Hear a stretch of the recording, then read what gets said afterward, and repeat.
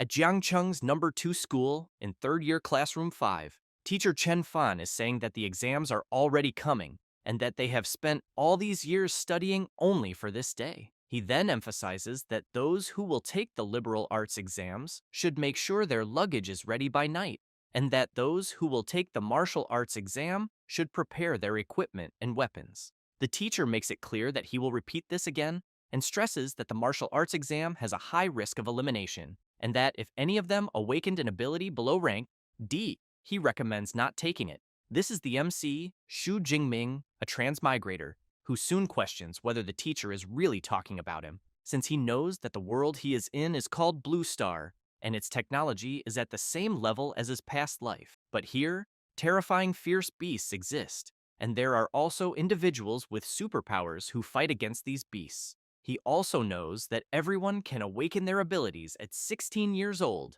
and the types of abilities are varied and strange, and that according to the Blue Star scale, they are individuals in 9 levels, from rank G to rank A, and most people awaken abilities from rank F to D. The MC knows that his electricity ability is weak, rank E. At this moment, someone comes slamming their hand on the MC's desk and wanting to know if he is not thinking of taking the martial arts exam, even after the teacher's warnings. Then, he makes it clear that if trash like a rank E like him goes, he will only bring shame to the school, and that he thinks he should obediently choose liberal arts and work as a low-level employee in his company, barely being able to buy food. However, a girl shouts asking Huang Tian to mind his own life. The blonde boy looks back and makes it clear to Lin Qingli that he will show who is the best in the exams. Thus, he leaves saying that the sissy, Xu Jingming, will only be eliminated in the exams. She calls the MC and asks him not to mind what Huang Tian said, since she knows that everyone has their own value, and so she wants to know if the MC changing his course to liberal arts and living in the city would not be bad. Xu Jingming, while observing the record of the inter-school exam, thinks that in the Great Xia Kingdom, where he lives, higher education is divided into 2 disciplines, liberal arts and martial arts, and that those with low-level abilities or those without confidence in combat can choose to study liberal arts and become ordinary people. However, he has in mind that those who choose martial arts must enter a designated place during the exam and fight to the death with fierce beasts.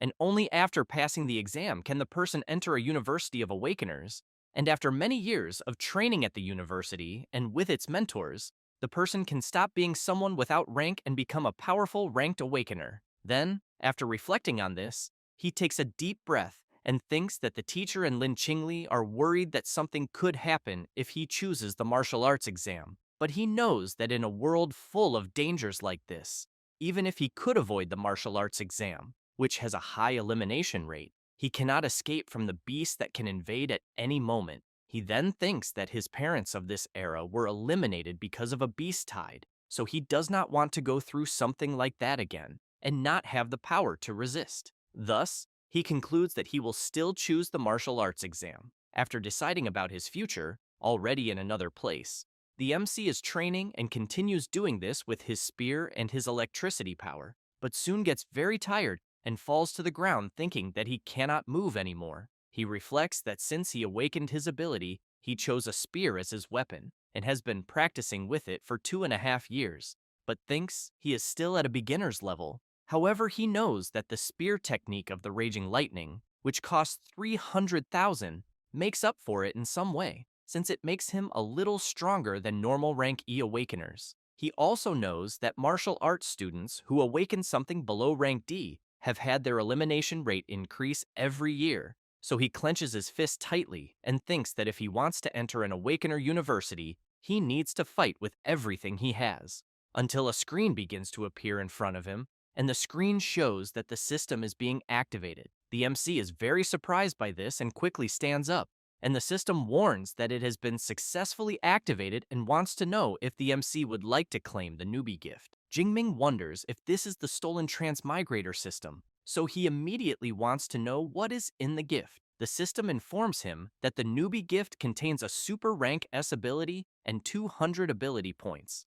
Jingming wonders if he really received a super rank S ability, since he knows that even in a great country like Xiahua, it takes 3 to 4 years for someone to awaken one, and that when such a person appears, they are fought over by the best universities and receive nearly endless resources until they become the highest level awakener. With this, he shouts that he, a rank E trash, still has a chance to change his destiny and then accepts the gift. The system announces that the newbie gift has been accepted and 200 ability points were given, and the Super Rank S ability, Purple Cloud Thunder God Lightning, is being delivered. At this moment, the MC's heart begins to suffer a strong electric shock, and soon his entire body starts releasing a high voltage. While he keeps enduring it, the system announces the progress, and as soon as it reaches 30%, an explosion happens in the MC's room, visible from outside. People are frightened, and a child in his mother's arms points his finger upward and wants to know what is happening. Other people notice where the explosion was, and quickly grab their phones and call the fire department saying that something happened to the Shu family's son. Meanwhile, the MC, as the completion rate keeps rising, thinks that it hurts too much. Outside, people notice that the sky suddenly became dark and a huge electric dragon emerges. A man watching the event from his window comments to another person that the thunder was really frightening and that he feels some kind of gigantic pressure, so he wants to know if it could be a powerful thunder-type beast about to invade. He then calls for Jiang Cheng's 3rd Legion and asks them to raise the alert state. At that moment, the huge electric dragon descends from the sky at high speed and crashes onto the MC's building, striking it directly. After suffering this impact, Jingming starts screaming even more, but the system informs that the completion rate has reached 100% and that the ability transfer has been completed. After that, the calamity subsides, and Jingming clenches his fist tightly and, completely excited with his power overflowing throughout his body, comments that this is the rank S ability of the Purple Sky Divine Thunder, since he knows it is incomparable to the shock baton from before, because he thinks that one strike on someone would be enough to destroy them. However, as he observes his room, he thinks that the destruction was too much, and that it was a good thing he controlled it a little. Otherwise, he thinks it would not have been just the training room that suffered, until he remembers that the system's gift also gave him 200 ability points, so he wants to know what they are for. The system explains that ability points can be obtained by eliminating beasts, and that consuming ability points can increase the level of abilities. It then says that the MC can see his ability points and improvement options on the system panel. Jingming laughs and thinks that he loves this broken and simple thing, so he does not waste time and asks to open the system panel. The MC carefully observes all of his status, and as soon as he does this, he gets excited and comments that the next day is the unified exam, and he needs to use the ability points wisely to maximize his combat power. So he asks his system to put the points into himself, since he knows that the essence of superpowers is in the body and mind of the human being, and therefore he will improve these 2 basic attributes first. So, while the points are credited, his body begins to release intense energy. The MC is surprised and wonders if this is what it feels like to have an improvement in blood power and mental power. He then prepares and makes some movements, then realizes that after improving his attributes, it doesn't matter if they are combat techniques or ability control, both will improve. Thus, he sees on his system panel that he placed 20 attribute points in each, and that this means each point is worth 0.2 of blood IQ and 0.2 hertz, and that with this strength entering an Awakener University will not be a problem, but he wonders among the 700,000 students in Jiangnan where he will rank, and how he compares to the prodigies trained by elite mentors since childhood. He then picks up his spear with his foot, and while moving, it concludes that he will go to the martial hall to test these improved attributes. However, at that moment, someone kicks the door open. It is the firefighters. One of them says they received a rescue call from there. Jingming explains that it was probably caused by fluctuations in his training, but emphasizes that everything is resolved at the moment. The firefighters take a deep breath, and one of them comments that he understands and that since everything is resolved, they will return. The MC thanks them for their concern, but before leaving, the firefighter looks at Jingming and comments that such a big commotion in the end was just a student training his powers, and that he thinks the next generation is truly incredible. After the firefighters leave, Jingming goes outside And while walking down the street, people get curious, wanting to know if he is fine after the incident. The MC replies that everything is under control and that he is going to a certain place to train a little. Jingming, while walking through the city, thinks that for an awakener to become a complete superpower user, he needs to train his body and mind to extract more from his powers. And that is why martial halls providing training spaces and instructors become famous. But he knows that not everyone can afford a private room, since the two most famous martial halls in Xia are the Thunder Hall and the Violent Bear Hall, and that of these two, the Violent Bear Hall, with its annual fee of 100,000, is suitable for rich students, but only the Thunder Hall offers free access for high school students. Until he notices someone among other people, and observing more closely, he wonders if it is not Tang Chi, his cousin. So he goes to her and wants to know what brings her to the Thunder Hall. She says she was just with a friend. Jingming says he understands and that he will go to the training room. She is intrigued, thinking that the MC seems different from before. Her friend then calls her and wants to know who that handsome guy was. Tang Chi says it is Xu Jingming, her cousin, and that he is in the third year just like them and will take the martial exam the next day.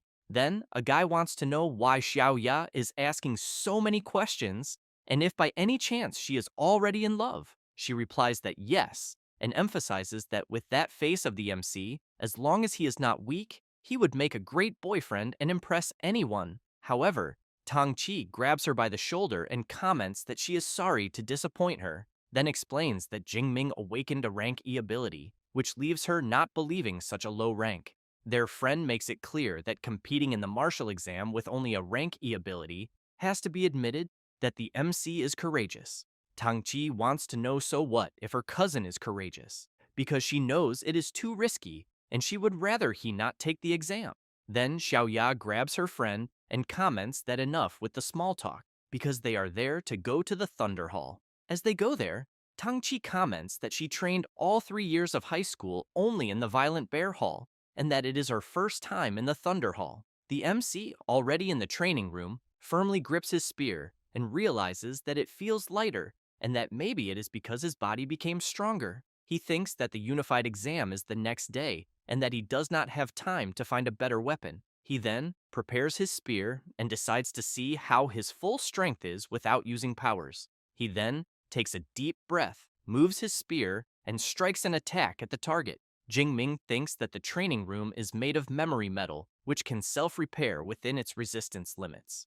After seeing the result of his strike, he gets excited and comments that his physical strength is twice as much as before, and that most awakeners can only score 100 points on the machine he just used. He then decides to use the Purple Thunder, and as soon as he channels his power, he unleashes an electric blast at the machine. With that, he sees that his strike was 3021 PDA. He then gets excited, thinking that this was expected from a rank S power, and that Class 1 Awakeners can only reach 1000 PDA. He knows that he does not have a class, and even so, his power is like that of a mid-level Class 1, but he also knows that this is not even his full strength. And while gathering more power, he thinks that physical strength, ability improvement, and combat techniques, all of that is his power. With that in mind, he prepares and unleashes a spear strike with his power imbued. The power at the tip of the spear begins to grow stronger, and Jingming uses the Raging Lightning technique. The impact is so strong that it makes the Thunder Hall start to tremble completely, and people get scared, wondering if it is an earthquake. And on the same floor where the MC is, his cousin and her friends feel this tremor. One of them comments that he is feeling a powerful energy fluctuation and that he thinks it must definitely be a ranked awakener. Xiaoya wants to know if that floor is not only for students, and if by any chance all the monsters that reach that level are not training in the Violent Bear Hall. Her friend speculates that maybe one of those monsters came there to make a change, or that a new power user appeared. Tang Chi calls her friends to see this, and while the MC is coming from one side, they are going in the direction where the energy seemed to be close. She soon sees her cousin and wants to know if he is already leaving. Jingming replies that yes, and explains that he just wanted to return and prepare a little more. Tang Chi wishes him good luck for the exam the next day and asks him to be careful. Her friend then shouts, asking them to forget about Jingming because he thinks the energy fluctuation they felt is very close. And as soon as they arrive at a room, they comment that it can only be from there, and as soon as they open the door, they see the place completely destroyed, and they are all very surprised, wanting to know what the hell happened. Xiaoya is even more surprised to realize that even the memory metal was destroyed, so she wants to know how powerful that attack was, and if there can be such a strong student in Jiangcheng. Her friend observes the place a bit and comments that he thinks it probably was not a student, because he can still feel a violent energy from the wreckage and fears that this person must be a Class 2 awakener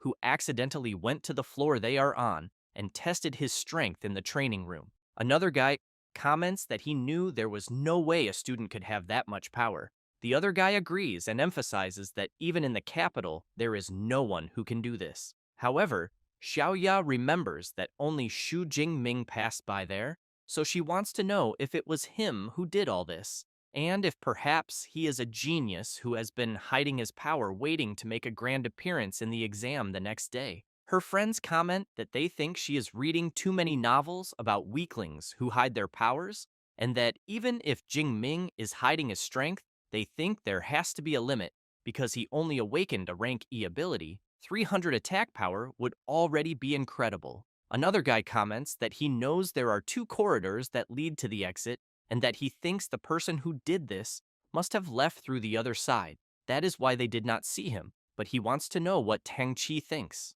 While observing the wreckage, she replies that maybe it could be, but thinks that the holes left seem to have been made by a spear. So she becomes apprehensive and questions whether her cousin is really overestimating himself. After that, and already on the day of the unified exam, several participants begin to gather. Jingming arrives at the location. Some people want to know if this will be the exam location because they think they saw a unicorn rhino, since they know they usually used common beasts like shadow cats or iron-haired boars. So they want to know why the exam difficulty is so high this time. Until a guy approaches asking, so what if it is a unicorn rhino?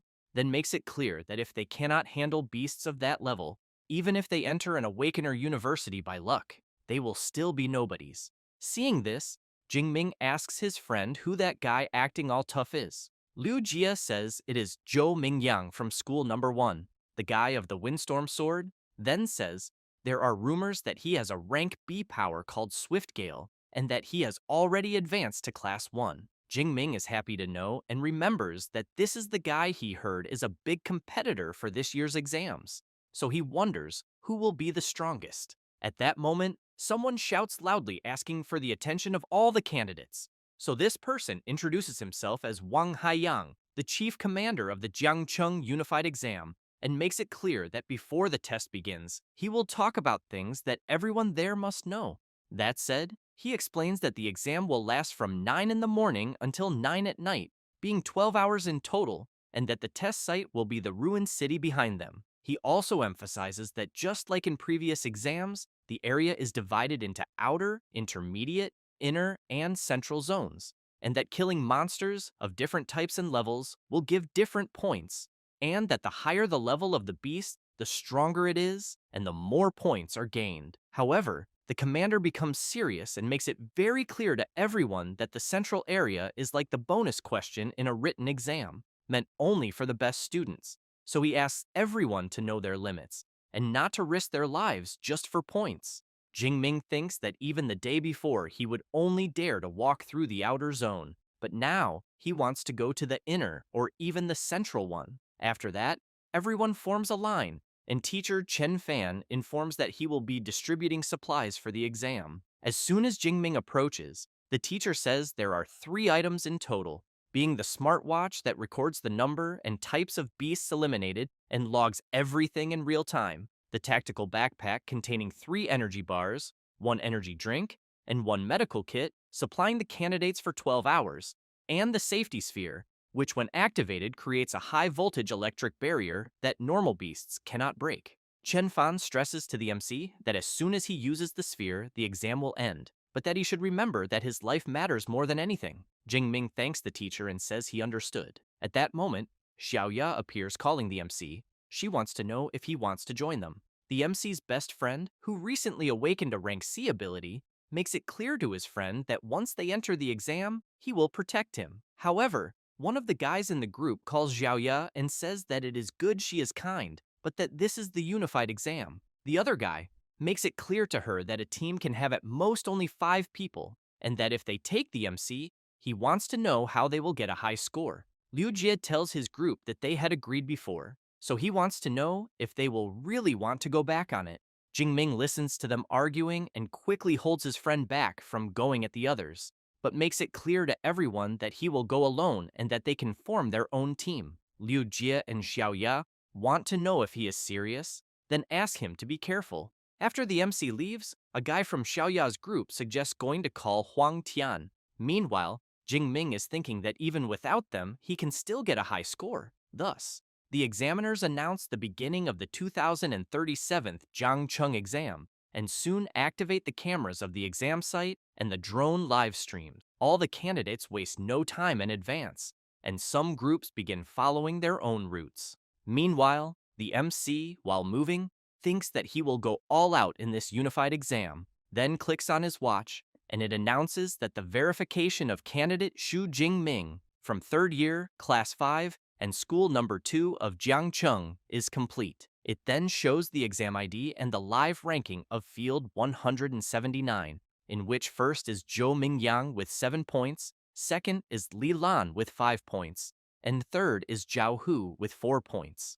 After knowing this, Jingming thinks that this was already expected from the best student of School Number 1, since he is already eliminating the beasts, so he knows it is time to do his part as well. He then thinks that there is still a long way from the outer zone to the central one, and that he will go straight to the central, until while running, he notices something that catches his attention and sees a fallen body of one of the candidates. And soon, he is frightened to realize that the guy's injuries are serious, and that apparently he did not even have time to use the sphere.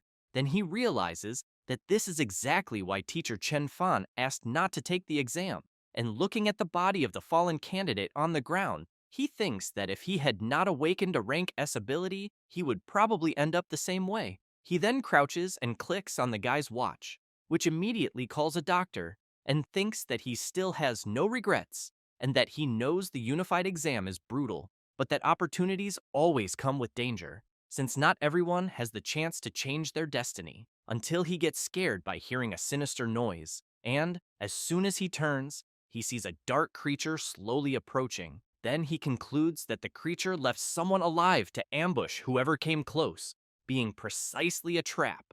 The wolf begins to growl at the MC and soon leaps.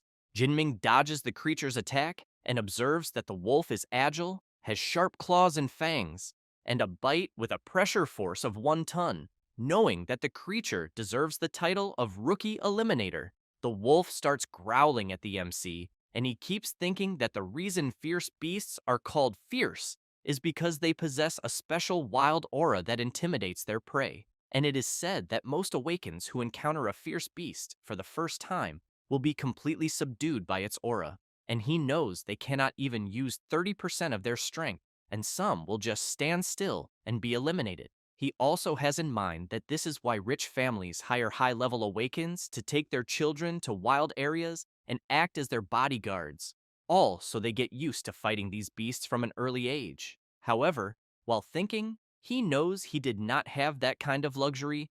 This is his first time facing a fierce beast. The wolf leaps again, and about to be attacked by the creature's sharp claws, he grips his spear firmly and without hesitation impales the wolf with it. He then concludes that apparently the creature's intimidating aura has no effect on him. With that, the system warns that the MC eliminated a shadow cat and gained 3 more skill points. Jinming knows that fierce beasts are ranked from 1st to 9th class, totaling 9 levels, and that beasts below the 1st rank are called unranked fierce beasts and are equivalent to newly awakened humans. However, the MC knows that eliminating a fierce beast grants skill points that can be used to make him stronger, but that unranked beasts give very few points. So, while following his route, he keeps thinking that since the aura of the beast does not affect him much, staying in the outer area is not very good, as he needs to reach the central area as quickly as possible. Thus, on the way there,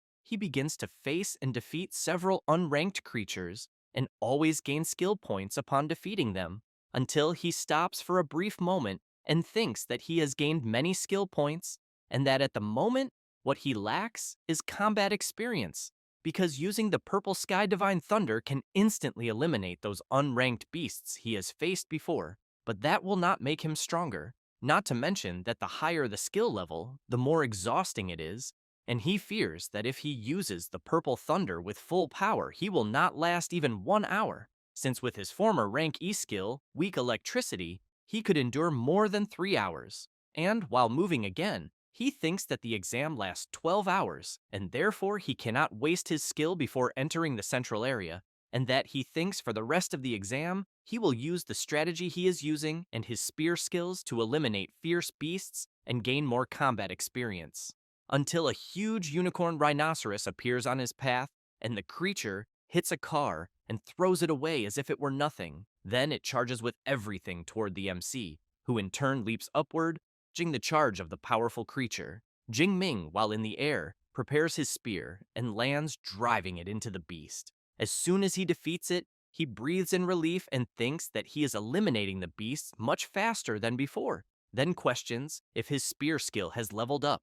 With that, he opens his system panel and sees that, as expected, his spear skill advanced to intermediate level, and knows this proves that using only the spear in these real battles helps make him stronger. While clicking somewhere on his system screen, he thinks that with spear skills at this level, he can already feel he can do everything, and that if he raises the level even higher, he wants to know what will happen. Thus, after clicking to increase them, several movements begin to emerge in his mind. Then he thinks it is pretty amazing, as several advanced spear techniques are entering his mind. Next, he gets excited and concludes that he can hardly wait to find a first-class beast to test them. Meanwhile, Xiaoya's group is walking through the area, and she comments that she thinks she just saw Jing Ming. One of the group members says he thinks she is seeing things, and another emphasizes that it is impossible to be him, because he knows that with his strength being there is like asking to be eliminated. She is intrigued and questions if in the end she saw wrong,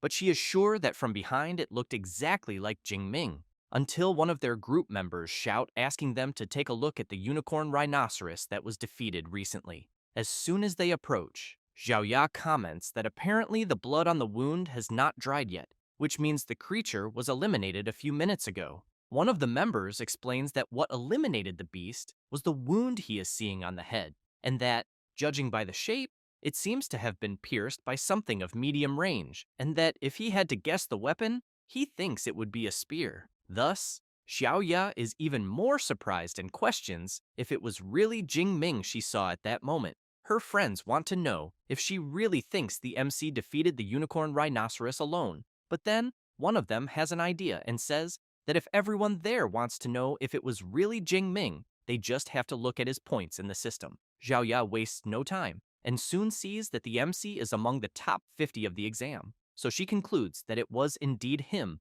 who defeated the huge creature, and that she really had seen him. Her friends cannot believe it and comment that it can only be someone with the same name, because they want to know since when awakens with rank E abilities are that strong. Meanwhile, in the observation room of the exam, several superiors are carefully watching the performance of the contestants, and one of them comments that school number 1 is as strong as always, and that he thinks it is basically dominating the top 10, and that especially Zhou Mingyang, ranked first with 412 points, already seems to have the title of city champion decided. Zhang Washan, director of the Jiangcheng Education Agency, comments that Zhou Mingyang is the best in the city, and that his swift gale is powerful. Even in the provincial martial exam, he would not lose to anyone, so he makes it clear that if everyone there asked, he would say that Zhou Mingyang can reach the top 100 of Jiangnan province.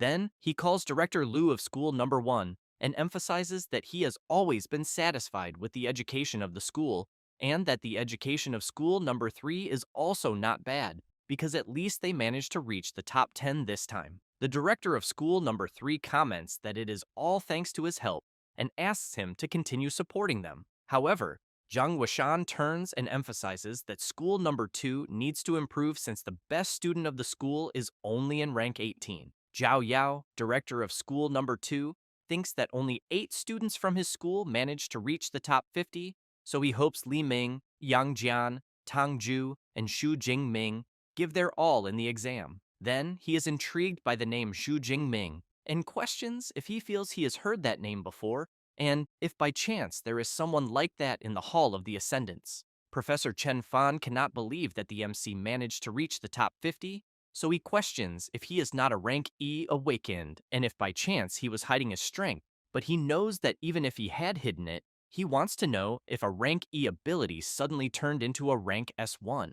And while he observes Zhou Mingyang, he reflects that only the top 10 have cameras especially for them, and that it is not possible that there is anything of Xu Jingming at this moment, and therefore he really wants to know how he managed such a high score. Back in the exam and in the central area, which has a very high danger level, someone is walking through the place. It is the MC who, while eating a cereal bar, thinks that upon reaching the central area, it is noticeable that the number of beasts has decreased, but he knows that ranked beasts possess intelligence and territorial knowledge, making them much more difficult to face than unranked beasts. However, he soon hears a noise and sees a huge tiger striking cars with a single swipe and throwing them far away. The creature, as soon as it notices the MC, lets out a huge roar.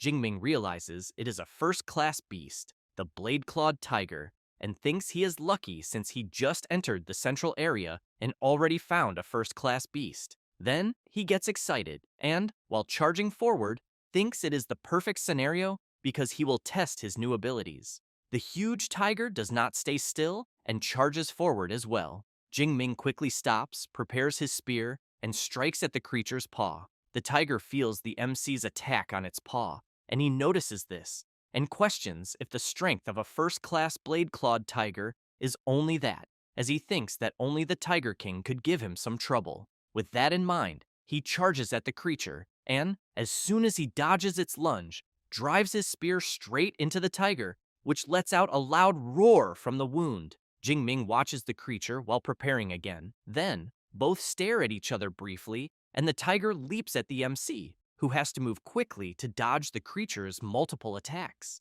And as he moves to the side, dodging the tiger's paw strike, he thinks this was already expected of a first-class fierce beast, whose vitality is very high since it keeps attacking until its last breath. Then, after creating a bit of distance, while channeling part of his power, he thinks he does not care how much the creature attacks, as he knows it is all in vain. Thus, he applies his multiple spear attack technique and brutally strikes the blade-clawed tiger, which cannot even defend itself. As soon as he defeats the creature, the system informs that he eliminated a blade-clawed tiger and gained 14 more skill points. Jingming, pleased for having easily defeated the tiger, comments that he thinks the skill points gained by killing a first-class beast are practically double those of unranked ones. And, while continuing on his way, he thinks that the stronger the beast, the more points are gained, and that what others see as a dangerous challenge field, he knows is a treasure land for leveling up. Moreover, it is such a rare chance, and therefore, he must take full advantage to gain as many skill points as possible. Meanwhile, in the exam supervisor's room, everyone sees that Xu Jingming just rose to rank 32, and several directors go to Professor Chen Fan and want to know if the MC is really from his class, since among all the parallel classes, only the student from his class made it into the top 50, and therefore, they think the professor's classes are incredible. He feels embarrassed and tries to explain that it is all the student's effort and that he did nothing special, until someone points to the big screen and asks everyone to look because Jingming rose again in the ranking, and now he gained 44 points at once. Zhang Wuxian emphasizes that according to the martial exam scoring system, eliminating an unranked beast gives 6 to 8 points, and eliminating a first-class one gives 14 to 16 points. Zhao Yao says that the clock counts eliminations every 4 seconds, but he is interrupted by the student agency director, who comments that whoever Xu Jingming is, in just 4 seconds he eliminated 5 unranked beasts or 3 first-class beasts. Then he calls director Zhao Yao and says that his school has a very good seed and therefore wants to know how he has never heard him mention Xu Jingming before. He replies that, to be honest, he just found out and makes it clear that if director Zhang Wishan wants details, he will need to ask Professor Chen Fan. Then Zhao Yao goes to the professor and asks him to explain Xu Jingming's situation to the student agency director. Chen Fan, as soon as he approaches Zhang Wishan, a little afraid to say, comments that the MC awakened a rank E ability, weak electricity. Zhao Yao shouts, wanting to know if it really is a rank E ability, and if by chance he is not mistaken. A bit embarrassed, Chen Fan replies no, and emphasizes that before the exams he specifically told Jingming not to attempt the martial exam. Zhang Wuxian, while drinking his coffee, comments that reaching so far with only a rank E ability makes him believe that the MC must be incredibly skilled in other areas, which makes him even more interesting. He then makes it clear that for now, they will just wait and see, because he thinks that at this pace he will soon reach the top 10. However, he becomes serious and emphasizes that then they will find out he got there by cheating. Hearing this leaves both the director of the second school and the MC's teacher quite frightened. Meanwhile, the exam board is updated and rank 8 is occupied by the contestant Li Ziyi, rank 9 by Xu Jingming, rank 10 by Ma Yuwem, rank 11 by Ye Li, and rank 12 by Tang Qi. And she, as soon as she sees the updated board, realizes that it was her cousin who after all caused all that commotion earlier. Zhou Mingyang also sees the board and a little surprised questions if really, with only 6 hours left for the exam to end, someone just entered the top 10 and, upon seeing the contestant's name, thinks he has never heard of him. With his entry into the top ranks, a drone begins to follow the MC and observe his every movement. After the system notifies that he eliminated a first-class shadow cat, the MC thinks he already knew that, because hunting beasts in the central area is much more efficient, until he notices a drone flying overhead and questions if by chance he just entered the top 10. Then, he gets excited and thinks that the martial exam was made to test the strength and potential of the candidates, and that the better the results, the more attention the person will receive. But he knows he never thought of hiding his strength. However, he thinks that before going deeper into the central area, he needs to increase his strength more, and as soon as he sees his skill points in his system panel, he is quite surprised, thinking that he already has more than 300 skill points, and even so, it is not enough to level up, and that he thinks it seems that the only way to go beyond a first-class awakened is to learn a cultivation method. Thus, he decides he will continue improving his basic attributes, and as soon as he credits some points into the physical and spirit attribute, the MC feels an incredible sensation and thinks it is time to go to the core area. It does not take long to get where he wanted, and he sees several blade-clawed tigers eating a unicorn rhinoceros. From afar, he notices there are 9 blade-clawed tigers, but knows that among them there is one with an impressive aura and size and with extremely large blades on its paws, and therefore thinks it must be the blade-clawed Tiger King. Then he decides it is time to make a big harvest, but soon notices something and turns to see what it is, and sees that it is Zhou Mingyang, who in turn thinks the MC was quite sharp, since he even managed to notice him, and that he did not expect him to be Xu Jingming, the one who invaded the top 10. The MC is impressed and wants to know if he knows him.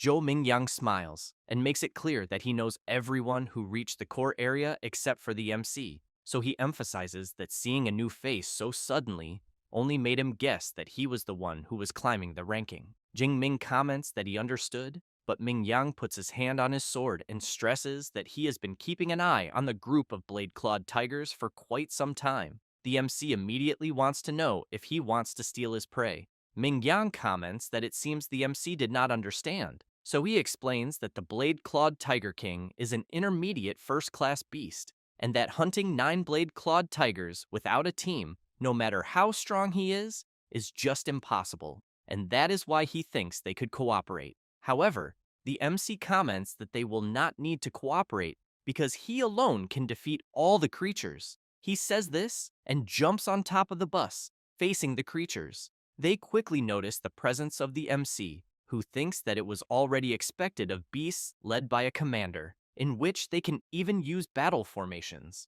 The leader of the blade-clawed tigers growls to the others, and they charge at the MC. Zhou Mingyang is watching from afar and thinks he wants to see if Jingming really has extraordinary abilities, or if he is just heading for his defeat. The MC starts spinning his spear and increases the speed of the spin, and as soon as the tigers leap at him, his spear begins to strike the creatures. Then he delivers a circular attack hitting several tigers at once. With that, the system notifies that he eliminated some first-class blade-clawed tigers and gained more skill points. The creatures are thrown away, and the leader goes to them. Jingming regrets realizing he is still weak because he could not eliminate them all, but soon notices that the tiger leader is coming at full speed in his direction, and then lets out a powerful shrill roar that shatters several building windows. Zhou Mingyang tries to cover his ears because of the beast's loud roar. Jingming is prepared and wants to know if the tiger leader is trying to intimidate him, as he thinks maybe other people would be afraid. But that is not his case. Thus, he charges at the beast, which immediately tries to strike him, but the MC manages to block with his spear. Jingming jumps high while blocking, but the tiger quickly turns around. However, the MC was already prepared and lands a powerful spear attack on the tiger leader. After pulling the spear out of the beast's head, the system notifies that he eliminated an advanced first-class blade-clawed tiger and received 20 skill points. Zhou Mingyang is stunned, unable to believe that the MC managed to finish them all at once, so he wants to know what kind of monster he is. Jingming comments that it was a great harvest of skill points, and that he thinks at the pace he is going, it will be impossible to know how many skill points he will have by the end of the exam. But he knows the more the better, and therefore needs to hurry and find another group of beasts. At this moment, Zhou Mingyang runs to the MC shouting, wanting to know how he managed to defeat an entire group of those tigers with only a spear, and if by chance he is an enhancement type awakened. Jingming does not want much talk with him and jumps away saying no, that he is electricity type. Zhou Mingyang becomes furious, wanting to know if the MC is mocking him, but knows that even if he does not want to reveal what his ability is, he did not need to be so rude. However, he realizes that the MC just killed a bunch of beasts, so he questions if he managed to surpass him. And as soon as he sees the updated exam ranking, he realizes that first place was taken by Jingming with 1,122 points, then shouts saying it is not possible that he was surpassed. Meanwhile, the superiors, after watching everything, are in disbelief. Zhang Weishan claps and emphasizes that the MC's spear technique is overwhelming, and that Jingming is only 12 years old and already possesses advanced spear skills, being a true genius. He then comments to director Zhao Yao that with Xu Jingming, Jiang Cheng will certainly enter the top 100 of the province, so he suggests that after the exams, he will try to reward school number 2. The director is excited and thanks Zhang Weishan for the kindness, but becomes so happy that he starts crying and thinks that the MC really is a gift from the heavens, and that finally the day has come for school number 2 to shine. After that, 3 hours pass, and in the central zone, Zhou Mingyang is walking around wanting to know what is happening, since he is not seeing any more beasts in the central zone, until some people appear saying that he will need to ask whoever is in first place. He turns around startled, and when he sees who it is, he wants to know why they are walking together. They are Wu Hao, 3rd in the exam ranking, Tang Qi, 9th in the ranking, and Meng Di, 4th in the ranking, who becomes nervous and says that the MC eliminated all the beasts in the central zone, and that they could not find any, so they had no choice but to join him. Zhou Mingyang is left open-mouthed and comments that he thinks this is impossible, since he knows there are many beasts in the central zone. Tang Qi goes to him and comments that apparently he thinks he has not looked at the updated ranking and asks him to take a look. As soon as she shows it, Zhou Mingyang sees that the MC has more than 3,000 points, 2,000 more than his own points, so he is completely shocked. Tang Qi takes a deep breath and asks if he now understands, because if they removed the MC's points before he entered the central zone, he would still have 2,500 points, which means he eliminated almost 200 beasts in the central zone alone. Zhou Mingyang comments that this was why Mingjing was so afraid of them killing the beasts he was targeting, since he had thought of that from the beginning. Tang Qi emphasizes that with only a few hours left before the exam ends, they thought about joining together to challenge the core zone. Zhou Mingyang is surprised and wants to know if she is crazy, because he knows that the beasts there are at least advanced first class, and that some are even second-class beast kings. Meng Di makes it clear that this is why they will join together, and then wants to know if he will be left behind. As night falls, the MC is sitting on top of a pile of defeated creatures, and, while eating another of his cereal bars, thinks that he knows he is almost out of supplies, and that the exam is almost ending, but that he still wants more points and needs to go deeper. However, he keeps in mind that the core zone has second-class beasts and that he needs to become stronger. Then he sees on his system panel that he has 2,413 skill points to distribute. Thus, while adjusting his system, he questions what he will evolve. After spending some points on certain attributes, he gets up and thinks that now he believes he can face the final challenge of the martial exam. And while the top-ranking contestants continue heading to the core zone, Jingming wonders what kind of second-class beasts the organizers prepared for the exam. After a while, the group that joined to go to the core spots something that leaves them in disbelief as they see ahead a violent and bloodthirsty bear that, with just a simple movement, causes enormous destruction in the area. Zhou Mingyang comments that now they are screwed. Meng Di, worried about the situation, says that it seems to be a rare ferocious beast, and that, judging by the creature's fur, it is comparable to a low-rank metal, and she thinks that not even missiles could pierce it, and one blow from the creature could eliminate them all. Tang Qi emphasizes that it would be better to give up on the plan, since knowing that the bear would be the least of their concerns. As the moment they step on the ground, they will be annihilated by advanced first-class beasts. Therefore, he says that he is leaving, because points are not more important than his life. Zhou Mingyang becomes furious and yells wanting to know who the bastard was that made such an exam, until Meng Di points down and says that it seems like someone is there. As she comments that she thinks it looks like Xu Jingming, Tang Qi turns around startled. Then, from the top of the building where they are, they see the MC quickly approaching the creatures. Meng Di gets excited, wanting to know if the guy they are seeing is really Xu Jingming, because he is very handsome. Zhou Mingyang makes it clear that being handsome is useless, as attacking a group of beasts down there is asking to die. However, they soon see the MC drawing the beast's attention, and he starts eliminating them without much difficulty. But more and more creatures begin to appear, and it doesn't take long for them to completely surround the MC. As soon as the beasts all attack the MC at once, everyone thinks he has been exterminated. Wu Hao wants to know if Jingming will really die like that.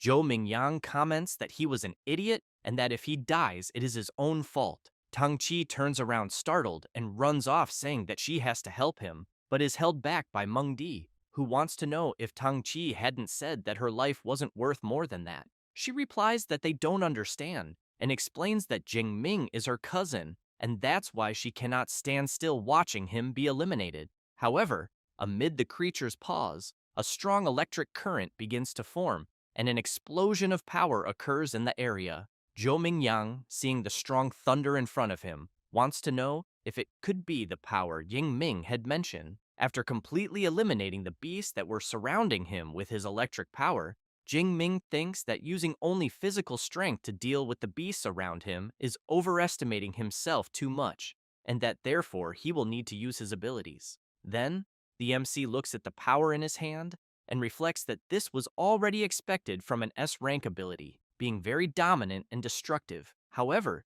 he realizes something, and as soon as he looks up, he sees the enormous bloodthirsty bear very close, which soon lets out a powerful, thunderous roar. Jingming thinks that he knows the violent and bloodthirsty bear is gigantic, but on the other hand, it is not fast, and that's why he believes that with his purple heaven divine thunder, he can finish the creature. But, seeing more creatures approaching as well, he knows that while he is fighting the enormous bear, the other creatures may end up interfering. So he takes a deep breath, releases his powerful power, and concludes that he will first get everything ready before the fight against the violent bear. Thus, he quickly leaps and charges with everything, eliminates the first beast, and while the system notifies that he has defeated an advanced first-class beast and obtained ability points, the MC easily eliminates many beasts around him. All excited, he questions if this is how an S-rank ability enhances the body,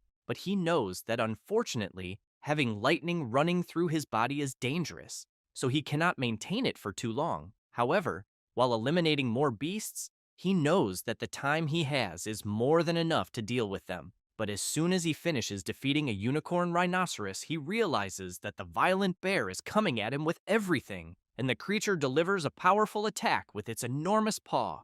But as soon as it lifts its paw from where it struck, it realizes that the MC managed to dodge at the last moment. The bear becomes furious and charges at the MC again, who in turn leaps over the bear and uses the creature's back to gain momentum and quickly continue eliminating the creatures that are in the way. The bear roars loudly in rage.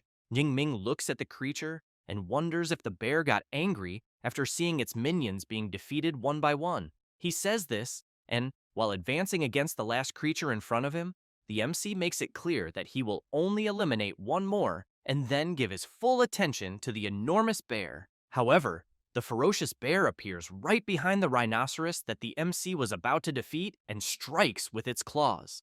Close to being hit, Jingming is surprised and thinks that the bear predicted where he was going. With that, the bear manages to clash its two paws together and, due to the powerful impact of its attack, everything around is thrown far away. But as soon as the bear opens its claws, it realizes it only eliminated the rhinoceros and the MC is high up.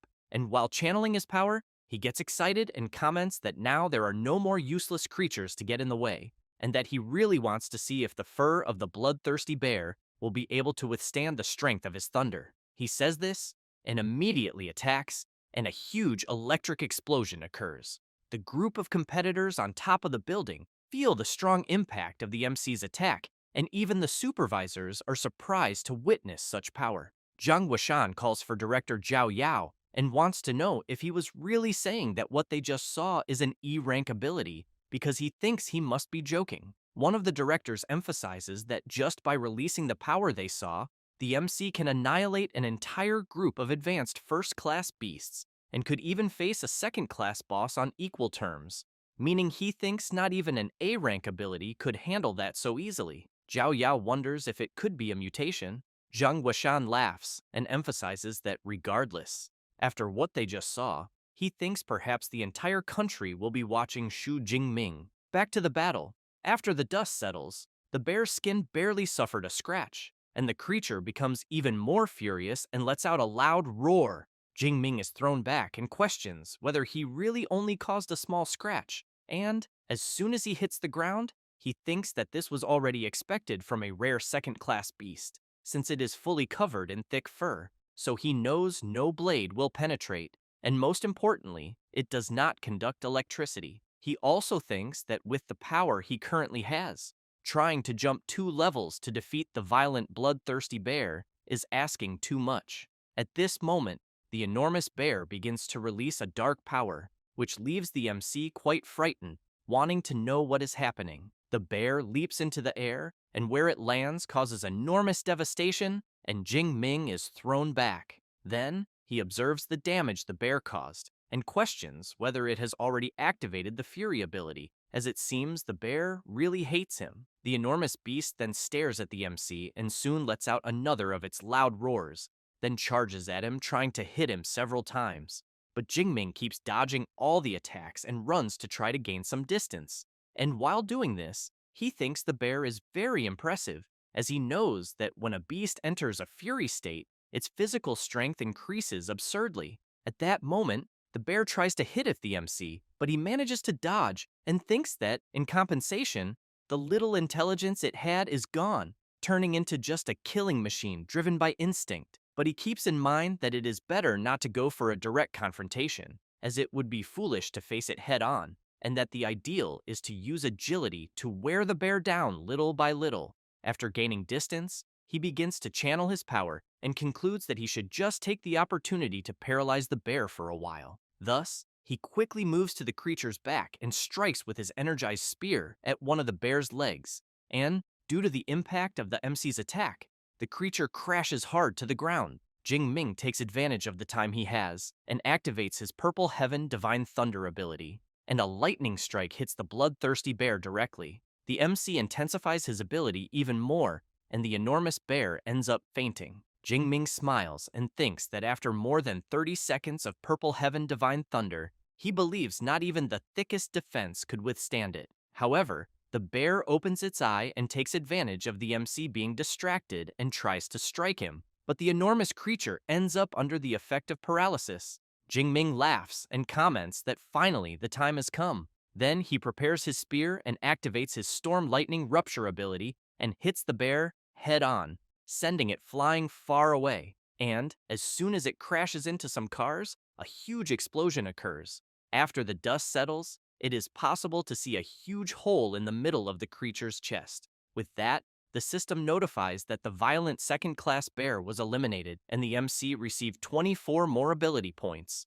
While one of the drones positions itself right in front of Jingming, he thinks that it is finally over and that, to defeat this monster, he had even evolved the Storm Lightning Rupture technique from basic to advanced before the fight. However, visibly tired, he also knows that even though it lasted only about 2 minutes, it was the most exciting battle of his life. Then, he questions himself about how many points he will be able to get if he eliminates all the beasts in the central zone. After that, the supervisors see that the MC has more than 10,000 points in the exam and go crazy shouting that this is truly surreal.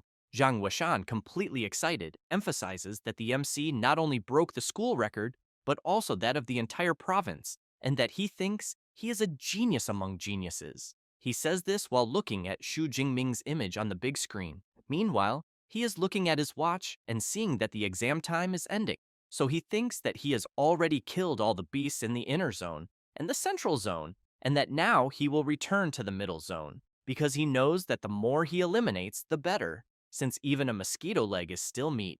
And as soon as he starts running, the group that was watching him comes out of hiding. Tang Qi, looking around, is impressed and wants to know if her cousin really defeated a second-class beast alone, since no one expected that.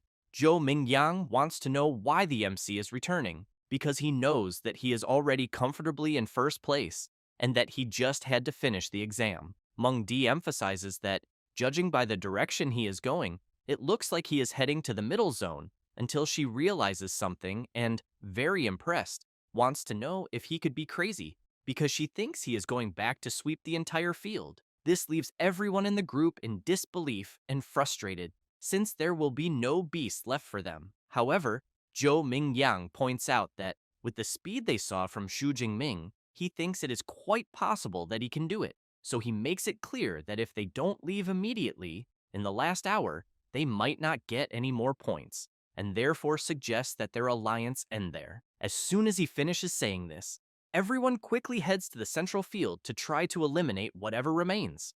With that, an hour passes, and the examiners announce that the Jiancheng Martial Arts exam has been officially closed, and that eliminations will no longer be counted, and that all competitors must return immediately. Tang Qi, very tired, really wants to know if the exam is over. Other competitors cannot believe the exam ended, as they were only one beast away from passing. Jingming, surrounded by several defeated beasts, comments that it ended so soon, as he was still in the mood. It doesn't take long for the competitors to return, and some are very happy, while others are very disappointed.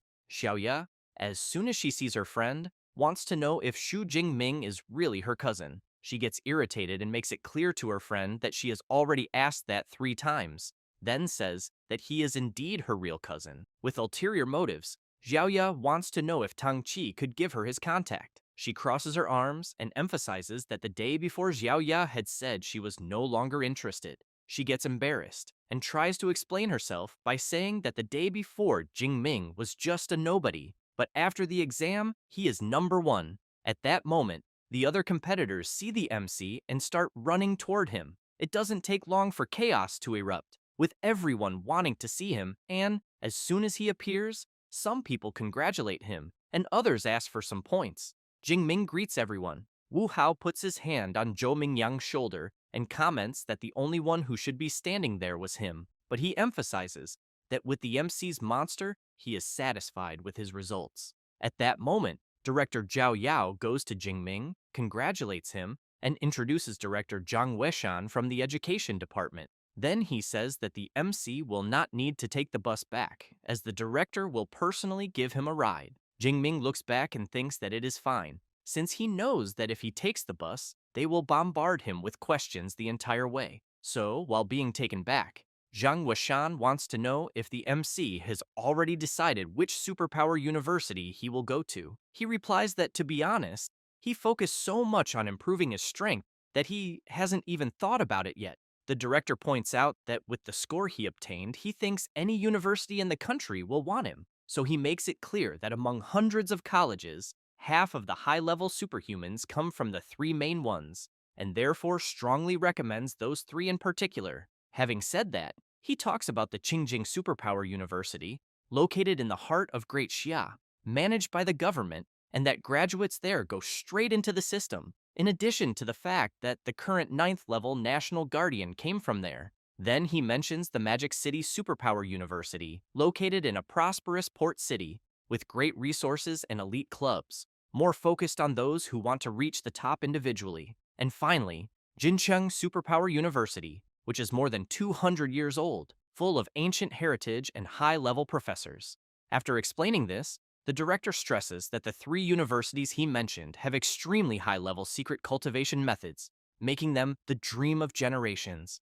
Jingming says that he knows Awakens need these methods to become superhumans, but he wants to know exactly what a high-level method is.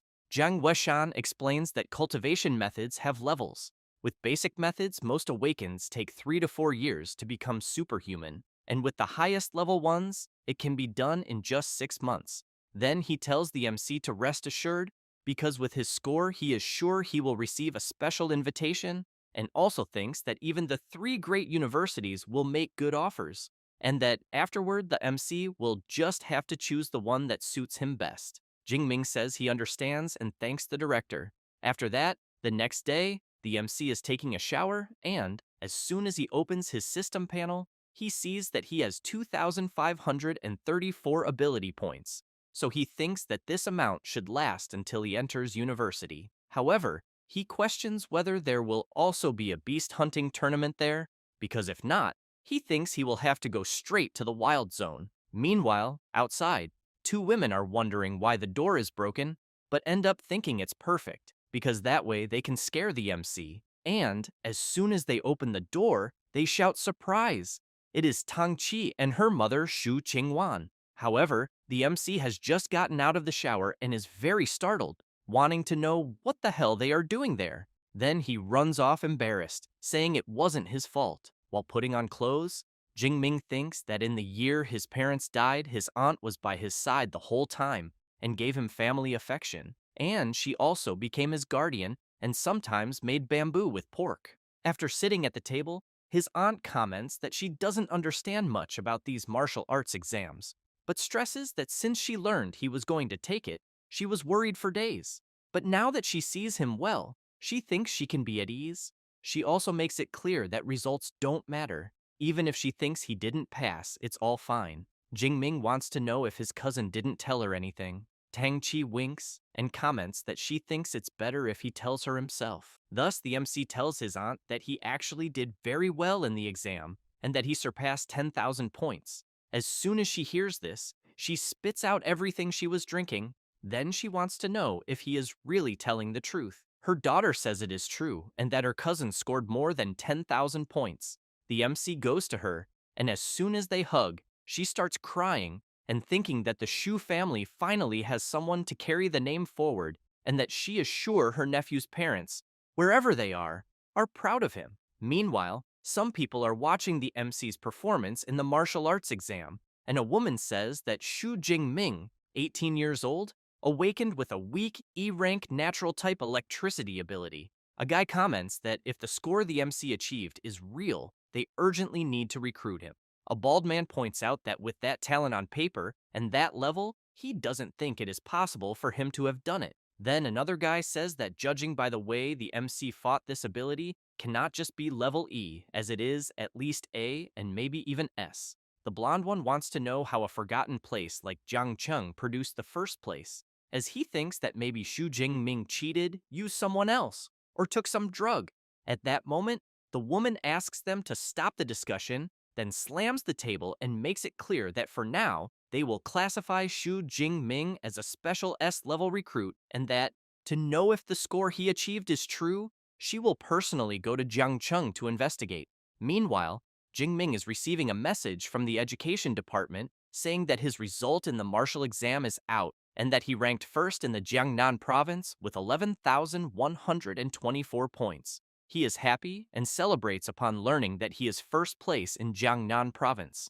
Thus, it does not take long for several reports about him to come out, making him the main topic. And at this moment, there is a press conference with the director and teacher of the second Jiangcheng school. Reporters asked director Zhao Yao about all these doubts on the internet regarding the MC's score, what he has to say, since many comment that this was covered up, so they also want to know if they are questioning whether the results are real. He replies that the official website of his school has already uploaded the video of Xu Jingming's exam, and that everyone can access it to check and draw their own conclusions, in addition to the martial exam being completely fair, leaving no room for doubt. As soon as the reporters see the video, they cannot believe the performance.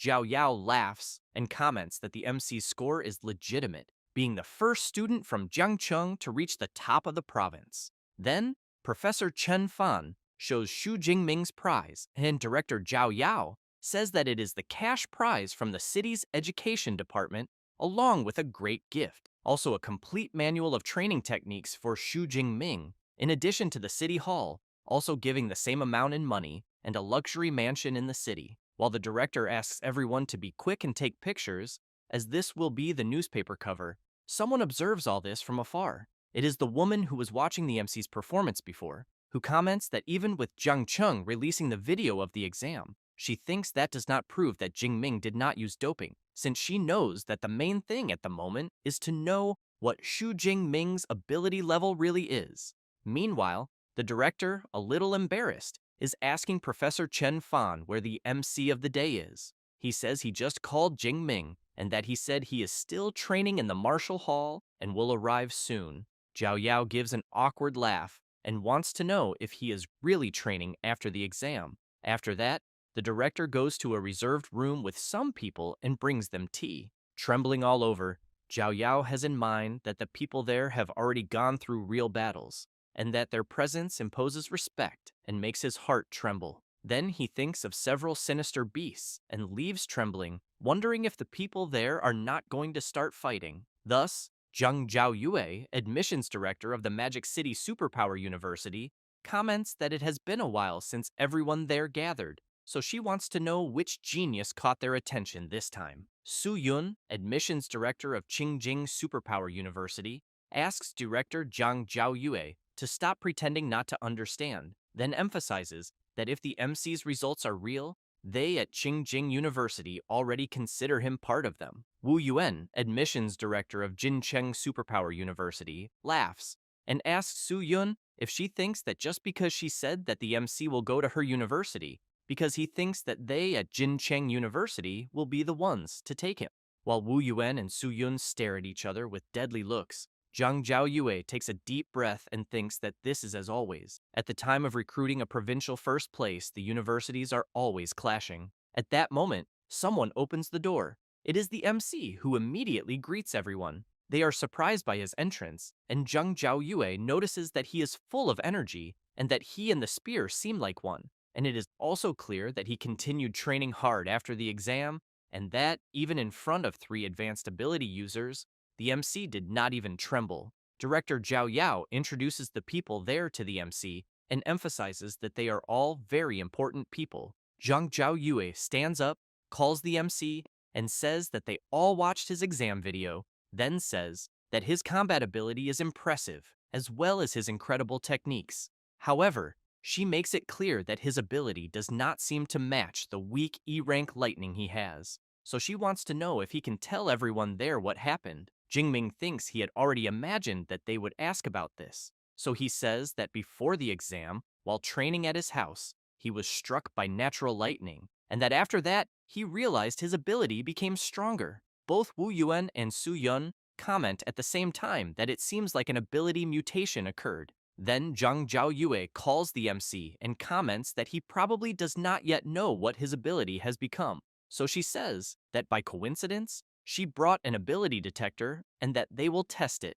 While the director tries at all costs to hold the MC's spear, he approaches the device and Zhang Zhaoyu asks him to just release power. Thus, Jingming begins to channel his lightning power into the detector. Su Yun is very surprised to see that the lightning is very violent, as it was even able to accelerate her heartbeat. It does not take long for the device to notify that the ability detection has been completed, and, just as it was about to announce that the Purple Heaven Divine Thunder ability is classified at a certain level, the device begins to suffer very high fluctuations and tries to analyze again. However, the power is so great that it shatters the detector into several pieces, and everyone tries to protect themselves. The director wants to know what the hell just happened. Wu Yuan and Su Yun get excited and comment that now it is confirmed, because the small detector short-circuited and that this means the MC's level is at least S rank.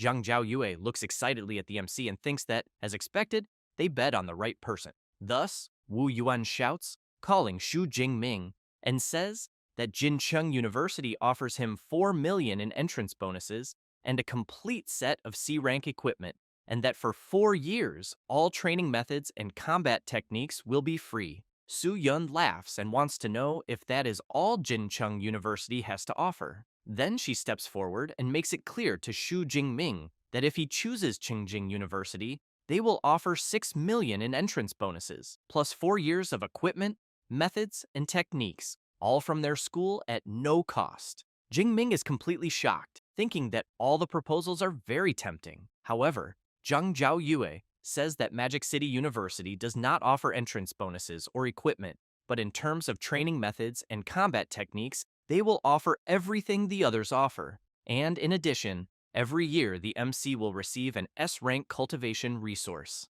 Wu Yuan and Su Yun cannot believe that she is really offering S-rank resources. Jingming, on the other hand, wants to know what that would be. She goes to him and wants to know if he has ever heard of dragon-type beasts, because they are extremely powerful, and beasts with a dragon-like appearance are called dragon class. Then, she emphasizes that these beasts are already born at the 4th or 5th rank, far above the others, being much superior to any other beast. Zhang Zhaoyue continues saying that among the S-rank resources, there is the vital blood of an adult dragon class beast, rank 8, in which, after ingesting this blood, the MC's body will undergo a very brutal transformation, becoming as resistant as one of those beasts she mentioned, and that all S-rank resources are at this same level. Su Yun comments that she was even tempted, and that she thinks Magic City is really absurdly rich. Wu Yuan comments that those resources Zhang Zhaoyue mentioned are reserved for veteran students, and that she wants to give one right away to a freshman, and for that reason he cannot compete. Thus, Director Zhao Yao comments that it is time for a decision, so he asks the MC that among the 3 top universities, he should decide which one he wants to go to. Jingming smiles, and very excited, says that he wants to go to the Magic City Superpower University. Then he thinks that he knows Magic City University not only has the best conditions, but also their level of practical training is the highest, and that half of the champions of the inter-university tournaments came from there. After deciding, he goes to Su Yun and Wu Yuan and says that he sincerely thanks them for their interest. Zhang Zhaoyue takes an invitation from her magic ring, and as soon as she gives it to the MC, says that they are looking forward to his arrival, and that freshman classes start on the 1st of September, but emphasizes that since he was specially recruited, he can show up earlier, and they will arrange his accommodation. Jingming wants to know if he could access the training methods and combat techniques from the library beforehand. She replies that it will not be a problem, and informs him that the library can provide him with a study room of his own, without interruptions, and makes it clear that her contacts are on the card, and that when he arrives in Magic City, he just has to call her. Jingming looks at the invitation and comments that he can hardly wait to start. After that, the next day, the MC goes straight to the train station, which soon announces that train G91 bound for Magic City will begin ticket inspection. Jingming says goodbye to his uncles and his cousin. Qingguan begins to cry and comments that her nephew really has grown up. Tang Daolin emphasizes that with this trip, little Ming is destined to reach the heavens. Then he looks at his daughter and wants to know if she will fill out the college application form soon, because since her cousin will study in Magic City, she should also try to choose a university there. Jingwan agrees with her husband and comments that this way, the two will be able to help each other in the future. Tang Chi gets a little embarrassed, but replies that she knows very well. After boarding the train, while reading a book, the MC thinks that it will take 6 hours to reach his destination and that he will use this time to review some training methods, and that, among the exam rewards, the most important is the training method called Abyssal Sea Technique that he is reading, since he has in mind that, just like abilities, training methods also have different levels, and there are 4 categories: basic, intermediate, advanced, and superior, and the higher the level, the faster the cultivation. Thus, he thinks that what he has there is an intermediate method, and that with his 180 spiritual power points, he managed to memorize everything in half a day. Then he reflects that, according to the manual, there is a special energy floating between heaven and earth, and that, following the steps of the method, he felt this energy already on the first day, and at the same time his system panel showed an advancement symbol, but he does not intend to advance yet, because according to the book, when advancing to the next level from awakened to ability user, the better the method, the greater the gains after advancement, and as soon as he enters the university, he will have access to higher level methods, so he cannot waste this chance with an intermediate one. After arriving at his destination, he is very impressed to see that just the gate is more than 100 meters wide, and he can hardly imagine what it must be like inside. At that moment, Zhang Zhaoyue arrives by car, greets the MC, and welcomes him to enrollment, then asks him to get in the car because she will take him to register. While they go to the registration place, she wants to know if Magic City University is not impressive because it covers 26 square kilometers, with an average of 2,600 square meters per student, and that some visitors cannot even explore everything in a single day. Jing Ming comments that seeing it up close is even more incredible. After registering, she hands him his badge and campus card and informs him that he only needs to swipe the card to enter the dormitories. Jing Ming, very impressed, comments that he has seen several, even back when he did his doctorate in his past life, and that there are 4-person rooms, single rooms, and even 3-bedroom apartments for doctoral students. But in front of the dormitory he will stay in, he knows he has never seen villas being used as dormitories. Zhang Zhaoyue says that at Magic City University everyone lives in a villa, and that the higher the score, the more luxurious it is. And as the provincial first place, he will stay in the most luxurious one, being more than 800 square meters. However, she asks him not to worry about loneliness, because the villas are shared by 2 students, with 2 floors, and that he and another colleague will share 1 floor each. Jingming thinks that a double dormitory is not so bad, as it is better than being alone, and that being an orphan before and after transmigrating, he always preferred the lively atmosphere of a 4-person room.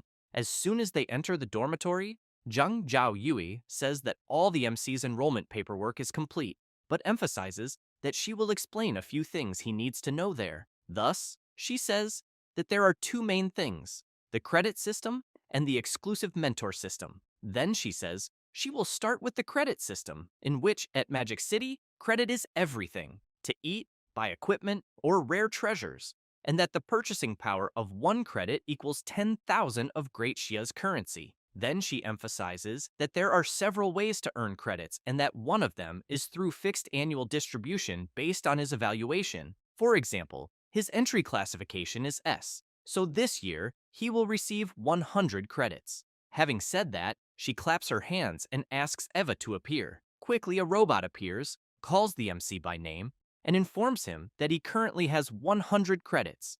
Zhang Zhaoyue says that the robot's name is Eva and that it is the AI assistant installed in each dormitory, and that Eva's true body is the school's central AI. The ones in the dormitories are just sub-bodies. But she emphasizes that even as a sub-body, it has already reached the standard of rank 4 AI, being able to help a lot in daily life. Jingming is very impressed to know that a sub-body is rank 4, since he has in mind that AI technology on Blue Star is much more advanced than in his previous life. Zhang Zhaoyue says that she will now explain about the exclusive mentor system, where every student can choose a mentor they admire and become an apprentice. but obviously only if the mentor accepts. Jingming wants to know if even as a freshman he can have individual guidance. She replies that yes, and says that the university's mentors are all high-level ability users, and that almost all of them have unique and secret combat techniques and training methods, and that you can only learn them after becoming an apprentice. Then she makes it clear that in Magic City, there are 4 mentors with lightning abilities. Among them, the Dean of the Academy of Weapons, Yang Gentian, being the person she most recommends for the MC. Until Eva shows some information, stating that Yang Gentian is 52 years old, Dean of the Academy of Weapons at Magic City University, a high-level 7th rank ability user, possesses an A-rank lightning ability called True Thunder of Wind and Fire, is a master in martial arts, sword, spear, longsword, and various weapons, earned the nickname Thunder Spear, and once faced alone the 8th rank Tremor Demon Serpent for 3 days and 3 nights before defeating it. Zhang Zhaoyue says that the information on the other 3 mentors is also with Eva, and that 2 are from the Elemental Academy, and the last is also from the Academy of Weapons, but uses a sword. Jingming gets excited and comments that since his focus is lightning and spear, he thinks Dean Yang is indeed the best option. Thus, after some time, he goes to a mansion and thinks that, as expected, a mentor's house is much more advanced than the students' dormitories. Then a guy approaches, wanting to know if the MC is there to become someone's apprentice, but then realizes something and wants to know if the MC is still just an awakened or a special recruit. Jingming simply replies yes, and the guy says that in previous years, the special recruits were at least rank 1 intermediate or high, and that he did not expect an awakened this year. Then he says he is from the Academy of Weapons, and that his name is Tan Mingyang, a 3rd-year student. The MC introduces himself and says that he has just entered the university. Mingyang emphasizes that the MC is quite fast in learning about the mentor system on the very first day, as most only find out after the freshman tournament. Jingming gets curious about this tournament he just heard of and asks Mingyang to be clearer. He says it is a tradition at Magic City University and usually takes place 3 or 4 days after official enrollment, and that all teachers watch, and the freshmen who stand out are contested by the academies and sometimes become direct disciples. However, he makes it clear that for special recruits like the MC, it is not possible to become an apprentice before that. But he thinks that becoming Dean Yang's apprentice right upon arrival is almost like winning the lottery, and that he will probably just be making the visit for nothing. Jingming thanks Mingyang for the explanation, calling him senior, but wants to know if he is also there to try to become Dean Yang's apprentice. He replies yes, and says that he has already tried several times this past semester, but has always been rejected, and that is why he is almost giving up. But deep down, he still cannot let go of it. At that moment, someone opens the mansion door and then welcomes the 2 and informs them that Dean Yang is already waiting for them and that they are to follow him. Mingyang is intrigued because he has in mind that in previous times the butler was never so welcoming. As soon as they enter, the dean is with another person waiting for them, and the MC immediately realizes that the presence of the Dean of the Academy of Weapons, the 7th rank ability user known as Thunder Spear, Yang Gentian, is indeed quite impressive. The old man comments that the black-haired boy must be Xu Jingming and says that director Zhang Zhaoyue has already informed him, then asks the MC to accompany him because he will take him to the training room. As soon as they arrive in the training room, the principal says that he watched the video of the MC's martial arts exam and that his combat ability is impressive, in addition to having advanced level marksmanship. However, he emphasizes that before anything else, he wants to see with his own eyes the special rank S superpower, the divine thunder of the purple sky. Jingming says he will show it and quickly begins to focus. Then he releases his powerful power, unleashing lightning throughout the place. The principal is impressed when he sees the divine thunder of the purple sky and thinks that although he also has a lightning-type power, the true thunder of wind and fire, he knows that the difference between rank A and rank S is something that cannot be overcome with effort, and therefore thinks that if the MC really dedicates himself, maybe one day he will reach his level. Then he calls the MC and says that with his potential, becoming his disciple would not be a problem. But he makes it clear that throughout his life he had many friends and also many enemies, and that if he decides to be his disciple, he cannot guarantee that he will not be involved in this, as some may even try to attack him because of it. Then he wants to know if he still wants to move forward. Jingming quickly kneels down and, full of confidence, calls the principal master and answers that he does. Then he thinks that he has always admired those who grew up in the midst of bloody battles, since the more enemies defeated, the more the master's combat strength is proven. Gentian begins to laugh and shouts that from this day on, the MC is his 32nd disciple and the first with a rank S superpower. Thus, while taking a book from his magic ring, he asks his disciple to stand up and says that there is the most advanced cultivation method, being the extreme training for superpowers, along with the combat body technique he developed, the indestructible body of thunder. As soon as he takes the book, Jingming becomes very excited, thinking that it is a combat technique that strengthens the body. The principal emphasizes that this cultivation method does not even need much explanation, since it is one of the top 3 in the academy, but that the real highlight is the body technique, the indestructible body of thunder, which represents all the hard work of his life and which was recognized both by the Martial Hall of Thunder and by the Martial Hall and evaluated as a rank S combat technique. Jingming is very surprised when he hears that it is a rank S combat technique,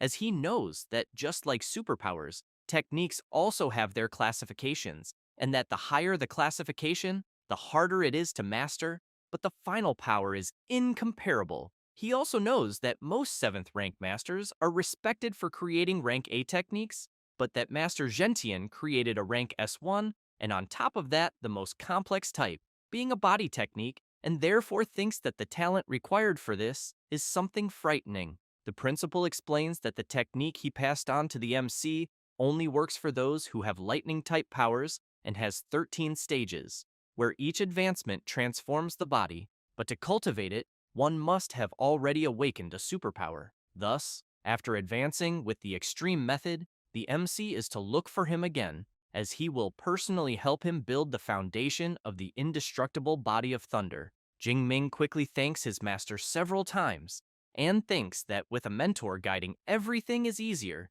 since he knows that if it were on his own, he would get completely lost. The principal watches the MC leave and thinks that personally, he only reached the 10th stage of the indestructible body of thunder, and that the last 3 are still beyond his reach. So he knows that if he cannot reach the peak as a 9th rank martial saint in this life, the MC will be his greatest hope of proving the value of this technique. After all, according to his assumptions, by mastering it completely, he thinks that the body may achieve true indestructibility. After saying goodbye to the butler and going outside the mansion, Mingyang is sitting with his head down. Jingming quickly wants to know what happened. With his body and face completely beaten, Mingyang wants to know if the MC saw the guy who was with the principal, because that was Senior Liu, disciple of Principal Gentian, and that to qualify him as an apprentice, he would have to defeat him while he only used 1/10 of his strength. But he has already given up on that idea. Then he turns and wants to know if the MC was also rejected,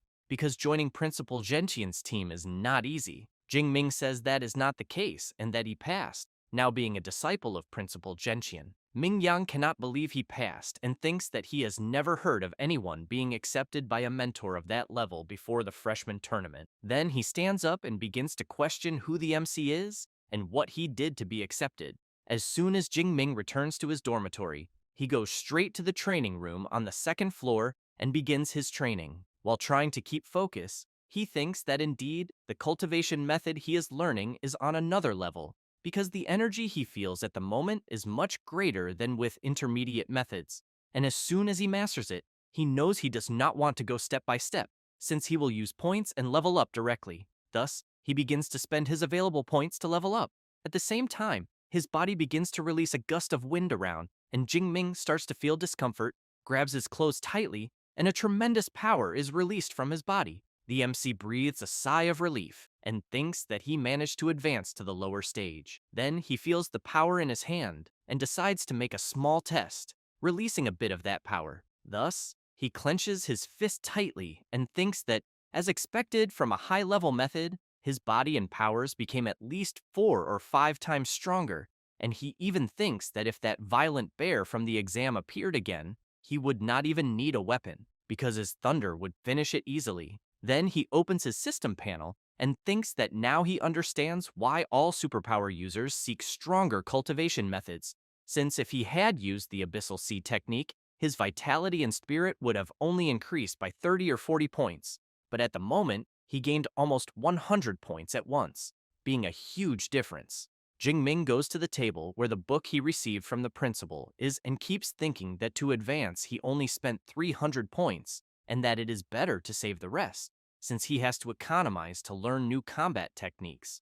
And before the manual, he knows that this indestructible body of thunder technique is even more important than the cultivation method itself. But being a rank S technique, the stronger it becomes, the more points it consumes, and that is why he thinks it will take some time to understand everything. Thus, the next day he goes to the principal's mansion, and as soon as he sees the MC, he is very surprised, wanting to know if it was really that fast. Then he laughs and says that he has been teaching at the Magic University for 20 years and has seen many geniuses, and that even the best took quite some time to complete the transformation. And the MC, from the moment he took the manual until now, has not even spent one day.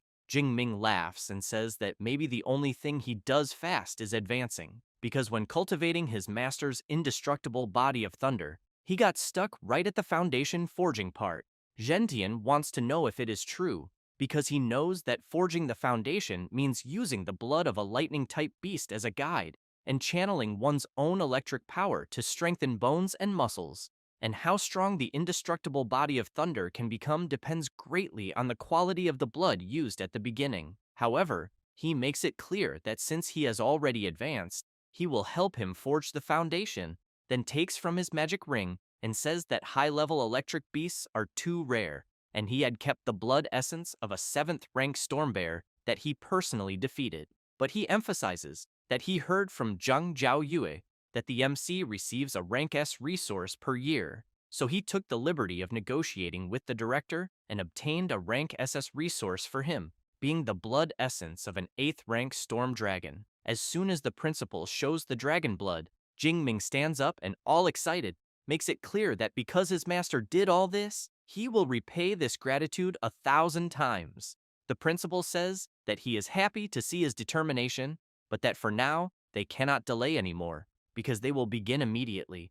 Thus, they go to the training room on the 2nd floor, and the principal immediately pours the essence into the MC's body. Then he asks him to hold on, because for low-level superpower users, storm dragon blood is like poison, and feeling pain will be the most normal thing in the world. That said, he explains that now he will use his true thunder of wind and fire to help him forge the indestructible foundation, and that how much the MC will be able to absorb will depend exclusively on him. Then he applies his technique to Jingming's body, which quickly begins to take effect, helping him create the foundation. However, the MC begins to feel an immense pain never felt before. Meanwhile, a few moments earlier, Senior Liu calls his uncle and wants to know if that day is already the 5th day, because this new disciple is more resilient than they expected. Then he says that he has to admit that in his case he only lasted 2 days and still used the blood essence of an inferior 7th-rank wild beast,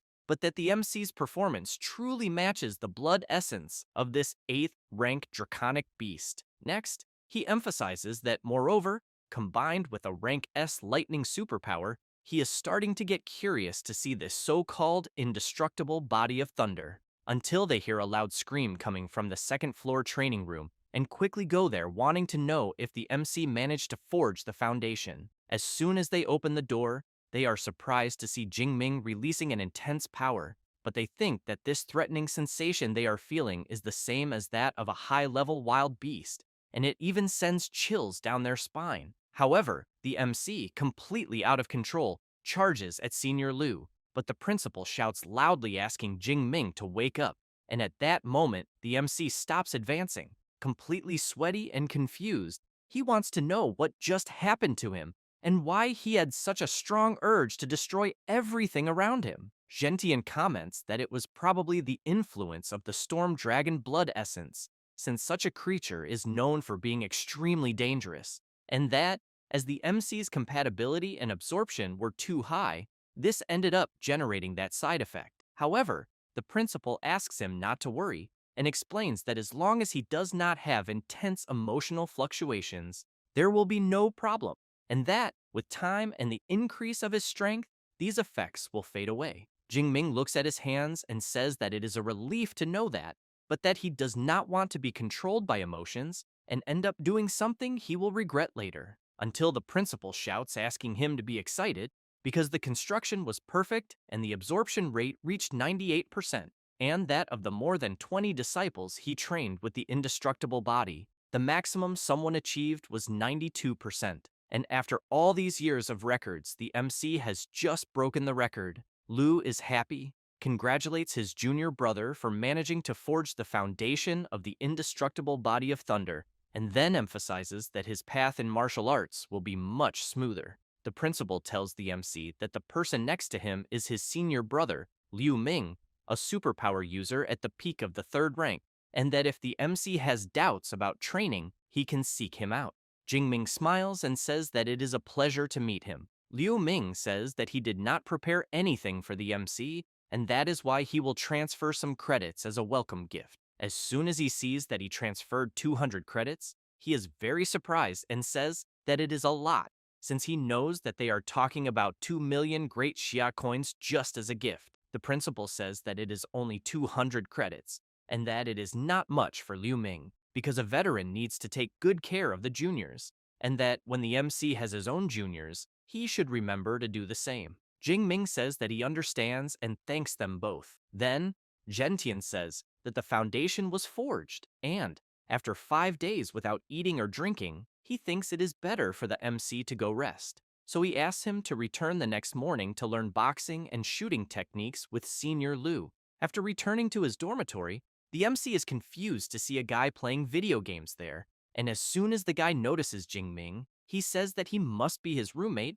then introduces himself and says his name is Liu Wentao, and that it is a pleasure to meet him. Jing Ming introduces himself, and the guy is surprised to learn that he is Xu Jingming, because he knows he is the one who ranked first in Jiangnan province. While the MC wants to know if he knows him, Liu Wentao keeps walking back and forth observing Jing Ming and saying that of course he knows him, because his nickname is Know-It-All, and he knows almost all the freshmen of their year, but emphasizes that he did not research the MC, because his arrival caused such a stir that it was impossible not to hear about him, since an unexpected champion from Jiangnan ended up being discovered as his roommate. Then, he pats the MC on the shoulder and wants to know if it is true that he came from Jiangcheng, which is in the middle of nowhere in Jiangnan, and if he also awakened his power during the college entrance exam. Jing Ming thinks that his new roommate is a chatterbox who makes friends easily, but to be honest, he ended up liking it, because he always hated loneliness,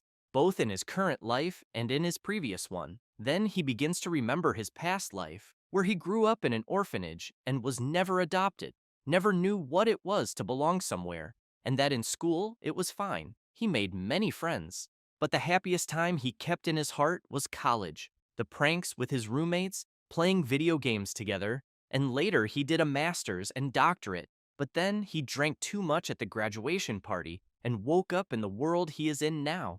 But to his surprise, even there he is still an orphan, but with a roommate like Liu Wentao, he thinks that at least he knows he will not feel alone. For his part, Liu Wentao tells the MC that he ranked in the top 20 of Chuan province with a rank A psychic power and chose the Tactics Academy, and that in the future, he wants to lead an army of 1 million soldiers and wipe out all the wild beasts of Blue Star. Jingming asks him to calm down a little and says that he is going to the martial arts hall. Liu Wentao says that he also wants to go because he has never visited the Hall of Magic City University. Thus, after arriving at the Thunder Martial Hall, a branch of the university, the MC's roommate is very impressed with the busy place, since there are several guys with superpowers training there and boasting about having advanced their abilities.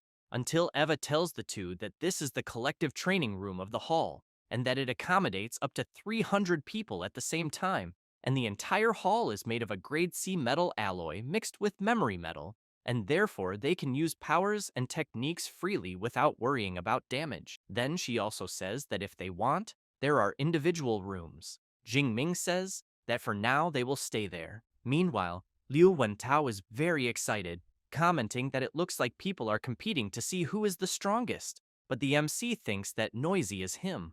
Liu Wentao asks Eva what the numbered columns they are seeing are for. She says that they are the punching strength challenge columns, with 5 rankings corresponding to skill levels 1 to 5, and then wants to know if the two want to try, because if they get into the top 3,000 in the ranking, they win a reward of 50 credits. He wants to know if doing that will really earn such an easy prize. Then he thinks that the entire university has only about 4,000 students, and therefore he thinks he will try. Eva explains that he just has to swipe his student card on the column for the challenge to begin, but asks for attention because the punching strength challenge does not allow the use of powers or techniques. He does not want to know and quickly swipes his card, and a voice announces that student Liu Wentao has started the punching strength challenge. It does not take long for several people to approach to watch him do it, and he, in turn, feels a little embarrassed when he realizes that several people started watching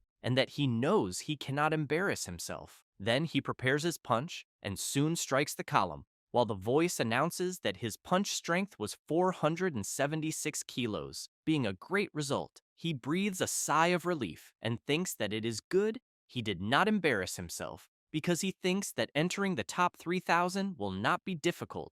But he is completely shocked when he hears that his position is above 100,000 and then wants to know how the hell that is possible, since he knows the university does not even have that many students. Ava explains that this ranking includes the students in the history of Magic City University, which is more than 100 years of records. He gets nervous and says that was a low blow, and that now he understands why everyone was staring at him, because they were just waiting to laugh at his face. The people around burst into laughter when they see that Liu Wentao ranked above 100,000. Jingming tries to comfort him, asking his friend not to take it personally, since his power is psychic and physical strength was never his strong point.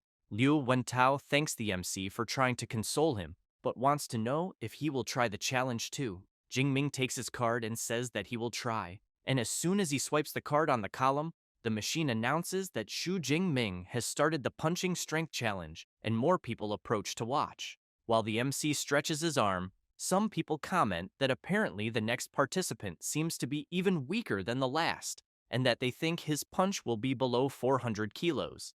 Jingming has in mind that he advanced to the first rank, spent 5 days and 5 nights forging the foundation, and achieved the tempered body, so he really wants to see with the punch he is about to throw what the true level of his physical strength is. Thus, he prepares his strike and delivers it with full force to the column. The people watching are quite surprised since it was announced that the MC's punch reached an incredible 4,589 kilograms, achieving the highest recorded strength, breaking the record, and taking first place. People start to question whether they are really seeing and hearing correctly. A girl comments that she heard the top 1,000 on the list are people who can lead an era, so she wants to know how far the MC can go. Her friend emphasizes that this record for the first pillar had lasted for over 10 years, and that's why she needs to record this moment. Liu Wentao gets excited and shouts that the MC just became his idol, and that from that moment on, he will follow him everywhere. Jingming feels embarrassed and asks him not to exaggerate, but thinks the result was even better than expected since the Thunder Tyrant Dragon and he really match, as the boost was immediate. Ava goes to the MC, congratulates him, and points out that he broke the record and 400 points were credited to his student account. Jingming is pleased and asks if breaking the record again would earn him more points. Ava makes it clear that within the same level, it only counts the first time, but he can challenge the other pillars and receive other rewards. Therefore, the MC looks at the remaining pillars and thinks that the other 4 are for students from ranks 2 to 5, so he decides to wait and break those later. At that moment, the MC is surrounded by several girls asking if it's his first time there and offering to help him use the equipment. However, he gets embarrassed and leaves, calling Liu Wentao and saying he needs to train in a private room. Meanwhile, Liu Ming is on his phone, calls the principal, and says that junior brother Xu is very popular on the campus forum because he broke the record with over 4,500 kilograms, and that he thinks the boy's physical strength is absurd. Gentian comments that he should be resting, so he wants to know why he went to the gym to break a record. Liu Ming takes a deep breath and thinks that when he was at the advanced stage of rank 1 and had the first level of the indestructible thunder body, his punch barely exceeded 3,500 kilograms. But the MC easily surpassed him. Meanwhile, somewhere else, a guy's looking at his phone, gets furious, and releases a bit of his power, breaking things on the table when he realizes Xu Jingming also went to the Magic City. Furious, he thinks that because of the MC, he lost first place in Jiangnan province and became a laughingstock in Ning'an. But he knows that this time he will regain all the honor that belongs to him. Meanwhile, in the private training room, the MC is thinking that with the indestructible thunder body, he can endure 5 days without eating or sleeping. Then he tries to cut himself with a small knife, but it easily breaks upon contact with his body. He thinks that the physical training he underwent made his skin as resistant as a lower-rank metallic alloy. He also knows that for an ordinary person, it would be like armor against blades, and that, apparently, this rank S body combat technique truly lives up to its name. At that moment, Liu Wentao calls the MC and says that the news of him breaking the record is blowing up on the forum, and that a lot of people want to challenge him. Jing Ming gets excited and comments that apparently the university's martial spirit is really strong. Liu Wentao starts to get nervous and asks the MC to leave things to him because he will deal with those arrogant people. Jing Ming tells him to forget it, because it's not worth the effort, and emphasizes that he needs to go to the combat technique library and that he should return to the dormitory. After arriving at the combat technique library, as soon as he tries to enter, a barrier stops him. Then he is impressed and thinks he heard that the library is protected by a vice director with spatial ability, and apparently, it seems true, because with that level of security, he believes not even a rank 9 martial saint could steal anything from there. Then, he swipes his student card, and as soon as he enters, some girls appear, welcome him, and ask if he will need anything. Jing Ming wants to know if they know him. One of them explains that students with S access can consult all the techniques in the library and that they received the notice as soon as his card was scanned. Then she thinks that rank S means unlimited potential, someone who has everything to become at least a grandmaster, and therefore she believes she must get along very well with him. Jing Ming says he understands and says he wants to see combat techniques with electrical affinity, so he wants to know which floor they are on. She says that rank B techniques and below are on the second and third floors, and the more advanced ones are on the fourth floor, and that he can enter by swiping his card. Thus, she shows the direction to the MC, who soon thanks her. After arriving where he wants, Eva says that after he chooses the combat technique online, they will bring him the original manual, and that original manuals of rank B or above are valuable, so she asks the MC to handle them with great care. Jing Ming asked to show all electrical techniques from rank B and above. Eva immediately shows several abilities, and one of them is the Great Call of the Celestial Thunder of rank SS, which creates a storm domain up to 80 kilometers in diameter,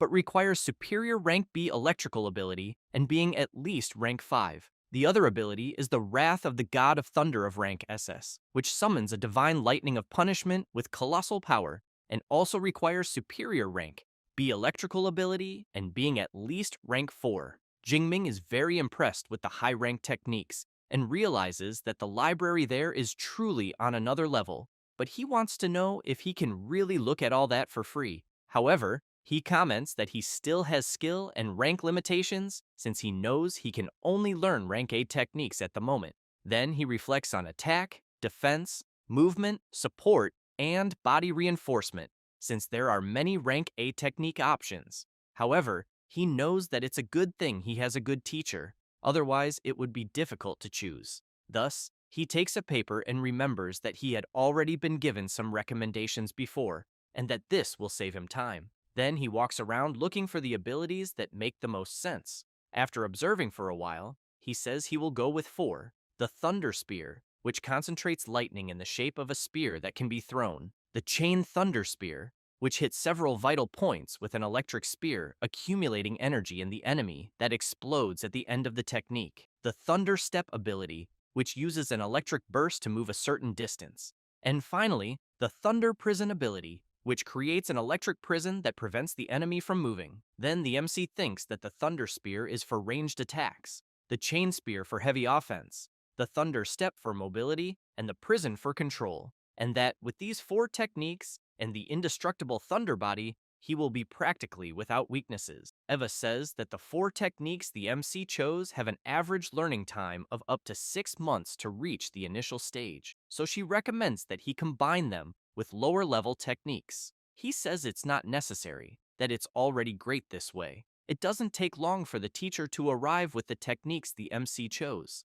As soon as she places the ability manuals on the table, Jingming thinks that on the market, rank C or B techniques are worth millions, and rank A ones are priceless. But at that moment, he has 4 at once, a true luxury. Thus, he prepares to start learning and reflects that the depth and impact of the techniques there are impressive, since they cannot be compared to copies, as only the original manual allows this type of learning. So, he wastes no time and starts reading. Time passes, and he realizes how difficult things are. But he gets excited with some discoveries he makes, until, after a few hours, he takes a deep breath and thinks that he has finally read everything and asks his system to allocate the points. Thus, he allocates 200 skill points to the Thunder Spear, learned up to the beginner level, 200 points to the Chain Spear, 200 points to the Thunder Step, and finally, another 200 points to the Thunder Prison. Then he opens his status window and sees all his current information and abilities.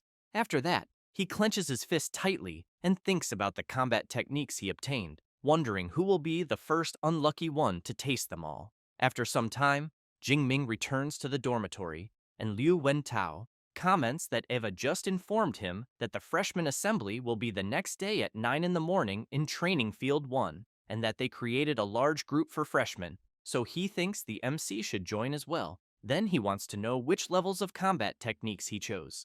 Jingming says they were just 4 rank A combat techniques. His roommate is shocked thinking about the 4 rank A abilities, since he knows it would normally take until the 2nd or 3rd year to master them all, and that this is typical of the MC, always straying from the common path. Liu Wentao comments that if the MC can access rank A techniques, he wants to know if that means he also has rank A authorization. Jingming replies that he doesn't and says that his is rank S, which leaves Liu Wentao even more astonished, wanting to know if the university they are in has anything above rank A and why he has rank S authorization, then asks if he is the student everyone was talking about online. Jingming comments that apparently the know-it-all just learned something new.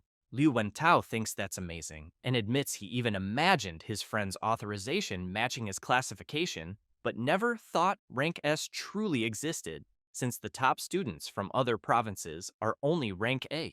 Then he smiles and thinks that luckily he bet on his friend from the start, since he can now say he's an old-time fan. After that, the MC goes to the training room on the 2nd floor and, while looking at the free training spear, thinks that he already has combat techniques and that now he needs proper equipment since he knows his old level F black obsidian spear was discarded, and that's why he didn't even bring it. But even if he had, he knows it wouldn't withstand his current power. So, he calls for Eva and asks her to open the school shop and look for spear-type weapons.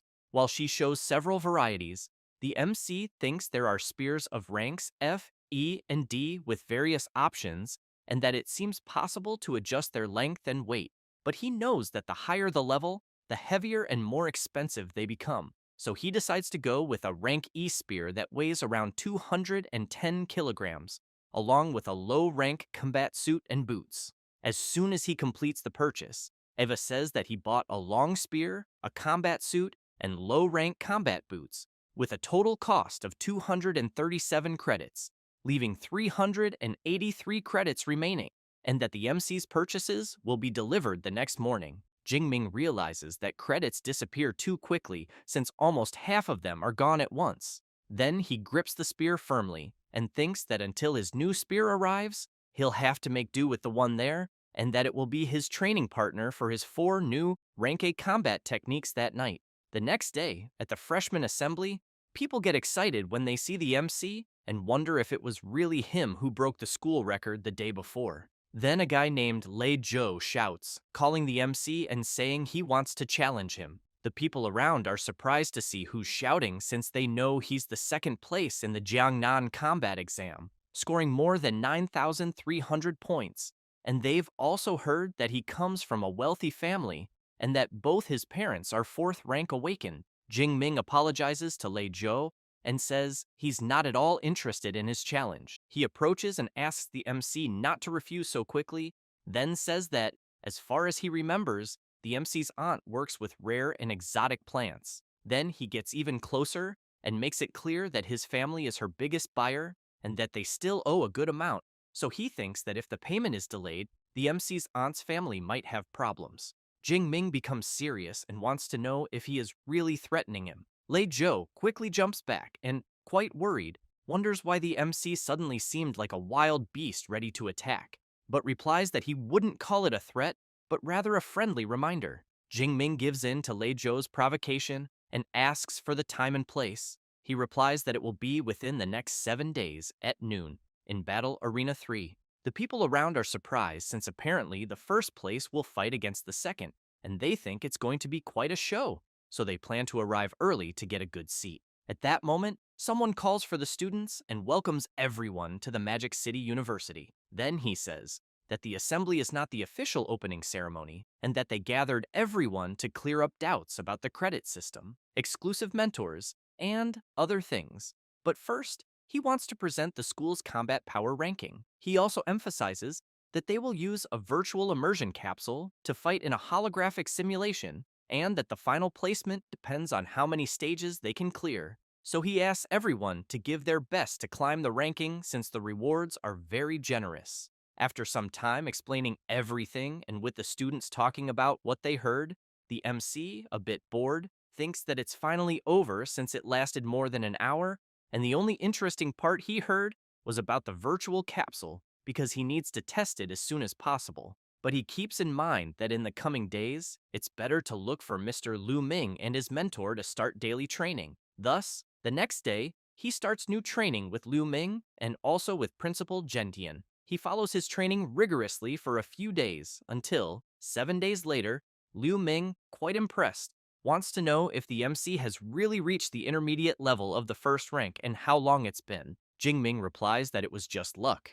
But he knows he waited a few days on purpose since it only took 386 skill points to advance from the initial to the intermediate level, and he thinks that if he hadn't waited, he probably would have scared his mentor. Liu Ming wants to know if the MC has a duel with another freshman at noon. Jingming replies that yes, and he's ready. Liu Ming smiles awkwardly and says he will hold 3 minutes of silence for his opponent and that he's going with the MC because he wants to see with his own eyes how strong his junior brother really is when he fights seriously. After a while, as the time approaches, Lei Zhou is already in Arena 3 waiting for the MC. Some people nearby, and a blue-haired guy, Tioe comment that the big freshman tournament is in a month, and that the fight they are about to see is a good preview to measure the strength of the province's best.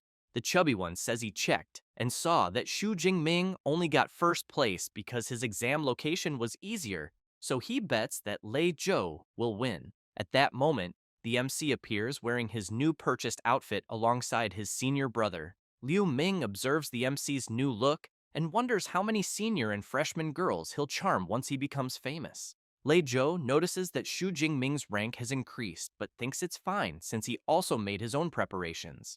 Then he calls Jingming and says that just fighting to see who wins is kind of boring, so he wants to know if he's up for a bet. It can be all the credits they both have. The MC agrees and says he currently has 370 credits. Lei Zhou comments that the MC has quite a bit, then makes it clear that he will pay the difference in Great Xia currency, and that, to ensure no one goes back on their word later, they'll transfer everything to Professor Zhou's account. Thus, he points to the arena referee, Zhou Yun, who has a healing-type superpower, is rank 6 and is at the intermediate level. After transferring his credits, Jingming thinks that fights between awakens are dangerous, and that apparently the school wants to avoid deaths on campus. People go wild upon learning that the duel is worth 3,700,000. It doesn't take long for the referee to announce that she received the credits and transfers, then asks both fighters to get ready. She emphasizes that when one side gives up or loses consciousness, the other cannot continue attacking, and anyone who violates the rules will be severely punished. Both acknowledge and prepare. Lei Zhou releases his power and shouts to Jing Ming that he will reclaim all the glory he took away. The students are astonished to see his power and comment that this was expected from a rank A fire elemental ability. Lei Zhou wastes no time, leaps forward, and uses his flaming slash technique. Jing Ming waits for the attack to come within his range and blocks his opponent's strike. People are shocked to see that the MC easily blocked Lei Zhou's technique. Lei Zhou himself can't believe it and wants to know how that's possible. The MC releases a bit of his power and tells Lei Zhou that nothing is impossible and that he's weak as hell. With that, he delivers his attack, which hits his opponent directly, making him feel the impact and sending him flying backward. While he's lying on the ground, the students wonder if the fight is already over since they know Lei Zhou was stronger than the MC. They also comment that most freshmen there couldn't even block the flaming slash attack.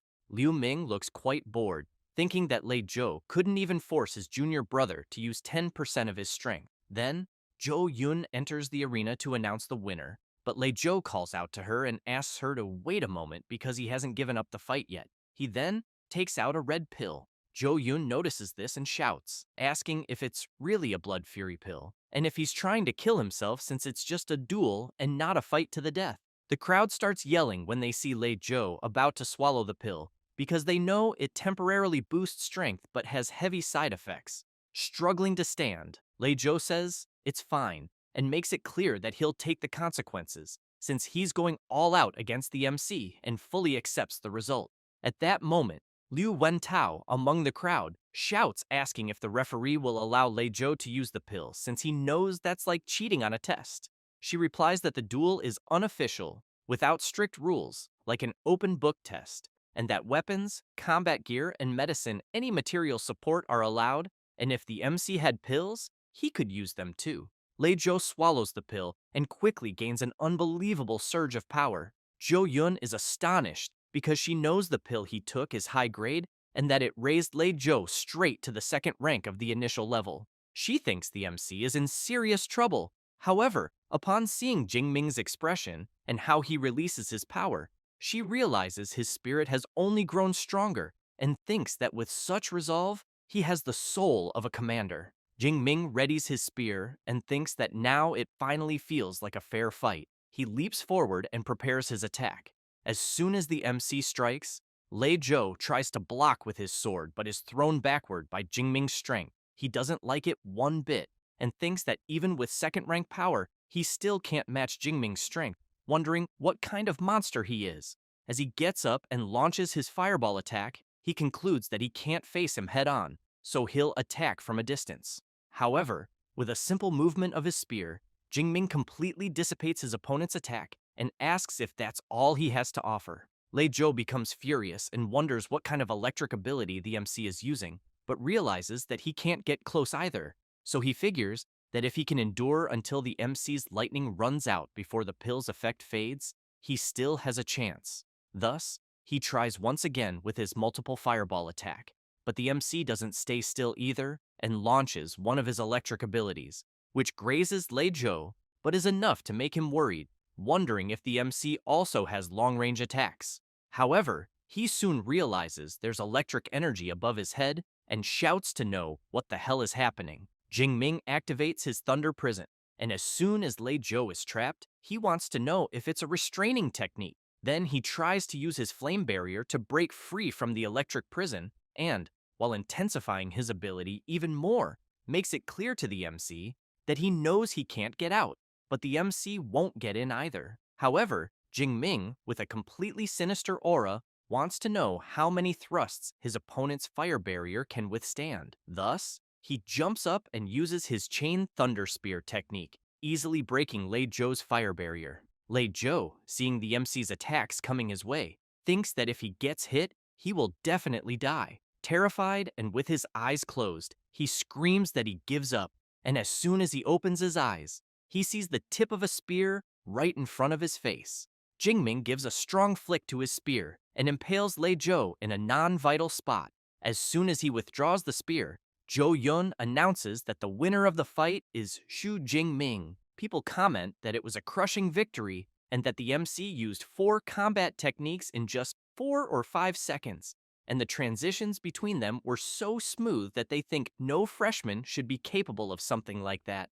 The students keep talking about the fight, and one of them comments that Jingming's techniques seemed really powerful and bets that each of them is at least rank B. Liu Ming hears that, takes a deep breath, and thinks they're underestimating his junior brother since he knows those are 4 rank A combat techniques and that he was quite bold to choose them. But he knows the most absurd thing is that he can already use all of them in real combat. Then he reflects that, in his time, he only had the courage to choose one rank A technique, the instant lightning, and even then, it took him 4 months to master it. So he knows having a junior brother like the MC is a lot of pressure. At that moment, Lei Zhou calls for the MC, thanks him for holding back and sparing his life, then says that the credits and money are all his, and that he will also make the payment to his aunt within the deadline. Zhou Yun tells the MC that 50 credits and 3,200,000 great Xia coins have been deposited into his student account.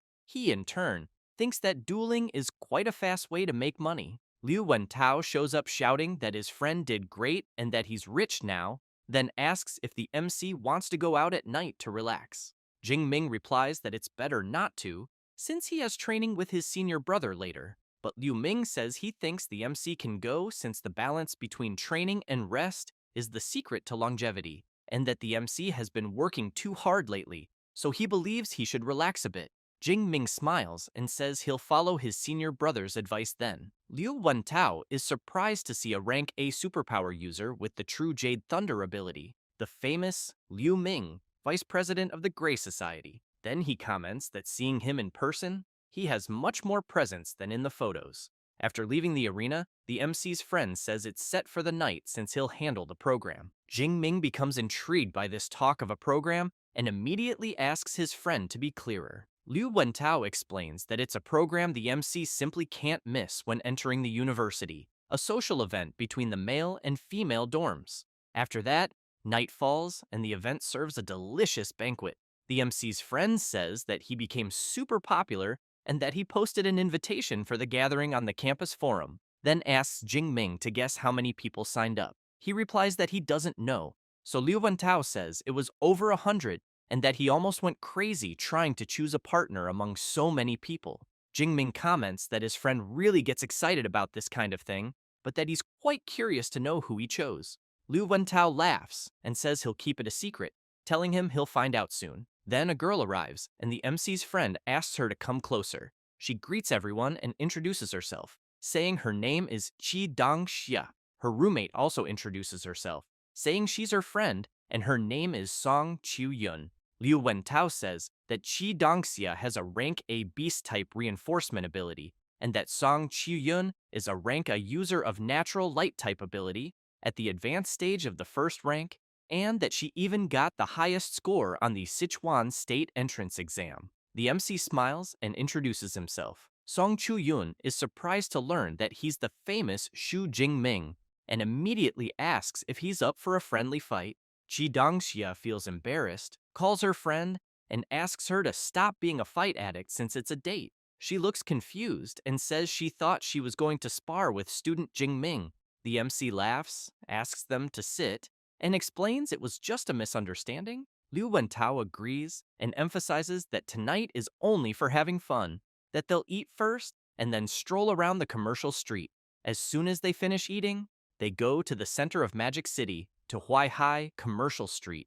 Everyone is impressed to see how lively the place is. Then, they pass by a store with stylish and modern clothes. They also see a weapon shop, and the MC thinks that it's no wonder it's one of the biggest commercial centers in the country, since the armors, weapons, and pills are far more complete than in Jiangcheng. They stop to eat some snacks, and, afterward, the girls start doing some shopping, and soon hand their shopping bags to the MC, who just watches them. He notices that they've already spent several million that night, and thinks that Song Chu-yun seems quite modest in her way of dressing, but didn't expect her to be so wealthy. Liu Wentao wants to know if his friend didn't know since she's famous for being rich and for having a very powerful family.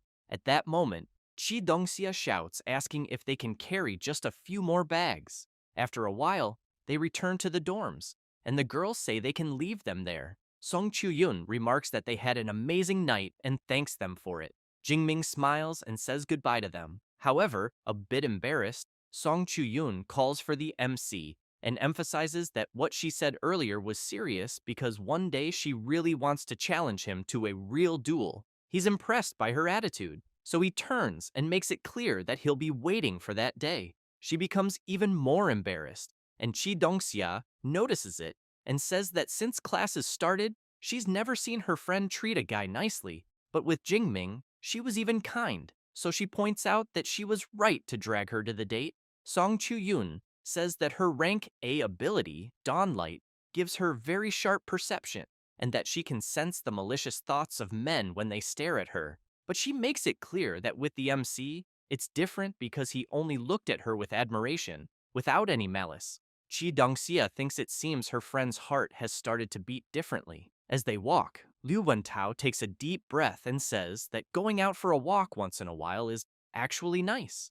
Jingming agrees, but still thinking about Song Chu-yun, he comments about the advanced stage of the first rank she's in, and that he still has to work hard to get there. With that, 15 days pass, and after a lot of training, the MC says that he thinks the time has come to advance again, so he calls his system and asks it to distribute the points. As his power overflows through his body, the system notifies that 456 skill points were spent, and that the MC advanced from the intermediate to the advanced stage of the first rank. Then the system notifies that he spent another 354 skill points, and that now his indestructible thunder body is at level 2.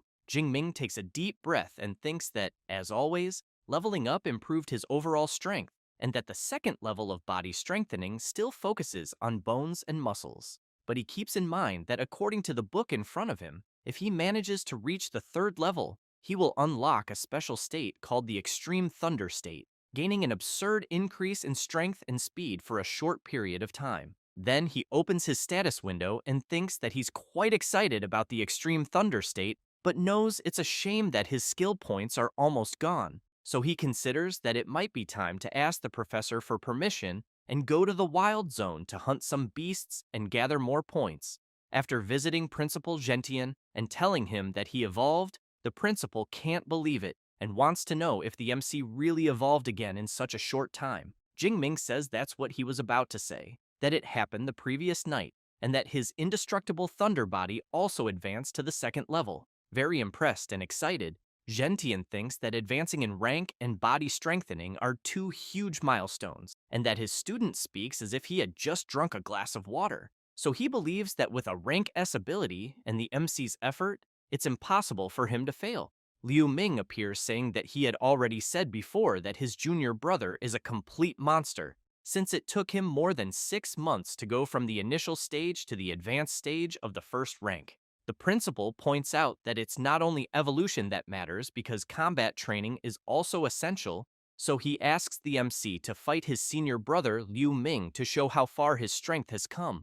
Thus, both go to a combat training room, and Liu Ming makes it clear to the MC that he will use the power of the initial stage of the second rank. Then, both get ready, and as soon as the principal asks them to start, they move at incredible speed. As soon as their weapons clash, Liu Ming is surprised and thinks that his junior brother's strength is truly amazing, and that he seems to be on the same level as his own. On the other hand, Jingming thinks it's the first time since he got the system that he's facing someone as strong as himself. After thinking about this, he activates his Thunder Prison technique and traps Liu Ming. Then he leaps toward him with his Chain Thunder Spear technique. Liu Ming, in turn, smiles and tells the MC that the combination he's using is the same one he used to defeat Lei Zhou, then emphasizes that it's a pity he's not that freshman.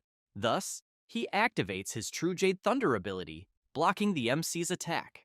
After fighting for 20 minutes, Jingming is exhausted, commenting to his senior brother that his Divine Thunder ran out, and that, because of that, he admits defeat. Liu Ming makes it clear that he didn't lose due to lack of technique, but because of the energy of his ability. The principal comments that the fight wasn't bad at all, and that the MC's performance exceeded all his expectations since he thought Liu Ming would win easily, but it was so close that he had to rely on physical endurance to win.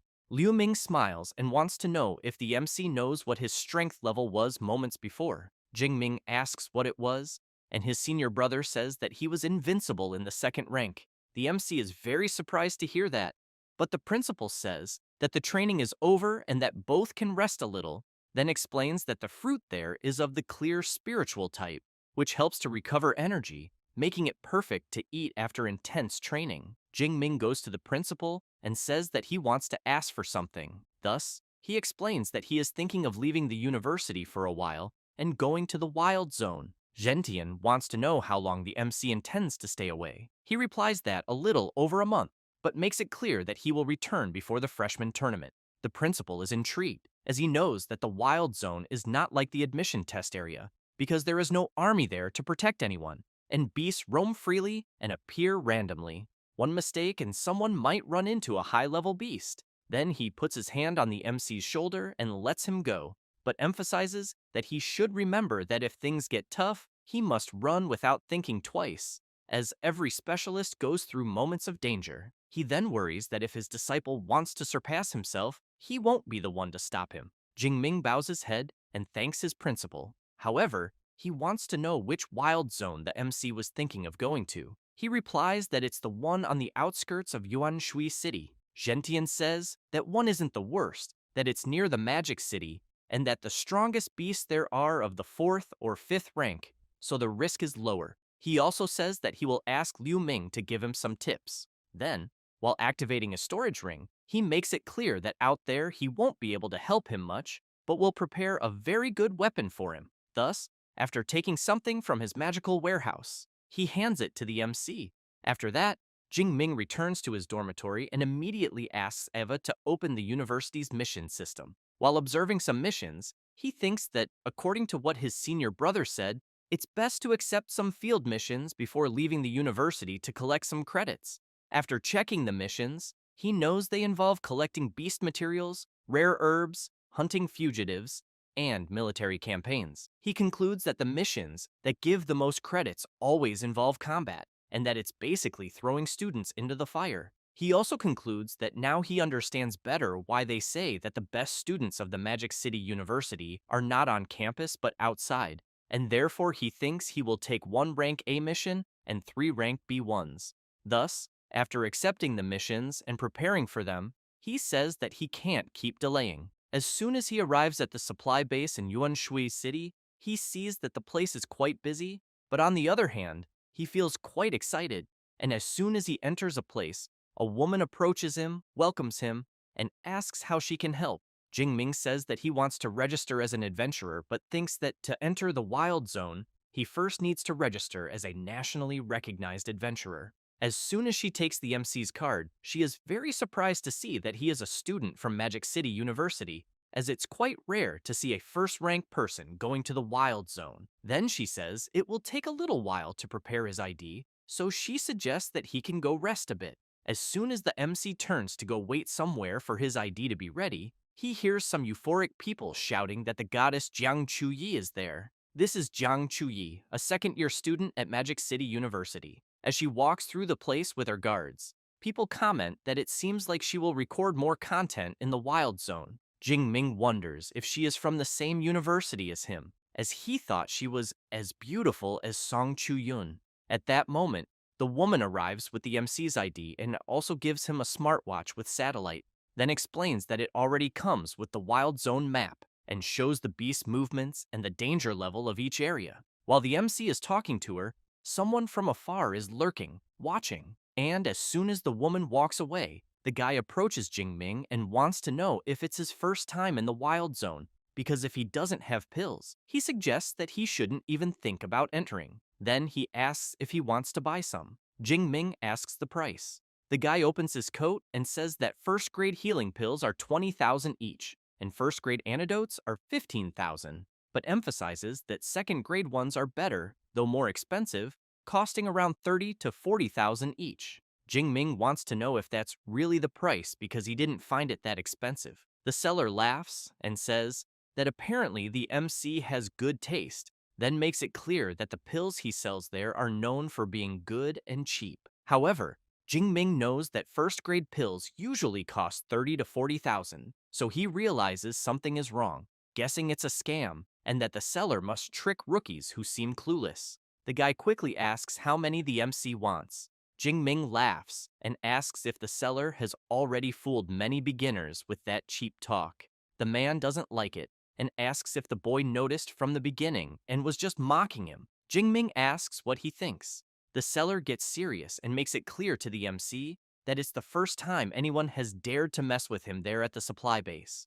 Until a girl shouts, calling Zhao Chunlin, and wants to know if he's trying to scam another rookie there. The seller gets embarrassed when he sees it's Wang Qian, but tells the MC that he got lucky this time. Then he warns that it's better if he doesn't leave the base for the next few days. People around notice the commotion, and a girl comments that things got bad for the MC because he messed with Zhao Chunlin. Another person says they heard that he's already in the intermediate stage of the second rank, and that the MC seems to still be in the advanced stage of the first rank, having no chance. Wang Qian tells Jingming that Zhao Chunlin doesn't forget easily, so she suggests he stay in the base for a while. Jingming thanks her for the warning, but wants to know if no one does anything about someone who deceives others like that. She says that Zhao Chunlin has ties with the black market, so she thinks no one is crazy enough to go against him. Then she emphasizes that if the MC wants to buy something, he should do so in official stores, and remember not to leave the base for a while.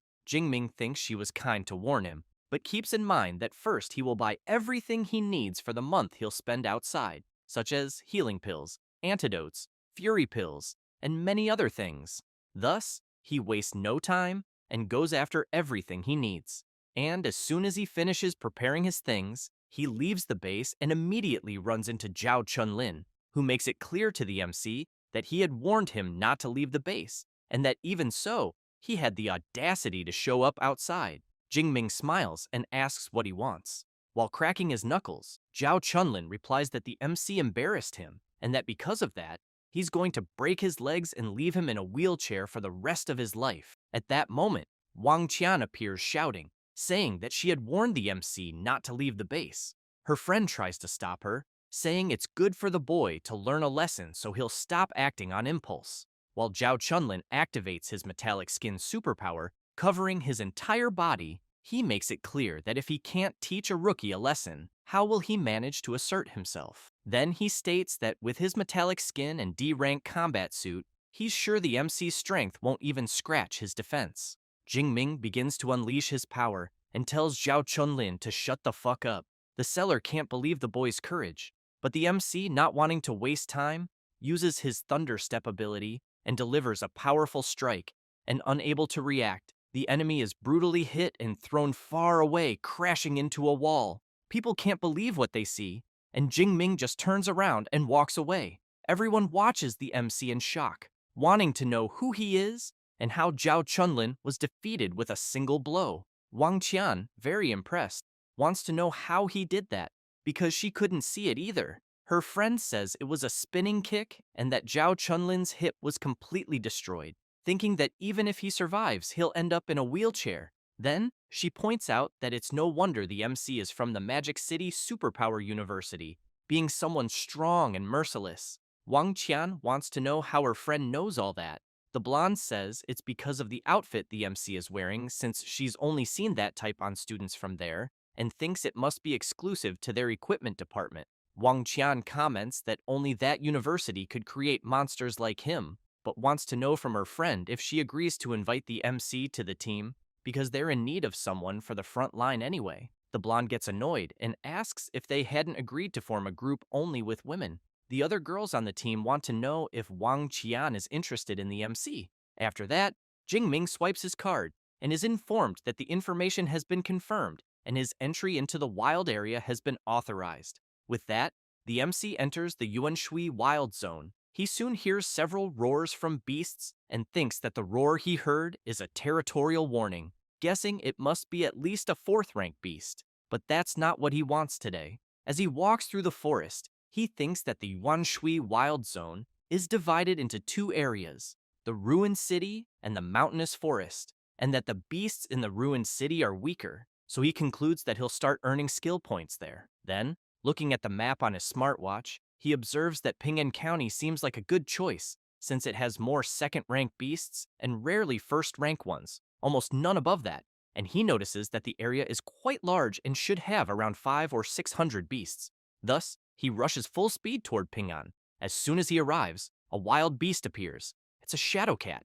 Jingming grabs his weapon and thinks that apparently skill points are coming to him for free. Then, he begins to release his energy and reflects that all this time, because of the influence of the Thunder Tyrant Dragon, his fighting spirit has only grown, and the more he suppresses it, the stronger it becomes. Jingming becomes completely excited and overflows with energy throughout his body, shouting that, at this moment, he doesn't need to hold back anymore. The Shadow Cat, seeing such power before it, becomes completely terrified. After that, a month passes, and some adventurers ask the captain what's going on in Ping'an County, because they've been wandering all day and haven't seen a single beast. The captain wants to know how they even dare to ask that.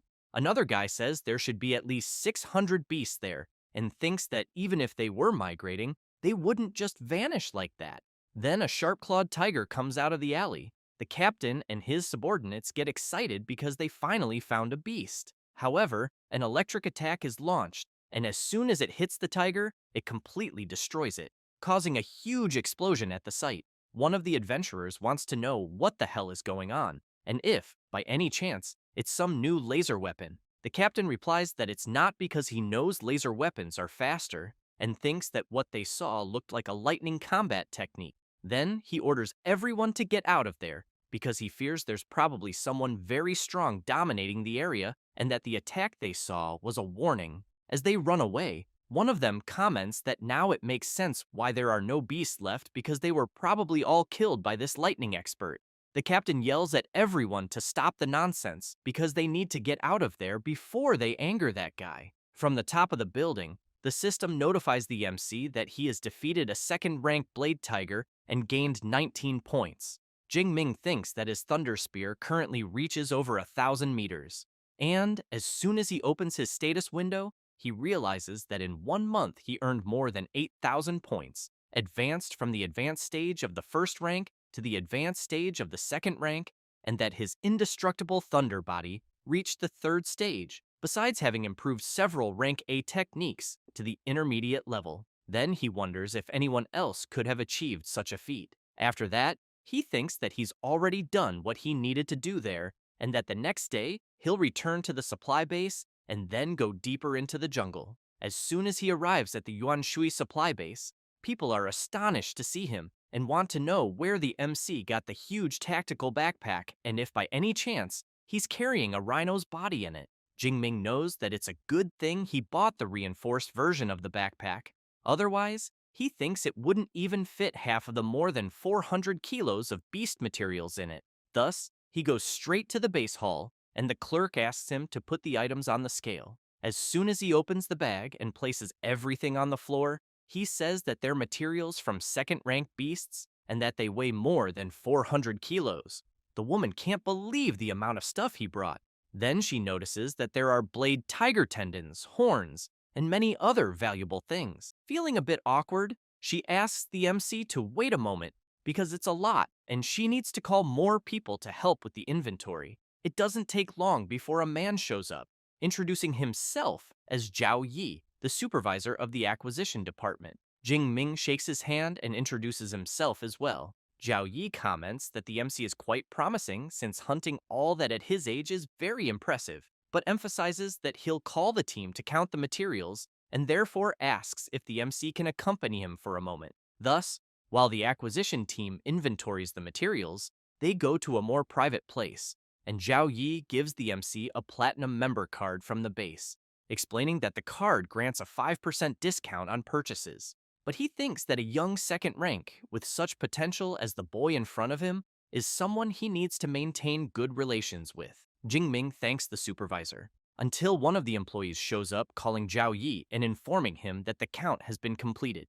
totaling 90 pieces from second-ranked beasts in the advanced stage, 107 in the intermediate, and 221 in the initial stage. The supervisor is quite surprised, wondering if the boy wiped out an entire nest. Thus, Zhao Yi informs that the total value came to almost 25 million, but they'll round it up.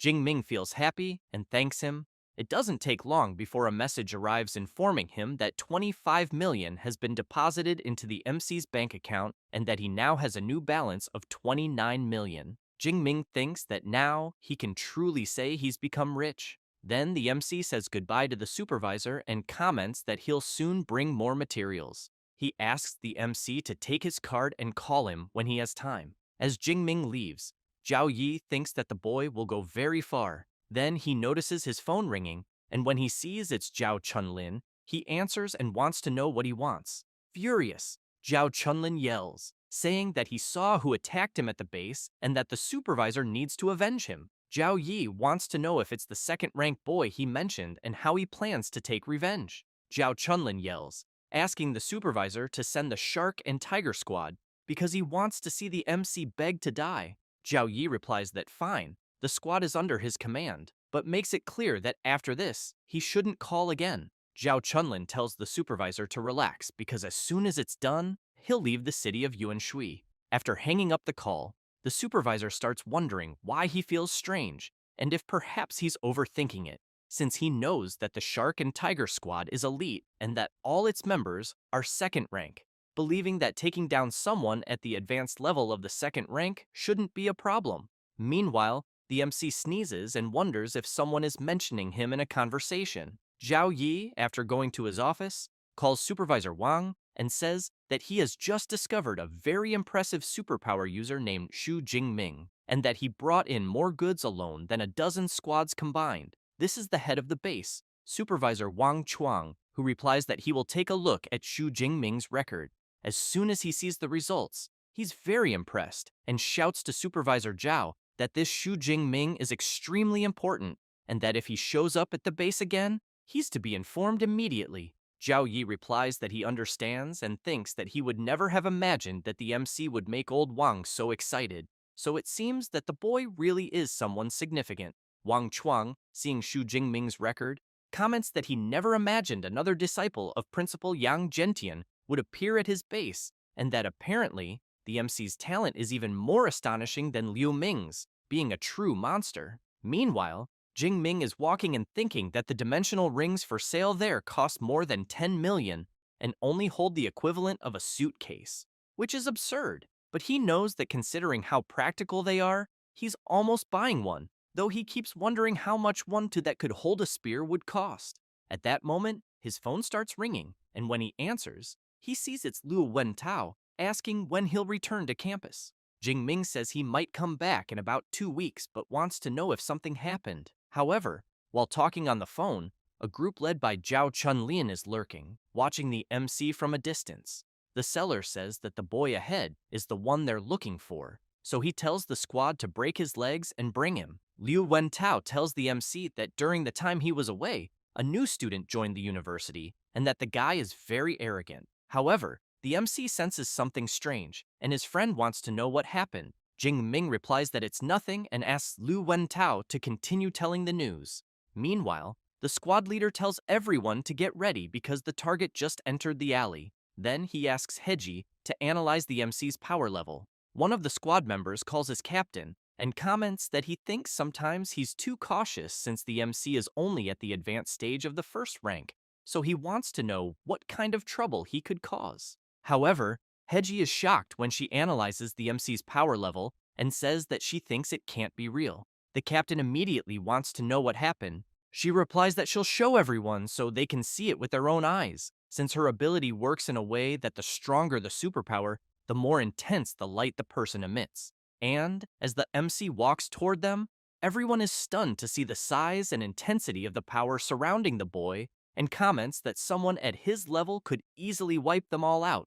Then the squad captain says that apparently Zhao Chunlin pushed them straight into a trap because the information was wrong. He then announces that the mission is cancelled and that they'll deal with Zhao Chunlin later.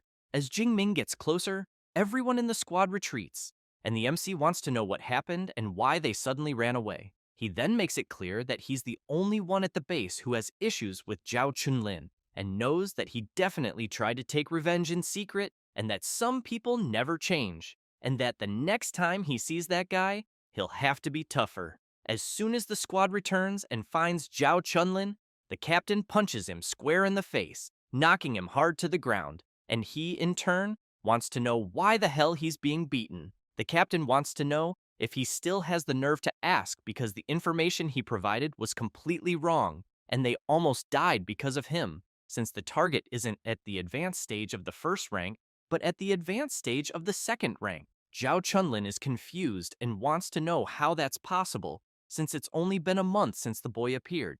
The captain turns and makes it clear that it doesn't matter anymore because he canceled the mission, and they'll report directly to Supervisor Zhao Yi. As soon as they meet him, Zhao Yi wants to know if the captain and the squad solved the problem. He replies that they didn't, and that they aborted the mission. Then he says that Zhao Chunlin gave them false information and that the target is actually at the advanced stage of the second rank. Moreover, according to Heji's observation, in practice the target has the strength of someone at the third rank or even higher, which is why they abandoned the mission. Zhao Yi gets nervous and wants to know what the hell Zhao Chunlin was thinking because he knows that kind of person shouldn't be provoked. However, when realizing it's someone at the advanced stage of the second rank, he turns pale and asks for the target's name. The captain says Zhao Chunlin didn't give a name, but the description fits. About 1.90 meters, strong, with a spear on his back. Zhao Yi becomes terrified because he knows the target in question is the MC.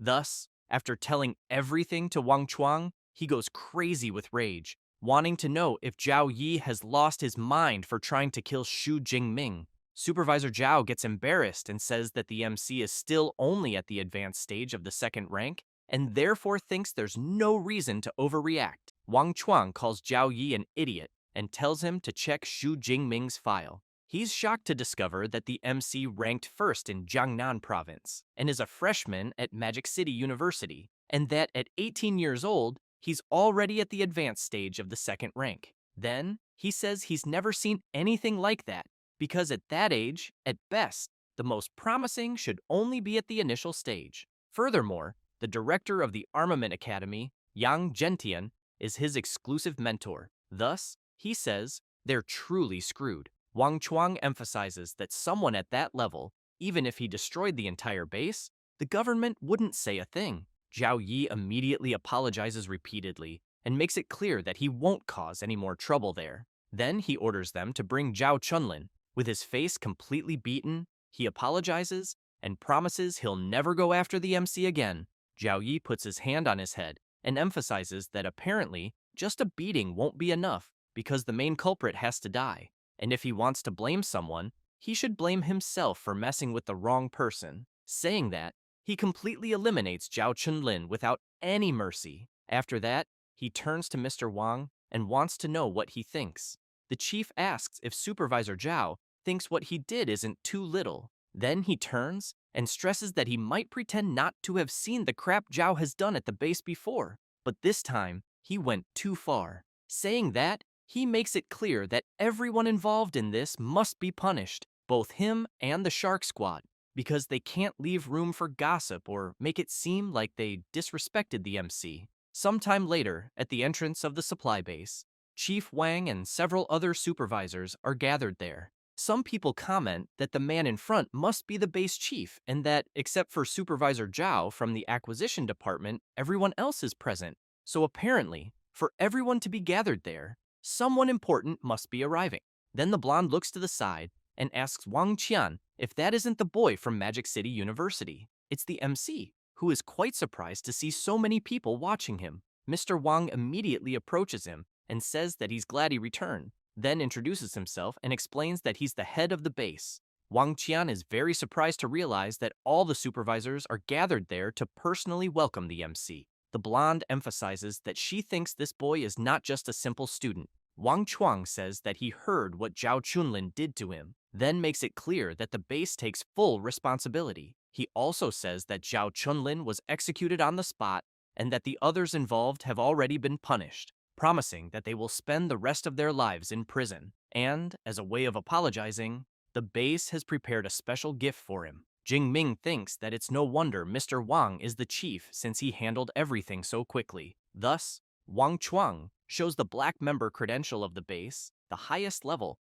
and from that moment on, lodging there is free for the MC, in addition to all his purchases having a 20% discount. Then, he emphasizes that he will also grant a dimensional ring with a volume of 1 cubic meter. Jingming is very surprised and thinks that it's exactly what he needed.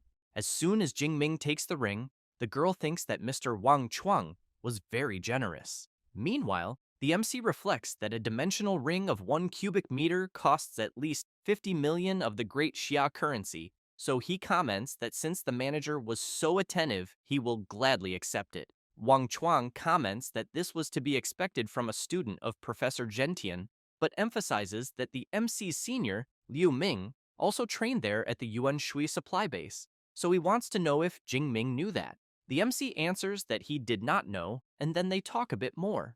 After that, Jingming returns to his room and thinks that the luxury room unlocked with a black member card is on another level, as it is much more comfortable than his dorm at the university, and that after an entire month of training, he will finally be able to truly rest. Next, he remembers Mr. Chuang saying that if he has any problem again, he just needs to call him, since he has some influence there in Yuan Shui. He then thinks that this must be the power of connections, as he knows that a common second-rank genius would never receive the kind of treatment he is receiving. Therefore, he closes his eyes and thinks that the dimensional ring needs to be bound with spiritual power before it can be used, and he knows that his spiritual power is at 972 hertz, far above the average of awakened individuals in the advanced stage of the second rank, which ranges between 600 and 700. He then gets excited and comments that it seems he can take things out just with thought and store them by simply touching,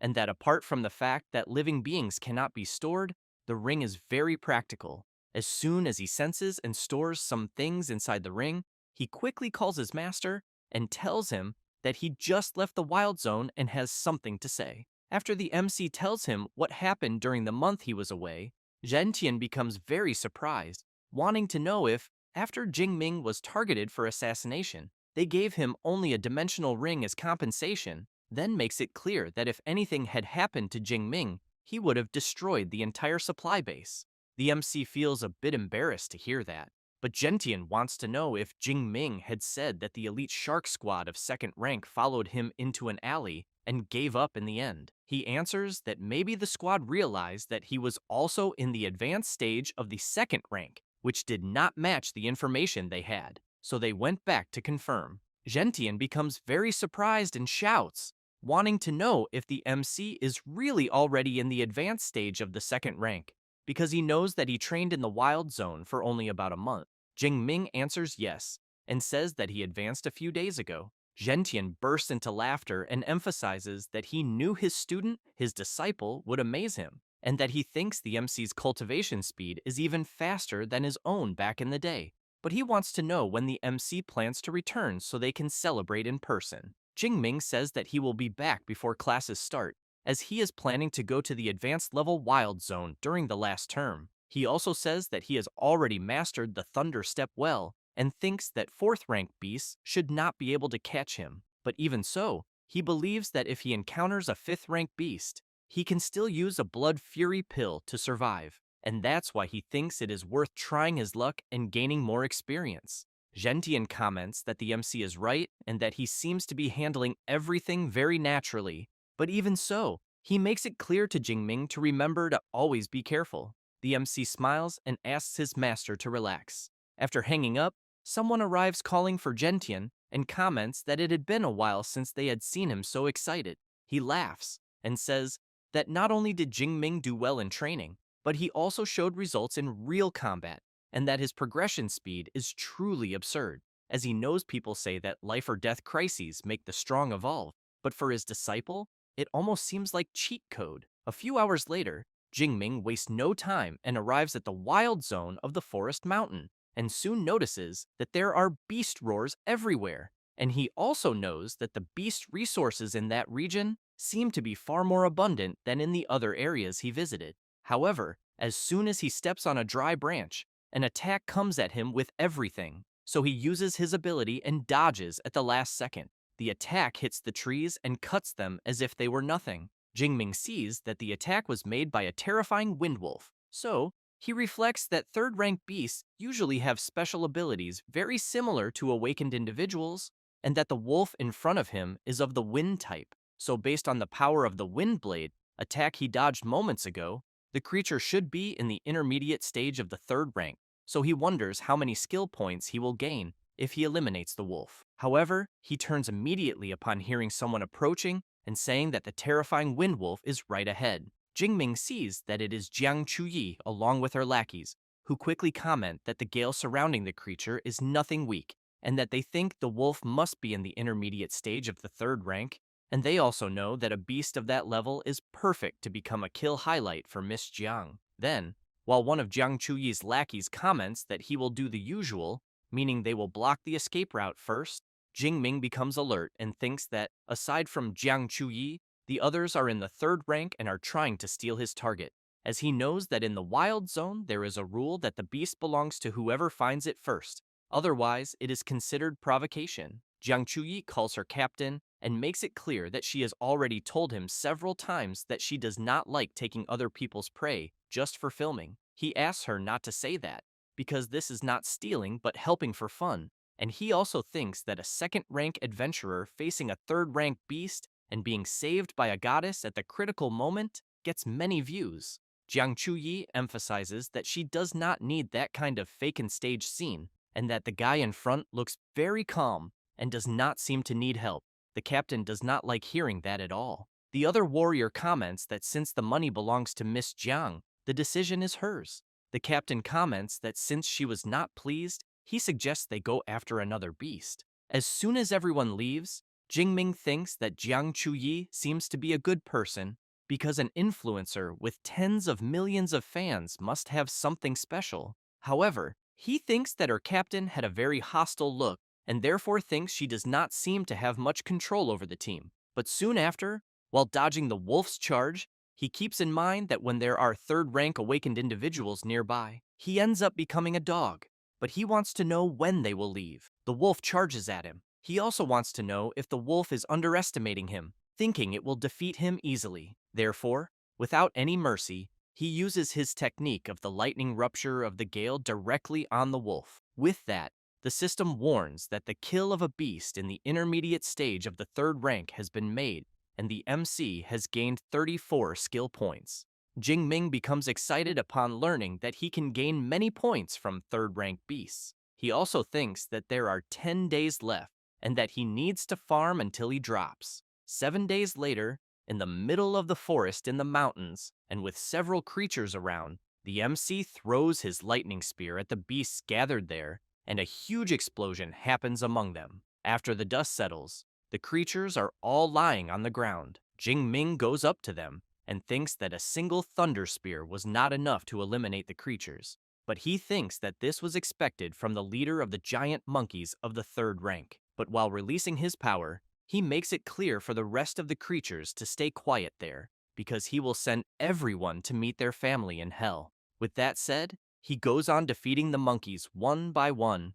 As soon as he finishes, Jingming sees in his system that he has already surpassed 3,000 skill points, and therefore thinks he should be able to return and learn an S-rank combat technique, until he sees his watch beeping, and, upon tapping it and seeing the map of the location, he realizes it is a distress signal. Meanwhile, Jiang Chuyi is running at full speed, jumping from tree to tree as an enormous creature is coming toward her. Very frightened, she reflects that her team scattered because of a fourth-rank beast, and that she has now run straight into an earth-burrowing dragon in the initial stage of the third rank. As she keeps fleeing, Jiang Chuyi has in mind that every beast with dragon in its name is always extremely cruel and difficult to deal with, and she knows she is still only in the intermediate stage of the second rank, and that even with a blood fury pill, she will not be able to win. She then looks back and concludes that all she can do is hope some awakened team sees her signal and comes to save her.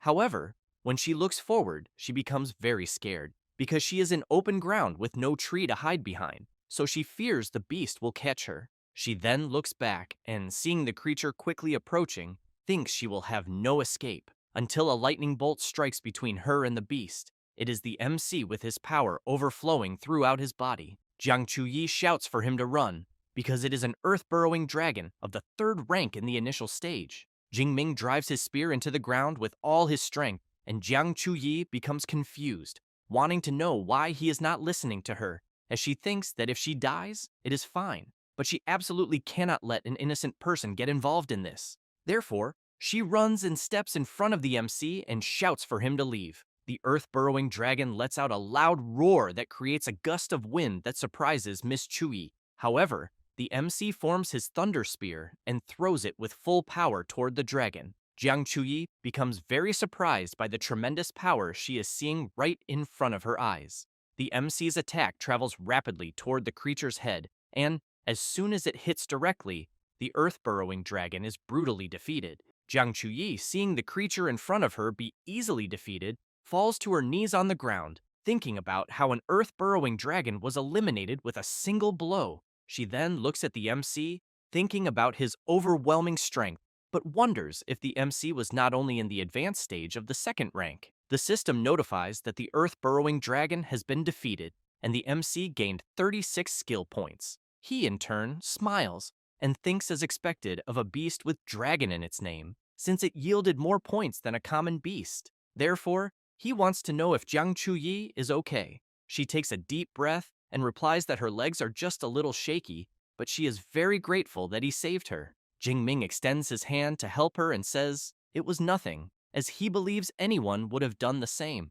As soon as she takes his hand and stands up, she emphasizes that not everyone would, then introduces herself and says she owes her life to him, and that if he ever needs anything, he just has to ask. The MC also introduces himself and says she does not need to exaggerate, but that if she can give him a signed photo, he will be very happy, as he knows his friend Liu Wentao is a huge fan of hers and keeps dreaming of an autograph. Jiang Chuyi says she does not have any photos with her at the moment, but wants to know if she can give him one when they return to the base. Jingming responds that it is fine. Next, Jiang Chuyi points to the MC's weapon and wants to know if it is the Shadow Cloud Swift Spear and if he is also from Magic City University. Jingming answers that it was a gift from his professor, but wants to know if she recognizes the spear. Jiang Chuyi replies yes, and says the spear is famous for being too heavy for first and second rank superpower users, and that third rank users only use equipment of rank C and above. She then says she is from the Ice Department of the Elemental Academy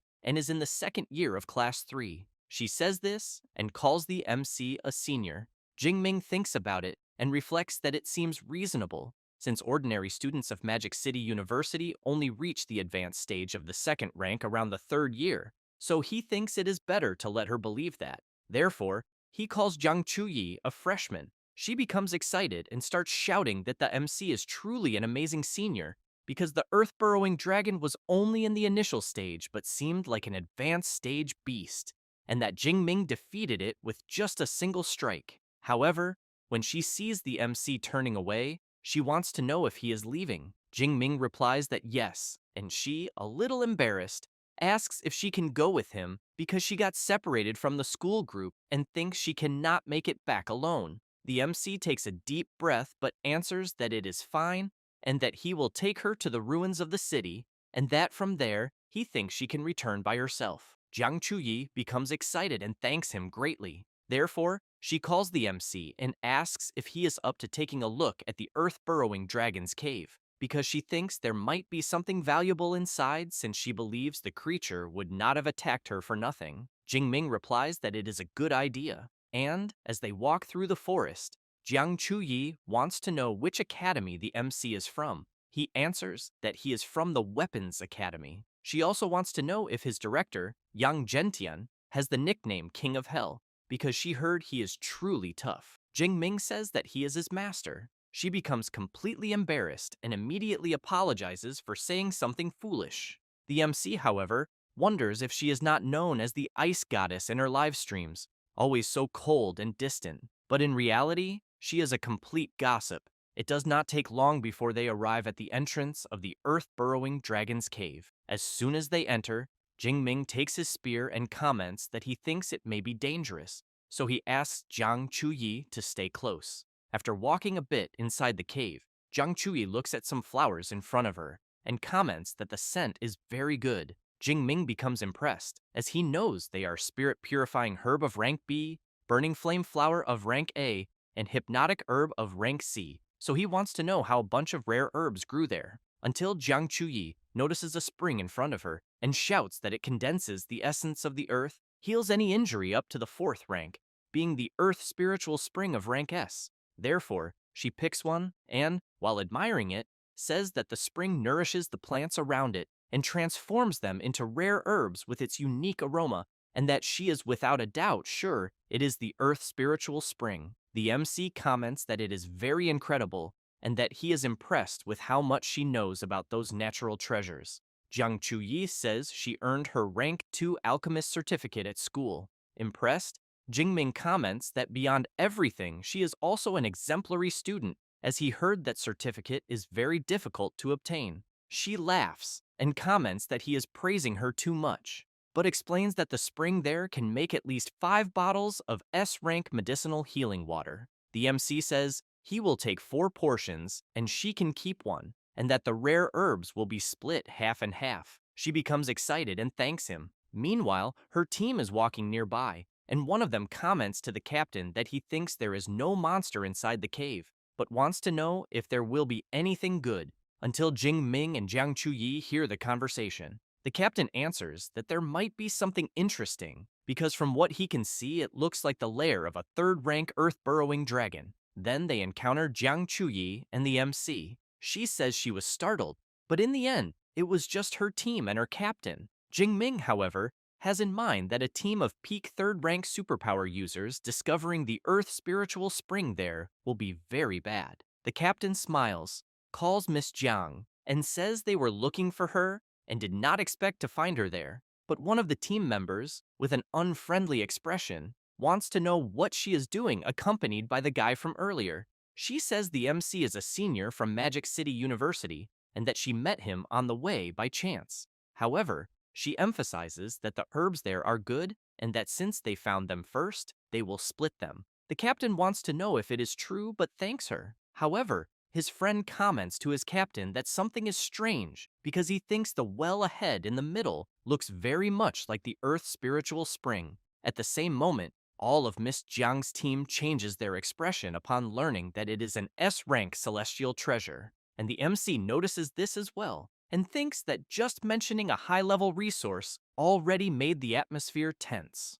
At that moment, the captain of Miss Jiang's team, while releasing his power, shouts that apparently she was not very honest. Jiang Chuyi becomes scared and emphasizes that since they discovered it, she thinks they can keep the spring and the herbs, then calls the MC so they can get out of there. But when she sees that he stayed still, she goes to him and very quietly tells him that Captain Wang and his team are all at the peak of the 3rd rank and that neither of them can deal with them. Jingming calls her a freshman and emphasizes that they are only at the peak of the 3rd rank and he does not think they are stronger. Therefore, he becomes excited and asks if she really thinks that if they hand everything over, they will let them go. The captain laughs and says that the boy seems very arrogant, but that he got the deduction right. He then says that Miss Jiang is famous and that if she goes back and plays the victim and posts something online, his group will not be able to live in the country anymore.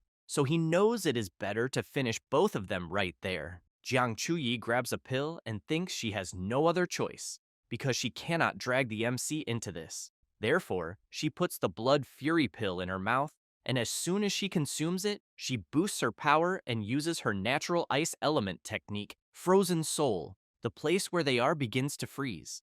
But the captain says he will deal with Miss Jiang and that Zhou Chang is to deal with the MC, and the rest must guard the cave entrance.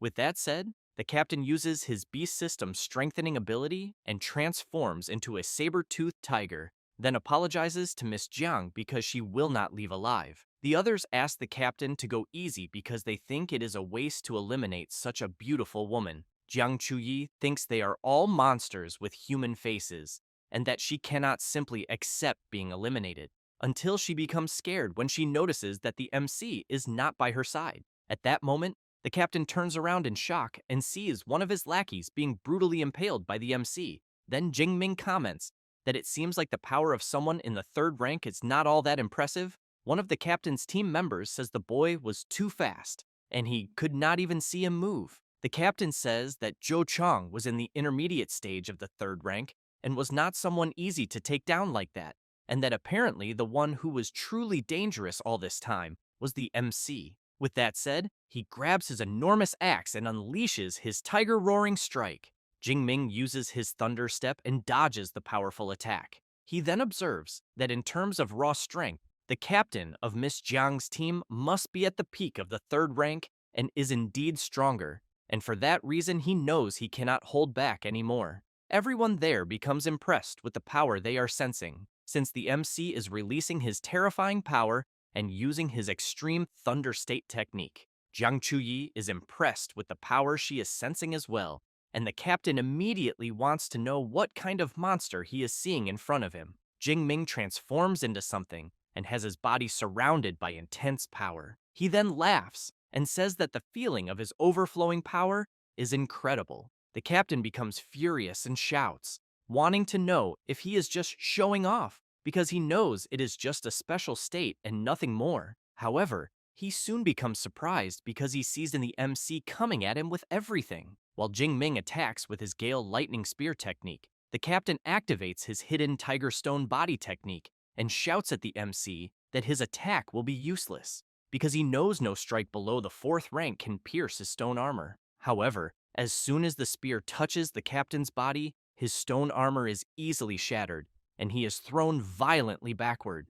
Jingming laughs and says that his body is 3 or 4 times stronger than before, and thinks that not even if the captain were made of pure iron would he withstand it.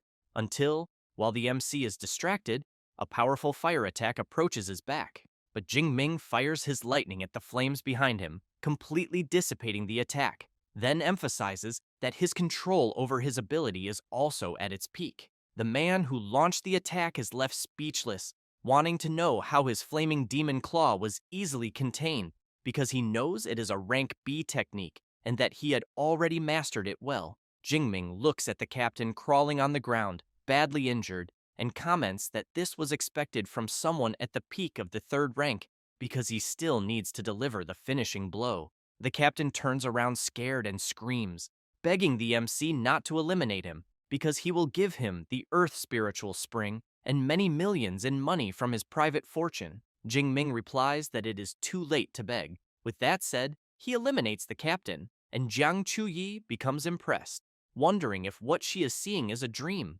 because she knows that hiring the squad alone costs 6 million, and that people said the captain was invincible within the third rank, and even so, he ended up being eliminated. She then observes the MC and thinks that he is unbelievable, because she has never heard of any student from Magic City University with a battle record like what she just witnessed. So she wonders if he possesses some rank A or even rank S ability. At that moment, Jingming says that the blood fury, which had lessened with his rank advancement, is returning, and that now it is their turn to feel it. The squad members prepare themselves and call the MC a demon. Jingming becomes intrigued about being called a demon and comments that compared to a bunch of worms like them, who kill and rob, he wants to know if they do not think he is far too human. Therefore, the squad members take the blood fury pill and say it will be all or nothing. However, after some time, Jingming and Jiang Chuyi manage to defeat all the squad members,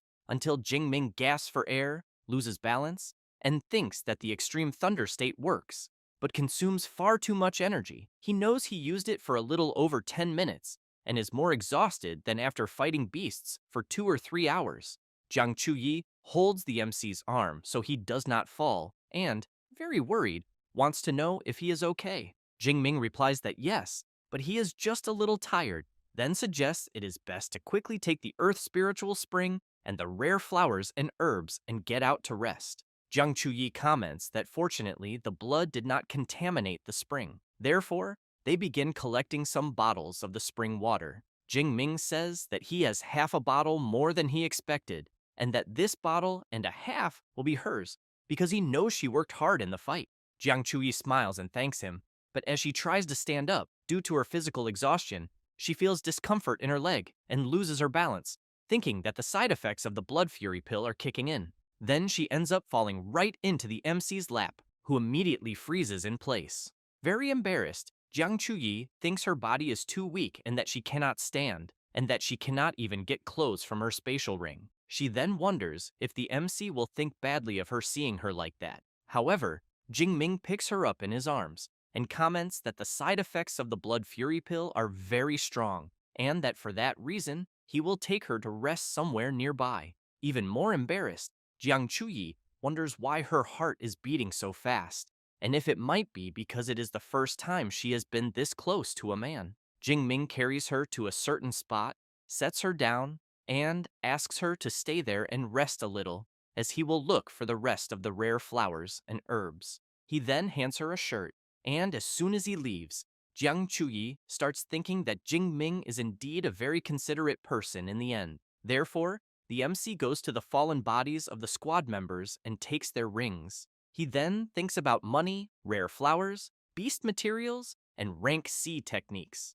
and concludes that the elite third rank squad had nothing of real value. But he hopes to trade the two 1 cubic meter rings for a 2 cubic meter one, because he knows carrying that giant spear all the time is a pain in the neck. Jiang Chuyi calls the MC and says that the Earth spiritual spring can ease his weakened state caused by the blood fury pill, so she wants to know if he can give her a little, because she thinks it will help. Therefore, Jingming pours a bit of the spring's liquid into her mouth, and Jiang Chuyi exhales in relief and, very excited, comments that she is already feeling much better, but that she thinks to fully recover it will still take about 3 or 4 hours.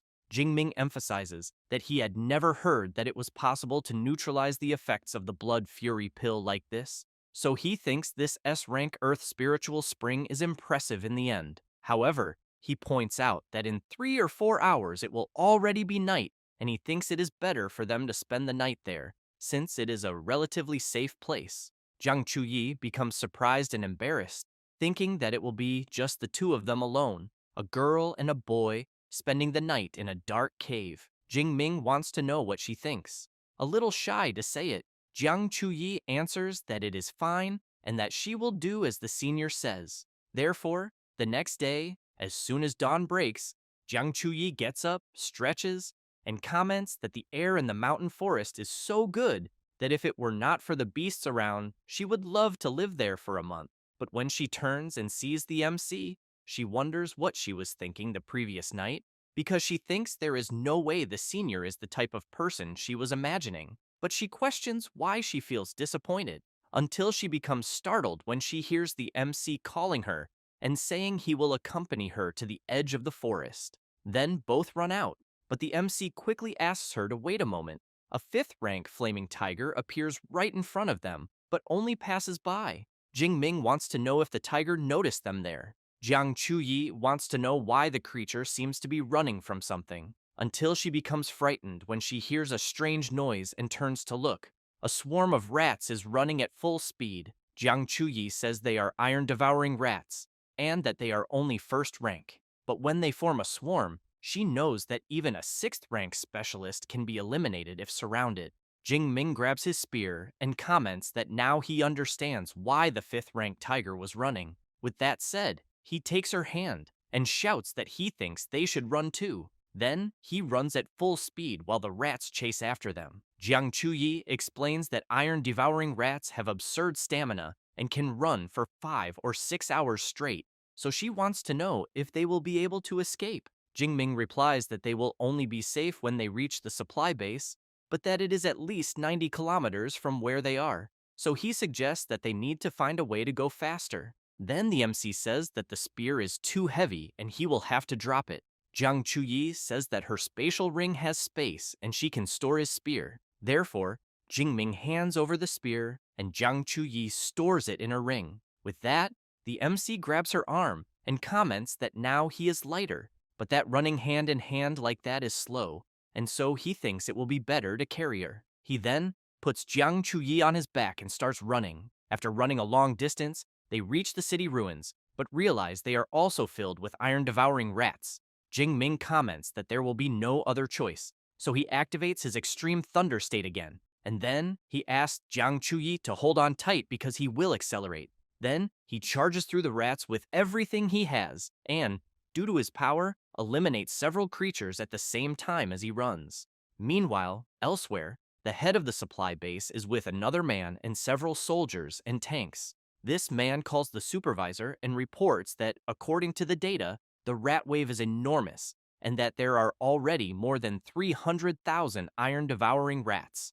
Wang Chuang comments that this will cause a huge ecological imbalance in the Yuanshui wild zone, and he fears that from the looks of it, they will need to enter a critical period for the next few months. While observing the map of the area, the supervisor's assistant comments that he feels sorry for the superpower users who went deeper into the forest, because he thinks most of them must have already been devoured. Wang Chuang becomes worried and thinks that he hopes the MC did not go too far, because if he did, he fears that only his master, Yang Zhentian, could personally intervene to save him. Otherwise, he thinks there will be no salvation, until one of the guards, upon seeing a sphere of thunder, shouts that something terrifying is approaching. The base chief shouts for the guards not to panic and to immediately assess the threat level of the creature approaching, and that the first unit is authorized to open fire and intercept on his signal. As the thunder sphere approaches the base, the guards begin to open fire, until someone jumps out from inside the sphere.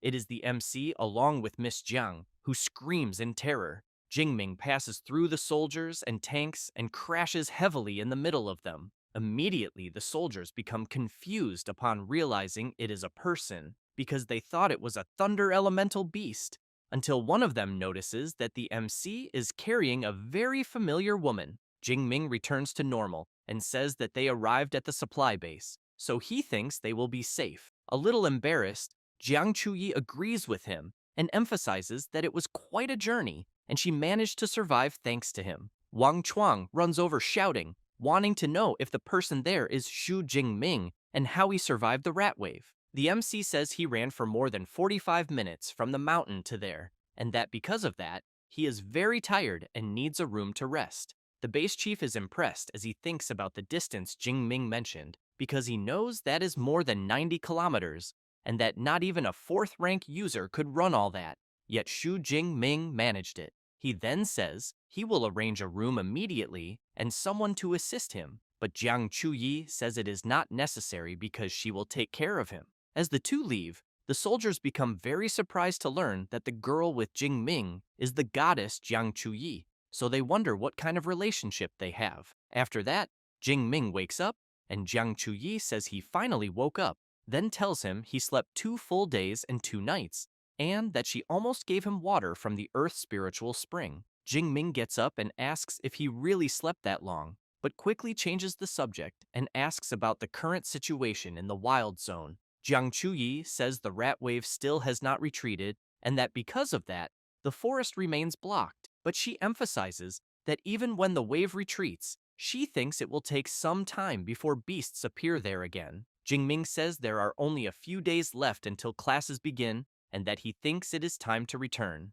Jiang Chuyi says she was also thinking about returning, until she remembers something and gives him a very sensual and autographed picture of herself, as the MC had requested. Jingming becomes completely embarrassed and says he wanted the autographed photo to give to a friend, but wants to know if the picture she gave is not a bit inappropriate and if by chance she has a more normal one. Jiang Chuyi becomes embarrassed and thinks she will die of shame because she thought Jingming was interested in her. But right after she gives him another photo and asks him to return the one she gave earlier, the MC says he wanted to keep the one she gave, but wants to know if she is okay with that. Jiang Chuyi smiles and says he can keep the photo. Then Jingming grabs his phone and, trying to change the subject, says he has many messages piled up from the 2 days he was asleep and that he needs to take care of some things, and that he also still needs to book the train tickets to return to the university. Jiang Chuyi says he will not need the train because she arrived there driving. and that when it is time to return, he can go with her if he wants.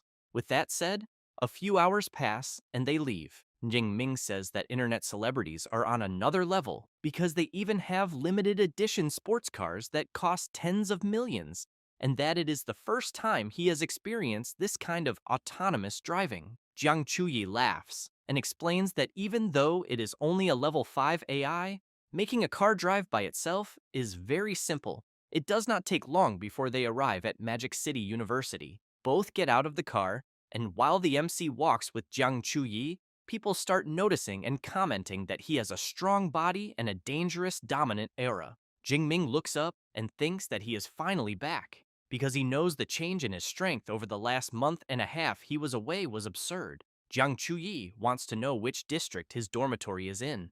Jingming says it is in District 3. She says that hers is in District 2 and that apparently they will be parting ways there, then emphasizes that if the MC ever needs her help, he just has to call. Jingming says he will definitely do that.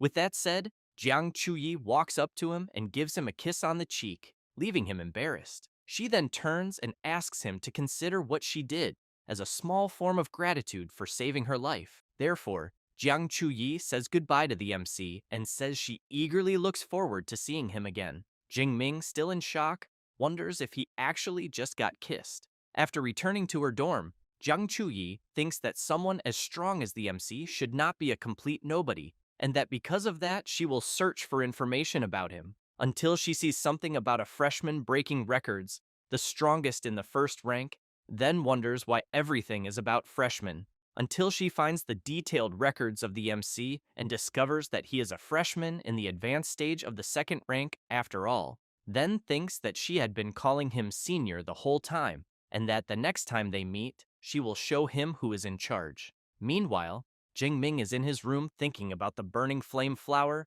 dark wolf hide, and all the mission items gathered there, along with the spatial rings and more than 25 million on his card. He then looks at his status on his system and thinks that it really was a shame he ran into the rats. Otherwise, he would have gained even more skill points. But even so, he still has more than 3,700 points, and he thinks it should be enough to learn 2 S-rank combat techniques. At that moment, Liu Wentao appears shouting and calling the MC, saying he heard there was a rat wave where he was recently, and that he was worried about him. Jingming says that yes, there was, but explains that the army is already taking care of it. Liu Wentao senses his friend's aura and immediately wants to know if he advanced to the second rank. Jingming says he is in the advanced stage of the second rank to be exact, but emphasizes that he went through some life or death situations, but got lucky, and not only survived, but also gained an advancement. Liu Wentao, Ichiu, says he knew his friend was not someone ordinary, because he knows life or death situations increase strength at an absurd rate, and that it even makes him want to try it.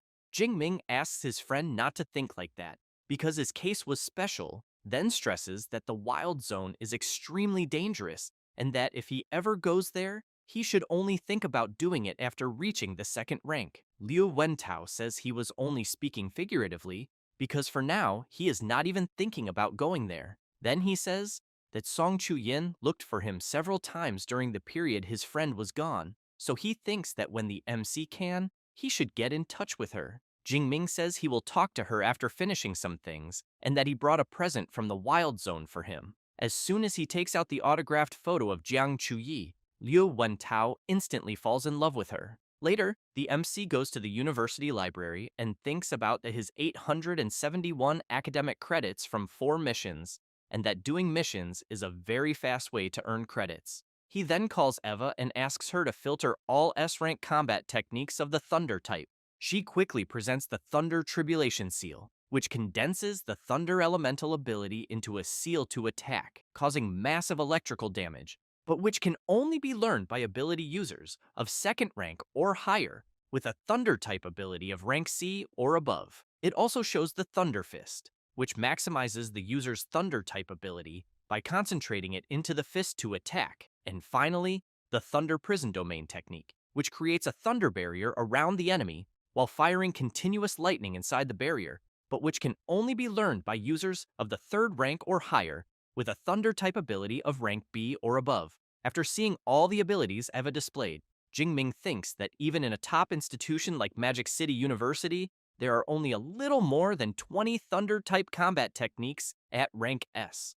But he keeps in mind that S-rank techniques are crucial for increasing his strength in the future, so he knows he needs to choose carefully. Then Eva shows a few more, and Jingming decides it will be two, one for long-range magical attacks and the other for defense, being a good balance between offense and defense. He also thinks that for close combat techniques, others might only be able to focus on one path, but since he has a cheat system, he does not need to worry about that, because he will get everything, until, when reading the technique manual, he becomes surprised and thinks that the Heavenly Thunder art he is seeing is a prerequisite for the only SS rank technique in the Thunder department of Magic University, which is called the Heavenly Guide of the Thousand Thunder Prisons. Then he concludes that it is truly profound, being far more than the indestructible Thunder Body, which is also an S-rank technique. He also realizes that the technique he is reading is so complex that it seems even more painful than spending nights studying foreign literature in his PhD in his previous life. Therefore, 6 hours pass, and the MC is quite discouraged, thinking that he finally managed to understand the basics, and that now he will leave the rest to his system. He then clenches his fist tightly and calls the system. Next, he raises his fist and shouts for it to apply the skill points. His body immediately is surrounded by electrical energy, and very surprised, he wonders if evolving an S-rank technique to the initial stage really cost 1,600 skill points. Points he nearly died collecting in the wild zone, until Eva approaches Jingming and informs him that it is already almost 1 in the morning, so she suggests he return to the dormitory and manage his time better, and that he should please avoid using abilities inside the library. Jingming thinks it is already so late, and that learning the Underworld Thunder armor will take even longer, so he thinks it is better to come back another day. Meanwhile, elsewhere, some people are training their running, and one of these people is Song Chu-yun, who thinks that she trained late every night for the last month and is even surprised by her own progress. So she thinks that when Jingming returns, she will challenge him and show who is the true #1 among the freshmen, until she looks up after seeing a bird flying and realizes it is a black feathered falcon. Song Chu-yun knows it is a wild beast that relies on speed and camouflage feathers to hunt in the city. Judging by its speed, she thinks it must be 3rd rank. However, she becomes puzzled when hearing thunder sounds despite there being no clouds in the sky. And then she sees a powerful ball of electrical energy hit the falcon directly, which is instantly destroyed. Song Chiu-yun becomes impressed, wondering if it was a high-level superpower user taking action, and that, by the looks of it, whoever did it is right there on campus, so she wonders if it could be some senior or a professor. However, she has no idea that this was done by a freshman who, to be precise, is Xu Jingming and far away from the campus. Next, the system notifies that the MC defeated a 3rd-rank black-feathered falcon and gained another 34 skill points. Jingming becomes excited, thinking that the Heavenly Thunder art is even stronger than he imagined, because it simply pulverized the beast, and that the best part of all was the range, which reached almost 1,000 meters. Meanwhile, someone is watching the MC, thinking that the guy he is seeing can only be the famous freshman. The next day, Liu Wentao sees his friend and asks if he is going out that early. Jingming says that the Great Freshman Tournament begins in a few days, and that because of that, he is going to the Combat Technique Library again. Liu Wentao thinks that his friend just came back from the Wild Zone and is already training again, so he thinks he is not human, but in contrast, he thinks that after eating breakfast, he will also train. As soon as he steps out of the dormitory, the MC hears someone calling him. It is Song Chu-yun, accompanied by her friend Chi Dongxia. Jingming sees the outfit Song Chu-yun is wearing and says that apparently she is also training. Song Chu-yun walks up to the MC and wants to know if he remembers that he promised to fight her before. Jingming wants to know if she is sure she wants to have this fight.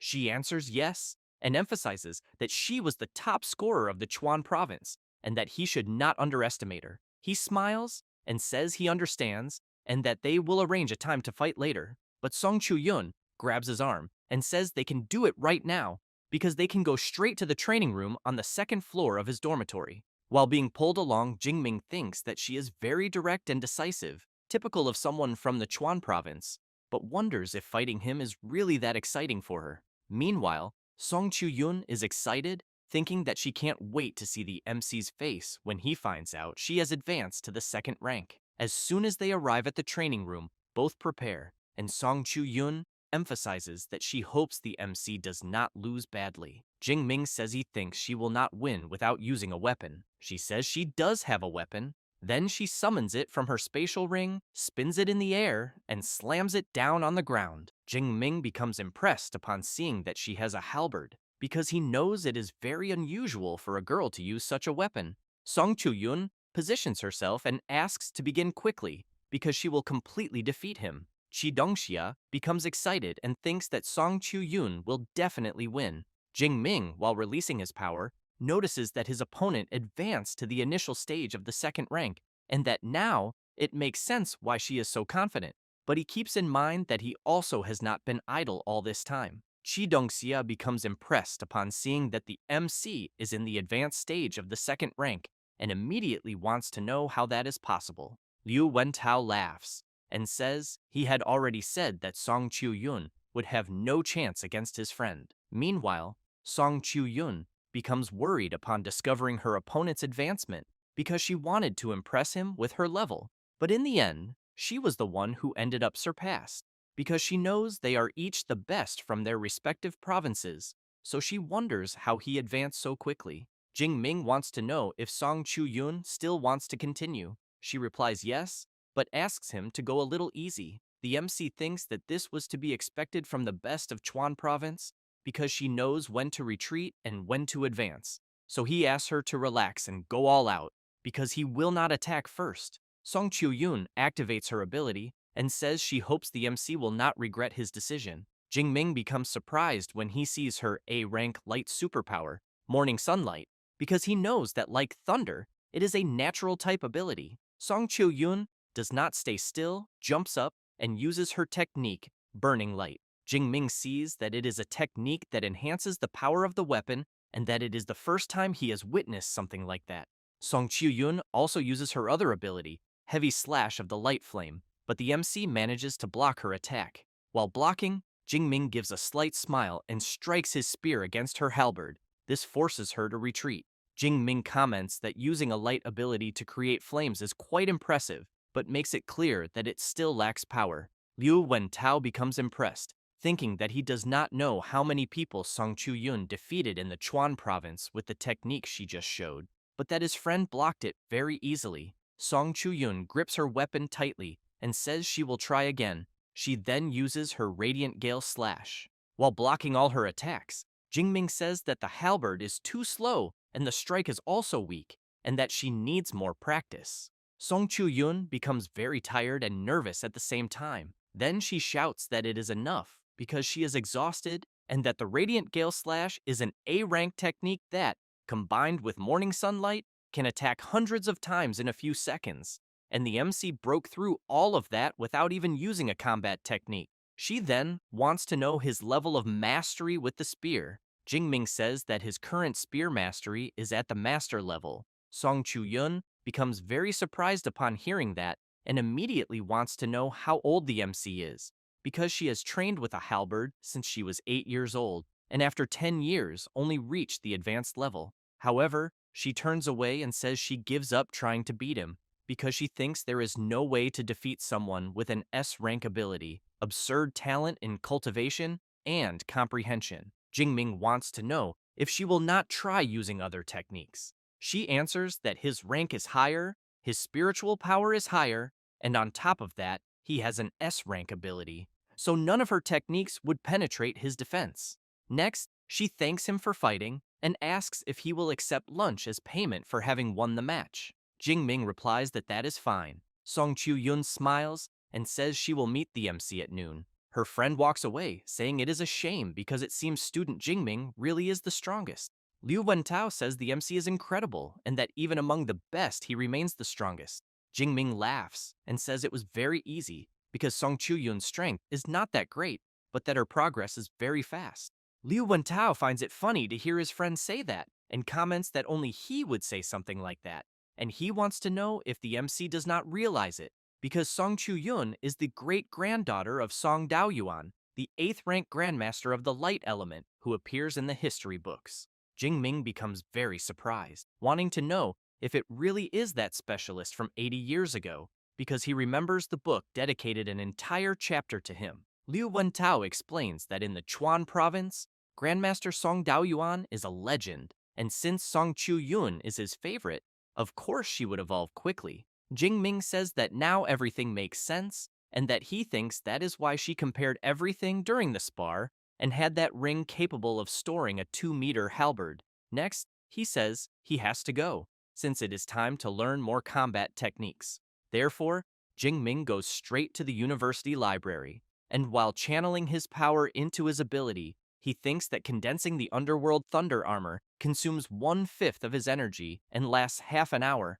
and that apparently it reduces up to 90% of impact and even counterattacks automatically, being a kind of reverse thorn. 4 hours later, Jing Ming decides to see how much will remain after investing in the underworld thunder armor. He then discovers that a little more than 700 points are left, and that because of that, he thinks he needs to go to the wild zones of Yagcheng or Tongxiang to recover afterward. Jing Ming becomes excited, thinking that from that moment on, he will fully prepare for the Great Freshman Tournament. Therefore, time passes, and the day of the Great Freshman Tournament arrives. Jing Ming sees Song Chu-yun and her friend and says that apparently the weapons of both of them are very different from what the other girls use. Chi Dongxia emphasizes that the stranger the style, the faster the victory, and that her goal is to place among the top 50. Meanwhile, Song Chu-yun says that her goal is a bit higher because she wants second place. The MC finds that strange and asks why. She answers that she already knows she cannot beat him, so she does not want to suffer again. Liu Wentao says that the best of Qinghai province, Li Chengji, also reached the second rank, and that he heard people saying he is very arrogant. Song Chu-yun says she cannot wait to see how strong he is. Chi Dongxia points her finger and asks everyone to look because she thinks they have arrived at the competition venue. Inside field number 3 of the Great Freshman Tournament, a friend of Jiang Chuyi comments that she did not expect to see her interested in the tournament and because she thought she did not enjoy watching these types of fights. Jiang Chuyi answers that it is because there is someone special she wants to observe. Her friend becomes curious and asks whether it is a man or a woman. Jiang Chuyi replies that it is a man and that she just saw him. As soon as Jing Ming enters the stadium with his friend and the girls, he becomes impressed and says that the arena is very large. Liu Wentao says he heard from his professor that the tournament will have a battle royale with 100 participants, and that because of that, he thinks it makes sense for the arena to be so big. Jing Ming looks around at the many people in the stands and quickly becomes excited thinking about the 100 participants, and that the tournament really promises a lot. Next, Liu Wentao becomes shocked when he looks up and asks why so many big shots from the clubs are in the stands. Because even the presidents of the 2 biggest clubs in the school, the Ash Club and the Meteorite Club, are there in person. Jing Ming becomes confused and asks if Magic City University has that kind of thing. Liu Wentao replies that of course it does, but emphasizes that the clubs at Magic City University are very different from electronics or chess clubs at humanities colleges, because the MC can think of them as combat teams formed by superpower users. He also explains that they usually organize expeditions to wild areas to hunt fierce beasts and also distribute training resources regularly every month, and that after graduation, a person can even be transferred to their main guild and become an official member. Liu Wentao makes it clear that Mr. Liu Ming is the vice president of the Ash Club, so he thinks it is a great day for the MC to shine, but he wants to know why he cannot see him. Jing Ming thinks about that and reflects that since he returned to school, neither Liu Ming nor his master has shown any sign of life, but he heard that they went to the southwest, and he does not know if they are okay. Meanwhile, a guy is calling his president and saying he heard that the situation in the southwest is tense, and that he is very grateful that he took time out of his schedule to return to the school, but emphasizes that recruiting newcomers is something they can handle, and that he did not need to personally supervise it. This is Wei He, president of the Ash Club, who makes it very clear that he is not there for anyone else, and that his only purpose in returning is to recruit Liu Ming's junior, Xu Jingming, no matter the cost. But when he turns around, he becomes intrigued, wondering why Wu Yuan of the Meteorite Club is also there, and whether his target could also be Jingming. This is Wu Yuan, president of the Meteorite Club, who upon seeing Wei He looking at him, makes a hand gesture. Next, a magic appears in front of everyone, and Liu Wentao says that apparently the directors are arriving and that the tournament is about to begin. A sort of room appears above the magic, and people begin wondering if it could be a spatial ability. Then, someone begins to step out, and a woman appears. Liu Wentao says that the woman is the vice director responsible for the combat ability library. Jingming, wide-eyed, says she is very young to be a vice director. Song Chiu-yun explains that superpower users have strong bodies, so they age more slowly, but she thinks the vice director is not even 40 yet. Therefore, the vice director says it is a pleasure and introduces herself, saying her name is Ling Shuang and that she is one of the 3 vice directors of the university, normally responsible for guarding the combat ability library. She then emphasizes that since the director is not at the university and the other 2 vice directors are busy with important matters, she will be the one conducting the opening ceremony for the freshmen this year. With that said, she says that first of all, she welcomes everyone to the Magic City Superpower University, and that this year's freshman class has 1,024 students, including the top 6 scorers from the provincial exams. She then says that there are 56 with A-rank abilities, 832 with rank B, 135 with rank C and D, and beyond that, the class has a rare S-rank superpower user. Liu Wentao immediately looks at his friend, as does Song Chiu-yun. Ling Shuang explains that to help them grow, the university distributes resources each academic year based on their level, and that there are 5 levels in total, from D up to S. Then the Great Freshman Competition will determine their training during the first year. The vice director explains the ranking system, credit system, combat power ranking, mission system, and that competition at Magic City University is extremely intense, until someone in the audience comments that they think it would be better to cancel these systems because it would be fairer. Ling Shuang hears this and shouts, demanding to know when she ever said Magic City University was fair. She then becomes serious and, releasing her overwhelming pressure, makes it clear that the university's goal is to train elite specialists and that the birth of a specialist requires fierce competition, and that everyone needs to fight for it. While everyone is frozen in fear from the vice director's crushing pressure, Jingming becomes excited, thinking that this kind of competitive culture is exactly what he wanted, and that it seems he made the right choice by coming to Magic City University. Ling Shuang concludes that in summary, at Magic City University, they had better not even think about hiding their strength, because the stronger they are, the more resources they will receive, and that she will now focus on explaining the Great Freshman Competition. Therefore, she explains that the competition will be divided into 2 phases. The first is a battle royale with 100 people, and Eva will record the number of enemies defeated by each participant. The top 5 of each round will advance to the second phase, and there will be 10 rounds in total. Eva shows the rewards, where first place will receive a spatial ring with a capacity of 10 cubic meters, a set of A-rank training resources, and 1,000 academic credits. Second place will receive an A-rank combat armor, a set of B-rank resources, and 900 credits.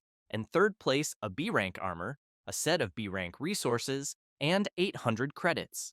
Lu Wentao becomes impressed and asks how much a 10 cubic meter spatial ring would be worth. Qi Dongxia answers that it probably cannot even be bought with money. Then, while Eva shows the privileges of the ranked students, Ling Shuang says that the competition will determine each person's level and that the S-rank privileges will be evaluated separately by the university itself. With that said, she says she has said all she needed to say and informs Director Sun that the rest is up to her, who quickly steps forward and announces that she officially declares the Great Freshman Competition open. She emphasizes that students with exceptional performance can be accepted as personal disciples of professors, so she suggests everyone do their best. This is the director of the Elemental Academy, Sun Qing Shui. The participants begin talking among themselves about doing their best and hoping some professor will notice them. As the participants head to the arena, the organizers announce that the first phase has 10 rounds and that they will draw the students for the first round,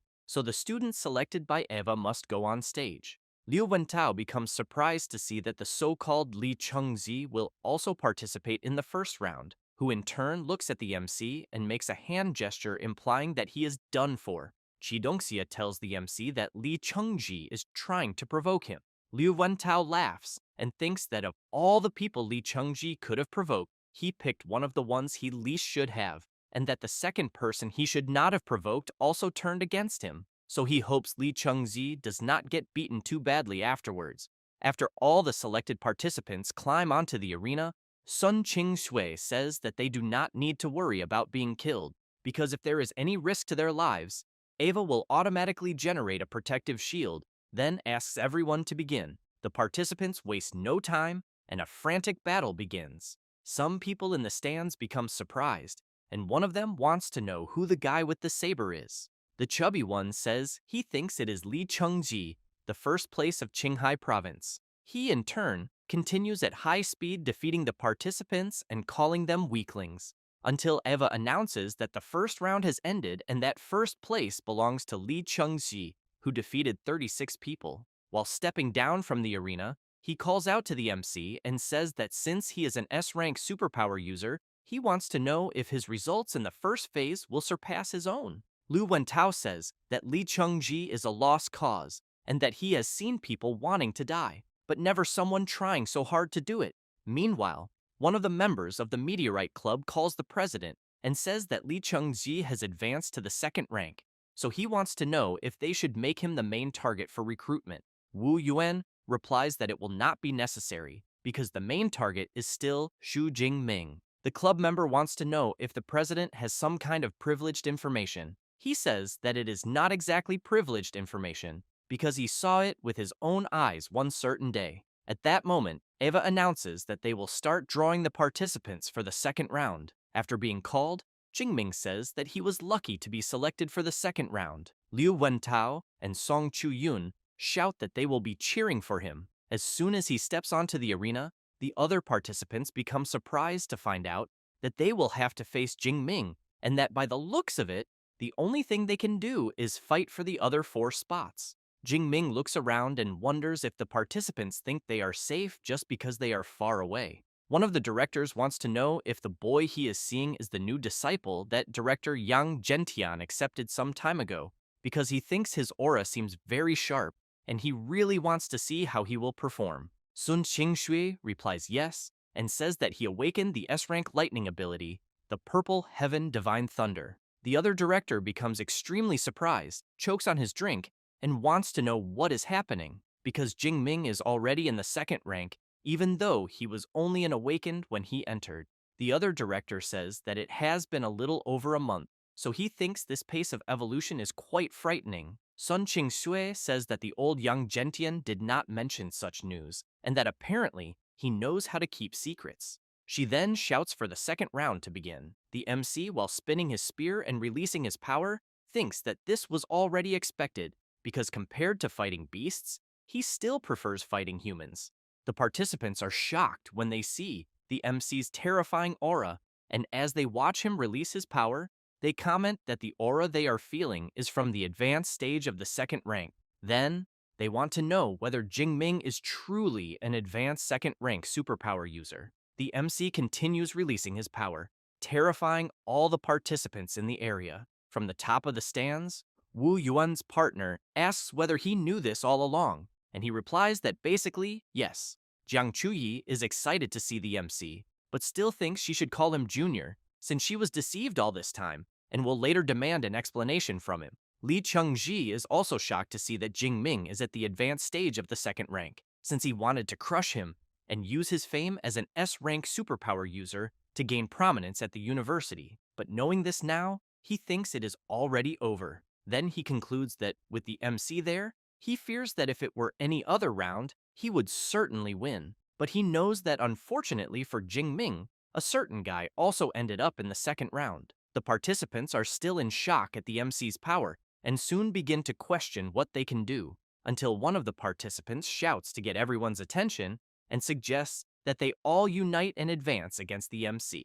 Immediately, the other participants think the idea is great. The MC notices something strange in the voice he just heard, as it almost seems to have a hypnotic tone, so he wonders whether the guy is a psychic-type superpower user. At that moment, the guy who suggested everyone join together introduces himself, saying that his name is Shi Liao, an A-rank psychic superpower user, then says that if everyone listens to him, everyone will win, since the chance to defeat an S-rank user does not appear every day. Thus, through his psychic power, the participants become euphoric, willing to go all out against the MC, and soon want to know what they need to do. One of the directors comments that this Shi Liao does have presence, since he managed to unite the freshmen in an instant. The other director comments that at the moment, the MC will have problems, since he thinks the MC might end up being defeated by surprise. Sun Qingshui comments that, if she is not mistaken, Shi Liao is a disciple of Rector Long, who in turn laughs and emphasizes that this only happened because Jingming is too strong and ended up becoming a common enemy, but also thinks that his disciple was just lucky this time. The director of the Elemental Academy points out that luck is also a form of strength, but that at the moment she thinks Jingming is really screwed, since if an S-rank superpower user does not even pass the first phase of the Great Freshman Tournament, he will become a joke. The MC carefully watches the participants gather together, and Shi Liao, using his psychic powers, comments that if Jingming had eliminated him before the second phase, he thinks he might have been able to turn the tables. But now he knows that everyone is watching him, so he wants to know how he will reverse this scenario of 102 against 1. The MC, while laughing, prepares his spear and asks who said he is at a disadvantage. Shi Liao, worried about his opponent's movement, shouts, warning the awakened close combat fighters to attack from the front. The long range awakened to fire immediately, and the support awakened to use buffs. Thus, many rush toward the MC, shouting that the chance to defeat an S-rank has arrived. Shi Liao shouts from afar, telling Jingming to forget about attacking him and deal with the others around him first. The MC comments that there are a lot of people, but that this still makes no difference at all. That said, he hurls his powerful spear in Shi Liao's direction. The MC's ability completely obliterates the stone barrier, and a huge explosion occurs at the location, throwing everyone who was nearby far away. However, the MC's ability continues to intensify more and more. The participants who were hit by the explosion are frightened, thinking that the power will explode again. Jingming's electrical ability begins to grow stronger, and another explosion, even stronger than the previous one, occurs. The freshmen who are outside are shocked, since even a mushroom cloud appeared in the arena due to the strong explosion. At that moment, Eva appears in the arena and, while some participants are enveloped by a protective barrier, she informs that an uncontrollable energy impact was detected and that some lives were at risk, so the energy defense network was automatically activated. But she regrets to inform that the participants protected by the defense network were eliminated by the MC. Shi Liao, slightly injured, thinks that if he had not provoked the MC, he certainly would have advanced, since he ended up not defeating anyone and will no longer have a chance in the second phase of the tournament. However, he tells everyone not to worry about him, since the rest should continue attacking. And because of his hypnotic power, the participants soon get back up and charge at the MC again, who simply waits for the right moment to counterattack, then channels his power to the maximum. Meanwhile, Shi Liao is cheering, thinking that trading 1-for-1 to defeat Jingming is already worth it, until he is completely surprised by the power he is feeling, since Jingming is sending all the participants who were attacking him flying into the air with his ability all at once. Then, the MC takes a deep breath, since it is being far too easy. Shi Liao, impressed, wants to know whether the MC is not using any combat techniques and whether he perhaps only used pure ability manipulation to block all the elemental attacks. Thus, he collapses to the ground and thinks that he gathered so many people, but in the end, they are still just mere ants. The participants outside begin commenting among themselves that what they are seeing is absurd. One of them comments that he also learned the Thunder Spear, but his does not even compare to Jingming's. Jiang Chuyi stands up and very pleased shouts, saying that she knew Jingming would handle it. Song Chuyun and Liu Wentao celebrate, and she comments that the participants were naive to think they would defeat the MC. At that moment, one of the directors comments that Jing Ming's proficiency with the Thunder Spear is at least at the advanced level, and that his Thunder network has no openings at all. Long Ke comments that the MC even generated a sonic boom when throwing the Thunder Spear, and that the speed exceeded Mach 2. Sun Ching Shui comments that it is a shame old Yang is not there to see this. Otherwise, he would ask Jing Ming about his secrets. Meanwhile, the remaining participants in the arena want to know what they will do to break the MC's defense. Jing Ming laughs and emphasizes that if they are afraid to attack him, he will resolve it himself. Thus, he leaps at high speed and with a simple movement manages to defeat several opponents without much difficulty, which leaves the rest quite frightened, shouting for them to maintain formation. That said, the participants close ranks as a group.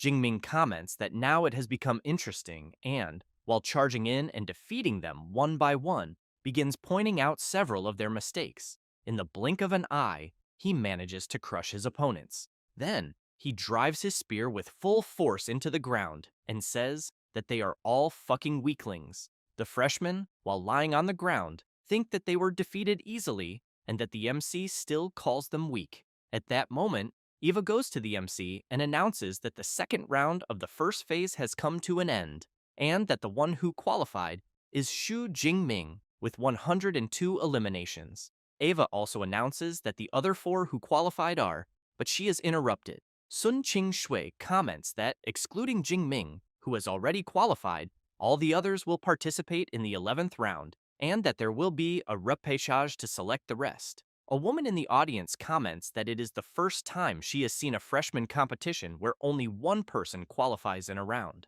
The guy next to her, very excited, agrees and thinks that, to reach Jingming, the clubs will end up killing each other later. The chubby director wants to know whether the freshman competition has already been going on for more than 40 years. The other director replies that yes, and informs that the previous record was also held by an S rank, but with only 87 eliminations, then thinks that the MC's new record will probably last quite a while. Long Kei points out that, if he is not mistaken, Jingming took only 7 minutes to accomplish what he did, then comments that he does not know how Mr. Yang Zhentian trained the MC, but that his spear technique has truly reached the master level. Sun Xingxue is surprised to hear about the level the MC has reached with the spear, then thinks that he really has absurd talent on the path of weapons, since she was considering trying to recruit him for the Elemental Academy, but now it no longer makes sense.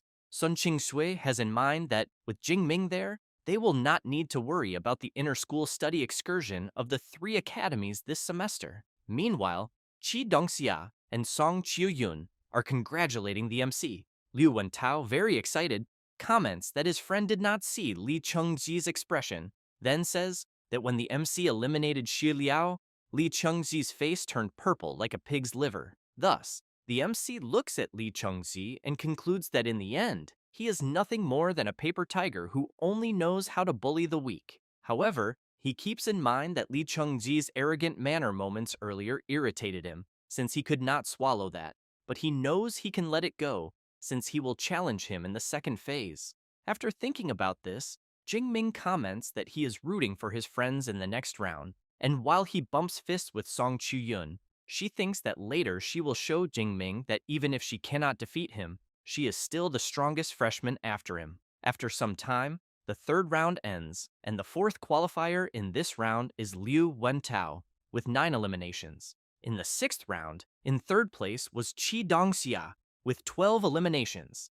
The 8th round was about to begin, and, very excited, Song Qiuyun was thinking that her turn had finally arrived. The freshmen in the stands become enamored with her and shout that she is the first place from Chuan province, and that they also know she uses a halberd as her weapon. At that moment, the 8th round begins, and Song Qiuyun immediately prepares herself, and without thinking twice, charges toward her opponents. Some freshmen watch her fight and conclude that apparently she is also at the advanced 2nd rank. Then, from the top of the stands, Wu Yuan asks his partner to add Song Qiuyun as the 2nd recruitment priority, and that Li Chengji is temporarily 3rd at the moment. Back in the 8th round, Song Qiuyun activates her ability Dawn Phoenix Dance and goes on to defeat several freshmen. Then she uses the halberd technique light piercing, and with a single thrust, manages to defeat several at the same time, who fall to the ground complaining that they were defeated.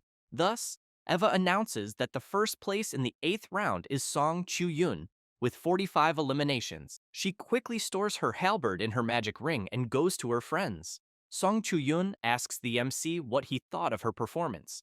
Jingming replies that it was truly impressive, and that she combined magical combat and close combat abilities very well, then emphasizes that he is looking forward to her performance in the second phase. After that, 2 hours pass, and Eva announces that the second phase of the freshman competition will be the free challenge, then explains that everyone has 3 chances to challenge anyone and take their higher ranking, and that those below the top 50 cannot challenge the top 50. That said, the arena platforms begin to move. Lee Chung-ji thinks that he needs to leave Jingming alone and wonders whether he should challenge the second place, Song Chu-yun, until he is quite startled to hear someone asking Eva that they want to challenge the third place, Lee Chung-ji. Seeing that it is the MC making the request, Lee Chung-ji becomes furious and immediately comments that the MC is in first place, then wants to know why he is challenging the third place.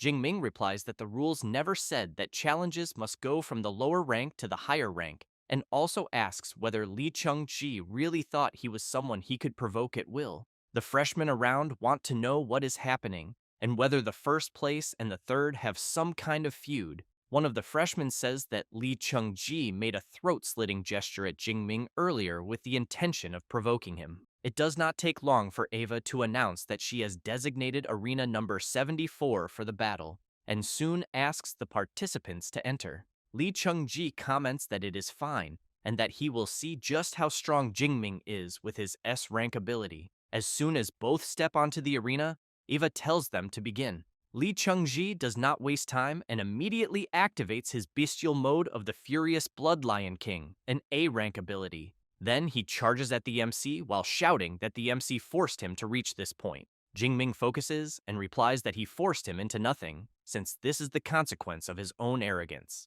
With that said, he also advances toward Lee Chung-ji and quickly appears behind him. However, with his transformation, Lee Chung-ji turns around quickly and unleashes the Furious Lion Slash.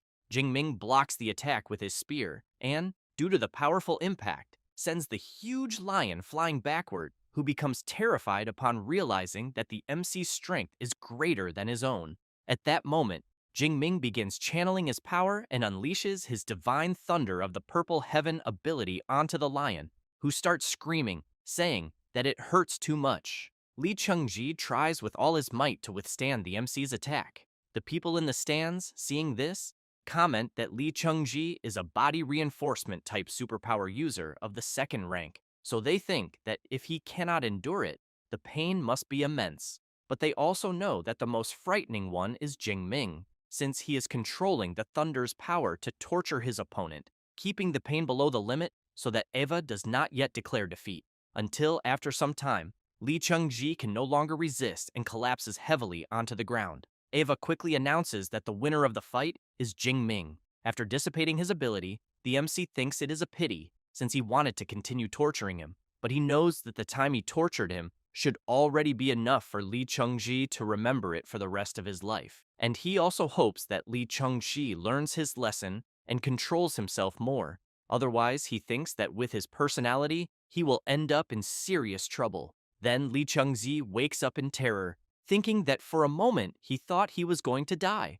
And when he looks to the side, he breathes a sigh of relief upon seeing that the MC has already left. However, Song Chu-yun calls Eva and comments that she also wants to challenge the third place, which leaves him unable to believe what he is hearing, since he has just fought and was almost killed. And, after some time, Lee Chung-ji, with his bestial form active, is being brutally struck and thrown far away, and as soon as he crashes heavily to the ground, Eva announces that the winner of the fight between the second place and the third is Song Chu-yun. Lee Chung-ji is quickly placed on a stretcher, and, while being taken to the medical wing, Song Chu-yun runs to her friends and asks the MC if he saw how she finished off Lee Chung-ji. He replies that he did, and congratulates her on the great fight. She bumps fists with him and laughs a lot. The freshmen, seeing this, begin to get nervous, wanting to know what is going on between them, because they can see that there is something in the air between the two,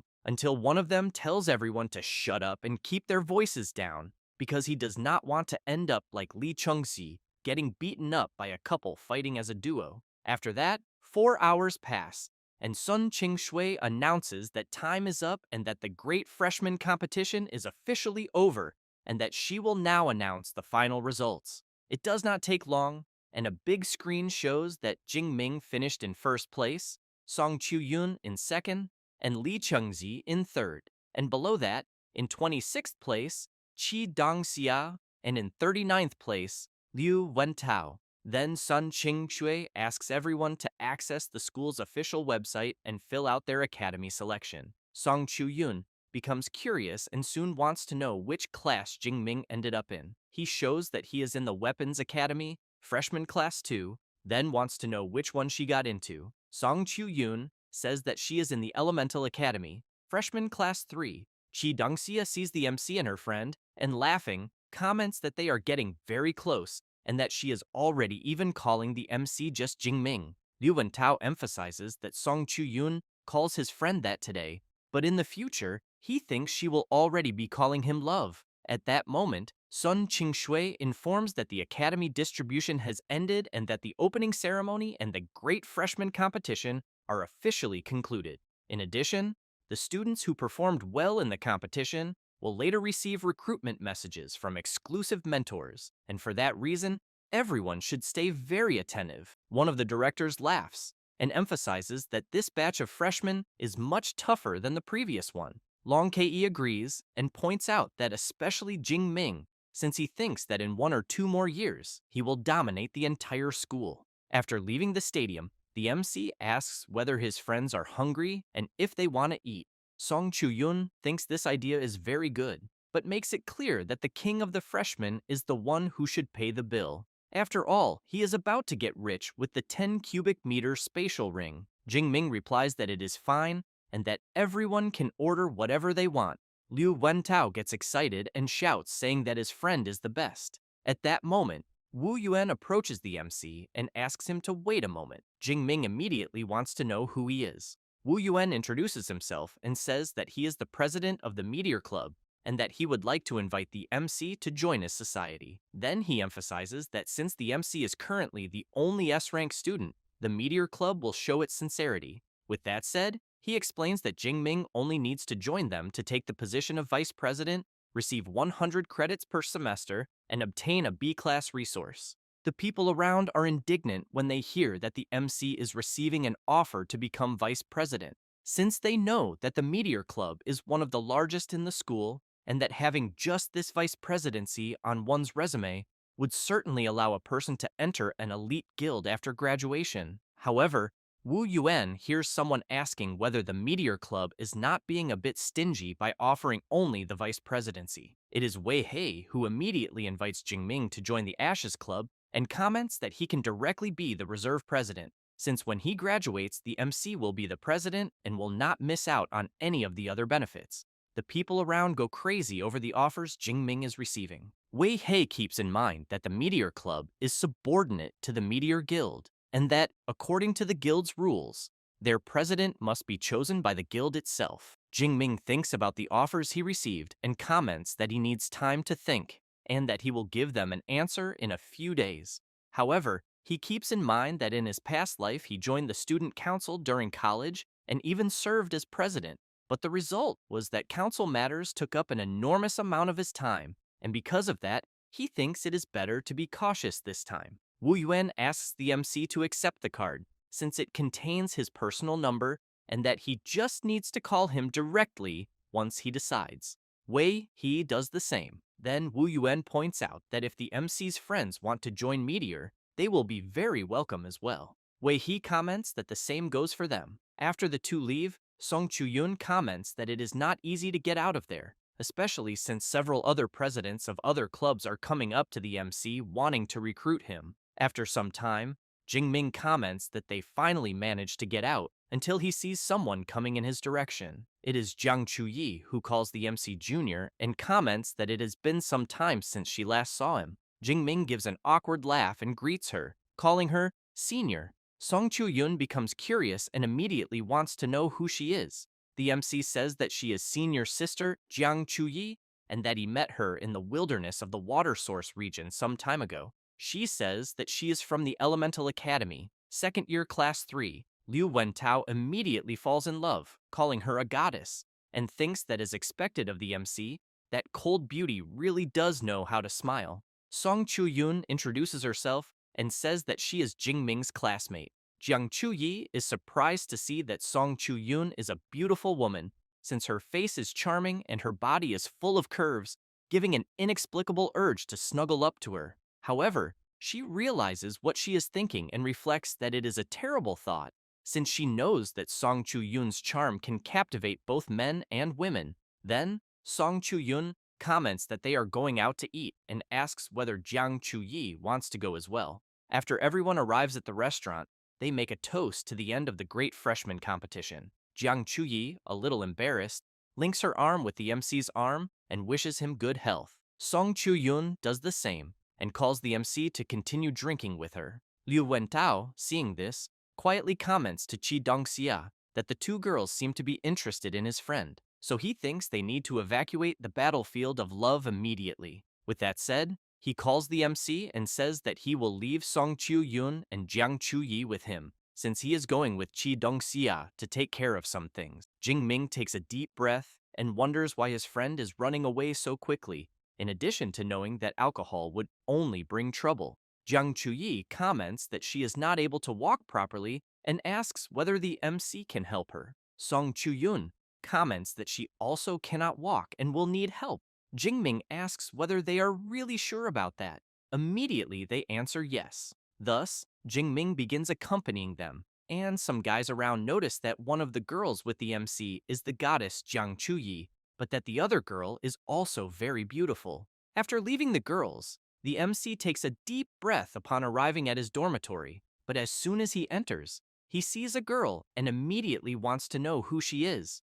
The girl gets up from the sofa, greets the MC, and says that she is his class advisor. Then she introduces herself, saying that her name is Su Yu and that she brought his reward for the great freshman competition. Next, she explains that the safe can be opened with the MC's fingerprint and that she will send him the group number soon, but that he should remember to join the class group, since from that moment on, no matter what happens at the school, he should contact her directly to help him resolve it.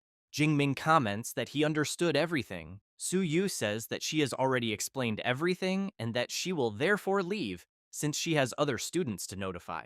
Liu Wentao quickly runs up to the MC, wanting to know whether there was any fight between Song Chu-yun and senior sister Jiang. Jingming asks why there would be any fight between them. Liu Wentao looks disappointed, wanting to know whether there really was no fight and whether everything is really that harmonious, but soon changes the subject and comments that this was already expected of Jingming, since apparently he thinks that Jingming handled both of them.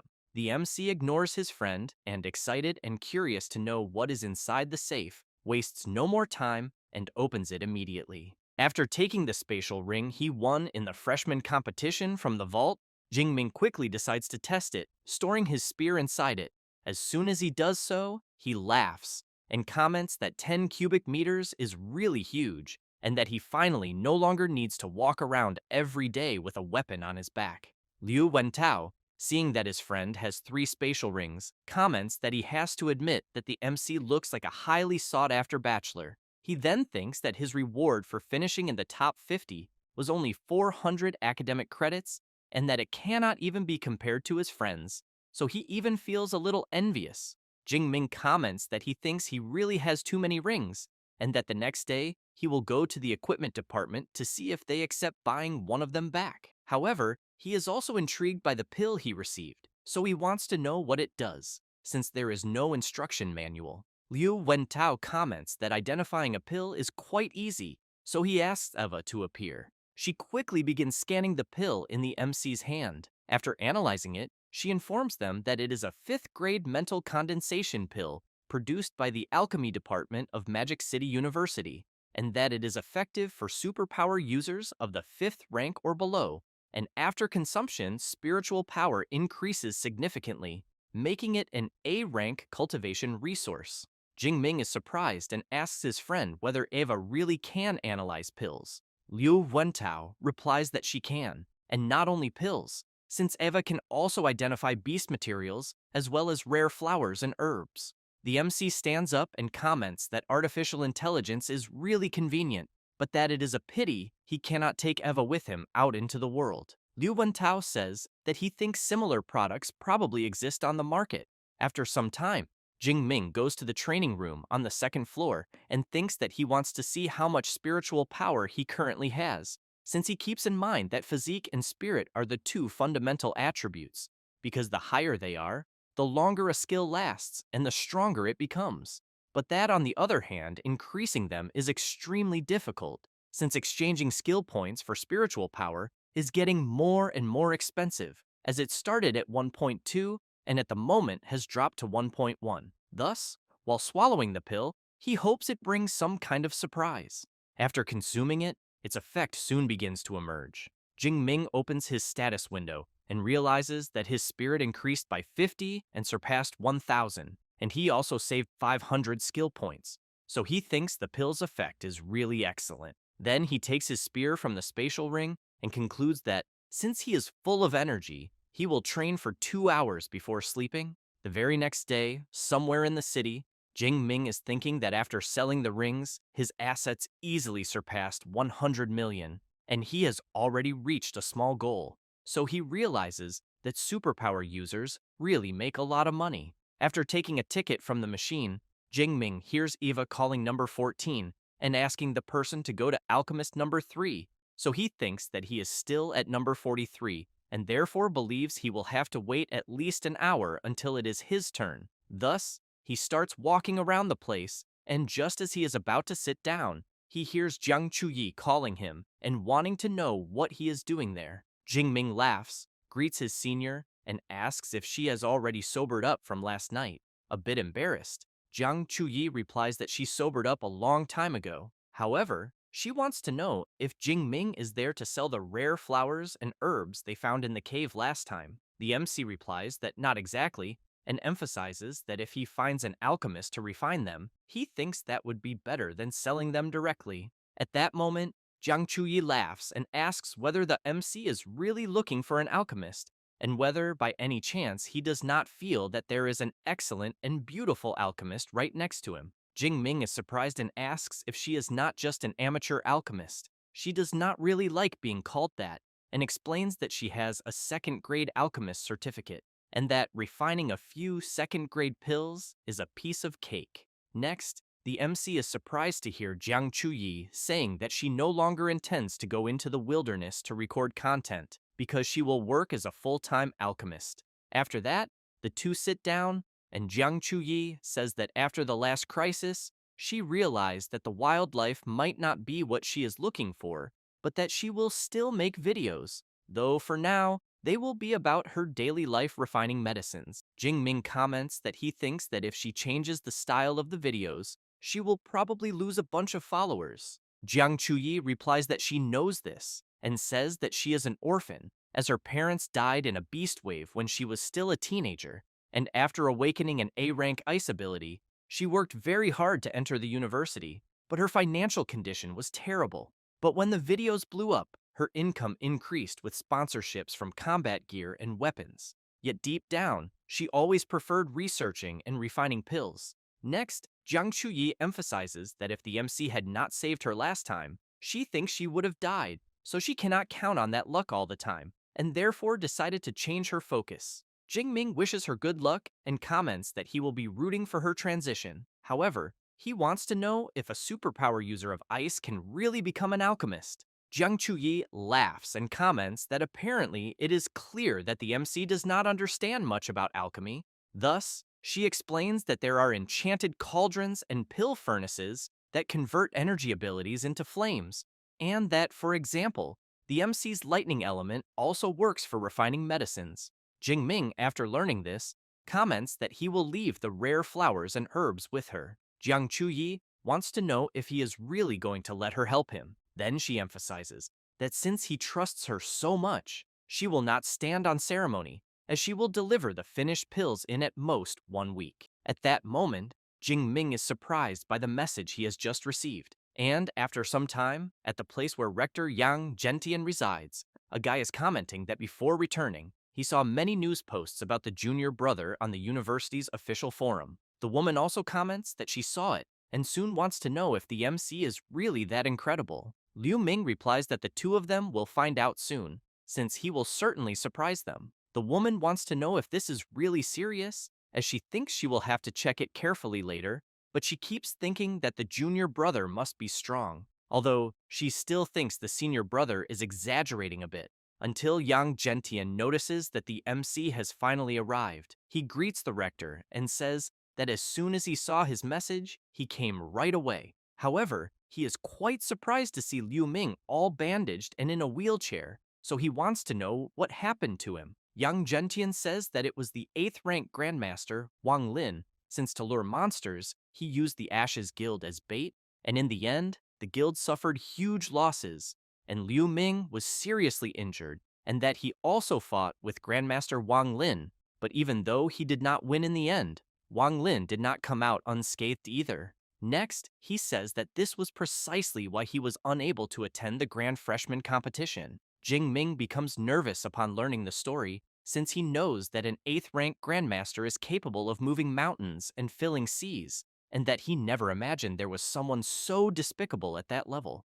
The MC starts thinking about an 8th rank Grandmaster, since he has in mind that he is still only at the 2nd rank, and that if he considered avenging his senior brother, he thinks he would become cannon fodder immediately. And he also knows that in this world, if a person does not become strong, they will only be manipulated by the powerful however they want. Until Yang Gentian goes up to the MC and asks him not to think too much about what he heard. Then he introduces Shu Wei and Tong Yue, who soon greet the MC. Shu Wei says that what he has in hand is a 4th grade origin energy pill and that it greatly increases the efficiency of absorbing origin energy, being a B rank cultivation resource. Tong Yue comments that she will transfer 200 academic credits to the MC. Jing Ming bows and thanks his senior brothers.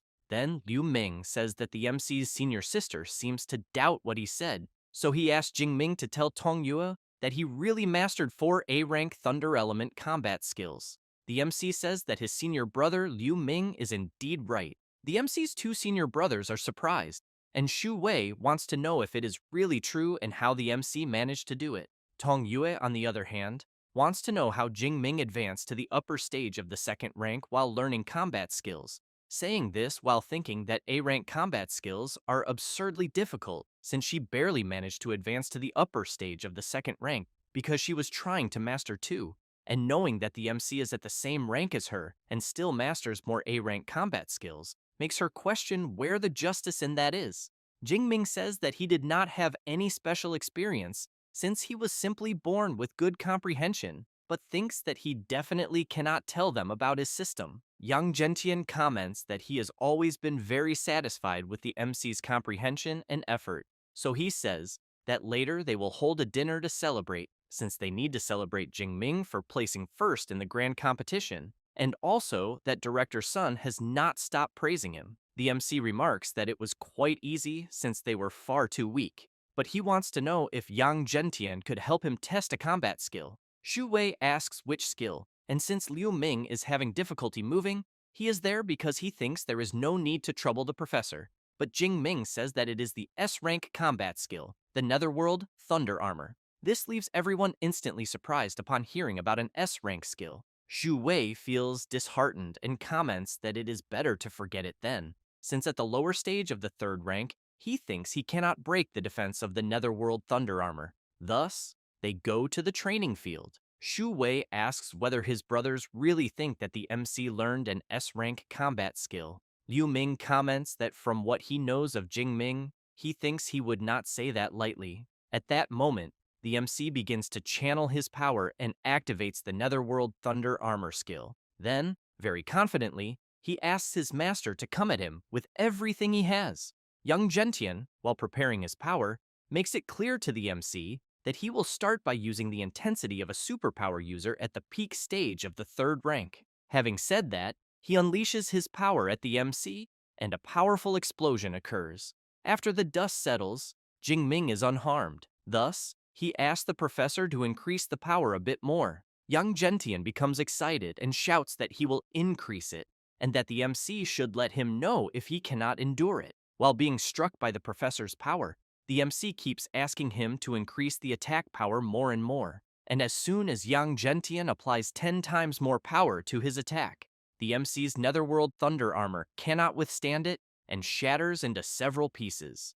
Young Gentian goes to Jingming and comments that it was not bad at all, since the attack intensity of a superpower user at the lower stage of the fourth rank is about 10 times greater than that of someone at the peak stage of the third rank. So he emphasizes that to break the MC's defense, he thinks it would require at least an A-rank superpower user at the fourth rank. Xu Wei, deeply impressed, wants to know whether an S-rank combat skill combined with another S-rank combat skill can really reach such a terrifying level. Tong Yue, with a trembling voice, comments that the MC is surpassing 2 major levels to defend against the attacks of a 4th-rank superpower user, so she thinks this already goes far beyond being just a monster. Young Gentian says that it is already time and calls the MC to go eat, but he asks the professor to wait a moment, and as his hair begins to turn white, he says that this is not his limit yet. Having said that, he begins to release his power to the maximum, creating a powerful wave of energy.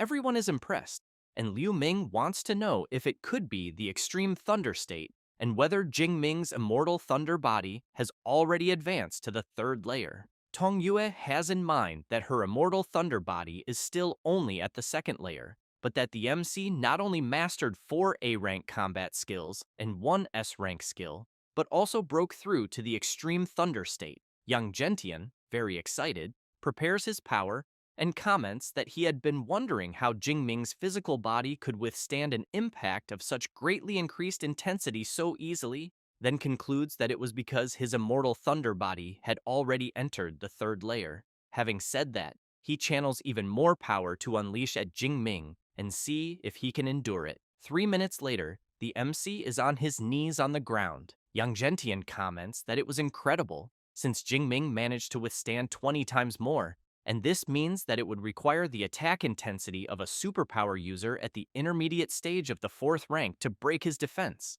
Then he calls the MC and emphasizes that the fact that he reached such a level truly exceeded all his expectations as a teacher. Jingming apologizes to his professor for the trouble, but thinks that at the moment, he finally knows the true limit of his defensive power. Young Gentian helps Jingming to his feet and says that of all his students, Jingming is the one who makes him the most at ease, since he learns everything without needing to be taught. Having said that, he calls everyone to go eat and emphasizes that he is in a great mood and that everyone can order the most expensive dishes. While they head somewhere to eat, Jingming calls out to Liu Ming and comments that between the Ashes Club and the Meteorite Club, he wants to know which one Liu Ming thinks he should choose. Immediately, Liu Ming replies that Jingming should choose the Meteorite Club. Xu Wei looks back, surprised, and comments that he thought Liu Ming wanted the MC to enter the Ashes Club. He explains that if there were no problems with the Ashes Guild, he would certainly like Jingming to join them in the Ashes Club, but at the moment, he knows that the Meteorite Club is clearly the best choice. Young Gentian calls the MC and explains that actually, he can stay in a club for 1 or 2 years, and then create his own in the 3rd or 4th year, and that after graduation, these people will be the first foundation for building his own power. Jingming is intrigued by this idea of building his own power, so he wants to know if it is really necessary. Young Gentian asks if he knows why he failed to enter the Grandmaster realm, saying it was because he has no faction. He had to take care of everything personally, and that wasted too much time. Then he asks Jingming to keep well what he just said, because only when he has a faction to handle the smaller tasks will he be able to fully focus on cultivation. The MC replies that he understands and thanks the rector for the guidance, but thinks that apparently, as soon as his strength increases a bit more, he will have to start thinking seriously about this. The very next day, while walking around the university, Jingming thinks that formal classes have finally begun, Inside the classroom, the professor is commenting that they will discuss the origin of ferocious beasts. Since hundreds of years ago, origin energy appeared on Blue Star, and animals transformed into ferocious beasts, and humans awakened. While Eva shows some information to the MC, he realizes that it was discovered that after the surge of origin energy, many ruins of ancient civilizations were found underground, and that most of Blue Star's advanced technology evolved from these ancient civilizations, including ability detection devices. Next, Jing Ming had classes in anatomy, weapons faculty, and even elemental faculty, and in that class the professor was quite surprised, commenting that the MC is excellent, since controlling an S-rank ability in any form is not something simple, as no one in the elemental faculty has achieved what he is doing so far. And, after the weekend arrives, Jingming goes to the Yangcheng Wilderness area to defeat some beasts, and after acquiring the Azure Sky Black Dragon Spear, which cost 1,000 academic credits, Jingming thinks about the new knowledge, new techniques, and new equipment, then concludes that this was already expected, since his actual combat capability improved significantly once again. Next, Jing Ming sees in his status that in 2 months his strength more than doubled and his skill points exceeded 13,000, but that unfortunately, there has still been no sign of more levels in the skill column, since logically, if everything else can be enhanced, he thinks the skill should also be able to. However, he knows that he will not hoard them, since he will use them to strengthen himself as quickly as possible and maximize efficiency. And as soon as he does this, he believes that one day his Purple Heaven Divine Thunder will become an SS rank skill. And on the very next day, at the university, Song Chu-yun discovers that the MC learned skill control only a few days ago, but that he is already stronger than her after a whole month of training, so she thinks that comparing like this is really frustrating. Jing Ming comments that he just had a sudden epiphany, but thinks that he has the system, and obviously that cannot be compared. Song Chu-yun says that next week the joint study excursion of the freshmen from the universities will begin, so she wants to know if Jing Ming will participate. He replies that he heard the destination is a wilderness area, so he will clearly participate, since he has in mind that it is a great opportunity to collect skill points, and he also very much wants to see what kind of geniuses were recruited by the other 2 top universities. After that, a week passes and the MC's class is gathered. Lu Wentao comments that with Jing Ming around on the study excursion, they can be at ease. Song Chu-yun agrees and emphasizes that even without an S rank like him, they have already placed first for 4 consecutive years, so she thinks it seems that the 5-time championship is already guaranteed. At that moment, the door of the special passage begins to open, and Ling Shuang appears greeting everyone and saying that she will be responsible for conducting the meeting about the study excursion. Next, she asks Eva to expand the map and says that the destination of the excursion is the wilderness area of Magma Cave number 7, located deep in the mountains of Shuiyan City, Qian Province. The students are surprised, commenting that as expected of a magic cave, it is truly terrifying, and that they also heard that only places where countless superpower users have died can be called magic caves. Ling Shuang informs them that she will lead the team on the study excursion, and each faculty will also designate their mentors, and that the upper management will allocate a batch of resources to the 3 schools based on the final ranking of all participants, determined by the number and rank of ferocious beasts defeated, but that only the top 50 positions count, with first place receiving 34%, second receiving 23%, third 19%, and the remaining 47 sharing the remaining 24%. Thus, she makes it clear that first place is crucial, as it involves the glory of the university's 5-time championship of Magic City University and the resources the school can receive. Having said that, she comments to the MC that she will leave this task to him, so she wants to know if there will be any problem. He replies that there will not be, but thinks that with his current combat power, he believes no freshman should be able to surpass him. However, Ling Shuang emphasizes that she needs to warn them in advance based on the latest information,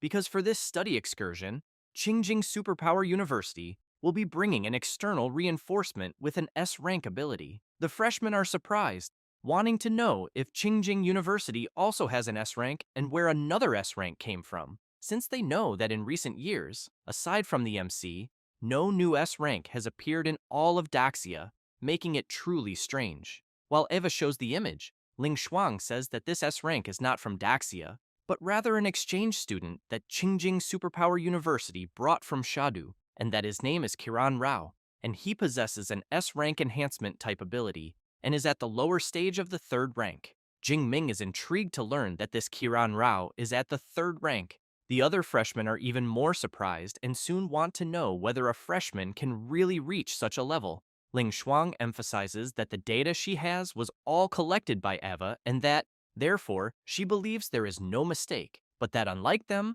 Kiran Rao is already 20 years old. Upon learning Kiran Rao's age, the freshmen feel more relieved, since it now makes sense, as it is 2 more years of cultivation time than them, and one of the freshmen comments that in India people enter university at 20 years old. Song Chu-yun then looks at Jing Ming and thinks about Kiran Rao, who is at the third rank and is an S rank, so she knows that as things stand now she has no chance against him. But even so, she thinks that Jing Ming does not seem worried at all. The MC keeps watching Kiran Rao's hologram and thinks that he does not care at all if Kiran Rao is also S rank, since he is used to facing enemies of higher rank. Then he reflects that with 3 S rank combat skills, 4 A rank ones, and spear mastery at the master level, he sees no reason to be afraid. And besides, this competition is based on the quantity and rank of ferocious beasts defeated, so he knows that in this regard, he will not lose to any freshman, not even to an S rank at the third rank. Ling Shuang observes the MC being completely unconcerned and thinks that this is very good, since he truly deserves the title of the most outstanding S rank student the school has had in recent years, because even under so much pressure, he remains confident. She also knows that approving the special grant of SS rank Tyrannosaurus Essence blood for him was worth it. Thus, she reflects that Qingjing Superpower University is bringing external help precisely because first place has priority in resource distribution, and that apparently they will be disappointed this time. With that in mind, Ling Shuang says that she has informed them about the overall situation of the study excursion and informs them that there are 7 days left and that they should make good use of the time and prepare properly. After that, 7 days pass, and Jiang Chuyi is integrating detoxification pills, healing pills, superpower recovery pills, and awakening pills, then explains that all of them are second grade with 20 pills per bottle, and that she thinks they are easily enough for the entire month. Jingming thanks her for the effort, since he can notice her deep dark circles, then asks her that next time she should not stay up all night refining pills, because as a last resort, he will buy them elsewhere. She feels a bit embarrassed, but wants to know how purchased pills would compare to the ones she refines, since she guarantees that all of them are in perfect condition. Then she says that in addition to that, she prepared 2 sets of each type and that he should also give them to his little sister, Song Chu-yun. Jingming is intrigued and immediately wants to know since when the 2 of them became so close.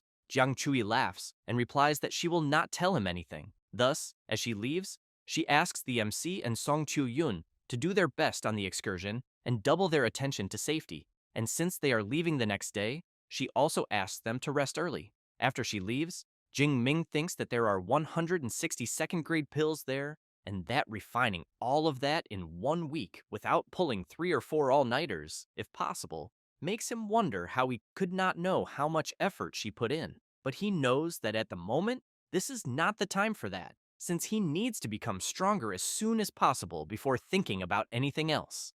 A few hours later, many people are gathered at the university field. Jing Ming, together with his friends, comments that he did not expect almost all the freshmen to sign up. Song Chu-yun wants to know why the school had them gather at the field instead of the high-speed train station. Then, Liu Wentao comments that on this excursion, they will be going by aircraft. She is surprised and comments that there is no landing strip there. At that moment, a huge aircraft appears right in front of everyone, and as soon as it lands, all the freshmen are impressed by its size. Some want to know whether this kind of technology is something they could master at their current level. Others comment that it is an airship excavated from the ruins of ancient civilizations, and that they heard its anti-gravity system has not yet been fully deciphered. Next, Ling Shuang appears and calls all the freshmen to board the ship. Thus, they quickly begin to enter, and after everyone is inside, Ling Shuang activates the two polarities spatial realm, causing the aircraft to take off. Inside, the MC's class is surprised to see that the ground they are standing on has become transparent, and Qi Dongxia wants to know why. Liu Wentao comments that director Ling Shuang truly deserves the title of 8th rank Grandmaster, since the two polarities spatial realm they are seeing allows the airship to exist isolated from external space, so they do not need to worry about flying ferocious beasts during the flight. Jing Ming thinks that he should have imagined this, since only high-rank individuals have abilities that completely defy comprehension, and that when his immortal thunder body reaches the 6th layer, he will be able to temporarily acquire an ability from the fused, ferocious beast essence blood. So he wonders whether he will obtain an ability that allows him to fly. Ling Shuang asks Eva to depart immediately, and she replies that she understands and informs that the soldier-class airship is cleared for takeoff. After some time, already in Qian province at the Shuayan supply base, a man informs the freshmen that each university has received 2 dormitory buildings and that Magic City University was assigned buildings 1 and 2, and that after picking up their room cards, they can move in. He also says that there is a cafeteria in the complex and a large training field next to the dormitories. After picking up the cards, Qi Dongxia says that she got room 402 on the 4th floor. Liu Wentao says that he got room 203 on the 2nd floor. Jing Ming comments that he got room 504 on the 5th floor. Song Chuyun laughs and says that she got the room next to the MC. Jing Ming comments that since he has a large spatial ring, he will not even need to go to the room to drop off his luggage. So he says that he will go straight to the training field. Song Chuyun says that she already expected that from him, but that she will go along as well. As soon as they arrive at the large training field, Song Chuyun points ahead and asks if the guy they are seeing is not the S rank from Qingyun's Ning University. Kiran Rao is training, while several people are impressed by his training, wanting to know how much weight he is lifting with each dumbbell, until Kiran Rao notices the MC and wonders if it is really him. Then he quickly drops the dumbbells on the ground and runs over. Where the dumbbells fall, due to their enormous weight, they end up cracking the ground. Kiran Rao goes up to the MC, introduces himself, and emphasizes that it is a pleasure to meet him. The people around are intrigued, wanting to know if the MC is the #1 freshman of Magic City University, since they even heard that he is already at the upper stage of the 2nd rank. Jing Ming reflects that he did not expect the foreigner to be polite, so he extends his hand and greets him. However, Kiran Rao ignores the MC and goes straight to greet Song Chuyun, but because Kiran Rao is training, he is very sweaty and giving off a bad smell, which makes Song Chuyun quickly cover her nose, until the MC firmly grabs Kiran Rao's arm and comments that apparently the foreign student understands a bit of Eastern etiquette, but only a bit, then asks whether he does not know that it is extremely rude to approach a lady reeking of sweat. Kiran Rao does not like the tone Jing Ming is using, and both release their powerful auras, leaving the people around frightened, wondering whether they are really going to fight there. Jing Ming releases Kiran Rao's arm and recommends that he respect local customs and learn the etiquette and traditions of Daxia. After Jing Ming and Song Chuyun leave, Kiran Rao keeps thinking about the absurd strength that the Magic City S rank has, since he did not even move a centimeter, and wonders where a lightning element user gets so much physical strength. However, he knows that the girl from the Song family of Chuan province is truly extraordinary, so he wants to know what her relationship with Jing Ming is. But he knows that even if there is something between them, he will win her over, and thus will never again worry about cultivation resources. She, for her part, thanks the MC for helping her, since she could no longer stand the smell of that place, but wants to know if they will look for another place to train a bit. He replies that yes, because he really feels like training. 1 hour after training, the MC and Song Chuyun eat something, and she comments that food tastes much better after intense training. At that moment, a man comments to other people on the street that the beasts are destroying the world and that the final collapse is approaching. and that only the supreme celestial god can save humanity. Jing Ming thinks that he has heard this speech before, because ever since ferocious beasts appeared, religious fanatics have been preaching this end-of-the-world talk, and that the Magic Cave region gathers many superpower users and all kinds of people, so he knows it is not strange for religions to thrive there. The man then begins to get nervous, wanting to know why people always refuse to believe what he says. Thus, he takes a knife from his clothes and comments that now he understands, since he thinks it must be because the price people have paid has not yet been high enough. Next, he starts shouting that only by feeling pain will they be able to understand the greatness of the celestial god. Then, he lunges at a woman and a child. Jing Ming notices this and with his incredible speed, manages to completely take down the religious lunatic. The child's mother, while holding her daughter, looks to the side and sees that the MC defeated the guy. Then she turns around, thanks him for intervening and helping, and he replies that it was nothing. Jing Ming comments to Song Chiu-yun that those religious fanatics are out of control, since he would never imagine they would dare to hurt someone in broad daylight. She remarks that it is quite strange, because normally they only preach their doctrine without resorting to violence.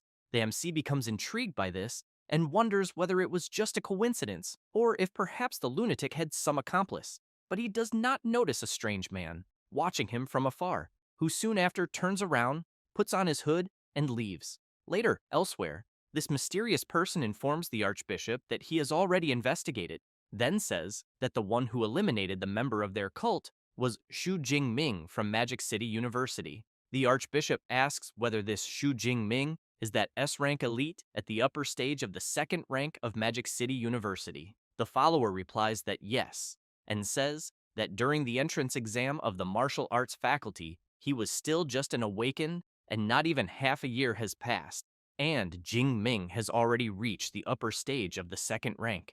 The archbishop becomes serious upon learning this, and emphasizes that if they let such a monster grow, he fears that he will truly become a big problem. That said, he asks the follower to withdraw for now, since the divine blood is about to emerge inside the magic cave, and what he is delivering is the divine blood indicator. So he stresses that the follower will be responsible for organizing the personnel to retrieve it, and to remember not to use the name of the cult of destiny. The follower replies that he understands, and that he will do everything within his power. The archbishop, while using his ability, thinks that within a month, the cult of destiny will reveal itself to the world, and then Xu Jingming, along with the elites of the three schools, including that S rank from Shadu, will all become sacrifices for their cult. After that, on the next day, the vice director of USQJ, Xu Ping, greets all the students from the three universities, introduces himself, and then says that the study excursion the students will have will officially begin at 9 in the morning that day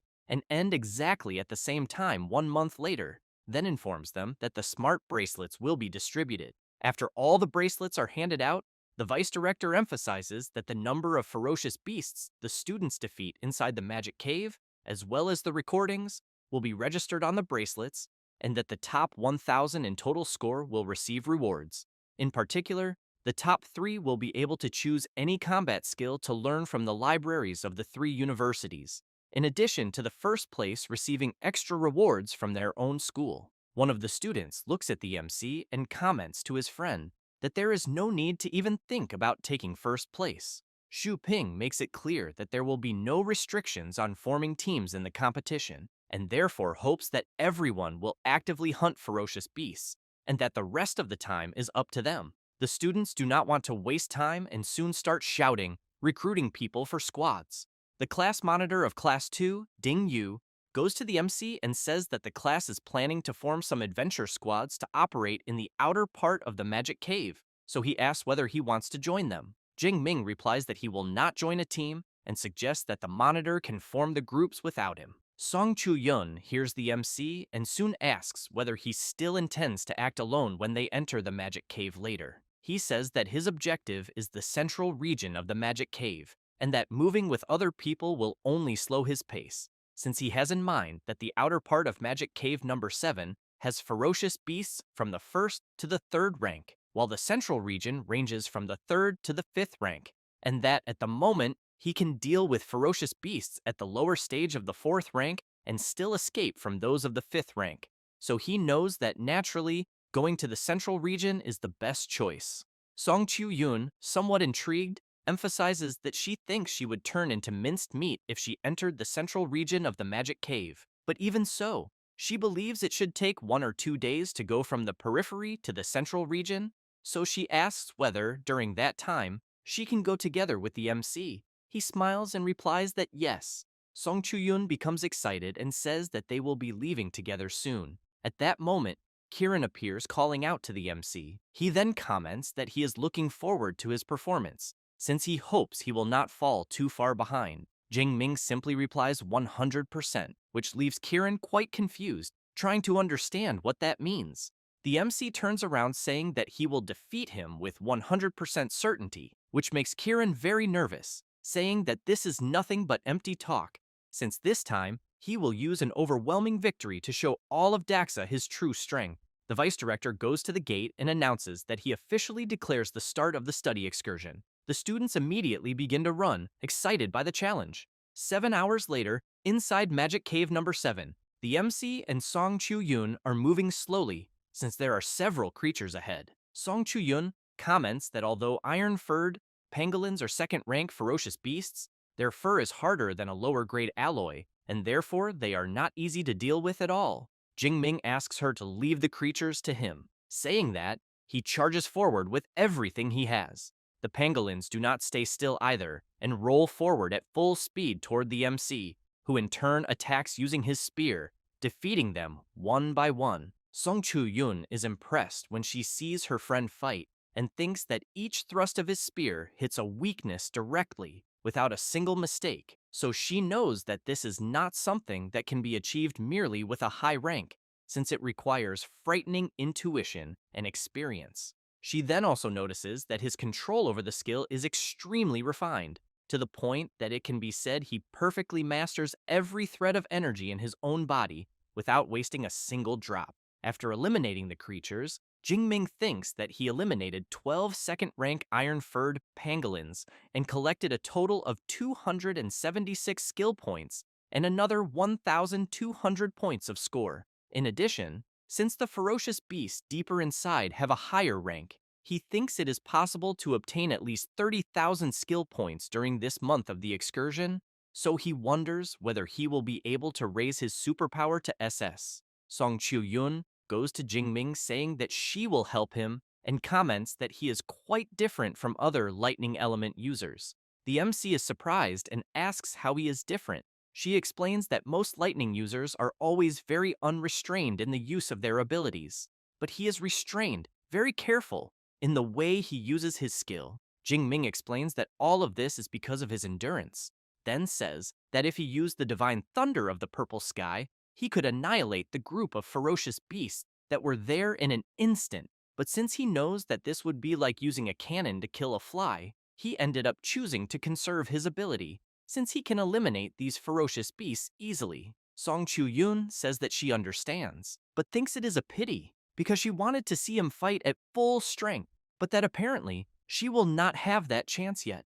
Time passes, and Jing Ming comments that it is getting dark and thinks it is better for them to look for a place to rest and head out again the next day. As soon as he opens the map, he sees that apparently there is a pond nearby, since he knows that water sources in wilderness areas are precisely where ferocious beasts gather the most. Therefore, both of them start running, while Jing Ming comments that it is not far from where they are and that they can eliminate another wave of creatures before nightfall. It does not take long for them to reach the lake. The MC is surprised and soon wants to know what is going on, since it is impossible for there to be no beasts near a water source until a huge tiger appears from the middle of the forest and goes to the lake to drink water. However, inside the water, there is a huge crocodile just waiting for its prey, which quickly lunges at the tiger and begins to attack it, then throws the feline out of the water. This surprises the MC, so he comments that the reason there are no creatures near the lake is precisely because of the terrifying giant crocodile. Song Chu-yoon says that it is a 4th-rank ferocious beast, and that she would never have imagined they would encounter such a creature right in the outer part of the magic cave, since she knows that 4th rank ferocious beasts have extremely keen perception and that they may have already been discovered. Jingming steps forward and tells his friend not to panic, since he knows that a 4th rank ferocious beast is strong, but it is not as if he cannot deal with it. Saying that, while channeling his lightning power, he adds that he has already eliminated more than one 4th rank ferocious beast back in the wilderness area of Yangcheng. Song Chu-yun is surprised and soon wants to know what exclusive combat skill Director Yang taught him. Jingming says that the immortal thunder body is powerful, but that there is an even more efficient technique to deal with 4th rank beasts. Suddenly, a loud clap of thunder resounds. Song Chu-yun wonders if it is going to rain. At that moment, the MC activates his Celestial Thunder Art ability, and a powerful purple lightning bolt falls from the sky, striking the giant crocodile directly, which in turn cannot withstand the powerful attack it receives. As a result, the system informs the MC that he has eliminated a giant crocodile and obtained 213 skill points, along with another 10,000 points. Jingming is pleased, thinking that this was not bad at all, since the skill point yield of a 4th rank beast is more than 5 times that of a 3rd rank one, and also that it seems the Deep Blue system was made to force him to constantly break his own limits. The MC calls his friend and tells her that he eliminated the giant crocodile and that they can take a look now. Song Chu-yun, very surprised, thinks that it is not as if she has never seen geniuses before, but a monster like Jingming is a first, because surpassing 2 major ranks and instantly eliminating a lower stage 4th rank beast while only being at the upper stage of the 2nd rank is truly terrifying. Both of them approach the enormous creature, and the MC says that the giant crocodile's hide is worth at least 20 or 30 million, but unfortunately, it was completely destroyed by his attack.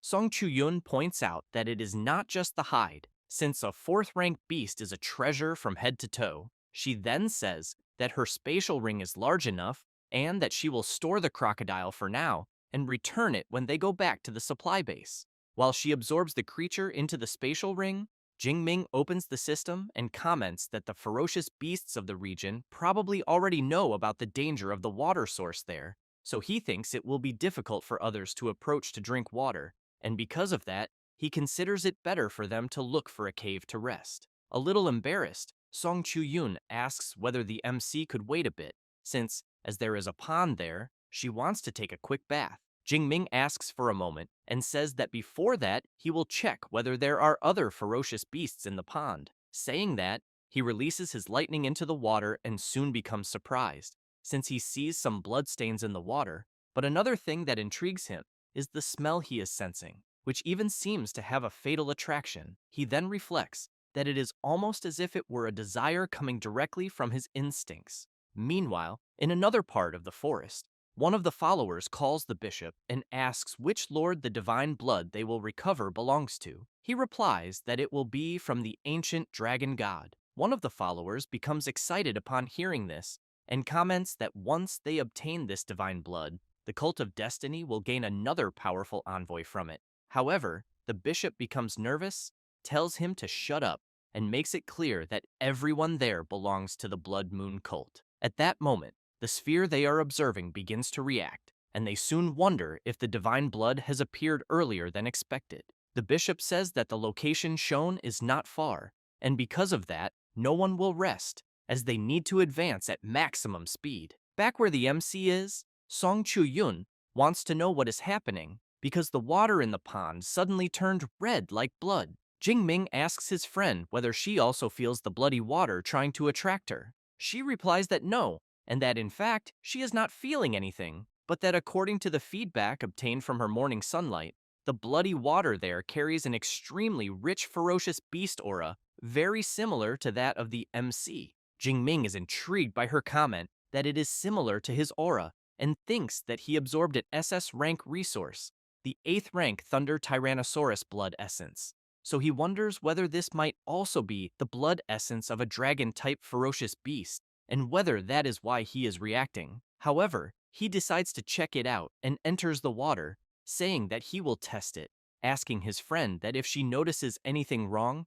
she should pull him out immediately. It does not take long for him to feel something throughout his body. and he thinks that the sensation he is feeling is like that of a thirsty traveler after 10 days and 10 nights in the desert, finally finding pure water. But he does not notice that he is being enveloped by a strange energy. Song Chu-yun becomes worried and shouts to him, but seeing that he is not listening, she equips her halberd and thinks that Jingming seems to have encountered a golden opportunity and can no longer move, and that therefore, this time she will protect him. On the next day, after spending the entire night defeating the creatures that appeared to drink water at the lake, Song Chu-yun takes a deep breath and thinks that fortunately, the strongest beast that appeared since last night was only at the lower stage of the third rank. She then notices that the color of the water has lightened considerably and, judging by the situation, thinks that Jing Ming is like almost finished, until she is surprised by several hooded people.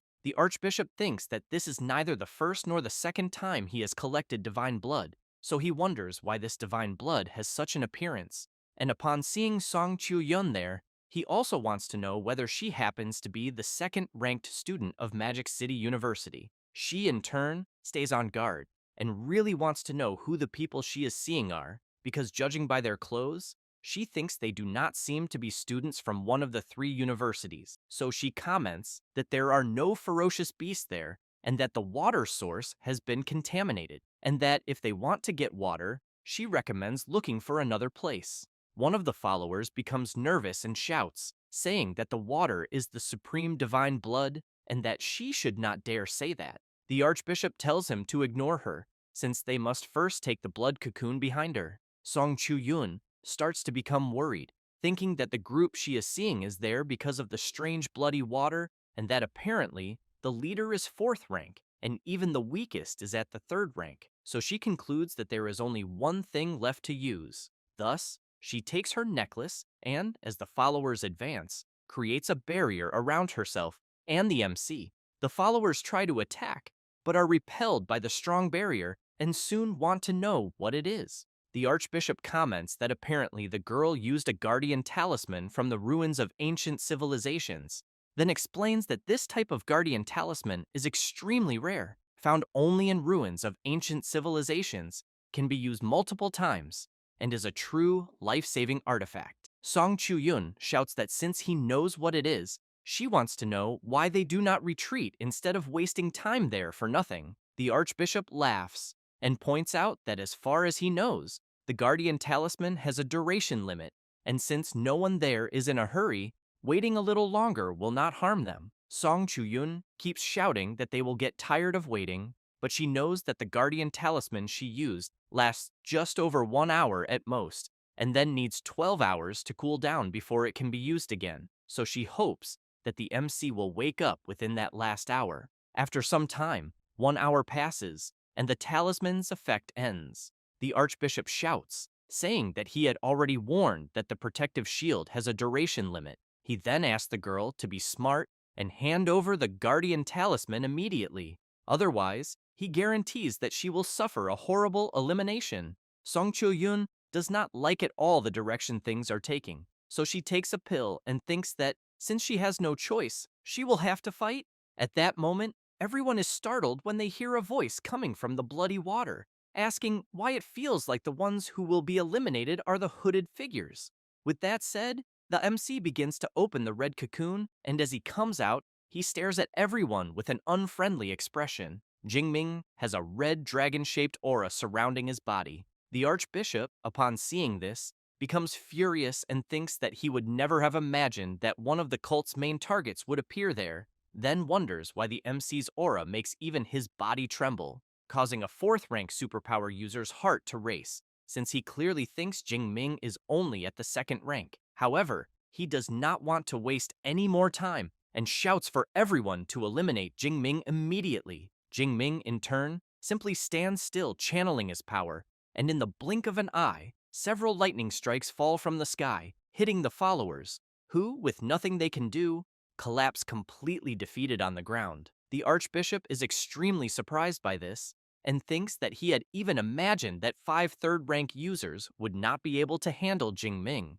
but he never thought they would be eliminated in an instant. The MC does not stay still and quickly charges at the Archbishop, who is terrified by Jingming's speed, gets hit head-on, and is sent flying far away. After crashing into a tree, he falls to the ground and thinks that he barely managed to see how the boy attacked him. Jingming walks up to the archbishop and makes it clear that he will ask questions and the man will answer, then asks what the reddish water in the pond was. Seeing the tip of the MC's spear very close to his face, the archbishop says that it was divine blood, also known as the blood essence of a ninth-rank beast emperor. Jingming now wants to know why the essential blood of a beast emperor would appear there. The archbishop, with a very trembling voice, explains that in the ancient era, a total war broke out between human martial saints and beast emperors, and different types of blood essence ended up being scattered across the world. The MC then becomes more serious and says this will be his last question, asking who they are and why they are collecting the blood essences of beast emperors. The archbishop laughs, bites something in his mouth, and says they are the Blood Moon cult. With that said, he begins to lose consciousness and soon collapses stiffly onto the ground. Jingming thinks that apparently the archbishop committed suicide to avoid revealing more information, but he does not really care, because when he returns to the supply base, he will ask director Ling Shuang about it. After seeing Jingming destroy any remaining traces of the archbishop, Song Chuyun asks whether her friend is all right. Seeing that she is very tired, the MC holds her, replies that everything is fine, and thanks her for her efforts. Song Chuyun points at the fallen bodies and says that the group seemed to be there because of that bloody water in the pond. Jingming replies that yes, and says that they claim to be from the Blood Moon cult and were there to collect Beast Emperor blood essence. She is impressed upon hearing this and asks whether that really was what the MC was talking about, since she knows that this is an SS rank cultivation resource and normally needs to go through complex processing before being used, in addition to being curious about how the MC managed to absorb it directly. While opening the system, Jingming replies that he does not understand either, but thinks it seems to have caused no damage to his body, and that, in fact, it made his immortal thunder body advance directly to the fourth layer, and that perhaps the benefits are even greater. So he thinks it is better to ask the teacher when he returns. After they resume walking through the forest, the MC comments that she should rest there for a bit, since she must be exhausted after protecting him for 2 days. Thus, Song Chu-yun lies down under a tree to rest, while Jing-ming remains on alert.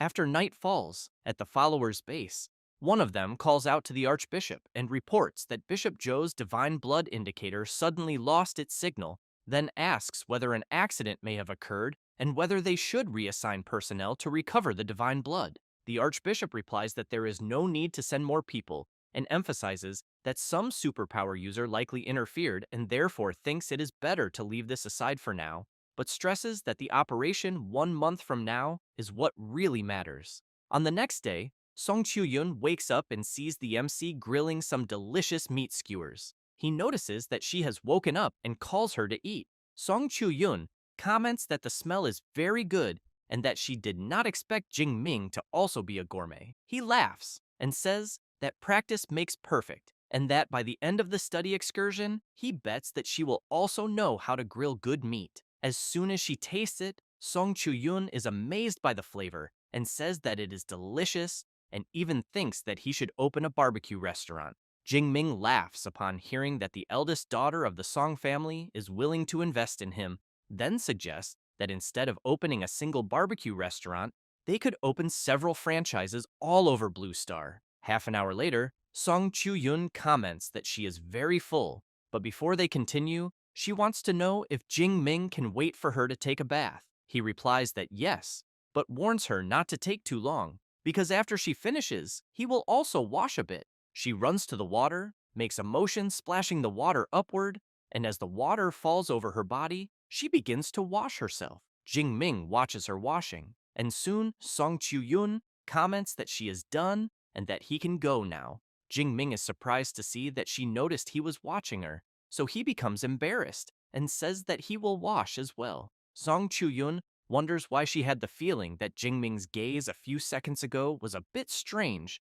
until she realizes the clothes she is wearing and becomes completely embarrassed, then turns around and thinks that she is so used to wearing this in the dormitory that she did not even notice how transparent the clothes she is wearing are. 1 hour later, after the MC finishes getting ready, Song Chu-yoon takes something out of her spatial ring. She asks Jing Ming to take the Guardian and teleport talismans, but he asks her to keep them and not worry, since he has plenty of experience in the wilderness and thinks nothing will happen. Thus, the two bump fists and Song Chu-yoon asks Jing Ming to be careful and says that in 1 month they will meet again. With that said, each goes their separate way. While running, Song Chu-yoon thinks that she also needs to work hard and that even if she cannot get first or second place, she needs to be third.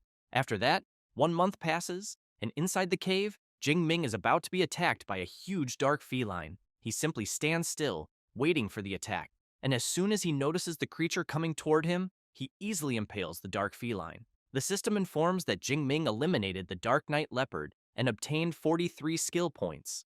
The MC thinks that now he needs to try the superpower training method and see if he can officially break through to the third rank. Thus, he attempts to break through, and his power spreads throughout the entire cave. Jing Ming is pleased and thinks that he has finally broken through to the third rank, since he knows that even among the geniuses of Magic City University, most take more than half a year, or even a year, to advance. So he thinks that it seems his cultivation talent is not bad at all. Next, the MC checks his status and sees that going from the upper stage of the second rank to the lower stage of the third rank increased his physique and spirit by nearly 400 points, and that his vitality even surpassed the 2,000 point mark, which is truly excellent. However, he knows that even 48,000 skill points are not enough to raise his ability to SS, and therefore thinks he will wait until he reaches 50,000, and if that still does not work,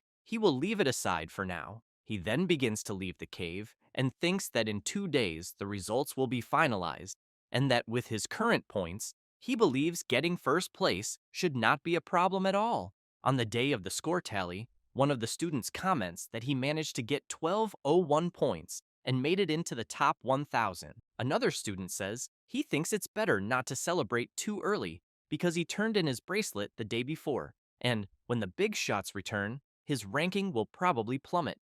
Another student emphasizes that there are still 2 hours left and that none of the favorites have shown up so far. It doesn't take long before Song Chu-yoon appears.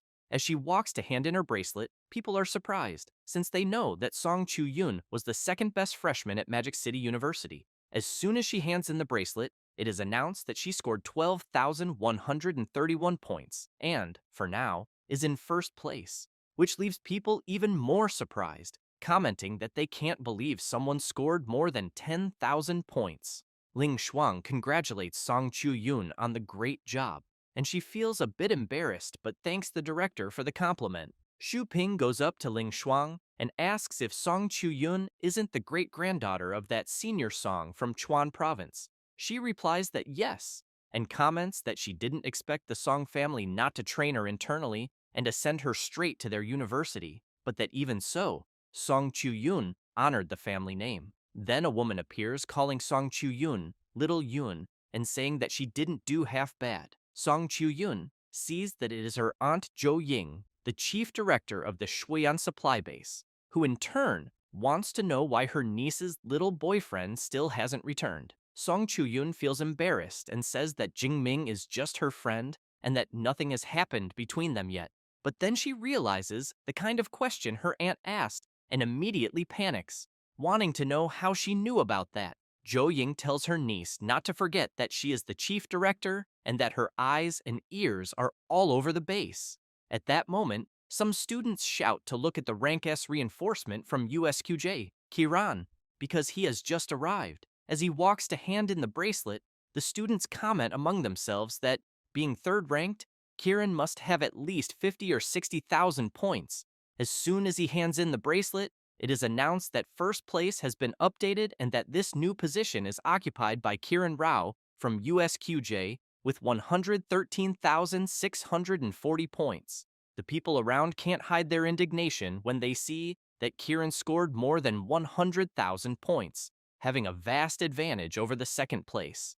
A guy goes up to the vice director and comments that, with 110,000 points, it seems they can already congratulate him in advance for first place. He feels a bit embarrassed and says they are exaggerating, since he only used a few tricks and nothing more. Ling Shuang watches them talking and thinks that even if the chance is small, judging by the level of confidence Jingming showed, maybe he will still surprise them. At that moment, it is announced that Deng Sheng from USJC achieved a total of 13,526 points and took second place. Song Chu-yun becomes worried, thinking that maybe she won't even make it into the top 3. But when she looks outside, she thinks that there are only 8 minutes left for the study excursion to end and wonders why Jingming still hasn't returned. One of the students also wants to know if the MC still hasn't appeared and if something might have happened to him. Another student replies that anything is possible since the magic cave is far too dangerous.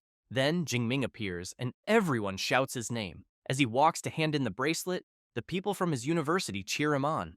Kieran thinks that the people shouting for the MC are just weaklings banding together to feel safe, but that it doesn't matter how much they cheer, because in the end, he is the one who will win. Jingming looks at the scoreboard and sees that Kieran scored 110,000 points and thinks that it's no wonder so many people are rooting for him to lose, because they think he will lose. Ling Shuang goes up to the MC and comments that everyone was waiting for him, but then notices that he is already in third rank and thinks that he improved very quickly. As soon as he hands in the bracelet, the students around start wondering how many points Jingming will score, since they think that, at most, he will get between 50 and 60,000 points. At that moment, it is announced that the student Xu Jingming from Magic City University scored an incredible 405,000 points.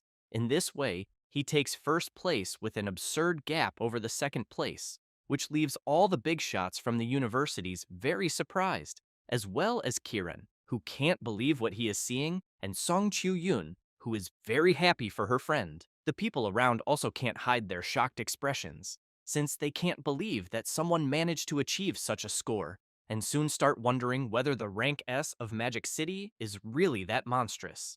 Xu Ping doesn't like this at all, and thinks that, judging by the number of points Jingming scored, this can only mean that he eliminated 20,000 first-rank ferocious beasts, more than 600 creatures per day, a completely absurd result.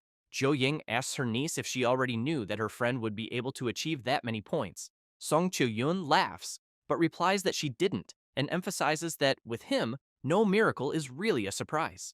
Kiran, on the other hand, is furious, thinking that Jingming's score is 3 times higher than his, and soon wonders if this is really possible. Because if this is true, then he thinks the cultivation resources promised by USQJ are already gone. With that, he shouts, calling the MC and saying that the score he achieved is impossible, then calls director Xu Ping and requests an immediate investigation into the bracelet of the student Xu Jingming, because he firmly suspects that he is cheating. The students immediately become intrigued by Kieran's suspicion and start asking if this is really possible. Xu Ping turns and asks director Ling Shuang what she thinks. She replies that checking the records is no problem at all, but then becomes serious and says that if they check everything and it is proven that the student Xu Jingming did not cheat, she wants to know how the vice director intends to deal with this. One of the supervisors agrees and emphasizes that the intelligent bracelets and counting machines were rigorously audited by the 3 major universities, so he wants to know whether Vice Director Xu Ping is questioning the system itself. He looks at Ling Shuang and thinks that she is more than 10 years younger and yet is incredibly difficult to deal with. With this in mind, he announces to everyone that the student Xu Jingming cannot suffer an unjust accusation without reason, and that, if it is confirmed that there were no irregularities, USQJ is willing to compensate him with a rank S cultivation resource. With that, Ling Shuang looks at the MC and says that, in that case, they will check the records of the intelligent bracelet.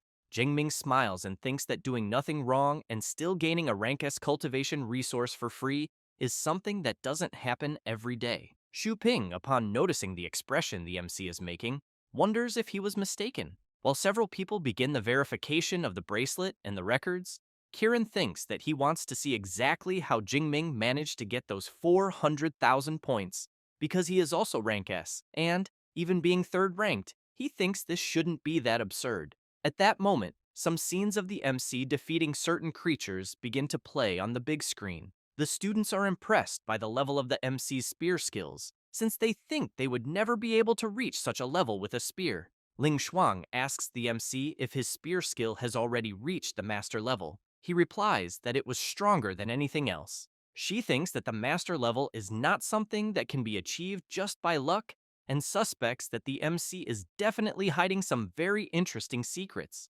Suddenly, the students are surprised by yet another thing, as they see Jingming defeating a 4th-ranked giant crocodile with just a single attack. So they soon want to know whether the lightning they saw was really fired by him, because the combat level is terrifyingly frightening. Kieran is also surprised, wondering if what he just saw is a rank S magical combat skill, since, as the MC uses a long spear, he really wants to know how he managed to master a magical skill. Ling Shuang has in mind that this skill is the celestial thunder art from the elemental faculty, and that, in the entire elemental faculty, only a handful of students have mastered a rank S skill, so she wonders how a freshman from the weapons faculty learned such a skill. She then asks Xu Ping if he still needs to see anything else. Completely embarrassed, he asks to conclude the assessment since he thinks it is no longer necessary to continue after seeing what he saw. Having said that, he comments that Jingming is just a freshman and has already mastered a rank S combat skill, so he emphasizes that he is exceptional and that the rank S cultivation resource will be delivered to him very soon. Jingming thanks the vice director for the praise and emphasizes that he will be looking forward to the cultivation resources. Xuping takes a deep breath and thinks that he never imagined that, after so many preparations, USQJ would still lose to USCM, because if he had known how monstrous the student Xu Jingming was, he thinks he would have done everything to recruit him to USQJ. The vice director goes to the students gathered there and declares the study excursion competition concluded, saying that the top 3 placements will be as follows. In 3rd place, USJC with 27.5% of the resource quota. In 2nd place, USQJ with 31.5%, and in 1st place, USCM, which will receive 41% of the resource quota and priority in allocation. The MC's friends are very happy and shout celebrating the victory of Magic City University and saying that Jingming is really an incredible guy since he managed the feat of winning 5 championships in a row. Xu Ping continues by saying that, in addition, the resources allocated to the 3 universities this time are rare and exotic flowers and herbs cultivated on the outer perimeter of the Magic Cave. But that, however, the next day, all freshmen, under the leadership of their respective mentors, will enter the plantation to carry out the harvest. And after the harvest, each university will organize, on its own, a half-month period of instruction. At that moment, Kieran calls out to the vice director and, very furious, says that he is not satisfied, so he wants to know whether the vice director would authorize a direct fight against Jingming, and emphasizes that if he ends up losing, they will provide the resources. But if he wins, the promised resources will continue to be delivered as before. Xu Ping becomes very serious and asks how confident Kieran is. Kieran comments that Jingming's rank S magical skill took 1 or 2 seconds to be cast, so he thinks that, in a one-on-one fight, he will definitely defeat him. The vice director becomes thoughtful, but comments that he is also not satisfied with the result and ends up agreeing to the request. Elsewhere, Ling Shuang wants to know how Jingming intends to organize the half-month instruction period with the mentor. The MC replies that he will return to the Magic Cave and continue hunting ferocious beasts. The director emphasizes that indeed facing life-and-death crises is a great way to temper oneself, but that he also needs to understand that alternating between effort and rest is essential for longevity. Jingming replies that he understands and that he will rest when he returns to the school after the end of the excursion, but adds that, in addition, he found a pool in the Magic Cave, and thus the two of them keep talking for a while. After hearing the story, Ling Shuang comments that, based on what Jingming described, that really was the blood essence of a 9th-rank Beast Emperor, an SS rank cultivation resource, but that clearly the portion he absorbed must have been quite diluted, since she thinks that otherwise he would never be able to directly absorb a full portion of a beast Emperor's blood essence. She then emphasizes that, as for the fact that he managed to absorb it, this is probably related to the body tempering skill he is training, so she thinks it would be best for him to ask Yang Gentian. Having said that, she asks him to rest a bit. since it seems that Jingming is quite exhausted. At that moment, Song Chu-yun introduces her aunt Jo Ying to him and says that she is her aunt and the chief director of the Shuoyan supply base. Jingming greets her and says it is a pleasure to meet her. She laughs and says there is no need for so much formality and that he can just call her Aunt Jo. Then she hands him the Song family's black gold card, since she thinks that in the future, he may be able to enjoy a 20% discount on all products from the Song family's businesses. Jingming is impressed by the Song family's black gold card and thinks that, from what he remembers, the Song family's businesses cover practically everything: combat suits, equipment, rare herbs, pills, and potions. So he thinks that a 20% discount on everything is quite an absurd benefit. Song Chu-yun asks her friend to just accept it, since his equipment will need frequent upgrades anyway.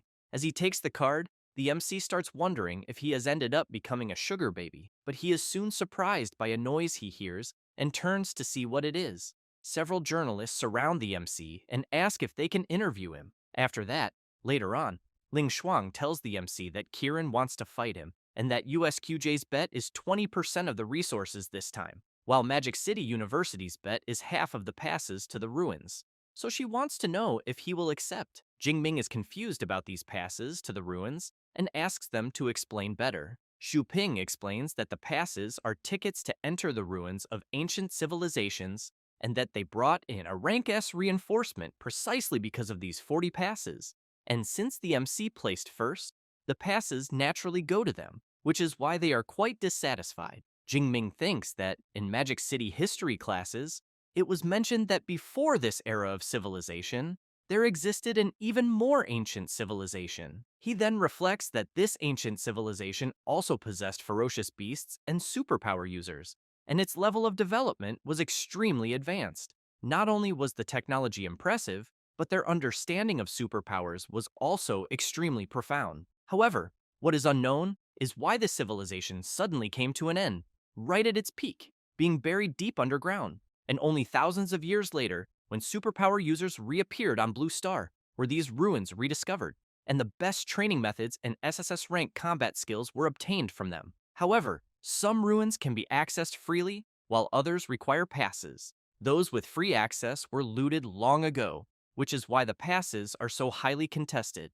Ling Shuang emphasizes that these 40 passes correspond to Civilization Ruin number 9, which only opens once a year, and only 4th to 6th rank users can enter. She then says that if the MC defeats Kiran, he can give up one pass. Xu Ping laughs and says that if Jingming does not want to fight, everything will still be fine. After all, the arena is small, which favors Kiran. The MC calls to both of them and says that he will accept the fight. Xu Ping turns and says that he will inform Kiran and that the fight will be held in the supply base arena area. After the vice director leaves, the director comments that she did not expect him to accept so easily and wants to know if he is really that confident. Jingming replies that he is quite relaxed, since he has about a 90% chance of winning. Ling Shuang asks if he calls 90% relaxed. Jingming laughs and says that he was actually being modest, but thinks he has a 100% chance. She takes a deep breath and comments that if Xu Ping and Kiran knew that he is 100% confident, she imagines what their reaction would be. After the vice director tells Kiran the MC's decision, he becomes excited, saying that he did not expect Jingming to have the courage to accept the duel. He then asks if it is okay if the MC gets hurt a little. Xu Ping tells Kiran not to worry, since vice directors, mentors, and many students from the 3 major universities will be present. So he assures him to fight with everything he has, since if there is any risk, someone will intervene.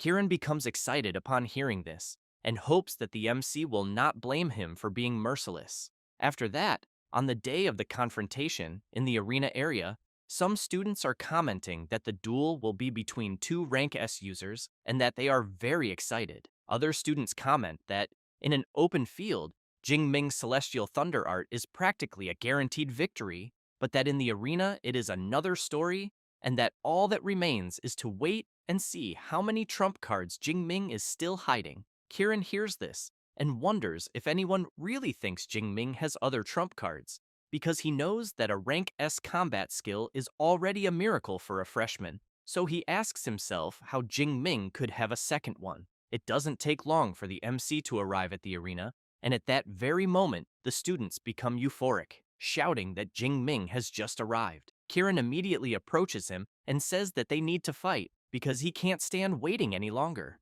Jingming laughs and asks if Kiran really can't wait any longer to be eliminated, because he will fulfill his wish. As soon as both enter the arena, each goes to one side, and the USJC Vice Director, Jiang Quan, an 8th rank Grandmaster, announces that he will preside over the fight and emphasizes that if either one loses consciousness or surrenders, the battle will be immediately ended and no additional attacks will be allowed. But that, obviously, they do not need to hold back, because with his presence there is no risk of fatal injuries. Having said that, he activates his water mist shield and shouts for the two to begin the fight.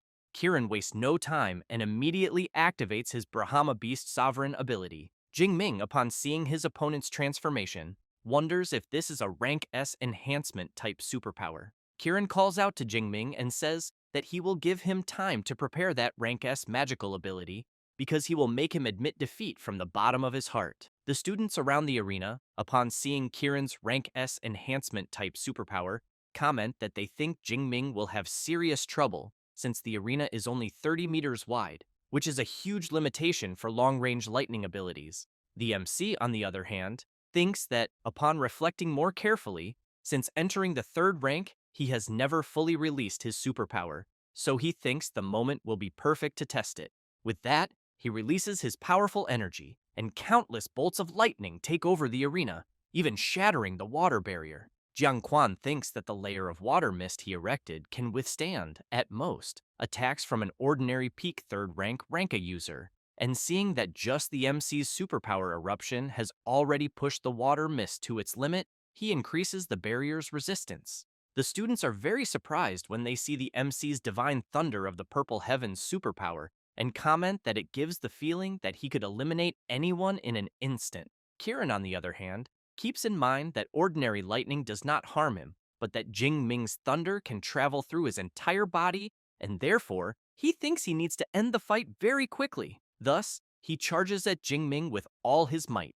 Jingming, in turn, also charges toward Kiran, who becomes excited upon seeing that instead of fleeing, the MC is going to counterattack, and therefore intends to show him the incomparable power of an enhancement-type superpower user. He then grabs his blade, but soon becomes quite frightened when he sees that Jingming is already very close. He then tries to block Jingming's spear thrust with his sword, but ends up being thrown backward and immediately wonders how this is possible, because Jingming's strength truly matches his own after transforming. The MC comments that Kiran seems surprised, then says that there is no law stating that a lightning element user must be weaker than an enhancement type user. Kiran channels power into his forehead and says that, indeed, such a law does not exist, but that he originally wanted to play a little more with the MC. However, from the looks of it, it seems that is no longer possible. Having said that, he emphasizes that Jingming should feel honored that he is using his full strength to defeat him.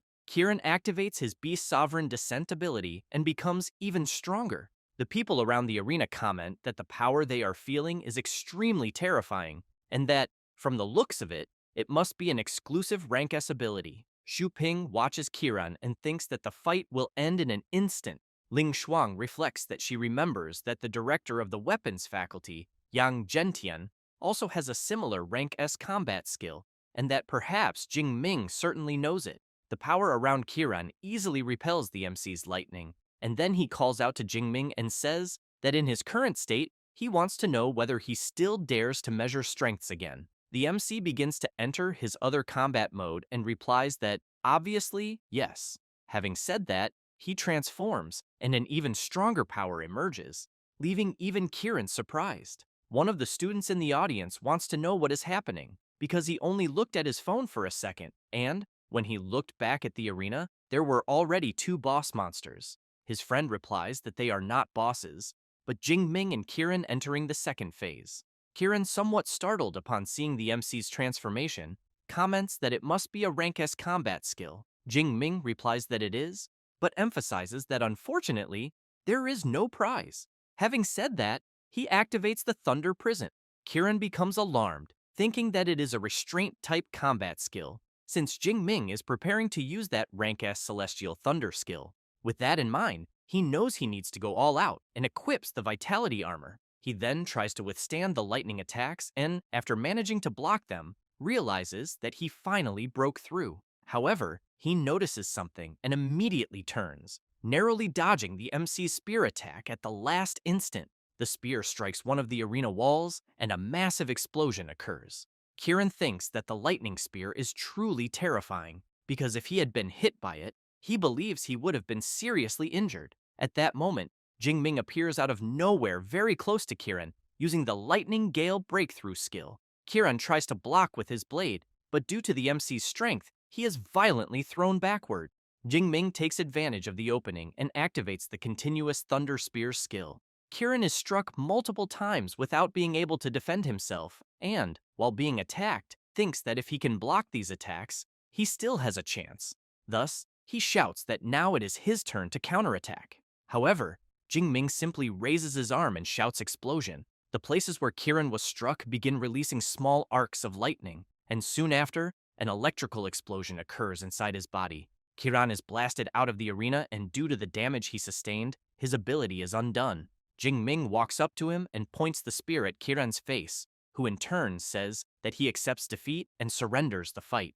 Grandmaster Jiang Quan announces that the winner is the student Xu Jingming. The students from Magic City University become excited and shout, celebrating the victory of the most terrifying freshman of all. Ling Shuang reflects that the Thunder Prison was used for control. Then the Thunder Spear forced Kiran to expend his movement ability, followed by the Lightning Flash to advance, combined with the Lightning Gale Breakthrough to expose the opponent's weakness, and finishing with Continuous Thunder Spears. So she knows that everything connected perfectly, being clean, direct, and efficient. She then asks whether the vice director would like to say anything else. Xu Ping replies that they are accepting the defeat graciously, and that 20% resource quota belongs to them, and that the rank S resource promised to Jingming will be delivered the next afternoon. As he leaves, irritated, he thinks that they did not get the 20 passes to the ruins and also lost 20% of the resource quota, so he knows that in trying to come out ahead,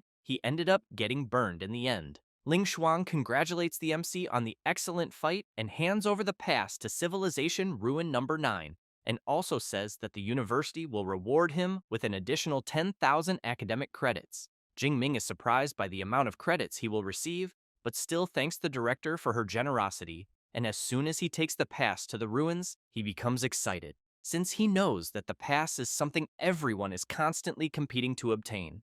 Ling Shuang once again asks the MC to go rest, but says that the rank S resource promised by Qingjing Superpower University, as well as the permission to choose a combat skill from the libraries of the 3 universities, can all be claimed the next day after harvesting the rare flowers and herbs in the magical cave. Jingming reflects that this study excursion not only guaranteed a pass to the ruins, academic credits, and a rank S resource, but also yielded a huge amount of rare flowers and herbs, along with a pile of ferocious beast materials. So he concludes that all of this was truly great.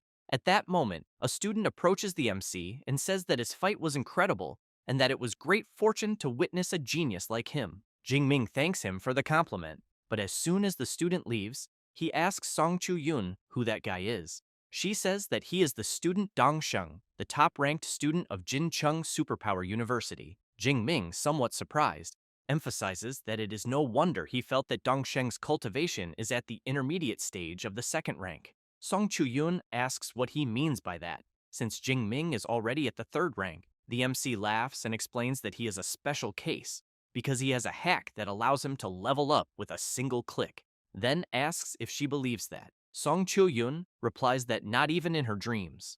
After that, at the cult's base, the Archbishop informs the followers that since they have received the divine mandate, the celestial god will be eternal. He then asks whether everything is ready at the plantation.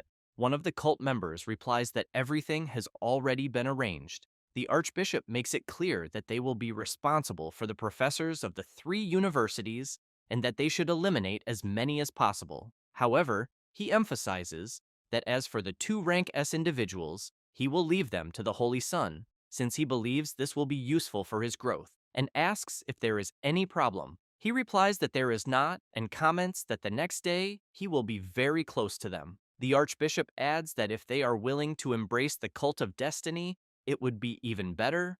Otherwise, they should be eliminated without mercy. Thus, he draws everyone's attention and informs them that the next day will be the most magnificent stage of the cult of destiny, as they will use the most brutal and ruthless posture to announce their existence to Daxia, and that he is very eager for everyone's performance. On the following day, at the magical cave plantation, some students find certain flowers beautiful, and one of them asks whether what he is seeing are rank C sunflowers. The base director, Ma Yang, welcomes everyone, but asks why the three vice directors are not there with the mentors and students.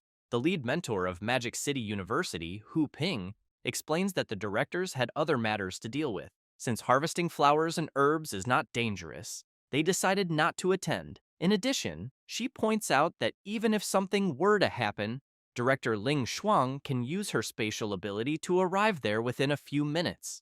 Ma Yang smiles and says that he had forgotten about that, then asks everyone to follow him. As they walk through the plantation area, the base director informs them that Qingjing Superpower University will be responsible for collecting the sunflowers in Area C12, and Jincheng Superpower University will take care of the red flame grass in Area B16. Finally, Magic City University will be responsible for the mental clarity grass in Area C11. He then explains that the three best freshmen must separate. Hu Ping is surprised and immediately asks why they have to separate and why other magical cave plantations do not have this rule. The base director explains that this is a newly cultivated batch of rank S rare flowers and herbs, which is an excellent opportunity for exceptional students to broaden their horizons. Hu Ping, still somewhat suspicious, says that she understands and calls Jingming, Qiran, and Dong Sheng to go with her. The MC thinks about collecting rank S rare flowers and herbs alone and soon feels that this base director seems suspicious. However, he believes that with the mentors nearby, there should be no problems. At that moment, Dongsheng calls the MC and Kiran over and introduces himself. He then comments that their battle the previous day was truly magnificent. After that, he says that he heard that some religions possess secret techniques that increase strength, allowing someone of the second rank to advance directly to the fourth rank. Thus, he thinks that if this is true, he might be able to exchange blows with the two of them. Jingming, upon hearing about religions, comments that he thinks it would be better for Dongsheng not to get involved with that. Kiran asks what is wrong with religions, since the Miadu cult or the Sacred Father cult both have very positive impacts on his father, and it is precisely thanks to the support of Lord God Brahma that he is invincible. Jingming asks what he means by invincible and why the god Brahma he believes in did not make him defeat him. Kiran becomes very nervous upon hearing this, but Dongsheng gives his opinion, saying that he actually thinks Kiran is right, because some religions really do bring great benefits, and that when the MC personally feels the power that comes from religion, he thinks that perhaps he will change his mind. Jingming is intrigued by what Dongsheng said about when the time comes, and questions what he meant by that. At that moment, Ma Yang asks the mentor from Magic City University for permission and informs her that the three students have already arrived at the location. She asks whether they have really arrived and where the rank S rare flowers and herbs are. Ma Yang points to the side and tells the lead mentor that the rank S rare flowers and herbs are right there. She turns around, somewhat confused. The base director takes advantage of her distraction and lunges forward with his monstrous arm, attempting to strike her. Hu Ping jumps back to avoid being completely hit and is greatly shocked to see that the base director is a 7th rank grandmaster. Next, she activates her rank A superpower, the Lacquer Shadow Spirit Cat, and immediately asks who the base director really is and whether he knows the consequences of doing what he is doing. He laughs and says that, as expected of someone at the peak of the 6th rank from Magic City, she is indeed different from ordinary users of that level. Having said that, he emphasizes that since she is going to be eliminated, it would not hurt to tell her. So he reveals that he is part of the cult of destiny and, regarding the consequences, makes it clear that the more serious they are, the more they will like it. While the other students remain on alert, Hu Ping asks whether Ma Yang and his cult are trying to destroy the future generation of Daxia, as she hopes they will not regret what they are doing. Next, the mentor shatters a crystal. Ma Yang conjures his magic sphere and asks whether the mentor is really trying to summon their spatial grandmaster, saying that he is sorry, but it is already too late. Having said that, he activates the spatial blockade. Meanwhile, Ling Shuang wonders whether someone really dared to attack the joint team of the three schools, as she thinks they are seeking their own annihilation, so she asks the vice director and the grandmaster to immediately head to the plantation. Ling Shuang wastes no time and quickly uses her spatial ability. Seeing this, the students comment that they are feeling the powerful auras of the three and wonder whether something has happened. Zhou Ying orders squads 9 and 10 of the base to immediately advance to the magical cave plantation and protect Miss Song Chu-yun, but thinks that her little niece carries a guardian talisman and that 8th rank grandmasters from the three schools are already on their way to protect them, so he believes there should be no problems. Meanwhile, where the MC is, Hu Ping asks whether what she is feeling is a fluctuation of spatial type superpower. Ma Yang replies that it is exactly as she says, and emphasizes that their spatial grandmaster is useless and that everyone will be eliminated there first. Hu Ping, realizing that she is about to be attacked, becomes terrified, thinking that she will not be able to dodge the attack, and ends up being eliminated by a powerful strike from Ma Yang. Jingming thinks that a 7th rank grandmaster, even using all his trump cards, was unable to do anything, so he believes that he has no chance at all. Ma Yang asks whether anyone can really shake the Beast Emperor space, since, it seems, spatial grandmasters are frightening after all. He then flies away and tells the Holy Sun that he leaves the place there under his responsibility. At that moment, Dongsheng, along with some cult members, comments that the time has finally come for the Cult of Destiny to take the stage. He then calls Jingming and Kiran and asks them to come at him, as he wants to show his true form. Having said that, as he begins his transformation, his power starts to surpass the upper stage of the 2nd rank, the peak stage of the 2nd rank, the lower stage of the 3rd rank, and the intermediate stage of the 3rd rank, until it reaches the peak stage of the 4th rank. Kiran is shocked and wants to know what kind of combat ability this is, and whether Dong Sheng's strength really increased by 2 major ranks. Jingming only thinks that what he is feeling is certainly the aura of divine blood. He then reflects that Dongsheng carries the aura of several types of divine blood, and that each of them is equivalent to an SSS rank resource. So now it makes sense that he jumped directly to the peak of the 4th rank. Dongsheng emphasizes that going directly from the intermediate stage of the 2nd rank to the peak of the 4th rank is the true power of the Cult of Destiny, and thus says that the MC and Kirin have 2 choices, the first being to join the Cult of Destiny and hunt the other students, or be crushed to the end. Meanwhile, some students shout that the 2 rank S students are in danger and that they need to help them immediately. However, some cult members appear and comment that no one will be saved, telling them to worry about themselves instead, as they are also targets. Song Chu-yun equips her halberd and quickly prepares for combat, while hoping that nothing happens to her friend. Outside the magical cave plantation, the directors are still being blocked. Xu Ping asks Ling Shuang why they do not teleport directly. She replies that she has already tried and informs him that somehow the space inside cannot be breached. She then observes Ma Yang and comments that what he must be holding in his hands is likely the bone of a 9th rank Beast Emperor with spatial abilities, and that because of this, the plantation space has been sealed. Xu Ping remarks that he thinks it is an absurd waste for a 9th rank Beast Emperor bone to have spatial abilities. Jiang Quan, on the other hand, emphasizes that if something happens to the 2 rank S students, they will be in serious trouble. Ma Yang laughs and says that he does not care at all, since they are 3 grandmasters who can only watch helplessly as the Cult of Destiny eliminates all the freshmen. Jiang Quan is intrigued upon hearing about the Cult of Destiny. Xu Ping says that they were exterminated from Daxia's territory 60 years ago, but that he did not expect them to resurface. At that moment, while preparing her ability, Ling Shuang calls the 2 of them to attack together and informs them that 3 minutes should be enough to break the spatial blockade. She then shouts for them to rise.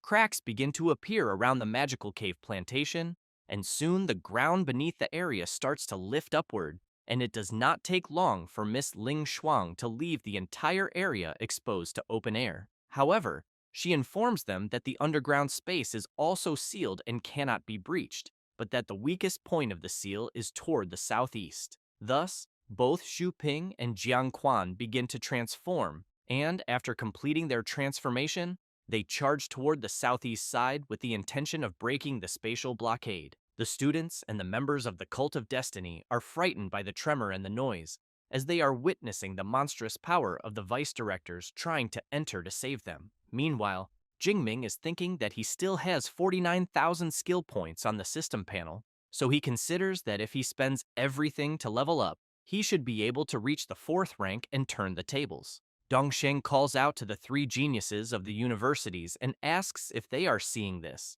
saying that jumping from the intermediate stage of the 2nd rank to the peak of the 4th rank is the power of the Cult of Destiny. In addition, he will give them a chance to eliminate the surrounding freshmen, become members of the Cult of Destiny, and gain the opportunity to obtain the same power as his. As a result, some freshmen begin to consider the possibility of doing what was asked. But Ling Shuang shouts a warning that any freshman who dares to attack another will be expelled and eliminated immediately. This excites the freshmen who were considering such a possibility, saying that they will never be traitors and that they would rather be hunted to the end. Dongsheng becomes irritated by this turn of events and calls everyone idiots, as he never imagined that they would lack even a shred of courage. But as he turns around, he emphasizes that he will give the last 3 seconds for the 2 rank S students to decide whether they will join or be eliminated. Kieran drops his sword and falls to his knees on the ground, begging not to be eliminated, saying that he will join the Cult of Destiny. Dongsheng comments that he made a sensible choice, but wants to know what Jingming will do. He, in turn, begins to release his power and does not answer anything. Dongsheng comments that then the MC has chosen to be eliminated and orders Kiran to eliminate Jingming to prove his loyalty. Kiran, with a trembling voice, comments that he cannot deal with Jingming alone. At that moment, some cult members transform and call Kiran to attack together. The MC notices that one of them is at the lower stage of the 3rd rank and 4 are at the lower stage of the 4th rank, so he thinks that it seems he does not even need to use his skill points yet. One of the cult members gets reckless and charges at the MC, asking whether just because he is rank S, he thinks he is amazing. Without making any movement, Jingming blocks the attack with his lightning and then counterattacks with a thrust of his spear. The cult member falls to the ground, wondering how this was possible, since he is a 4th rank superpower user. Jingming makes it clear that he was a fool to dare attack him alone. Dongsheng says that he will also help with the attack. Jingming thinks that he really feels threatened, because Dongsheng is truly strong, so it seems that he will have to use his skill points after all. But it is a pity, because he wanted to test whether 50,000 skill points would improve his superpower. However, upon seeing the notification from his system informing him that by eliminating a Divine Blood envoy at the lower stage of the 4th rank, he obtained another 1,000 skill points, thus reaching 50,000 points, Jingming wastes no time and immediately upgrades his superpower. As the sky begins to darken and numerous bolts of lightning strike across the entire area, the system informs that it will begin the superpower evolution, starting the evolution of the Purple Sky Divine Thunder of rank S. While the evolution rate is at 30%, the MC's lightning begins to spread even further throughout the area. Dongsheng shouts that he thinks Jingming is just putting on a show and unleashes his attack. A huge explosion occurs inside the magical cave plantation, but the MC manages to block the attack, remaining unscathed, while the superpower evolution progress continues. Next, the system informs that the rate has reached 100% and that the superpower evolution has been successfully completed, and now the Purple Sky Divine Thunder of rank S has evolved into the All Heavens Divine Thunder of rank SS. Jingming simply opens his eyes, releasing his new power, and countless bolts of lightning begin to destroy the entire area. Dongsheng is struck head-on by one of these bolts. With this, the system informs the MC that he has eliminated a Divine Blood envoy at the peak stage of the 4th rank, obtaining another 2,000 skill points.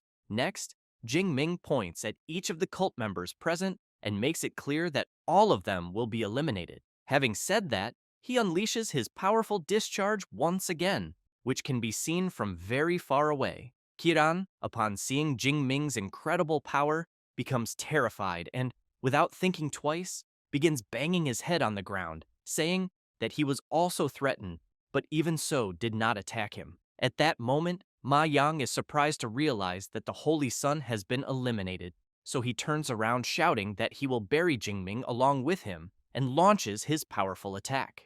On the verge of being struck by Ma Yang's blow, Jingming realizes that he cannot move his body even an inch and wonders if this is the difference in level between him and a 7th rank Grandmaster.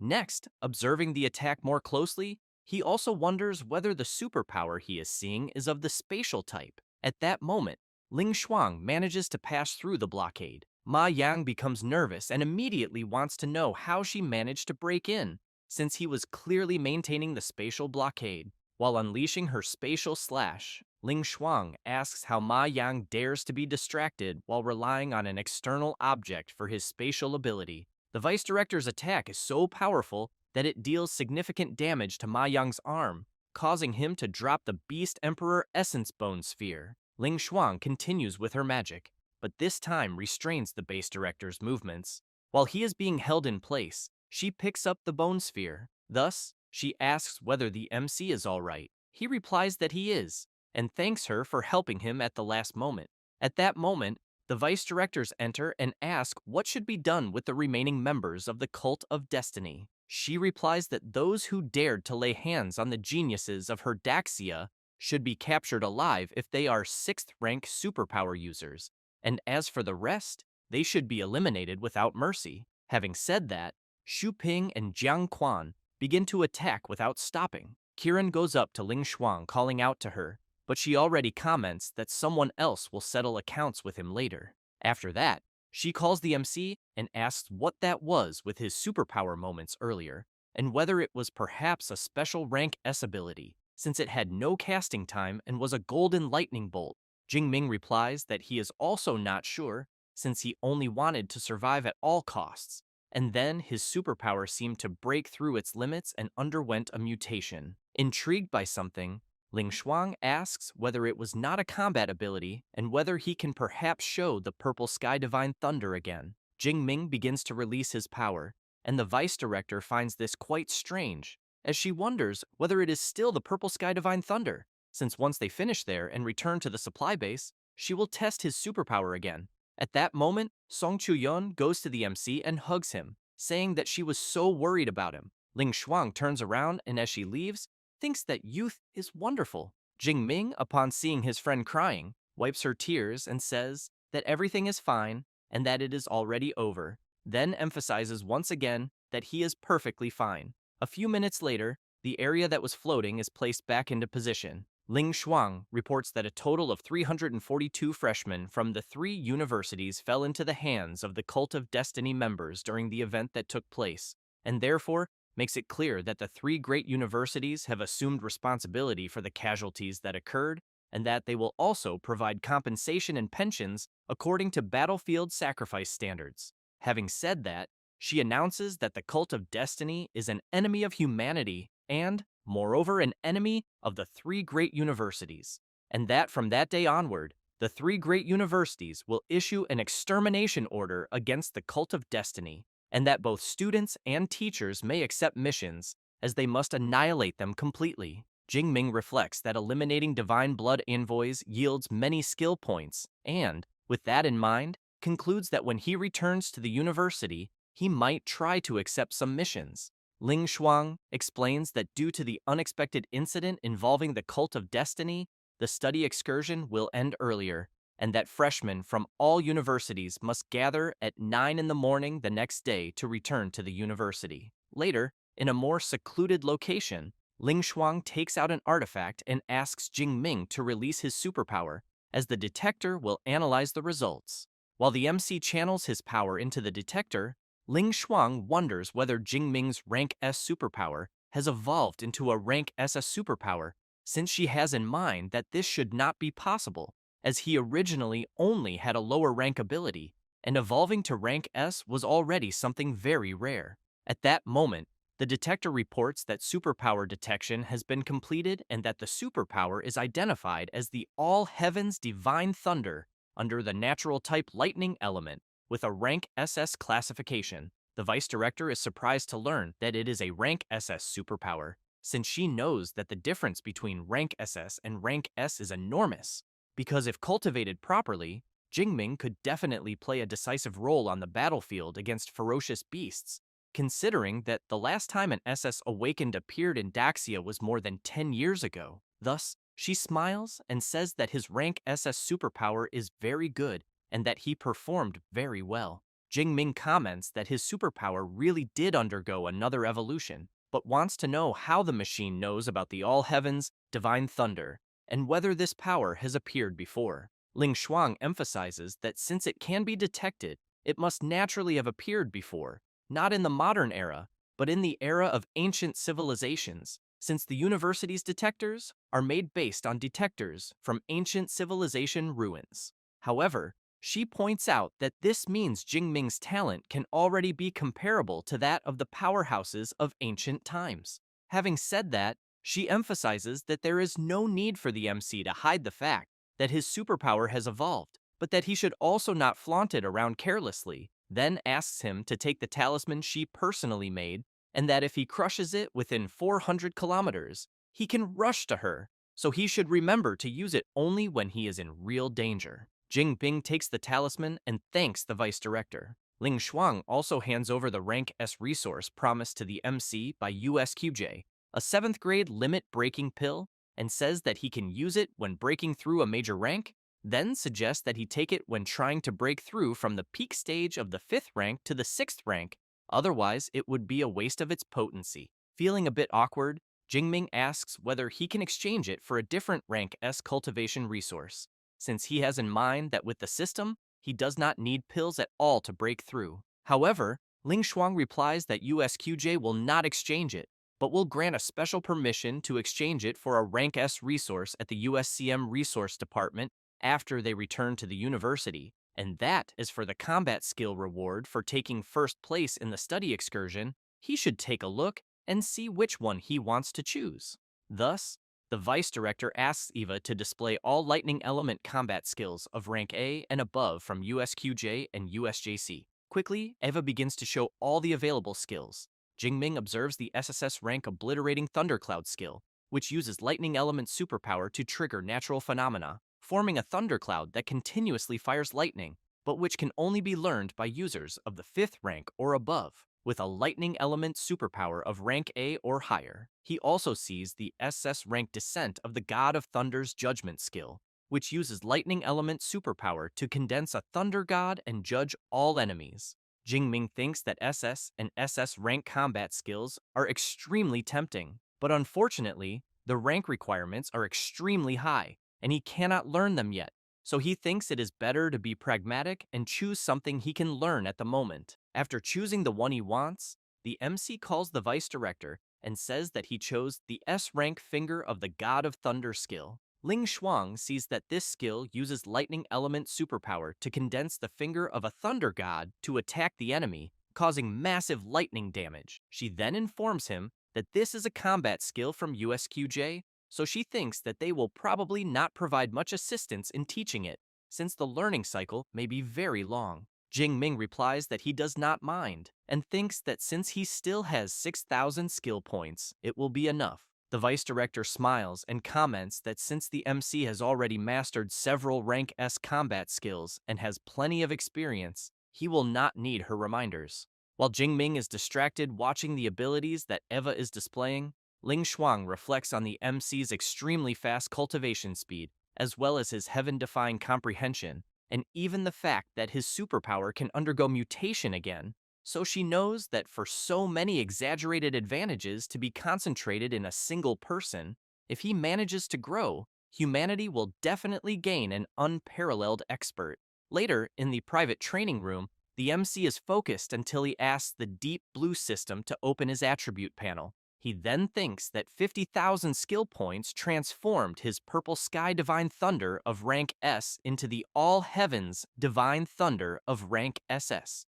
and that compared to the purple sky divine thunder, the all heavens, divine thunder is even more difficult to control, since he needs to focus on training his control over his superpower, and while trying to control his new power, he hopes that one day he can obtain an SS rank lightning element superpower. Later, at 18 o'clock, some people on the street are surprised to see an aircraft in the sky and soon wonder whether it is an anti-gravity aircraft from an ancient civilization ruin. The aircraft begins to descend near the city, and as soon as it lands, a man steps out and, dressed in a very different manner, thinks of the MC and comments that he has finally arrived. The people around are intrigued by the old man's strange presence and comment that perhaps they should inform the base personnel. The old man thinks that the fewer people who know he is there, the better, so he snaps his fingers, and the people who were around begin to act normally, almost as if they had never seen him there. Meanwhile, at the base's temporary detention center, while two guards stand outside protecting the perimeter, Ma Yang, completely chained up, keeps shouting, begging to be released, and saying that the celestial god will punish anyone who dared to interfere with his plans. The head of intelligence of the security department comments to Ling Shuang that these fanatics from the cult of destiny are quite stubborn, and that, in the end, they have not managed to extract anything useful so far. She replies that she understands and emphasizes that they have put in a lot of effort and thinks they can rest a bit now. Ma Yang laughs and calls everyone useless, making it clear that if he were them, he would not waste time trying to extract information. Jiang Quan points out that not even the head of intelligence managed to do it, so it seems that all that remains is to wait for the superiors to send reinforcements. Ling Shuang asks him to relax and comments that, according to her estimate, they should be arriving at any moment. At that moment, the man from before who came down from the ship appears there at the prison. The deputy director immediately turns around upon sensing a powerful aura. The old man laughs and promptly apologizes for his delay. Ling Shuang bows and comments that she did not expect him to come personally. The old man replies that he had to come, since the cult of destiny reappeared after more than 60 years. As the old man approaches Ma Yang, Ling Shuang thinks that Liu Yushan is a mental type superpower user of rank A, one of the few 9th rank martial saints of Daxia, and a holder of great political power. But she wonders whether something like this truly required his presence. Liu Yushan activates his mental power and asks Ma Yang to answer with complete sincerity, wanting to know whether he is the supreme leader of the cult of destiny. After being caught by the ability, he answers that he is not and says that he is only an archbishop. Then the old man asks what the objective of their operations was and whether they had infiltrated agents into the universities and how many. Ma Yang replies that initially it was to eliminate the freshmen of the 3 universities and then announce to the world the existence of the cult of destiny, and that regarding infiltrators, only at USJC. 10 minutes later, Liu Yushan explains that the Archbishop's memories were tampered with by a superpower user, and, because of that, he believes the man cannot reveal anything important, such as the hideouts or who the supreme leader of the cult is, but from what they managed to extract, the cult of destiny is plotting something much bigger, so he believes the superiors will act very soon. Having said that, he makes it clear that for now, that is all regarding the cult of destiny, but that there is another matter concerning the evolution of the superpower of the student Xu Jingming, so he wants to know where he is, because he wishes to meet him personally. Ling Shuang thinks that, in the end, the old man had another reason for being there. Later, in the deputy director's office, the MC arrives asking whether she had sent for him. Ling Shuang asks Jingming to sit down first, and then says she will introduce Liu Yushan, advisor to the National Parliament of Daxia, as the MC turns around in great surprise, wondering whether there really is someone else in the room. Since he did not sense any presence, the old man greets Jingming and emphasizes that it is a pleasure to meet him, while Jingming, very surprised, thinks that something is very wrong there and is soon caught by an overwhelming pressure coming from the old man. However, at that very moment, he tries to use his power to dissipate the control, and as soon as he manages to do so, he becomes very tired, almost as if he had just gone through an intense fight. He then reflects that, until now, he had only seen 9th rank martial saints on the internet and never imagined that, in person, Just a single look from the old man would be so overwhelming. Liu Yushan comments that the MC did not do badly at all, since nowadays, very few third-rank users can withstand his gaze. So he believes the MC's strength is truly admirable. Jingming bows and makes it clear that, in truth, he knows it was the old man who held back. The advisor laughs and says that every year, 3 or 4 rank S superpower users emerge on Blue Star, but that there have been fewer than 50 rank SS users in the past 200 years, and therefore, those who do not die young end up becoming the absolute pinnacle of power among humans, and he hopes the MC will be one of them. Having said that, he emphasizes that to help him on this path, they will provide support, then explains that what he just did was a mental seal capable of creating a layer of mental protection on him. Next, he places it on the MC's forehead, but as soon as he does so, he ends up feeling a bit dizzy and emphasizes that it is a rank SS mental combat ability he developed and is applying. In the future, even if a 9th rank mental type tries to break the seal, they will have to sweat a lot to do so. While Jingming helps the advisor sit down, Ling Shuang makes it clear that Liu Yushan is doing all of this for free for the MC and therefore thinks he should thank him properly. Immediately, Jingming thanks the advisor. He asks the MC not to thank him, as this was a collective decision of the parliament, and that when he becomes stronger, he only needs to help Daxia defeat more enemies. The deputy director explains to the MC that a thick layer of mental protection was applied around his sea of consciousness, and that advisor Lu's mental seal is the dream of many 8th rank grandmasters. And yet, Jing Ming received it for free. He laughs and comments that it is because he is the most outstanding student of Magic City University. Ling Shuang laughs and says that apparently humility is not his strong suit, but changing the subject, she says that the National University League will begin in March and that she will be counting on him. Jing Ming is quite surprised to hear this and immediately asks if she is sure, since he is only a freshman. The deputy director makes it clear that it is out of the question for him to refuse, as she is already reserving a spot for him, but that there are still a few months left, and therefore, she thinks he should train hard until that day. The MC comments that he cannot wait to cross paths with the geniuses of the other universities. After that, 3 days later, at the Magic City University, the ship that took the group to the competition returned. As soon as it lands, Jiang Chuyi promptly greets the MC and Song Chu-yun. Then she goes up to the two of them and says she is very happy to see that both are well. Song Chu-yun makes it clear that it was thanks to her pills, because she thinks that if it were not for them, they would have been screwed in the magic cave. Jiang Chuyi laughs and says that of course it was, since she was the one who refined them, but changes the subject and says that she has already reserved a table at Qingyaju for them to go eat. Jingming asks whether it will be on her tab. She replies yes, but wants to know if he remembered to bring the rare flowers and herbs she had asked for. The MC says that he brought a lot, but wants to know if she will be able to use all of it.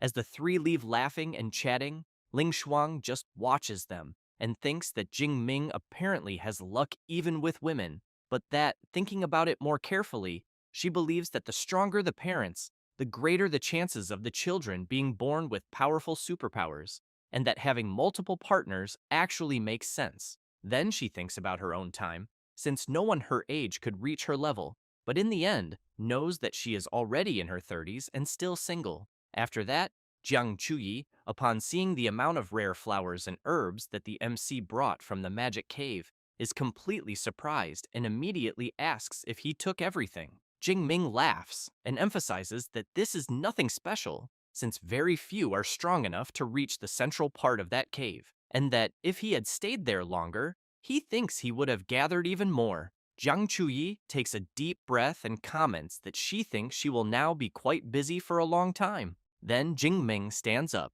and says that he is going to leave because he has to go to the resource department to exchange the rank S cultivation item he got from USQJ. It does not take long before he arrives at the resource department of USCM. Jing Ming asks Ava to list the rank S resources that he can exchange for a 7th grade limit-breaking pill. Upon seeing the list, the MC is impressed by the number of resources he sees, but asks Eva which of the resources shown on the list will maximize his control over the lightning superpower. Eva identifies the Rank S Thunder Mystic Realm Pass, with which the MC can enter the Thunder Mystic Realm, located in Hedong City, Jiangnan Province, and train there. Jingming comments that Hedong City is less than 100 kilometers from his home, and that he has never heard of any Thunder Mystic Realm there. Eva explains that it appeared in Kanger Village, in Hedong City, 87 years ago, and that after the Thunder Dojo took over, it began to be managed strictly. A pass is required to enter, so most people do not even know it exists. The MC says he understands, but wants to know if there are beasts there. Ava replies that yes, and that almost all of them have mastered lightning control. Jingming thinks this is perfect and decides to choose this Rank S resource. Later, the MC receives a call from someone asking if he is Vice President Xu Jingming. He replies that he is, but asks the reason. The guy informs him that the club will hold an exchange meeting later. The MC recalls that a few days ago he followed senior brother Liu Ming's advice and joined the Meteorite Club, and that he did not expect it, but has already become vice president, and the work came faster than he imagined. So he replies that he will attend the meeting. As soon as he hangs up, he thinks that this meeting actually seems quite interesting, since he will be able to exchange experiences among cultivators from different departments, and also knows that this always helps to understand things from another perspective. After that, the MC goes to visit Professor Yang Gentian, and as soon as he sees the MC, he cannot believe it when he realizes that Jingming has already reached the third rank. Jingming laughs and replies that yes, he broke through during the study excursion. Young Gentian asks why the MC talks as if breaking through the third rank bottleneck were as simple as drinking coffee, since they have not even completed one semester yet, and worries that if this continues, by the time he graduates, he will already be a 7th rank Grandmaster. Jingming invites the professor to go to the training room as he wants to show him up close the changes that the divine blood brought to his body. Upon arriving at the training room, the MC releases his powerful power. Professor Yang Gentian is quite surprised and soon asks whether the Purple Heaven Divine Thunder was not blue-violet and why the color changed, also noting that it is not just the color, since even the origin aura of the superpower is different. Jingming asks whether Deputy Director Ling Shuang did not tell the old man because his superpower evolved and is now the All Heavens Divine Thunder of rank SS. Yang Gentian is even more impressed upon learning that the superpower evolved from rank S to SS, and then realizes that now everything makes sense. He then comments that evolving the superpower is great, but that controlling a rank SS1 is no joke, since it is much more complicated than a rank S1 and will require a lot of training. The MC says he understands, but adds that he even exchanged for a Thunder Mystic Realm Pass and therefore wants to know what he needs to prepare before going. Young Gentian comments that the Thunder Mystic Realm is perfect for those who use lightning superpowers, since it even allows good cultivation and training there, but that before that, he wants to take a look at his physique first. So he asks the MC to activate the Extreme Thunder state. Jingming gives a slight smile and asks the professor to analyze carefully. Having said that, he releases his power to the maximum, even becoming similar to a level 3 Super Saiyan. Yang Gentian thinks this is very good and comments that the foundation of his immortal body has become more solid and that he believes the MC must have reached the upper level of the 8th rank and that it is also mixed with the aura of a Beast Emperor bloodline. Jingming thinks that he now understands why just his physical strength alone can contend with Kiran's, who is rank S. Yang Gentian asks the MC to rest a bit, because he is going to call an opponent to test his body in real combat. As he leaves the training room, he carefully observes the MC and thinks that Tong Yue is at the upper stage of the 2nd rank, Xu Wei at the lower stage of the 3rd, and Liu Ming is still recovering, and therefore believes that none of these 3 will be suitable, and also that he did not even notice it. But their junior brother, Jing Ming, is already stronger than all the other disciples currently at the university. 10 minutes later, a guy arrives saying that the MC's opponent has just arrived. This is Zhong Dan, a 4th-year student from the Weapons Academy, who introduces himself very nervously and says that he thinks he has not done anything wrong recently. Young Gentian asks the young man to relax and says that he only wants him to do a physical combat training session with his disciple. Jung-dan finds this strange and asks the professor whether a hand-to-hand training session would not be too heavy for the MC. Yang Gentian replies that the big guy can go all out, as he will be watching. Thus, Jung-dan agrees and says that since the professor authorized it, he will not hold back. Yang Gentian asks old Fu who he thinks will win. He replies that overall Jingming is stronger, but that speaking only of physique, he thinks Jung-dan has the advantage. Yang Gentian emphasizes that it is not always like that, because even though Jung-dan is a rank A enhancement type at the peak of the third rank, 2 levels above the MC, the opportunities Jingming obtained go far beyond what one can imagine. At this moment, Jung-dan activates his enhancement superpower and transforms into a gray wolf with green eyes.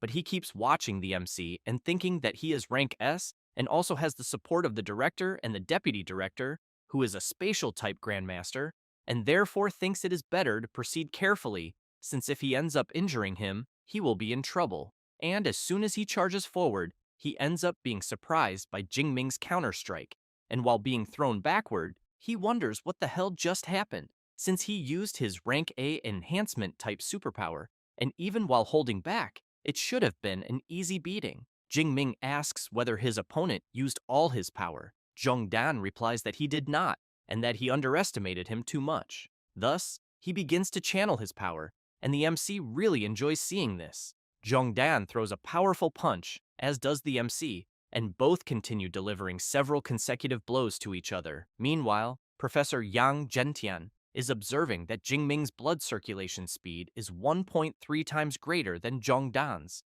so he believes it must be the influence of that beast Emperor blood, since in brute strength, the two are evenly matched. Then he asks the MC to activate the extreme thunder state. Jung-dan comments that he is already being pressured while Jingming is in normal mode, and fears that if he activates that, he will be in a bad situation. The MC begins to transform, and the big guy becomes a bit afraid, and soon asks Jingming to take it easy. He finishes his transformation and asks Jung-dan to just relax. Several minutes later, the big guy is lying on the ground completely exhausted.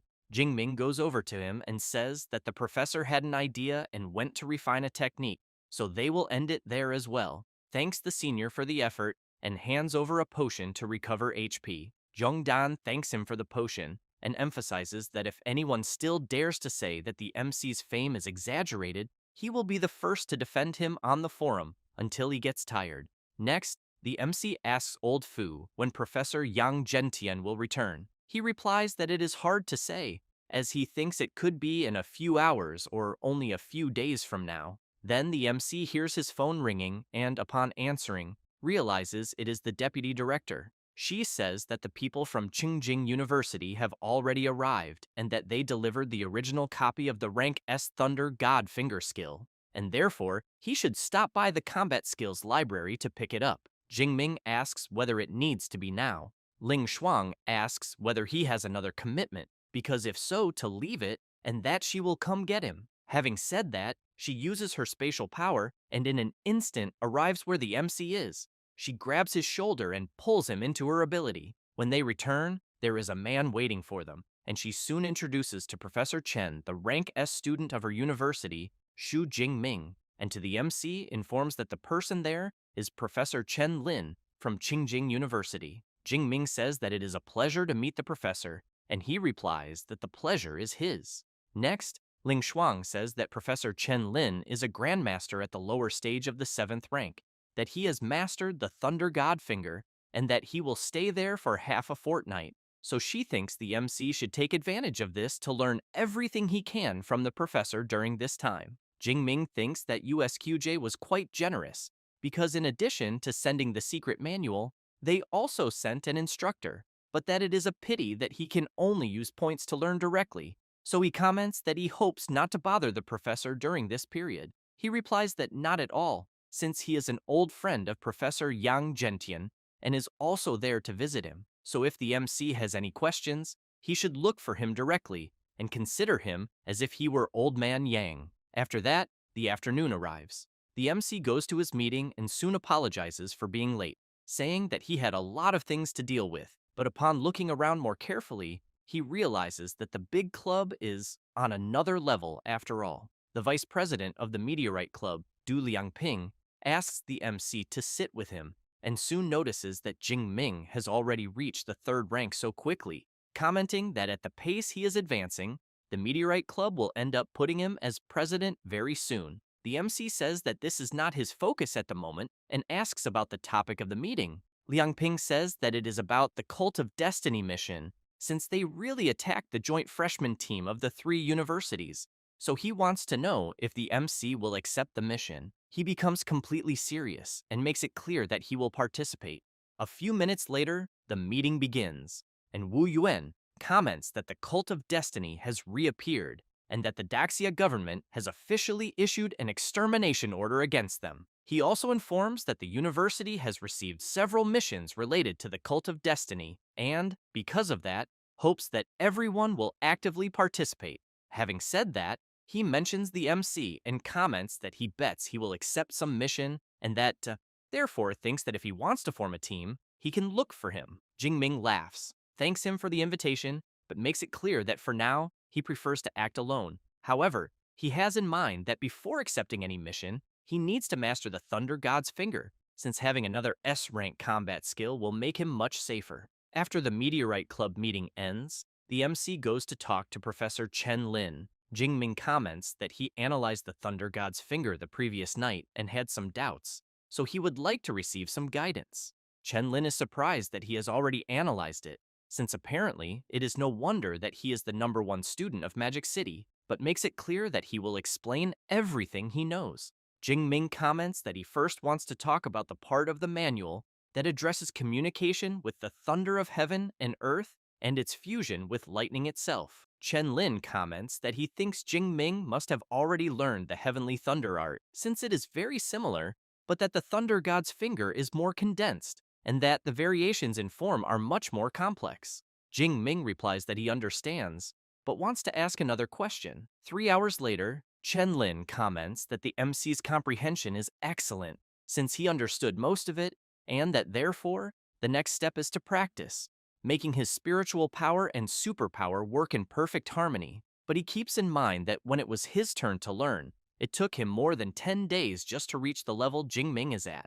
Jingming, in turn, thanks the professor for the explanations. Thus, he focuses his mind and asks the system to add points to the Thunder God's Finger. Then the professor asks him to try to manifest the Thunder God's Finger, as he will observe him and see where the problem lies. Jingming is intrigued by this, since he knows there cannot be a problem because he has already learned it. So, he wants to know if the professor would mind if he practiced alone first, since he does not want to take too much of his time. Chen Lin replies that there will be no problem at all, since he thinks it will not take that long. Having said that, the MC stands up and begins to concentrate and soon activates his ability. Chen Lin, upon seeing this, thinks it was not bad at all, since the initial form is perfect, without any problem, and he knows that many talented students take 2 months just to stabilize the first form. And while the MC advances to the next step, the professor becomes even more surprised, since he keeps in mind that the second step is to communicate with the thunder of heaven and earth. But apparently,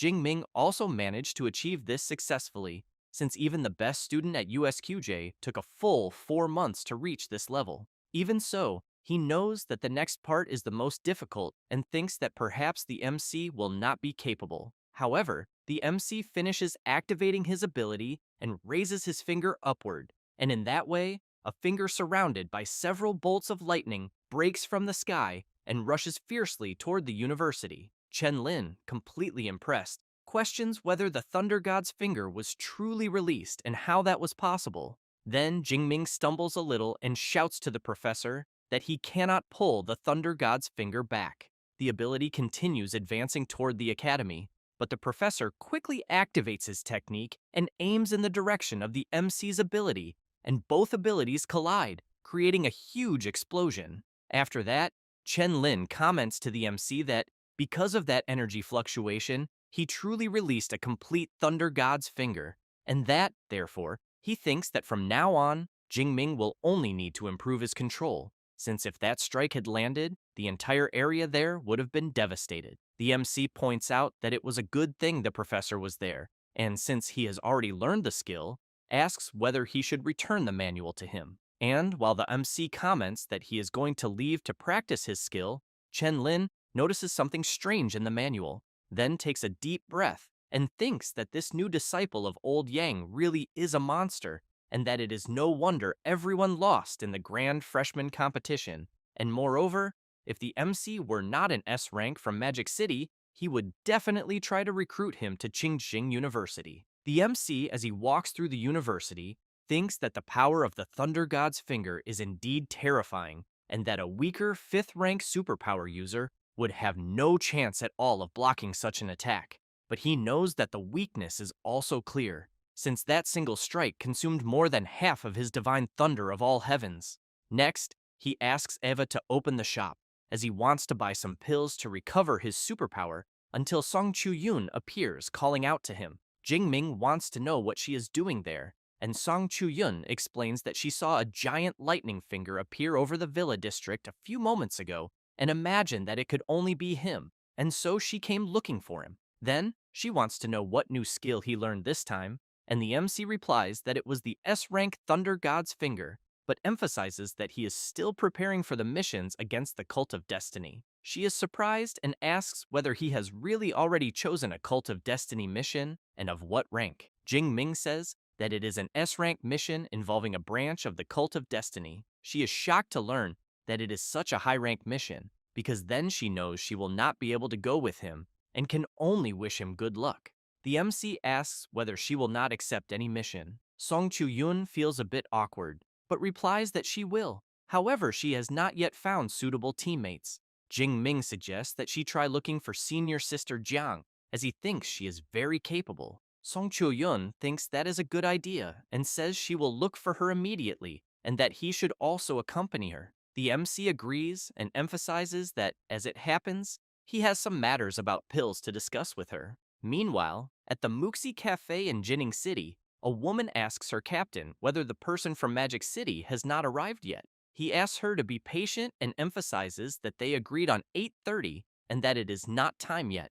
A man with glasses points out that it is the fault of Jinning City's security department for being understaffed, but wants to know what kind of person will be coming. The captain says that his name is Jing Ming. He is 19 years old and is a first-year freshman. The woman is quite surprised to learn that the person doing the mission is a freshman, and therefore asks whether Magic City has gone crazy. The captain becomes serious and asks her to let him finish explaining, then explains that Jingming possesses an S-rank superpower and is at the initial stage of the 3rd rank, and moreover his real combat strength reaches the peak of the 3rd rank. Everyone in the room is impressed to learn that a Magic City freshman is already at the initial stage of the 3rd rank, and the captain further makes it clear that when he arrives, everyone is to behave like professionals. At that moment, the MC opens the door and immediately apologizes for making everyone wait. The captain shakes the MC's hand and says that they also just arrived,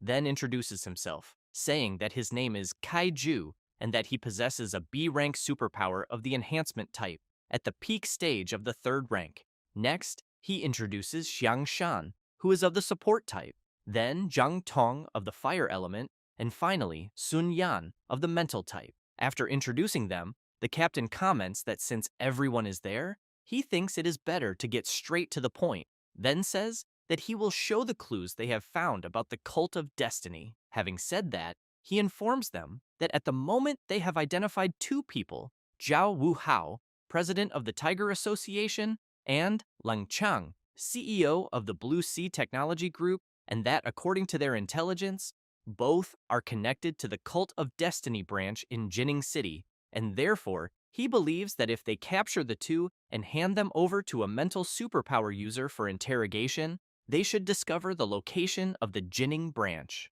However, he emphasizes that Lung Chang is more complicated to deal with, and that, because of this, they plan to capture Zhao Wuhao first, and that the MC will only need to follow their lead the next day. Jingming suggests that since there are 2 targets, why not split up? But Kaiju replies that acting together is safer. The MC thinks that, apparently, he is being underestimated, so he asks the captain to leave Lung Chang to him and have the others deal only with the Tiger Association. The captain becomes serious and thinks that this S rank from Magic City is too confident, but he knows that even with an S rank superpower, facing someone at the intermediate stage of the 4th rank is harder than ascending to the heavens. At that moment, Zhang Tong says that Lung Chang has a personal bodyguard at the intermediate stage of the 4th rank, and that because of this, the MC will not be able to deal with him alone, and that the plan is to capture Zhao Wuhao first, and then act together again to capture the last one. Even so, Jingming asks them not to worry, as he thinks everything will be fine. Zhang Tong becomes nervous and shouts, wanting to know if the MC cannot understand the seriousness of the situation, but the captain interrupts him. Then he comments that if Jingming insists so much, they will have to trouble him to act alone, and that he will hand over the 3-dimensional rendering of the group's base and the relevant information. Upon taking the material, Jingming replies that it is fine, but wonders whether they really have so little faith in an S rank, because apparently he will have to show some real skill. After that, a few hours later, the MC is on Eva's portable terminal, and she informs him that there are 5,362 sensor probes and 51 patrols with superpower users at Lung Chang's organization base. Jingming thinks that this guy managed to make a technology park more protected than a military base. Then, he hears his phone ringing and sees that it is an audio message from the captain, in which he informs him that the department has assembled a special task force for the MC, with 20 people under his command. Jingming has in mind that he is almost certain these reinforcements will not help much when things get serious. The next day, at the technology park, Jingming is sitting at a table drinking tea, but he communicates with the captain of the reinforcements and asks how the reconnaissance is going. Wang Gang, captain of the special task force, says that they have searched several times, but so far, no breach in security has appeared. Jingming thinks that he did not want to resort to force, but it seems he will have to break in through the entrance. Then a woman appears, and upon seeing the MC, calls out his name. As she approaches, she is sure that it is Jingming. The MC recognizes her and comments that it is a coincidence for her to be there, but thinks that he almost forgot that Lin Qingli studies at a university there in Jining. She wants to know if the MC was not in Magic City, or if, by any chance, he is just sightseeing. Jingming replies that he just wanted to take a look at the Blue Sea Technology Park, but that they are not letting him enter. Lin Qingli thinks that is a coincidence, and says that her uncle was invited to a technology exhibition inside, and that she can even ask him to take the MC with them. Jingming wants to know if she could really do that. She replies that yes, since it is just a matter of talking to the staff. Jingming thanks her and calls her representative. She laughs and comments that apparently he still calls her representative. Thus, she calls Jingming to go. He thinks that he did not expect this turn of events, and that it is better to keep the task force on standby as a precaution. Already in the open courtyard inside the technology park, Lin Qingli's uncle comments that boss Lung Chang should arrive soon, but since he is going to meet some friends, the MC and his niece can walk around the place. Jingming thanks Lin Qingli's uncle, but thinks that this is great, because him coming there saves the trouble of going after him. Lin Qingli wants to know if Jingming has already become a superpower user. He replies that yes, and she comments that she feels envious, because only 6 months have passed and he has already evolved, while she is still stuck at the awakening stage, unable to advance. At that moment, the MC's phone starts ringing, and he comments that he needs to answer it. It is Captain Kaiju wanting to know if he managed to locate Lung Chang, because the members of the Tiger Association fled, and because of that, Lung Chang is their only lead at the moment, and the MC cannot let him escape. While the MC is surprised by something, the captain wants to know if he is listening and why he went silent. Then Jingming replies that everything is fine, and that he has already found Lung Chang. Having said that, he ends the call. Zhang Tong wants to know if Jingming gave any news. Kaiju says that the MC only said that he found Lung Chang, but since they still do not know how the situation is over there, he thinks it is better for everyone to head there immediately. Meanwhile, the MC asks Lin Qingli to take the others and hide for a few moments, because he has something to deal with. She is confused and asks him to be clearer. Jingming becomes serious and says that, in fact, he is there for another reason. Meanwhile, Lung Chang, CEO of the Blue Sea Company, is talking with other people and saying that he has been handling some matters in the building recently, until Jingming shouts, calling Lung Chang of the Cult of Destiny and ordering him to surrender immediately. Then he informs that, after an investigation by the Jining City Security Department, Lung Chang of the Blue Sea Company is involved with the Cult of Destiny and, because of that, asks all nearby civilians to leave immediately, and that anyone who insists on protecting Lung Chang will be treated as an accomplice of the cult. The people around are surprised, wanting to know if the CEO is really involved with the cult, since, if the security department is already there, they think it cannot be a lie. Wu Hong apologizes to the MC, but informs him that he is only Mr. Lung's bodyguard and knows nothing about any cult. However, he wants to know if the security department is so understaffed that it sent a kid at the initial stage of the third rank. Meanwhile, from afar, Lin Qingli is surprised to realize that Jingming is already at the third rank and reflects that elite universities are truly insane after all, because in less than one semester, they turned and awakened into a monster. Jingming comments to Wu Hang that it seems he is also involved with the cult, then asks Eva to start recording the mission. The bodyguard, while releasing his power, wants to know what gave a kid like the MC the courage to speak that way. Then he charges forward with full force and uses his bloody tiger slash ability, but Jingming easily manages to dodge it. People in the distance comment that the situation has now gotten out of control because Wu Hang charged forward, who in turn comments that apparently the MC's reflexes are quite good, but wants to know if he will be able to dodge again. Jingming makes it clear that he will not need to dodge again, because he has already understood the bodyguard's attack pattern. Having said that, he activates his extreme thunder power, which leaves Wu Hang very worried, wondering if what he is seeing is a divine ascension, since he has in mind that only divine blood envoys master something like that within the cult. Jingming creates his thunder spear and immediately throws it, and the bodyguard is struck head-on by the ability. Then, he falls defeated to the ground. Lin Jaime comments to his niece that the MC defeated Master Wu Hang in an instant, and therefore wants to know if Jingming is her schoolmate. Lin Qingli replies that yes, but that she is shocked by his rapid evolution. Meanwhile, Lung Chang takes advantage of the commotion to try to escape, and wonders since when the security department has such a monster. However, the MC comments that he will not let him escape and activates his Thunder Prison ability. Lung Chang is surrounded by several bolts of lightning, and Jingming quickly approaches him. Overflowing with power throughout his body and with a piercing gaze, the MC comments that Wu Hang has already been eliminated and that, because of that, it is better for Lung Chang not to try anything rash anymore, because if he dares to move suspiciously, he cannot promise that he will come out of the interrogation unscathed. Lung Chang is terrified by the pressure he is feeling and shouts that he never imagined there could be someone so frightening within the security department. Then he asks what the MC intends to do by getting so close. The MC simply releases an electric discharge into the CEO's body, which causes him to fall to the ground completely knocked out.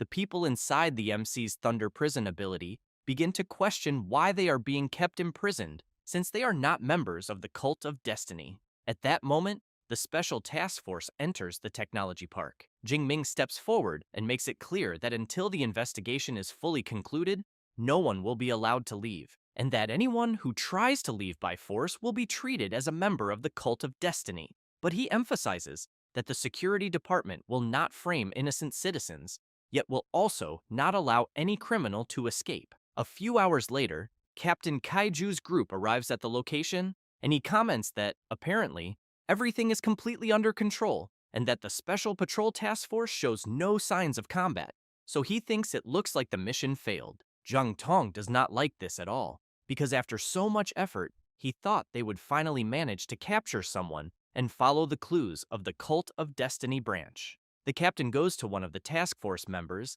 and asks if Lung Chang escaped. He replies that he did not and informs that they have already taken control of the Blue Sea Technology Park and that everything at the location is under control and that Lung Chang has already been captured.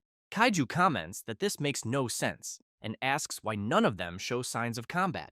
The officer says that, to be honest, they themselves do not know exactly what happened because when they arrived, Officer Xu Jingming had already resolved everything, and they only handled the cleanup. This leaves everyone in the captain's group incredulous, wanting to know how he resolved everything alone, and on top of that against Lung Chang's bodyguard. who is at the intermediate stage of the 4th rank. As soon as the group gets close to Wu Hong lying on the ground, the captain crouches down and wonders whether Jing Ming really eliminated someone at the level of the bodyguard, since he had thought that he merely drove the guy away. But elimination is completely different from simply defeating someone, and moreover, it was an instant elimination, so he thinks he truly underestimated this S rank from Magic City. At that moment, the MC appears and says that Kaiju finally arrived. He thanks Jingming for all the effort and emphasizes that it was thanks to him, because otherwise he thinks his squad would have been completely defeated, and comments that when this mission ends, he will definitely pay for a drink. The MC, while looking at Leng Chang chained up, comments that the drink can wait, because they need to interrogate the CEO first about the location of the Cult of Destiny branch. Sun Yan, after using his power on Leng Chang, informs that the Cult of Destiny branch is located in the suburbs of Jining City, with about 200 cultists, and that there are 3 at the initial stage of the 4th rank and 1 at the intermediate stage of the 4th rank, and that all of them are Divine Blood envoys. He also informs that there are 8 at the 3rd rank, and the rest are between the 1st and 2nd rank. Jingming thinks about the Divine Blood envoys, since after being so busy for so long, he has finally found what he was looking for, because each envoy represents an absurd amount of skill points. Kaiju comments that there are many superpower users there, so he wants to know if they should request reinforcements from the department. The MC makes it clear that it is not necessary, because he will handle it alone. Thus, they do not waste time and all head to the Cult of Destiny hideout in the suburbs. Sun Yan, with his power active, informs that the Cult of Destiny branch is indeed there, but that to the naked eye there does not seem to be anything strange. So he asks everyone to relax their minds, because he is going to share his vision. Jing Ming thinks that these mental abilities of superpower users are truly convenient, since he can take a look at the library when he returns, because he hopes that the lightning element can achieve a similar detection effect. After everyone views the area through Sun Yan's shared vision, the captain calls Jiang Tong and asks whether, with her fire element superpower, she can blow up the alloy gate ahead or bring down the mountain wall. She replies that both options are very difficult. While taking a 3rd-grade superpower recovery pill, the MC asks everyone to leave it to him. Kaiju comments that, in that case, they will have to rely on him again, but thinks that they were unable to help capture Leng Chang, and that, when another obstacle appeared, they ended up depending on the MC once more. As soon as the MC recovers his energy, he enters Extreme Thunder mode and activates his Thunder God's Finger ability. The giant lightning finger strikes the barrier wall head-on, shattering it completely. But because the ability is so powerful, a shockwave of air is generated and forces the other group members to take cover to avoid being hit. Jiang Tong, upon seeing the explosion, asks whether this is really real, and Captain Kaiju wonders whether someone at the 3rd rank should have this level of destructive power. After returning to normal, Jing Ming takes a deep breath and thinks that this was quite satisfying, because the first time he used the Thunder God's Finger, Professor Chen Lin had to neutralize the strike, and there was no chance to feel the impact. So he concludes that this regret has finally been compensated. Then he informs Captain Kaiju that, since the alloy gate has been breached, he will enter first. Having said that, he asks Eva to activate combat follow mode. As soon as she activates it, both rush into the hideout. Kaiju and his group activate their powers, and the captain orders 10 people to guard the outside to prevent any cultist from escaping, while the rest should follow him. Meanwhile, inside, one of the cult leaders tells everyone not to panic and to grab their weapons to face the enemy because the celestial god is eternal. One of the members, who seems to be Professor Chen Lin, shouts for everyone to listen to Priest Wang, saying they need to stay calm, since these dogs from the security department are, at most, at the 3rd rank, while they have the noble 4th rank Divine Blood envoys, and therefore they will eliminate them as they appear, 1 by 1, 2 by 2. Having said that, all the members begin shouting that everything will be done for the mandate of heaven of the eternal celestial god, until, as they continue shouting, an enormous lightning spear strikes one of the members head-on and knocks him out instantly. Jing Ming appears right in front of them, apologizes for interrupting the mobilization before the battle, but asks whether any of them know where the Divine Blood envoys are. The members shout that one of the security department's dogs has appeared and that apparently he is still at the initial stage of the third rank. So they ask where such arrogance comes from, but they soon refuse to talk and charge forward. Jingming simply throws one of his lightning bolts and easily knocks out another cult member, which leaves his partner terribly frightened, causing him to drop to his knees and shout that he surrenders and begs to be spared. The MC becomes serious and asks where their divine blood envoys are. The cult member says that they are at the blood pool in the deepest part of the mountain, but as soon as he finishes speaking, he is struck head-on by the MC's power. The remaining members ask why Jingming eliminated the man even after he surrendered. The MC, while releasing even more of his power, laughs and asks when he ever said that he would spare someone just because they surrendered. The cult members become afraid and beg for mercy, saying they were only bewitched by the cult of destiny and ended up getting involved in this. Jingming asks Eva to scan the identity information of the members, but while she is scanning, he makes it clear that they will see just how innocent they really are. It does not take long for her to finish the scan, and she reports that Zhou Ping is a wanted fugitive responsible for killing a mother and daughter in the city of Manhwa. Liu Yang is also a wanted fugitive, responsible for selling large quantities of highly addictive exotic fruits in the province of Jie. With that, the MC begins to release his power and comments that this then is what they call innocence, saying that he eliminates everyone in the blink of an eye. At that moment, Captain Kaiju and Zhang Tong arrive where the MC is and see the eliminated bodies of the cult members. The captain, surprised, wonders if what he is seeing was really the work of an S-rank superpower. Zhang Tong thinks that even if she used her flames to instantly reduce someone to ashes, she would have to be at the 5th rank to make that happen. Jingming tells Kaiju that the bishop and the divine blood envoys are in a place called the blood pool and asks if he knows what it is used for. Kaiju says he heard Lung Chang mention that it seems to be a place used to produce divine blood envoys. After that, they arrive at a room where there are several people being kept under observation, almost as if they had been used as experiments. Jingming does not like at all seeing that the cult of destiny is conducting research on humans and animals. Kaiju looks back and, seeing someone, calls out to the MC and comments that it seems they are about to find the blood pool because Zhao Wu Hao from the Tiger Society has just appeared. Zhao Wu Hao tells the captain that he did not plan to settle accounts with them at that moment, but since they came there on their own, they will all be eliminated. Jingming comments that the strongest among them is only at the peak of the 3rd rank, so he wants to know if the divine blood envoys are not there. Zhao Wu Hao shouts, calling the MC arrogant, and emphasizes that the Lord Envoys do not need to move to deal with someone like a public security brat.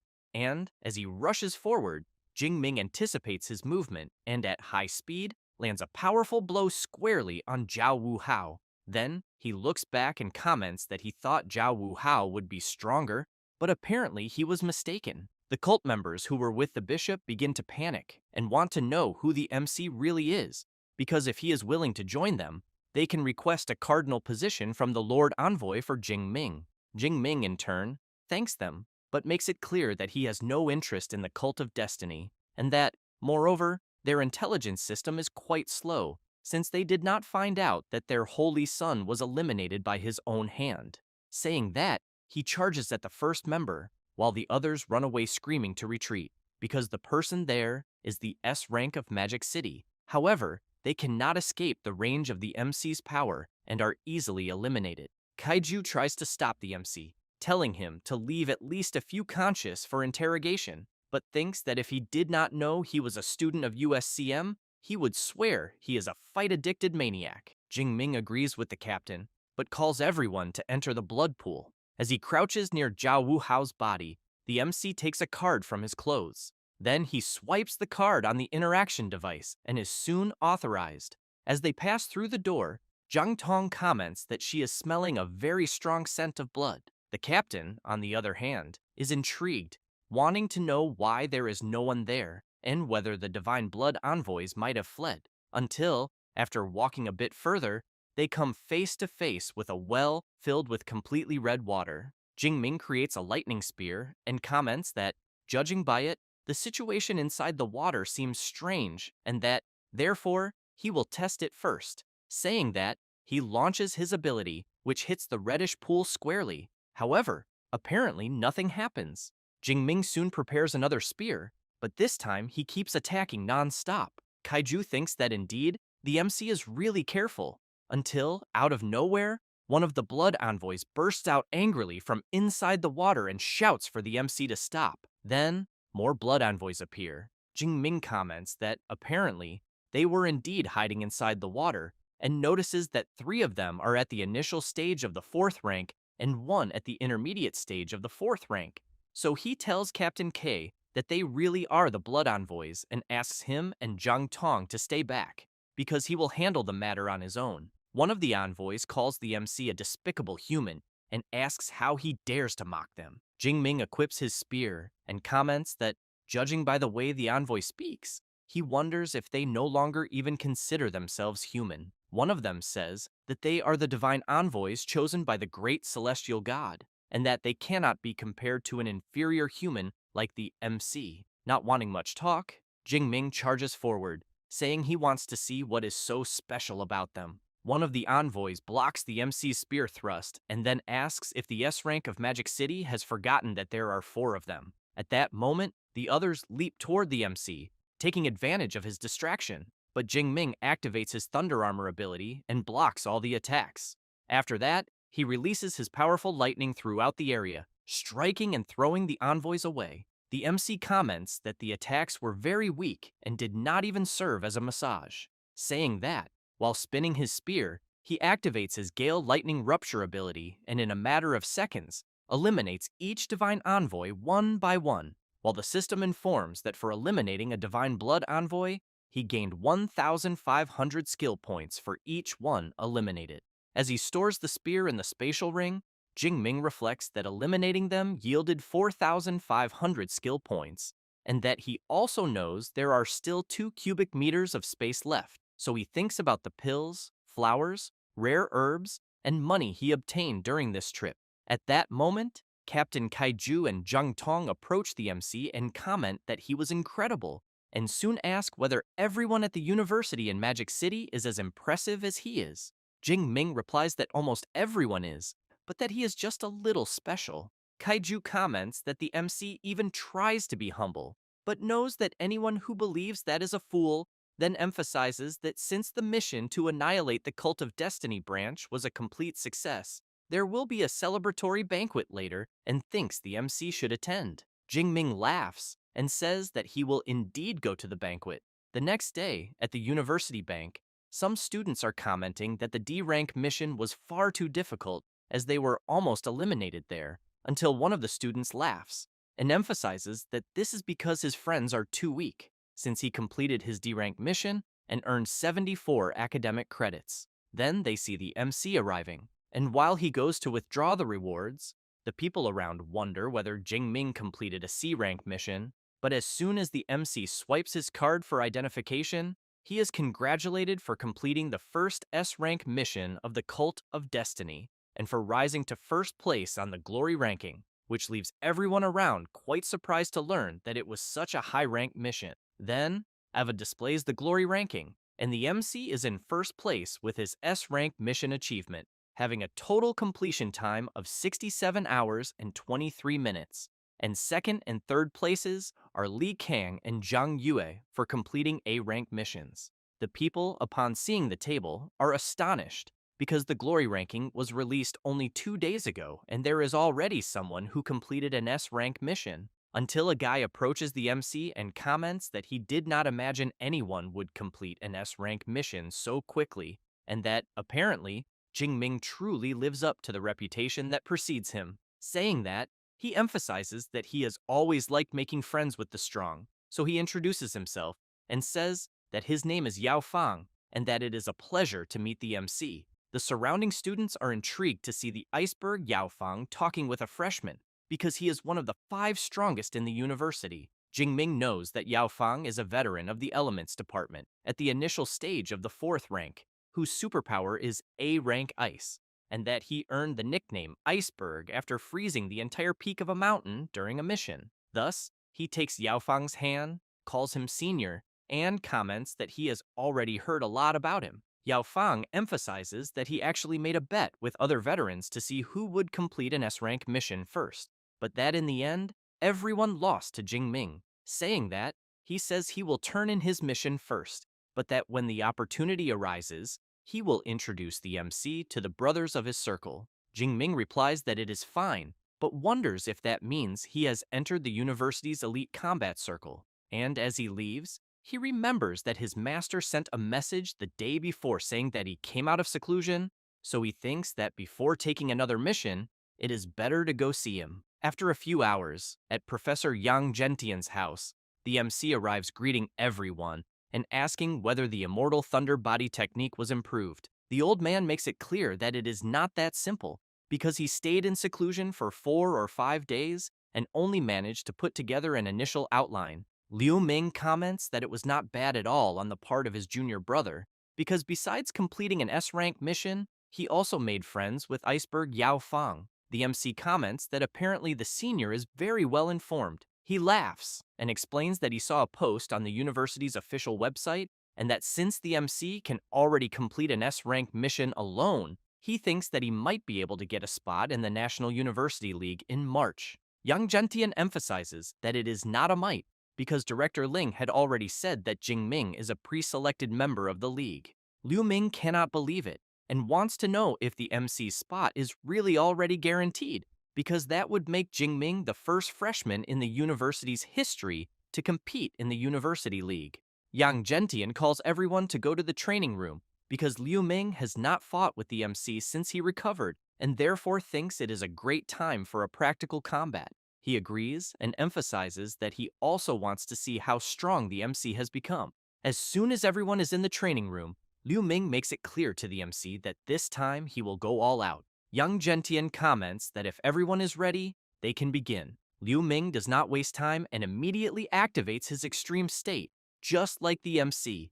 Liu Ming realizes that the MC's SS rank superpower is indeed very strong and thinks that to defeat him, he needs to resolve things quickly. Thus, he goes on the offensive. Jingming blocks the senior's charge, and then a frenetic and very intense fight begins. 3 minutes later, Liu Ming is quite tired, breathing heavily. Then he comments that he lost and that he cannot defeat Jingming, who in turn thanks the senior for the great fight. Liu Ming emphasizes that he did not hold back at all and that the MC is simply a monster. And because of that, he emphasizes that he will personally watch the National University League that year. Yang Gentian goes to the MC and asks about his plans, since he could take leave from any college class whenever he wanted. Jingming comments that he intends to focus on doing missions for a while, but reflects that from what he has noticed, hunting divine blood envoys yields skill points much faster than hunting ferocious beasts. After that, a month passes, and in the mission conclusion hall, Jingming remains in first place, now with 3 S-rank missions, 6 A-rank missions, and 4 B-rank missions. Second place is Kang Shi, and in third, Yao Fang. The students, upon seeing the table, comment that they would never believe that a freshman student would reach the top of the table. Jingming, in turn, is thinking that the award day has finally arrived and, very curious, wonders what the prizes will be. Then, the students notice that the MC is there and realize that he has already advanced to the intermediate stage of the 3rd rank, since they know that even for an S-rank superpower, that is far too fast, and that is why they are calling him the Thunder Emperor. Yao Fang appears and tells the MC that in just 1 month he has already earned a title. Jingming feels a bit embarrassed and tells the senior that it is just a nickname people made up. Yao Fang turns and comments that the person there with him is Bloody Hand Shen Dongling, whom he had mentioned before. She arrives saying that with such a physique at the intermediate stage of the 3rd rank, Jingming truly deserves the title of Thunder Emperor, but she wants to know about the 2 girls who live with him and whether they are not there by any chance.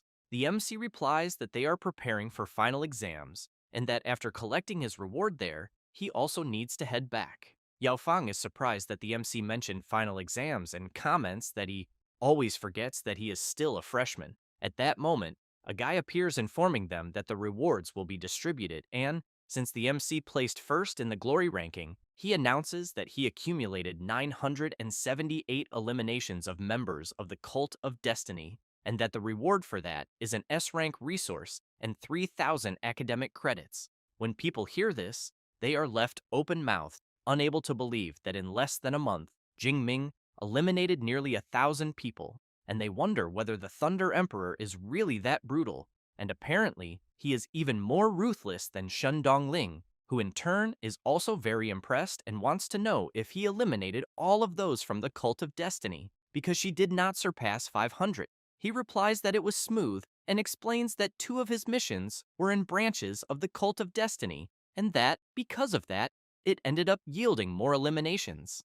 The person responsible for announcing the rewards hands the MC the S-rank cultivation resource and informs him that it is a bottle of 6th grade origin return pills, 10 pills in total, and hopes that he will continue striving and compete for the top in the next glory ranking. Jingming comments that he will certainly do everything within his power. Yao Fang emphasizes that 6th grade origin return pills, which increase cultivation speed, are indeed a reward worthy of first place. Then he suggests to the MC that instead of exhausting himself on missions, maybe it would be better to follow Song Chu-yun, since the Song family has a veteran 8th rank grandmaster. Jing Ming makes it clear that he does not need anyone to sponsor him, since he knows that nothing could ever be faster than his own Deep Blue system. After that, the MC returns to his room and, while Eva displays some data, he thinks that according to his master, he should now learn a fist technique, and, since he knows that in the extreme thunder state his body is already a weapon, he believes that close combat also helps relieve the bloodthirsty side effects of the immortal thunder body. Thus, he chooses a technique and thinks that it should work. Jingming chose the A-rank Thunder Dragon Fist, where he condenses the lightning superpower into his fist through a special structure and strikes at lightning speed. Then the MC decides to raise the skill to the initial stage first and then test it with his master until he hears his phone ringing. It is Ling Shuang asking the MC to go to her office as quickly as possible. As soon as Jingming arrives, he is surprised and immediately wants to know whether the vice director advanced. She comments that his perception is indeed very sharp and that he does not even seem like a third-rank superpower user. Jingming congratulates the vice director, but thinks that among the 3 vice directors at the initial stage of the 8th rank, the other 2, in their 50s, did not advance. But Director Ling took a step forward, so he wonders how old she must be, because judging by her skin and body, she looks so young. The vice director comments that speculating about a woman's age is not very polite, which leaves the MC quite surprised, wondering if she can read minds. Then he becomes very worried, since he knows that the vice director is famous for being strict, and that apparently he is about to face the fury of an 8th rank grandmaster. Ling Shuang replies that she cannot read minds, but emphasizes that an 8th rank grandmaster has absurd spiritual power, and that even the slightest change in his mood becomes obvious. Saying that, she asks him to remember this well, because in front of high-rank superpower users, he must control his expressions, since the less he reveals, the better. Jingming replies that he understands and thinks that he got away with it, since apparently the vice director does not seem irritated. However, she comments that there is something else to say, and asks Jingming to stop trying to guess her age, since she is 34 years old and not the elderly lady he is imagining, but then ends up questioning what is going on with herself, because since when does she give so much explanation to a student? Jingming, very impressed, wants to know if she really is only 34 years old, because that is far too young, since the average age of an 8th rank grandmaster in Daxia is 46 years old, and Professor Yang is already past 50 and is still only at the peak of the 7th rank, and for that reason, he admires her from the bottom of his heart. Ling Shuang asks him to stop the flattery, because they need to talk about something that really matters. So she wants to know what the MC plans to do, since winter vacation begins in 2 days. Jingming replies that he will return to Jiangnan and train in the Thunder Mystic Realm for a month. The vice director asks Eva what the straight line distance is from Magic City University to the Thunder Mystic Realm in Jiangnan. Eva replies that it is exactly 563 kilometers. The vice director comments that then it is within range, because after reaching the intermediate stage of the 8th rank, she can teleport up to 600 kilometers. Therefore, she tells Jingming that the counterattacks of the Cult of Destiny have been intense lately, and that, because of this, he must crush the talisman she gave him as soon as he encounters mortal danger. The MC thanks her for the concern and thinks that she does not guide him every day like Professor Yang Gentian, but is like a firm shield behind him, a silent guarantee that he can continue living. So he knows that he needs to cultivate with even more dedication so as not to disappoint her. Later, in the training room of Yang Gentian's house, the MC is demonstrating his new Thunder Fist ability, which apparently has strong attack power. Old Yang comments that the technique is not bad at all, and that apparently the MC really understood what he had said, since the secret of the Thunder Dragon Fist lies in the control of the superpower and the speed of the strike, and that the more condensed the superpower, the faster the punch and the greater the damage. Then he asked the MC to take a 6th grade Guardian Talisman, since it can withstand attacks below the level of a 7th rank Grandmaster for 3 minutes.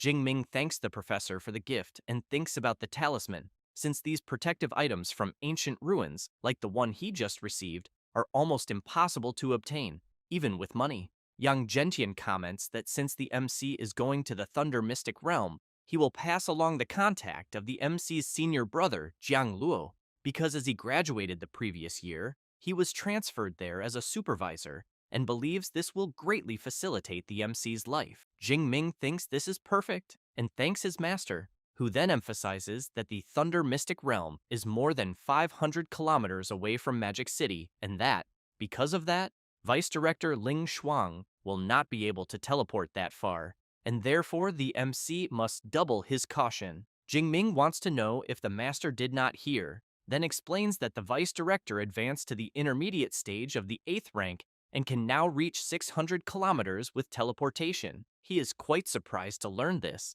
and comments that her advancement speed is indeed very frightening. Then he laughs, and comments that apparently the disciple became quite close to the vice director, since he learned of such news before him. But if she is protecting him, he can rest assured.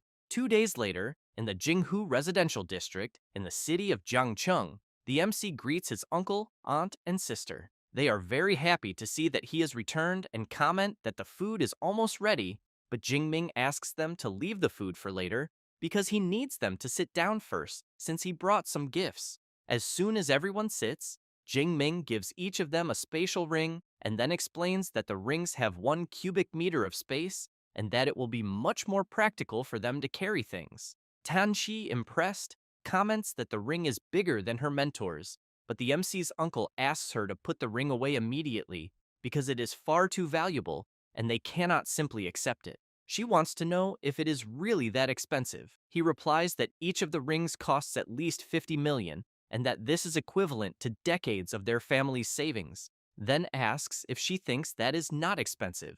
Tanchi agrees and says that they cannot accept it, but Jingming asks them not to make a fuss and shows what he uses, a 10 cubic meter one, and adds that he is already at the intermediate stage of the 3rd rank and small rings are no longer useful. She is very impressed to learn that he is already so strong and comments that the mentors at her school barely reached the 4th rank. The MC's aunt comments that he ended up becoming someone very important after all. Tang Daolin comments that in that case, Jingming should give one to Tang Qi, as it will already help a lot in her life in the wilderness, and that he and the MC's aunt can go without. Saying that, he comments that he will finish cooking. After going to his room, Jingming decides to test the 6th grade origin return pill and, upon consuming it, concentrates on raising his cultivation as much as possible. Half an hour later, Jingming thinks that it is as expected of an S-rank resource, since the effect is absurd and that his physique and spirit increased by more than 10 points, because he knows that in ordinary cultivation, he can gain at most half a point. However, he laments that because of the side effects, he can only take 1 pill per day, and that, in the end, his Deep Blue system is still the most insane, because as long as he has skill points, he could even break through to the 9th rank.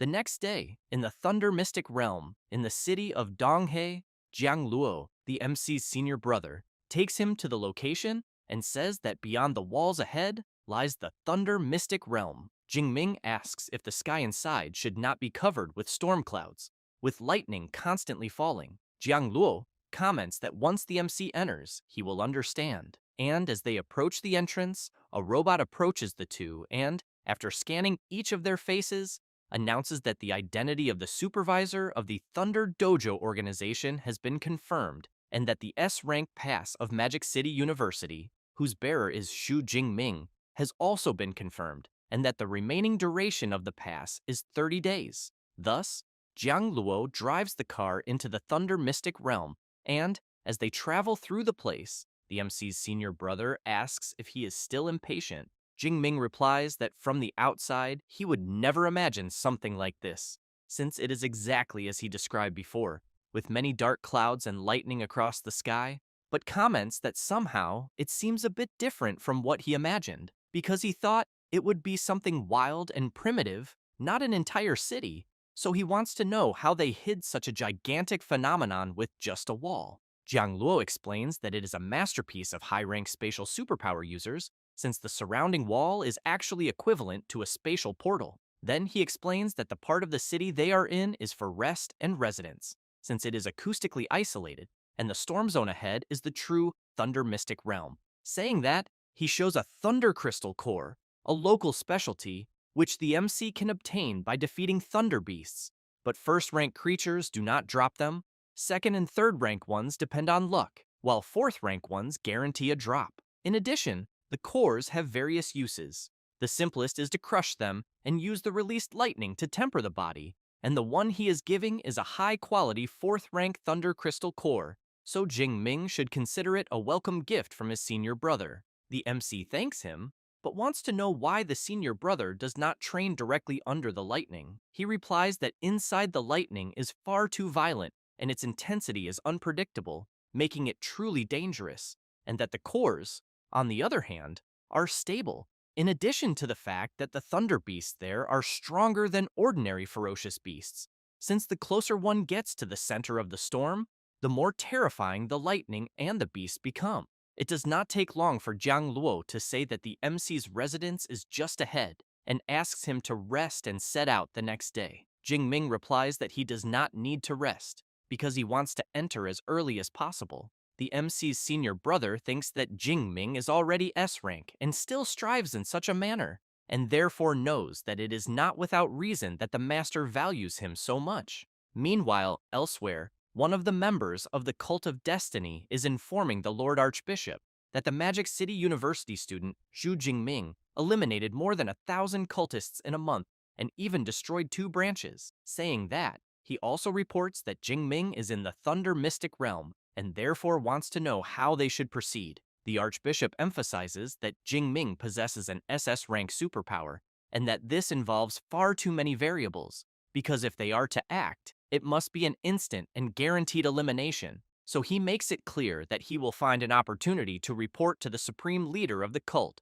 so that anyone who opposes the Cult of Destiny will be eliminated without mercy. Meanwhile, the MC and Jiang Luo arrive at the entrance of the Thunder Zone. As soon as they get out of the car, Jiang Luo calls out to Instructor Wu and asks if he also came to the Thunder Zone. He replies that he had no choice and explains that he is responsible for supervising the evaluation of the newcomers, but wants to know who the guy with Jiang Luo is, since he does not recognize him. The MC's senior brother says that the guy beside him is Xu Jingming, and that he is his junior from Magic City University, and that he will take advantage of the winter vacation to train there for a while. Jiang Luo tells the MC that the instructor is called Wu Chuang, and that he is from his Thunder Dojo. Jingming greets him and says it is a pleasure to meet him. The instructor comments that, in that case, the MC must be the genius from Magic University, since it is no wonder his aura is so sharp. The people around hear the conversation and start commenting about the aura they feel from the MC, thinking that he must be at least in the intermediate stage of the 3rd rank. Jingming says that Jiang Luo should go train soon. Instructor Wu asks a few more people to enter as well, and reminds them that the evaluation lasts 6 days, and if they cannot eliminate at least one peak 3rd rank Thunder Beast, they should not even show up in front of him again. Jiang Luo is intrigued when he hears this, and asks if Instructor Wu really expects each of them to eliminate at least one peak 3rd rank Thunder Beast, and whether that is not asking too much. Wu Chuang says that they are all from the elite training camp and that, for them, this is nothing. After that, He asks Jiang Luo if he sees the guy going ahead, since he has an A-rank lightning superpower and is the most outstanding student of that elite training camp class from the Thunder Dojo, and therefore eliminating 4th rank Thunder Beasts will not be a problem for him at all. Then he comments that Jiang Luo's junior, even though he is at the intermediate stage of the 3rd rank, has an unusual presence. So he wants to know if his combat power is at the peak of the 3rd rank. Jiang Luo answers yes, but thinks that Liu Ming had mentioned that the MC had already reached peak 4th rank strength. Wu Chuang laughs and says that it was expected from a genius of Magic University, and that when there are opportunities, he thinks Jing Ming could train with his students. A few minutes later, the MC finally enters the Thunder Mystic realm and thinks that, as expected, the place lives up to its name, since the sky there never stops roaring. But he keeps in mind that he will first eliminate some fierce beasts, then look for an area with more electrical activity to calmly observe natural lightning. At that moment, a guy from Lei Yao Yang's group appears, calling the MC and asking him to wait a bit. Jing Ming turns around and asks if something happened. The guy replies that they have always been curious about the strength of top university geniuses, so he proposes a competition to see who hunts more thunder beasts in the coming days, making it clear that it is just a friendly contest with no ill intent. Jing Ming apologizes and explains that he is not very interested in that. The guy is surprised by the MC's direct response, but Lei Yao Yang says that if Jing Ming does not want to, he asks his friend not to force him. The guy wonders if all people from top universities are like the MC, and if they do not even have the courage to accept a challenge. After that, Jing Ming runs through the forest until he is suddenly confronted by a huge creature that tears out one of the trees with its horn. Jing Ming realizes that it is a black-armored thunderbull and reflects that, judging by its size, the creature must be in the advanced stage of the 1st rank, and also remembers that Jiang Luo had said that the beasts there are stronger than those in normal wild areas. So he wants to see with his own eyes if that is true. At that moment, the Thunderbolt charges its attack and immediately fires, hitting the MC directly. After receiving the attack, Jing Ming brushes off his clothes and thinks that the power of thunder is truly impressive, since he believes that just the lightning that hit him would already wipe out most 1st rank fierce beasts in normal areas. Then, he decides to test the creature's physical resistance and charges at it, delivering a tremendous punch right in the middle of the Thunderbull's head. The creature is easily eliminated, and the system informs that Jing Ming gained 15 skill points for defeating a black-armored Thunderbull. The MC concludes that the creature's defense is much higher than that of a common fierce beast at the advanced stage of the 1st rank, but obviously knows that, since the creature is struck by lightning all day, it would be quite strange if its body were not resistant. However, he knows that thinking about it, it has been almost a month since he last fought fierce beasts, and because of that, he thinks it is better to start eliminating creatures right away, since he needs to advance to the advanced stage of the 3rd rank as soon as possible. 4 hours later, the MC eliminates a swift Thunder Iron Wolf and gains another 25 skill points. He reflects that the density of fierce beasts in the Thunder Zone is somewhat low, since he only managed to eliminate 9 creatures in 4 hours, whereas in other wild areas, it would be at least 40. And while observing some areas on the system map, he eats a cereal bar and wonders whether he should focus only on increasing his superpower proficiency. Then he observes on the map the outer perimeter, middle region, core, and inner core,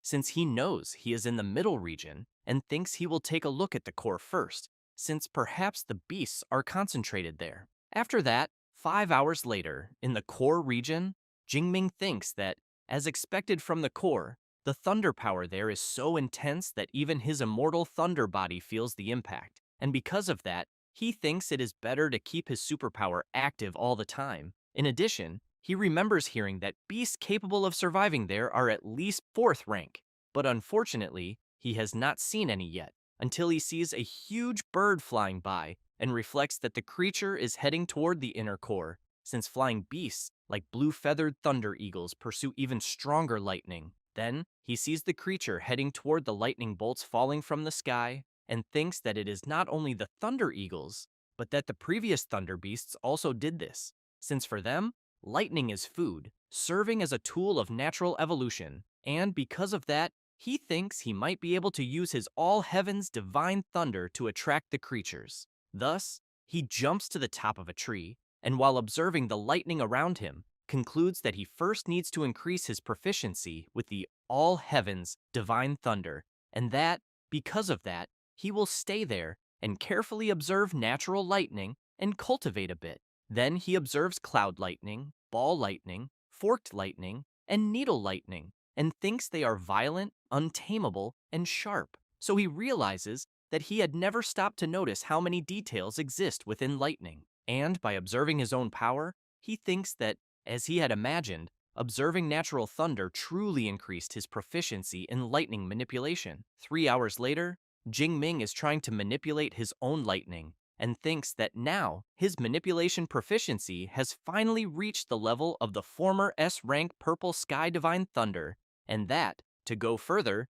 he will need more time to liquefy the lightning. Then he thinks about energy, liquefaction, and solidification, since each stage condenses more than the previous one, and each is much more powerful. But he knows that, for just one day, he has already learned and trained a lot, and therefore concludes that he will return to the middle region and test an idea he had. A few minutes later, the MC returns to the Thunder Zone in the middle region and, while releasing his power everywhere, wonders if now will be the moment to see whether he can gather more skill points, until he hears several noises of fierce creatures in the middle of the forest and thinks that apparently his idea worked. Then he runs through the forest while releasing his power and hoping the thunder beasts will come to him. 2 hours later, Jingming is still running through the forest, but with a bunch of creatures chasing him. Then he thinks that it is enough and that it is time to collect. Then he stops, turns toward the creatures, and shouts, saying that since they are so eager to bathe in his lightning, he will grant their wish. With that, he activates his Thunder Prison ability, then his Thunder Spear, and attacks all the creatures at once. On the remaining creatures, Jingming activates his Divine Thunder and eliminates all the creatures around him, gaining several skill points. The MC gets excited when he sees that his move was perfect, being more than 10 times more efficient than before. Sometime later, after repeating the same move and eliminating the fierce beasts, Jingming is very tired, thinking about the 1,813 skill points he gained, and that at this pace he will reach the advanced stage of the third rank very quickly. However, he knows he can endure at most 6 days and 6 nights without sleeping, and that more than one day has already passed. 2 hours attracting monsters, 8 hours recovering, 3,600 skill points twice per day. Excluding the time spent observing, he thinks the overall gain is still excellent. Then he thinks it is better to gather the spoils first, find a place to rest a bit, and then continue the hunt. And as he picks up the drop in his hand, he thinks that the very first third-rank Thunder Beast dropped a Thunder Crystal Core. 5 days later, in the middle region of the Thunder Zone, Lei Yaoyang's group is walking through the forest. The woman yawns, calls out to Yaoyang, and says it is still 3 in the morning, so she wants to know if they really need to wake up so early. He explains that in the Thunder Zone, 3 in the morning or noon makes no difference, since it looks like daytime all the time. Then she comments that it is the last day of the 6-day evaluation and wants to know when they will return. Yaoyang replies that it will be at 18 o'clock, since they have already met the targets. But the longer they stay, the better the impression will be, and asks her not to embarrass the elite training camp. She laughs, tells him to relax, and comments that the coward from Magic City University has probably left a long time ago. Her partner agrees and emphasizes that they have been rotating in a group and are already near their limit, let alone someone who is alone. The woman keeps laughing and says that apparently people from elite universities are not all that impressive, and that it was good she was smart enough not to take the martial arts college entrance exam, since joining the Thunder Dojo was the best choice. Then, as they walk a bit further, they are surprised by a tremor they feel and wonder if it could be an earthquake. The woman says it is a beast wave and that they need to get out, but Yaoyang asks them to wait a bit, since he thinks it is not such a large wave. Jingming appears running and releasing his power, while several creatures chase him. The woman sees that it is the university coward and immediately asks what he is up to. Yao Yang says that it seems he accidentally provoked a group of beasts and that it would be better to help him. But the woman asks Yao Yang to wait and wonders if the MC is leading the beast wave toward them to save himself. However, Jingming avoids Yao Yang's group and keeps running in another direction. The woman laughs and says the MC will be eliminated for being so selfish. Yao Yang comments that they are greater in number, so he wonders why the Thunder Beasts are not attacking them, and also thinks that the MC must be using golden lightning to attract all the beasts. But he is puzzled, thinking that the MC is only at the intermediate stage of the third rank, so he questions why he would draw so many Thunder Beasts, since there are several peak third rank ones chasing him. Then his partner calls him and informs him that the MC has stopped running. Yao Yang knows that it would be difficult even for him to deal with the group without using his trump cards, and because of that, he really wants to know what the MC intends to do. Jingming then releases his powerful lightning power and eliminates all the fierce beasts at once. Yao Yang feels this power and wonders if just the eruption of the MC's superpower is capable of covering such a large area, since he knows he is at the peak of the third rank and can barely extend his own power for 30 meters. Then he thinks that there is something wrong with this lightning superpower, since he believes this is not just A rank, so he wonders if it could be S rank, but ends up thinking that this is not possible, since the S rank from Magic City is a freshman, and the guy he is seeing is already at the intermediate stage of the third rank. As Jingming's power continues to spread throughout the area, Yao Yang's companions are impressed, wondering if the people from Magic City University also have such absurd power like what they are seeing, since the MC is eliminating Thunder Beasts as if he were getting rid of a few dogs. After eliminating the creatures, Jingming thinks that he obtained 23,000 skill points, which is exactly the amount he needed to finally advance.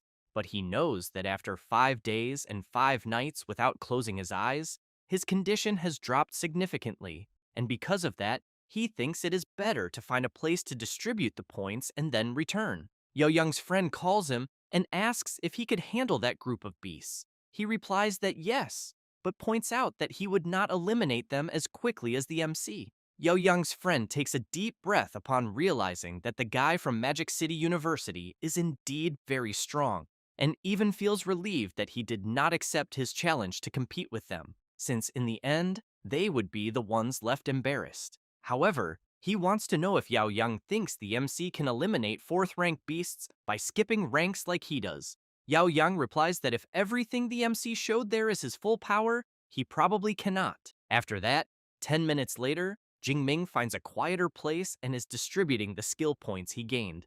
And as soon as he does that, his golden lightning becomes even stronger. And while trying to concentrate it at a single point, he thinks about the advanced stage of the 3rd rank and that his physique and spirit have increased by nearly 500 points. And now, the range of his superpower is 40 meters, and he also knows that he is already at the level of a common 4th rank A rank superpower user. Then he concludes that he would go back, but since his spirit has recovered a bit, he goes to the core region again to observe natural thunder. Meanwhile, Jiang Luo is thinking about Jingming and that he has not returned for 5 days and 5 nights, so he wonders if something happened to him, since he knows he would only be able to endure 8 days. Then Wu Chuang appears wanting to know what Jiang Luo is doing there. He replies that he is waiting for his junior. Wu Chuang asks if he has not returned since the last time he entered. Jiang Luo replies that no, and that it is already the 6th day, since normally he thinks he should have already returned. Instructor Wu tells him not to worry and informs him that he is going into the Thunder Zone to hunt and that he can look for him along the way. Jiang Luo thanks the instructor and says he will owe him one. Wu Chuang comments that there is no need for formalities, since they are all from the Thunder Dojo, and that helping is the least he can do. 6 hours later, in the core region of the Thunder Zone, Jingming thinks that it is already time to return. Thus, he jumps down from the tree with force, and where he steps, the ground completely cracks. Jingming thinks that the physique of the advanced stage of the 3rd rank is truly absurd, but that it is still far from the peak. At that moment, a huge bear appears and lets out a loud, piercing roar. The MC realizes that it is a storm thunder bear at the advanced stage of the 4th rank, and thinks that if he uses the celestial thunder art, he would eliminate it instantly. But since he is now at the advanced stage of the third rank, he wants to see if he can take it down with just his fists. Thus, he activates his extreme thunder power and charges forward. Meanwhile, Wu Chuang is impressed when he sees the MC and thinks that he had been looking for him so much and ended up running into him there. And upon observing his movements more closely, he reflects that apparently the MC has broken through to the advanced stage of the third rank, but wonders if the range of his lightning is not too exaggerated and whether he really intends to face the Storm Thunder Bear. Then he thinks that apparently a newborn calf does not fear a fierce tiger, since Supervisor Jiang Luo's Jr. has courage, and that a genius like that needs to suffer a bit to see his own limitations. At that moment, the Thunder Bear roars loudly and then launches an attack at the MC, who in turn simply blocks the attack with the lightning he is releasing. Wu Chuang, upon seeing this, is completely shocked, wondering if the boy really blocked the attack with his lightning, since what he is facing is a beast at the advanced stage of the fourth rank, a full rank above his own. And as he continues watching the MC's power increase every second, he thinks that something must be very wrong, since Jingming's superpower is not A rank, but rather S rank, or perhaps even SS rank. And that, strangely enough, he feels like he has heard that name somewhere before. Wu Chuang sees the MC continuing to charge at the Thunder Bear and remembers that the boy in front of him is Shu Jingming, the S-rank lightning freshman from Magic City University, but wonders if this is not too exaggerated, since who would imagine that a first-year freshman would already be at the advanced stage of the third rank? Meanwhile, the MC, overflowing with power, thinks that, apparently, his lightning still seems far superior. The Thunder Bear throws another punch, and the MC counters with one of his own, and both begin exchanging blows while releasing a powerful surge of lightning throughout the area. Wu Chuang becomes even more shocked as he is witnessing a freshman trading punches evenly with a Storm Thunder Bear. Then, he takes out a camera to record and thinks that the brats from the elite training camp always act arrogant, believing that no one from top universities can compare to them. So he decides he will show them what a true genius from a top university looks like. Jingming smiles and hopes the bear will block what he is about to do, since he believes that in terms of physical strength, he is not inferior at all to a Storm Thunder Bear. Thus, he further amplifies his Immortal Thunder body technique in the extreme thunder state and charges at the creature, landing a powerful punch on one of the bear's legs. The beast roars loudly in pain and charges at the MC. Jingming thinks that his punch did not even manage to break one of its legs, but knows that normally, to deal with beasts like this, the correct approach would be to use a weapon, but this time, he will fight only with his fists. The Thunder Bear becomes even more furious and channels its thunder attack. Wu Chuang knows that the attack will be a storm of lightning, and that anyone caught in it would either be severely injured or eliminated instantly, and that in such a situation, the normal approach would be to retreat and wait for the lightning storm to pass before attacking. But it seems that Jingming clearly does not plan to do that, as he prepares himself and hopes the bear goes all out, because he wants to see who controls thunder better. Then, he leaps at high speed and heads straight into the bear's lightning storm. But before that, he activates his thunder armor and prepares to deliver another punch. However, the bear tries to strike him several times, forcing him to dodge all the attacks.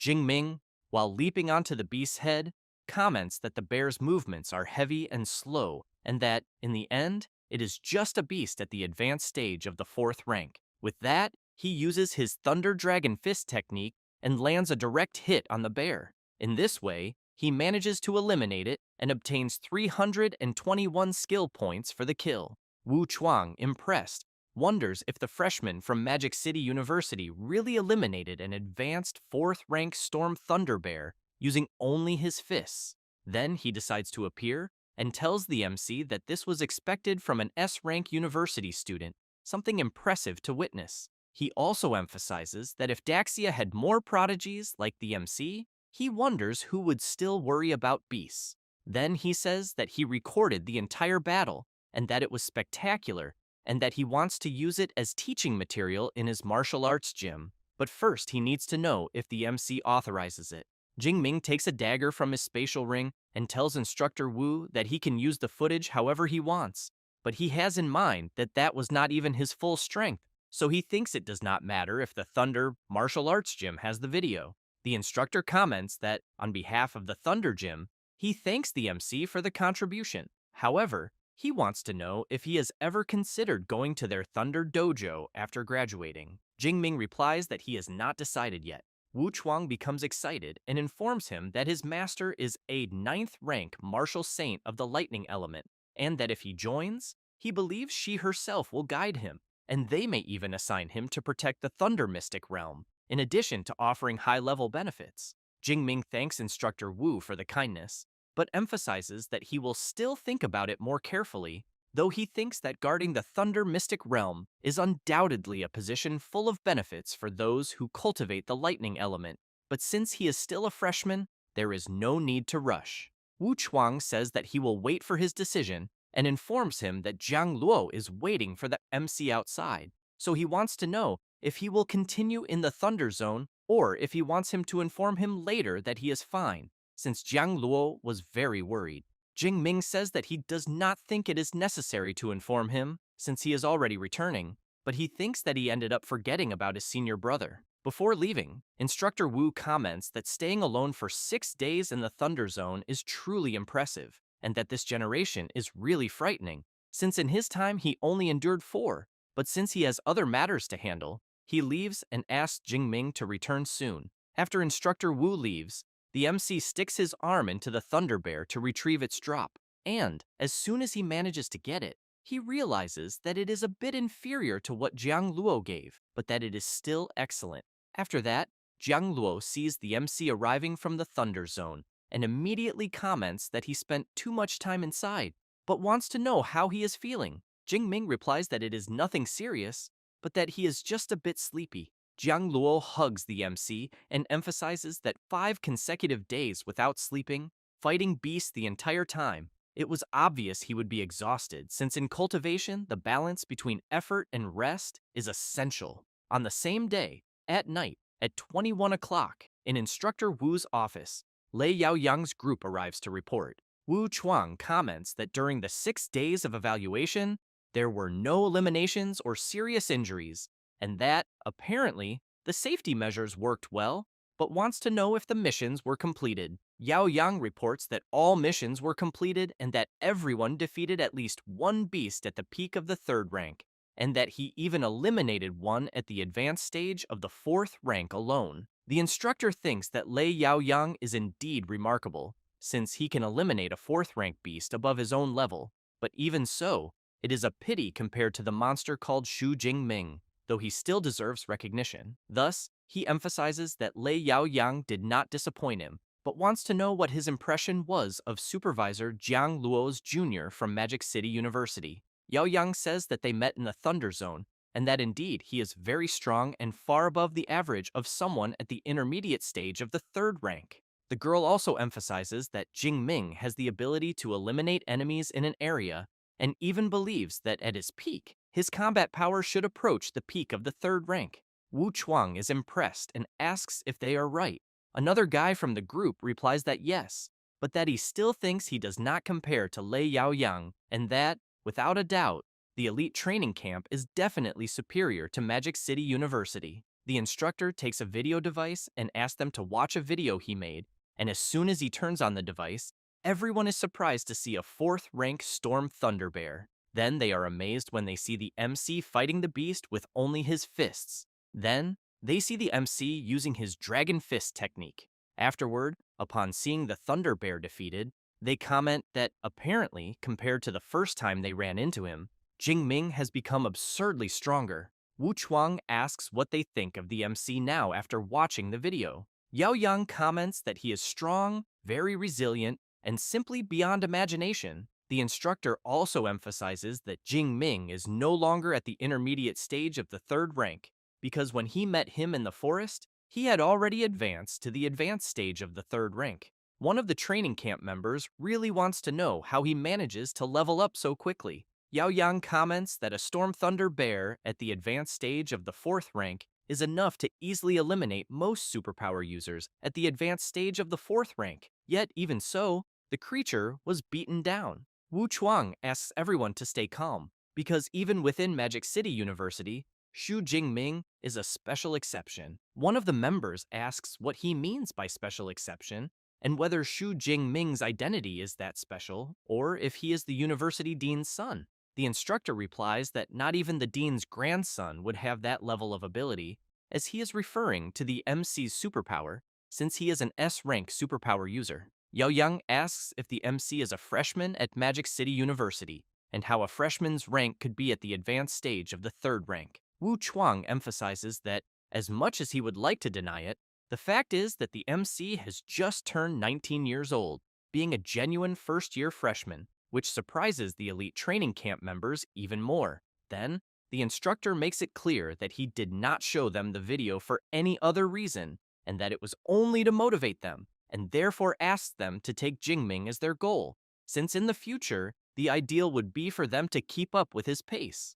Everyone gets excited and states that they will do their best. However, Yao Yang asks if the instructor can provide a copy of the video. He replies that he will upload the video to the dojo's internal page later, and that they just need to log in and watch it there. But one of the members thinks that might not be a good idea, since that year's National University League is about to begin. Wu Chuang takes a deep breath and comments that he completely forgot about that, so he thinks he will not post it, because if other universities see it, they will focus on the MC, and if he is not mistaken, in the last league, Magic City finished 2nd, but he believes that this time they should be able to compete for 1st place. 2 days later, Jingming wakes up to his phone alarm ringing and thinks that he must have slept for a long time, and when he picks up the phone, he realizes it is Vice Director Ling Shuang. As soon as he answers, she informs him that, according to reliable information, the Cult of Destiny is preparing a counterattack and that they have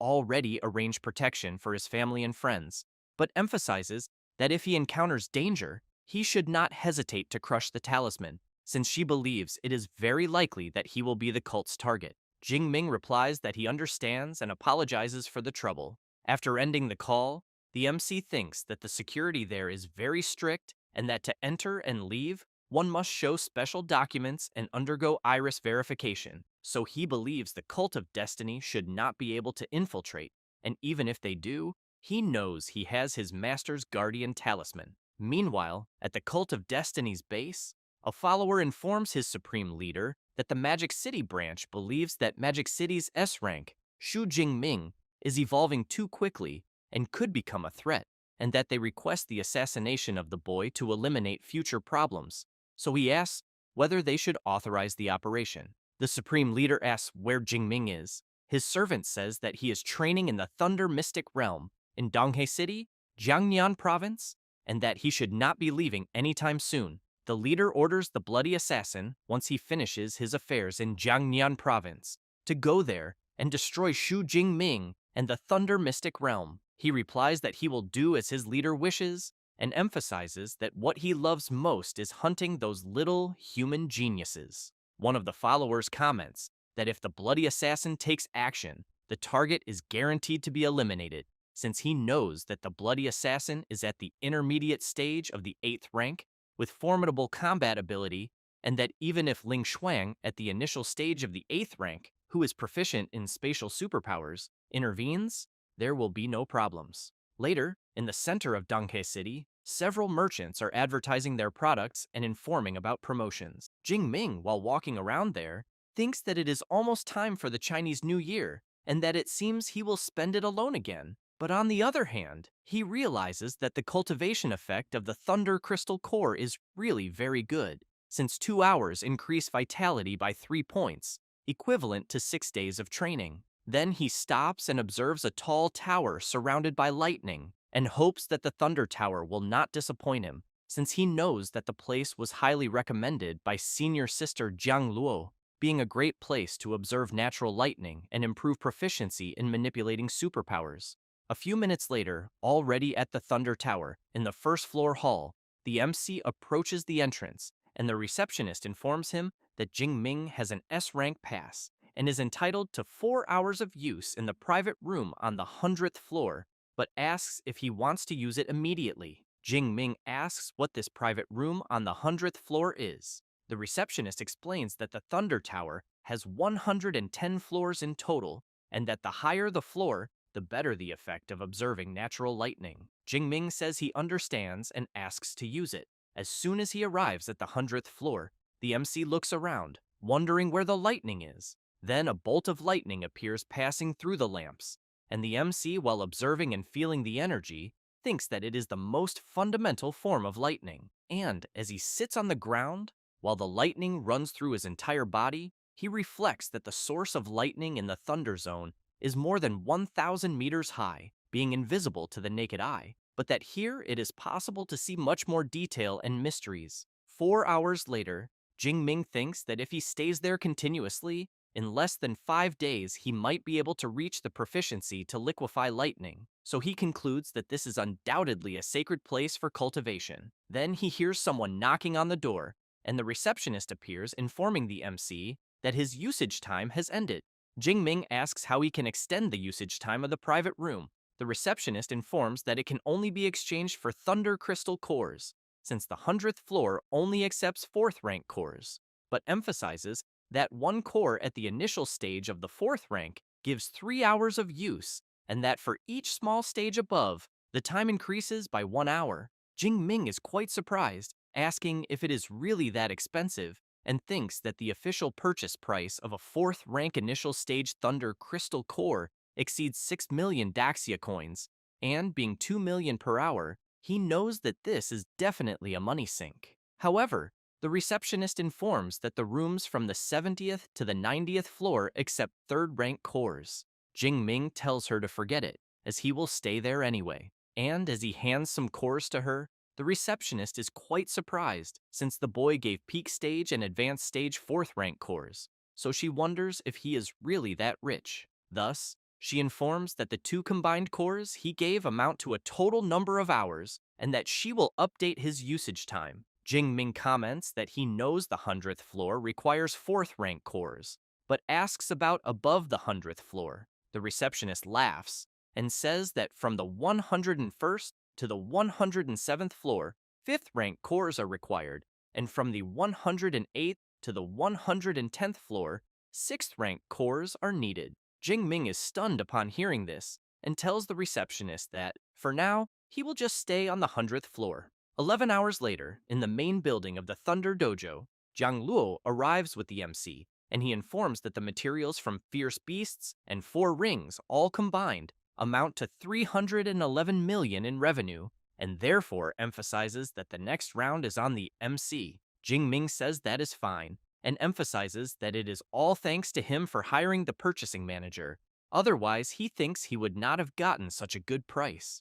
Jiang Luo laughs and comments that he heard from Instructor Wu that he eliminated a Storm Thunder Bear at the advanced stage of the 4th rank, so he thinks his progress is happening far too quickly. Jing Ming says that he thinks his talent is actually quite good after all. Jiang Luo comments that, apparently, humility is not Jing Ming's strong point, but since the Chinese New Year is approaching, he wants to know his plans. Jing Ming says that he plans to go to the Thunder Zone and that he might not even return in time for the Chinese New Year. Jiang Luo emphasizes that Jing Ming is indeed a special case, but advises him to stop by, since during the Chinese New Year, the Thunder Dojo will organize an auction, and there might even be something that catches his attention. Jing Ming becomes thoughtful and says that there is actually something he wants, then thinks about his spear and that it is no longer sufficient and maybe he can bid on a good weapon. The MC's senior brother comments that then it is settled and that he will reserve an entry spot for him.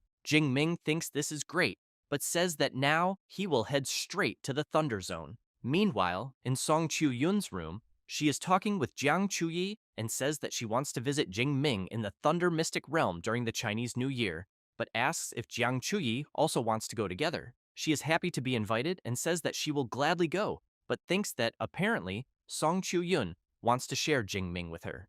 After that, 6 days pass, and the MC once again goes to the Thunder Tower and throws several thunder crystals to the receptionist and asks how long the crystals will last on the 100th floor. She begins checking the crystals and says that there is 1 at the peak of the 4th rank, 3 at the advanced stage, 1 at the intermediate stage, and 4 at the initial stage of the 4th rank, and that with this amount, the MC can exchange them for a total of 37 hours of usage time on the 100th floor. But the receptionist becomes intrigued, thinking that she has worked there for 2 years. Yet she can count on her fingers how many times someone has used 4th rank thunder crystals to exchange for time, and that she did not expect someone so young and handsome to bring 9 4th rank thunder crystals at once. So she wonders how he can be so strong at such a young age. Jingming asks if the usage time can be used separately. She replies that it can, and explains that as soon as he finishes his observation,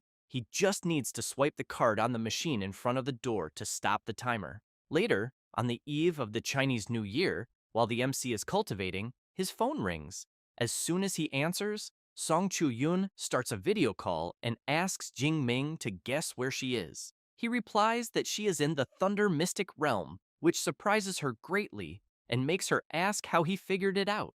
Jing Ming asks, besides the Thunder Mystic Realm, where else there would be so many lightning flashes behind her like he is seeing. Song Chu-yun comments that she forgot about that and says that she wanted to surprise him together with Jiang Chuyi, but they forgot to ask for his address, so they had to ask around for the location. Jingming asks if Jiang Chuyi is really there as well. She appears on the video call, asking if he is not going to welcome them. He replies that of course he will welcome both of them, then asks them to send the exact location as he will go pick them up immediately. Thus, the MC swipes the card on the machine, and it informs that the use of room 6 has ended and that his remaining time is 4.5 hours. Jingming thinks about his remaining time and wonders whether he will be able to master the liquefaction of lightning within that time, as he fears that if he cannot, he will have to make another trip to the Thunder Zone. Later, as soon as the MC picks up his friends, they are quite surprised to see that Jing Ming has leveled up again, especially since it has only been about 20 days since they last saw each other. He laughs and says that he faced some crises during training, and that, fortunately, he managed to break through to the advanced stage of the 3rd rank. Song Chu-yun takes a deep breath and comments that she is starting to think that by graduation day, he will already be a 7th rank grandmaster, and that comparing him to other people is simply irritating. Jingming asks her not to be angry and asks how many academic credits their passes cost to enter there. Song Chu-yun says that the B rank passes they bought last only 2 days and cost 1,000 credits each. The MC is surprised,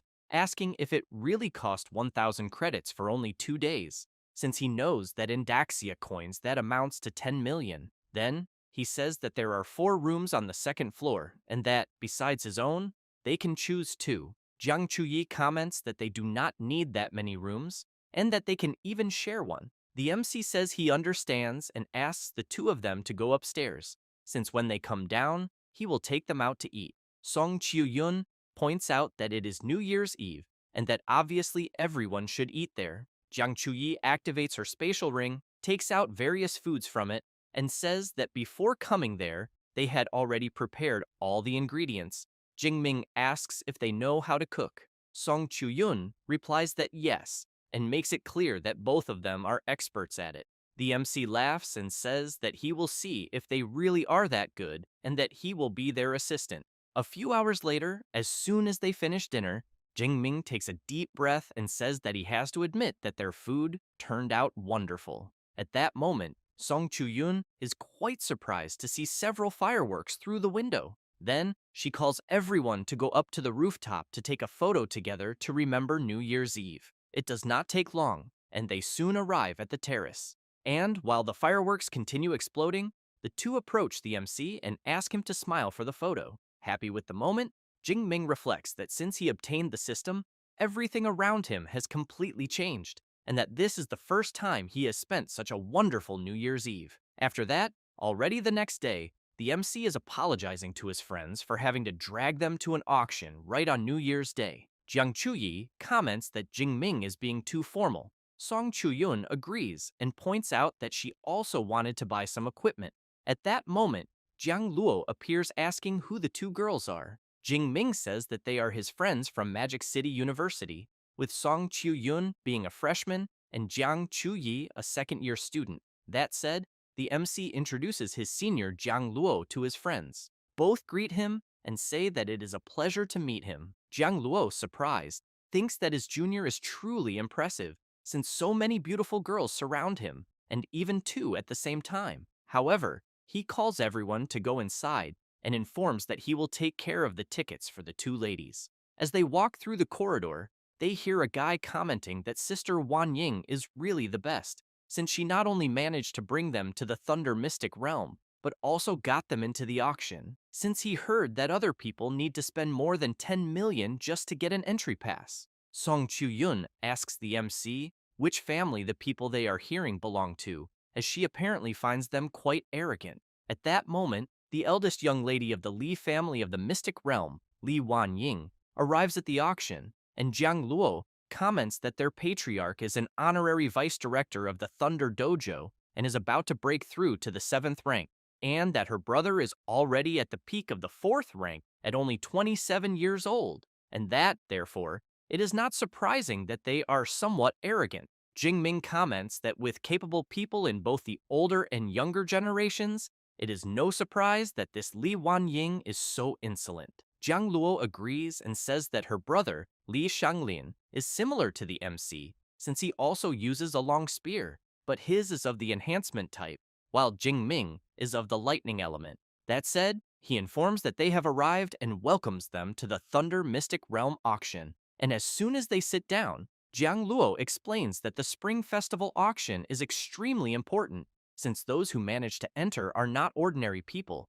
and that all are elites with liquid assets exceeding 100 million, and about 800 guests have been invited. Then, he says that each seat has a number and an electronic screen on the right armrest, and that it is enough to enter the price on it and confirm to participate in the bid, and that after placing a bid, the person must raise their hand to signal. Jiang Luo emphasizes that the MC can also use the electronic screen to check the auction items and prepare bids in advance. Jingming says that he understands and that he will check what is available. Then he observes that there are rare flowers and herbs, thunder crystals, combat suits, S-rank resources, and more, totaling 108 items. Jiang Luo asks if the MC thinks that the items only going up to S rank is too little, but actually thinks it is just right, since if they were more expensive, they would not be able to afford them in the end.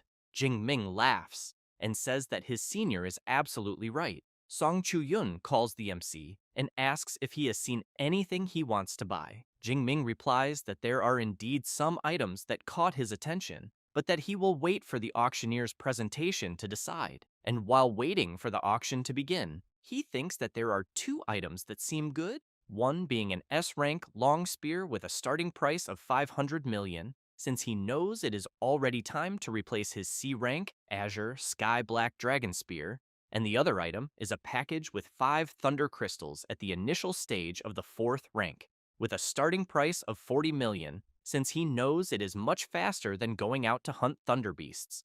At that moment, the woman responsible for conducting the auction asks for everyone's attention and welcomes them to the auction organized by the Thunder Dojo, and informs that there will be 108 items to be auctioned, and that the first item will be a 30-year A-rank ice grass, which can increase spirit by 50 points for those below the 5th rank, and the starting price is 20 million, with a minimum increment of 100,000. Several people begin placing bids interested in the ice grass. 1 hour later, it is announced that the 36th item is a set of 5 Thunder Crystals at the initial stage of the 4th rank, with a starting price of 40 million, and that each increment must not be less than 200,000. Jingming places his bid and thinks that finally, one of the items he had in mind has appeared. The auctioneer announces that seat number 310 offered 41 million. Then, she announces that seat number 637 covered with 41.4 million.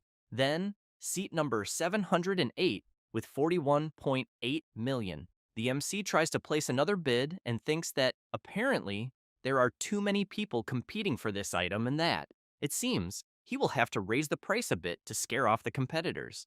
It is announced that seat 310 has bid 46 million for the item. The auctioneer asks everyone if they will make any higher bids and emphasizes that thunder crystals rarely appear for sale to the public.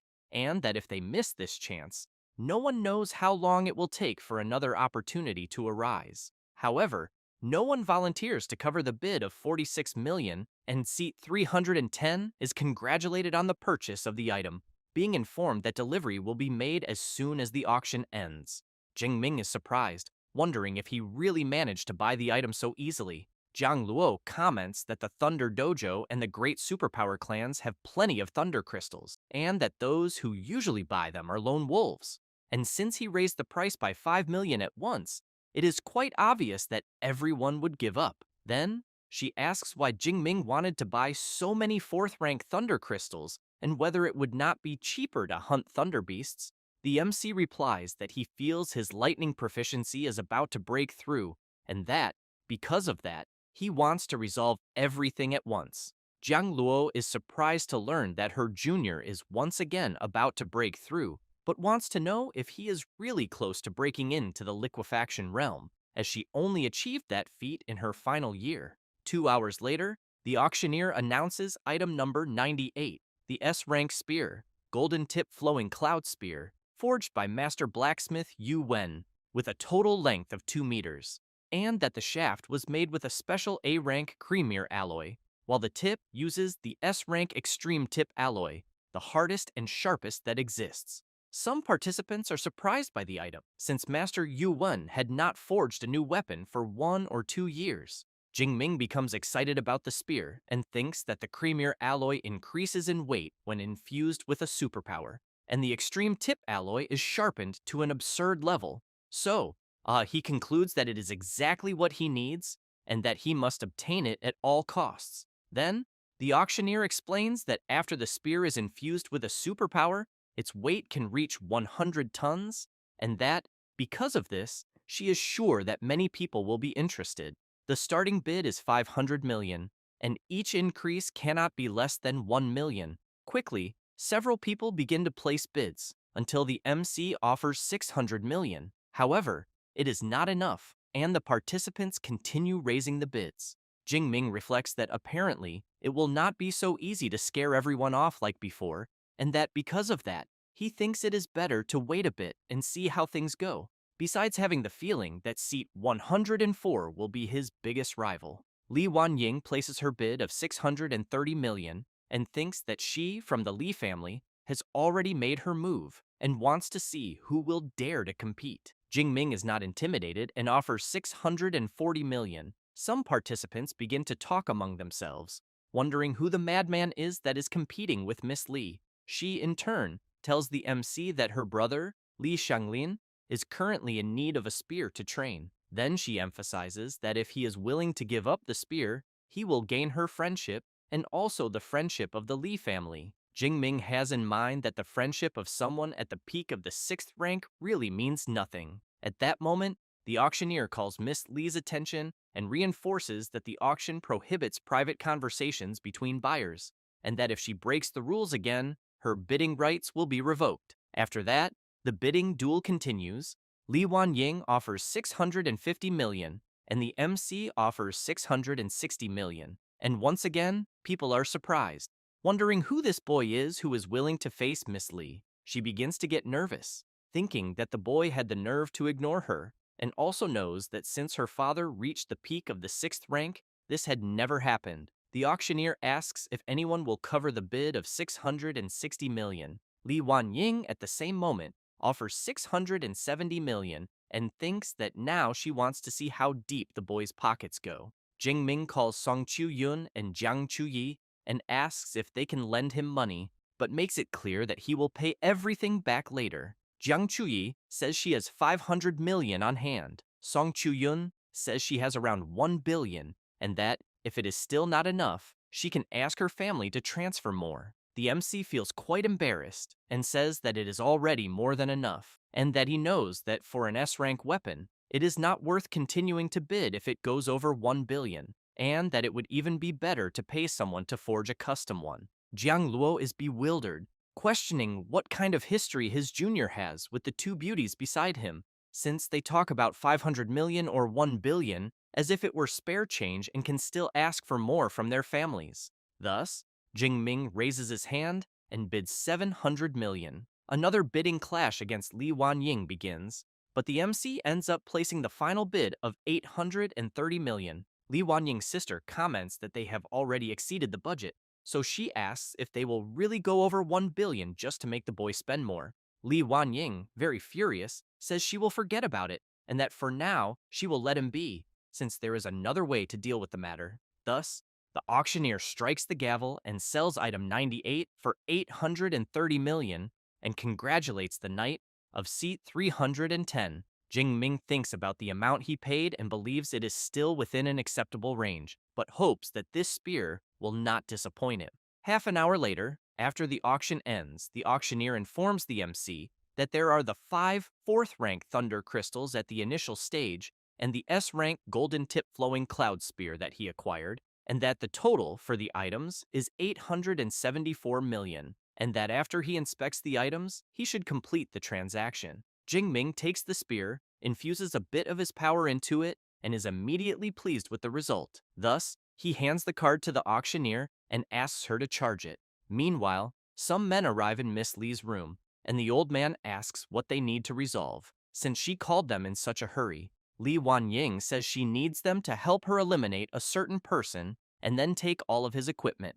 The old man asks who it is and the location. She replies that she just confirmed it and explains that the person's name is Xu Jingming, an advanced stage of the 3rd rank, and that he entered the Thunder Mystic Realm with an S-rank pass from Magic City University. The old man suggests to Miss Li that it would be better to investigate the situation more thoroughly since the person is a university student. She says she does not need that since there are many students like him going to train in the Thunder Mystic Realm, and that they just need to wait for him to enter the Thunder Zone and attack. Having said that, she emphasizes that with the ferocity of the beasts in the Thunder Zone, she thinks that in 1 or 2 hours there will not be anybody left, and as for the spear, they just need to modify it a little and repaint it. The old man looks back and tells the 2 men with him to lie in wait at the entrance of the Thunder Zone immediately, and that they should inform him as soon as Xu Jingming appears coming out of there. Li Wanying calls her uncle and asks him to inform her when they act. As she wants to go along and see with her own eyes, the boy regrets challenging her. Later, in the room rented by the MC, he is observing his new spear and thinking that, as expected of the equipment, the feeling he is experiencing is simply on another level, and that the maximum weight of the golden tip flowing cloud spear is 100 tons. So he thinks he will try to infuse all of his superpower into it and see how much he can increase that weight. As soon as he infuses his power, he feels its weight and is quite surprised. Then he concludes that at the moment he can lift at most 5 tons and that he almost dropped it. However, he knows that the spear itself weighs 800 kilograms and that making the weight instantly jump to 6 tons might change his combat style. Thus, he prepares himself and makes some movements with it. Jing Ming is impressed, thinking that the spear certainly has potential, since suddenly increasing the weight to 6 tons at the exact moment of the strike, combined with a frightening burst of force, will cause the opponent to be caught off guard and surely be severely injured. Then, he observes that the center of gravity becomes somewhat difficult to control after the weight increases, and that, once Song Chu-yun and the others leave, he will train more in the Thunder Zone. After that, the next day, close to noon, Song Chu-yun and Jiang Chu-yi say goodbye to the MC and comment that when he returns to the university, they will pester him to get some more guidance. He thanks his friends for coming there to keep him company and says he will see them next semester. As soon as they leave, Jingming stretches and thinks that it is already time to head to the Thunder Zone, since he knows he has less than a week inside the Mystic Realm, and, because of that, needs to gather enough thunder crystals as soon as possible.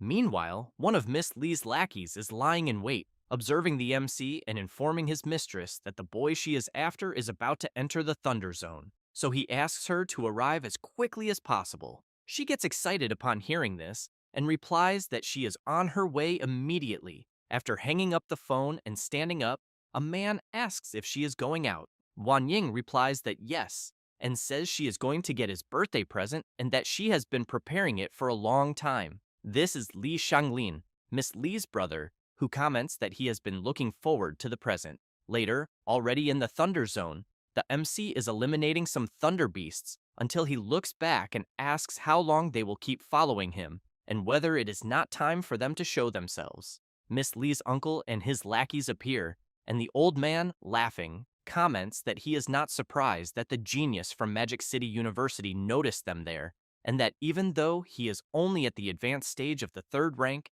his perception is already so sharp.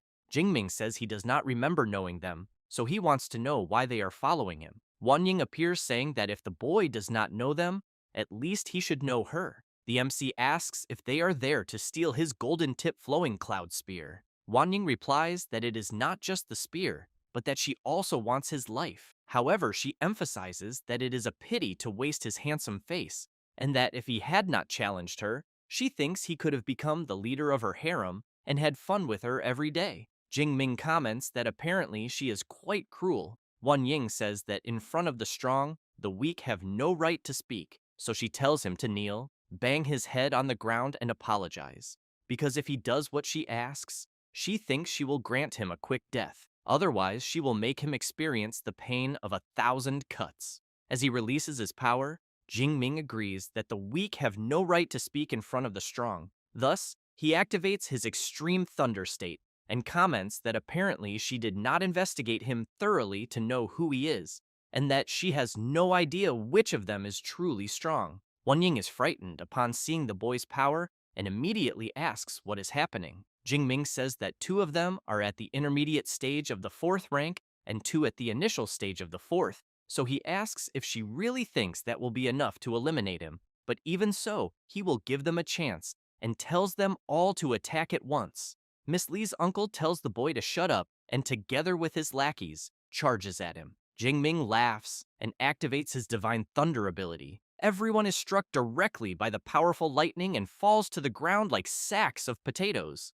Wan Ying is terrified to see that her uncle and the others were eliminated instantly, and that she will need to get out of there urgently. However, as she steps back, she ends up tripping on a rock and falls sitting on the ground. Jingming walks up to her and makes it clear that her time has come. Wanying begins to scream, wanting to know who the boy really is and how he can be so absurdly strong. The MC introduces himself and says that he is a student of Magic City University, but wants to know if just moments ago she was not trying to eliminate him and take his treasure. Wanying replies that she was wrong and asks him to spare her life, adding that she will give 10 billion and ensure that he leaves safely. Then, she emphasizes that she can serve him and that she surely knows she is not worse than the 2 women who were with him before. Jingming becomes serious and makes it clear that the 2 women she is referring to are his friends, and that someone with a body as corrupted by drugs and lust as hers cannot even be compared. And since he has a cleanliness obsession, he does not want to waste time with someone as dirty as her. Wanying goes mad with anger and screams, asking how he dares to insult her, and swears that he had better not let her live, otherwise she will massacre his entire family and peel his skin while he is still alive, since her brother and father will never let this go. Jingming channels his divine thunder power, strikes her without any mercy, and says that he does not care at all who her father and brother are. Thus, he reflects that those who eliminate can also be eliminated and that, since she wanted to kill someone, she should have been prepared to be eliminated. And he also knows that for these superpower families, most spatial rings come with tracking functions, and because of that, he knows it is better to leave her there. A few minutes later, at the Lee family residence, it is reported that it has been detected that the heart of the user of bracelet number 3 has stopped beating and that the vital signs have disappeared. Shanglin is surprised, as he knows that this bracelet belongs to his sister. Then he becomes furious and shouts, wanting to know who dared to eliminate her, and orders them to track her location immediately, as he wants to know exactly where she was eliminated. A man reports that bracelet number 3 lost connection, and that the last location signal came from the outskirts of the Thunder Zone. Shanglin comments that his sister had said she was going to get his present, so he wants to know why she was eliminated on the outskirts of the Thunder Zone. Having said that, he asks them to contact his sister's escort team, as he wants to know what the hell they are doing. Shanglin's uncle checks his phone and reports that the 4 members of her escort team have also lost their vital signs, and that their smart bracelets can no longer connect. Shanglin does not like hearing this, and asks if his uncle and the others were also eliminated, and what could have prevented them from even sending a distress signal. His uncle says that it could have been someone at the peak of the 4th rank, about to break through, or that perhaps they simply underestimated the enemy, and that the opponent was cautious and did not touch the storage rings. Shanglin comments that in that case, he thinks it will be very difficult to find who did this. Shanglin's uncle asks if they should inform the clan leader. Shanglin becomes concerned and replies that it will not be necessary, as his father has been in seclusion for 6 days, trying to break through to the Grandmaster level of the 7th rank. So he thinks it is better to look for clues first, and then check where his sister had been in recent days, and who she had contact with. His uncle says he understands and that he will check everything immediately. Then, after checking his phone a bit, he reports that 1 month ago Miss Lee had a conflict with the Wang family, that half a month ago she entered the Thunder Zone, and that 2 days ago she wanted to buy an S-rank spear as a birthday present for him, but someone else bought it first. Shanglin is surprised upon hearing this, and immediately wants to know who bought the spear. The man reports that the buyer is named Xu Jingming, and informs that he is a student at Magic City University and entered the Thunder Mystic Realm with an S-rank pass, and that he also placed first in Jiangnan Province in 2037, has an S-rank superpower, and is at the intermediate stage of the 3rd rank. Shanglin shouts that no further investigation is needed, as he is absolutely certain that it was this guy, since Wan Ying had said she was going to get him a birthday present. But his uncle tries to warn that this involves an S-rank superpower user, and that he thinks it might be a bit complicated. Shanglin comments that there is nothing complicated about this, as it will be one life for another, and that he does not care if he is an S-rank superpower user. Since he eliminated his sister, he wants to see him suffer the consequences. Then, he calls for his Uncle Quan and asks him to accompany him, as they will wait for the MC at the exit of the Thunder Zone, and if he cannot eliminate him, his uncle should do it. Meanwhile, Jingming is collecting some crystals from the Thunder Beasts he eliminated. He has in mind that he eliminated 17 4th-rank Thunder creatures and obtained 4,250 skill points and 17 Thunder crystals of various ranks, so he thinks that should be enough, but that this time, he will try to break through all at once into lightning liquefaction. Thus, he stands up and concludes that he will return. Later, at the Thunder Tower, a man arrives at the entrance, and the receptionist asks for his pass. This is the Cardinal of the Cult of Destiny, the Bloody Assassin, who as soon as he hands over the pass, is informed that his identity has been confirmed, being a C-rank pass with a duration of 24 hours. The receptionist explains that a C-rank pass allows one to remain in the Thunder Mystic Realm for only 24 hours, and that he should keep an eye on the time. The Bloody Assassin tells her to relax, as 24 hours are more than enough to settle everything. Meanwhile, at the entrance of the Thunder Zone, there are several guards. The people around begin to wonder who they are, and why they have been standing there staring at the place all day. And as soon as the MC appears coming out of the Thunder Zone, one of the guards, hidden, reports that the target has appeared. Jingming notices that he is being watched and becomes intrigued. Then Shanglin appears rushing toward the MC and shouting that he finally decided to show himself. Jingming realizes that the guy is at the peak of the 4th rank and also uses a spear, so he thinks it can only be that Li Shanglin, but that if he had known they would find him anyway, he would not have destroyed those spatial rings, as he basically threw away hundreds of millions. Shanglin asks if it was the MC who eliminated his sister, Wan Ying. Jingming comments that he already knows the answer, so he asks why the question. Lei Yaoyang's brother overhears the matter and is surprised, asking if she was really eliminated. Yaoyang comments that the way she was, it was only a matter of time before she got into trouble. Shanglin becomes even more furious upon hearing the MC's response, but still wants to know why he eliminated her. Jingming explains that she tried to eliminate him to steal his treasure and ended up being eliminated in the process, so he asks if he needs another reason. Shanglin shouts that even if she was wrong, he had no right to eliminate her, because she was not only an ordinary person, but also had the entire Li family behind her. Jingming makes it clear that there is no point in them arguing, since in the end, the strongest rules. With that, he activates his extreme thunder state and emphasizes that he wants to see if Shanglin or his family can even cause any damage. The people around cannot believe that a freshman from Magic City University, only 19 years old, is not only challenging Shanglin, but also the entire Lee family. At that moment, Shanglin activates his enhancement technique and transforms into a bizarre creature, making it clear that he alone is more than enough to eliminate an arrogant freshman. However, he ends up surprised to see the MC rushing straight at him. He prepares his spear and shouts, asking how a lightning user dares to face him head-on. But as soon as both spears clash, Shanglin is blasted backward and crashes violently into a wall. He becomes confused, trying to understand what the hell just happened, as he felt a monstrous physical force coming from the boy. Then he reflects that something must be wrong, since he is an enhancement type at the peak of the 4th rank and therefore should not be outmatched by a lightning user. Jingming, while channeling his lightning, remarks that he would normally play around a bit, but at the moment, he has no patience at all. With that, he activates his celestial thunder art and strikes Shanglin directly,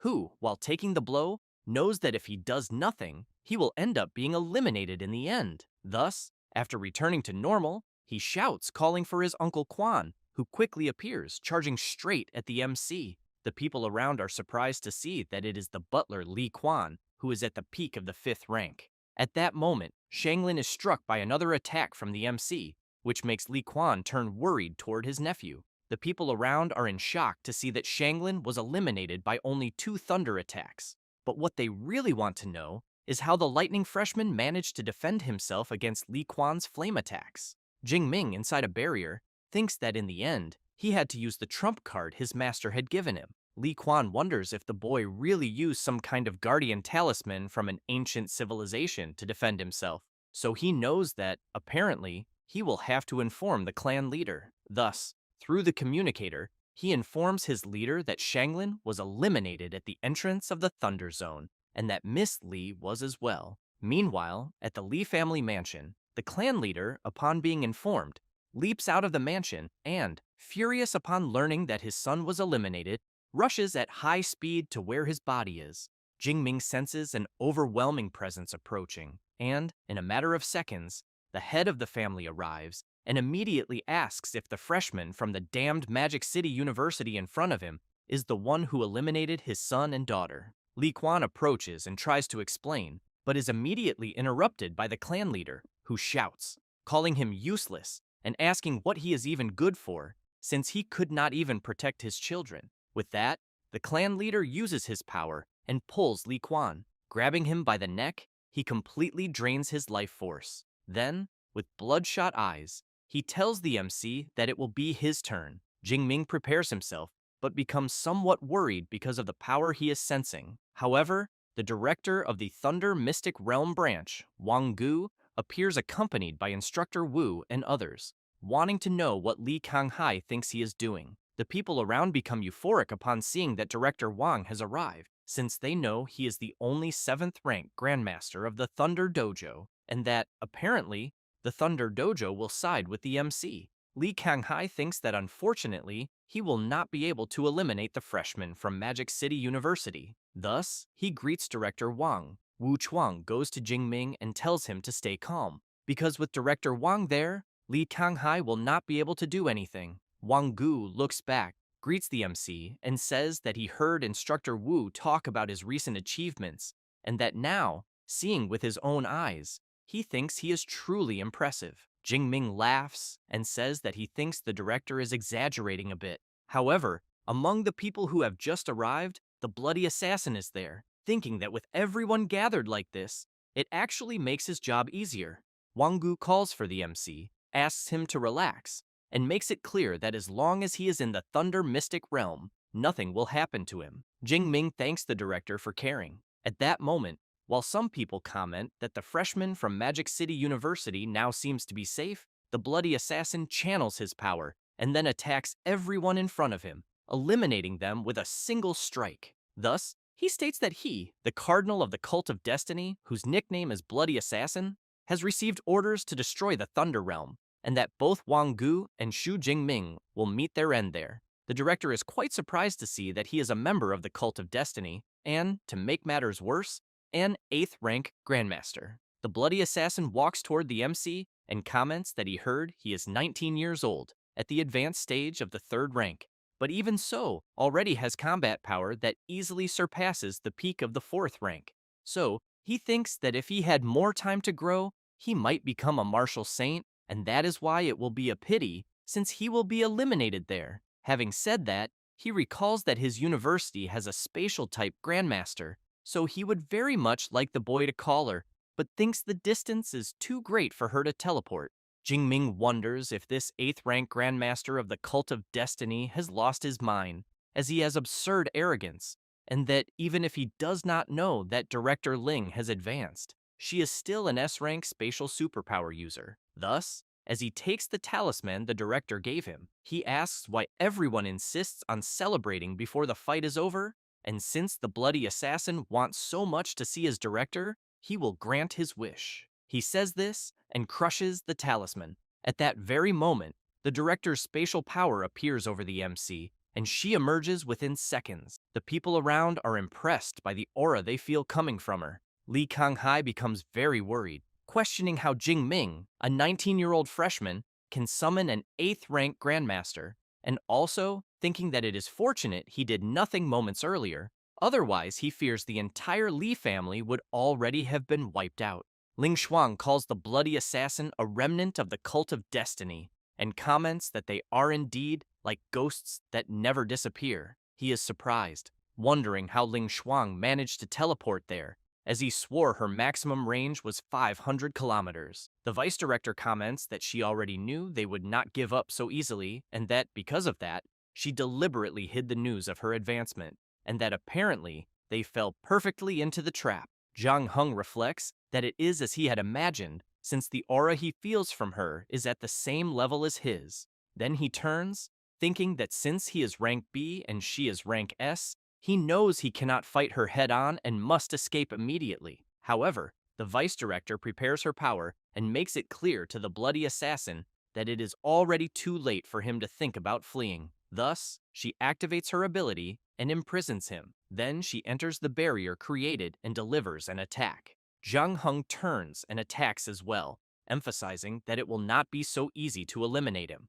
Both attacks collide, and the two rush at each other, and a sinister battle begins inside the barrier. Wang Gu tells the people around that the fight between them will take a while, and that, therefore, Director Zhao and Instructor Wu should stay there and help Director Ling, and that Director Li should take the others and inform the people at the Thunder Dojo to organize the evacuation of civilians. Then Wang Gu calls for the MC and asks him to go with Director Jiang and help with the evacuation as well. Jing Ming says it is fine and that he wants to stay there, and while observing Vice Director Ling's fight against Zhang Heng, he thinks that the bloody assassin should not be a match for her, and that even if she does not win, she can get out of there safely. So he knows that if he runs away at that moment, he will only get in the way, and besides, a fight between 8th rank Grandmasters does not appear every day. Half an hour later, the battle between the Grandmasters ends, and Zhang Heng collapses to the ground.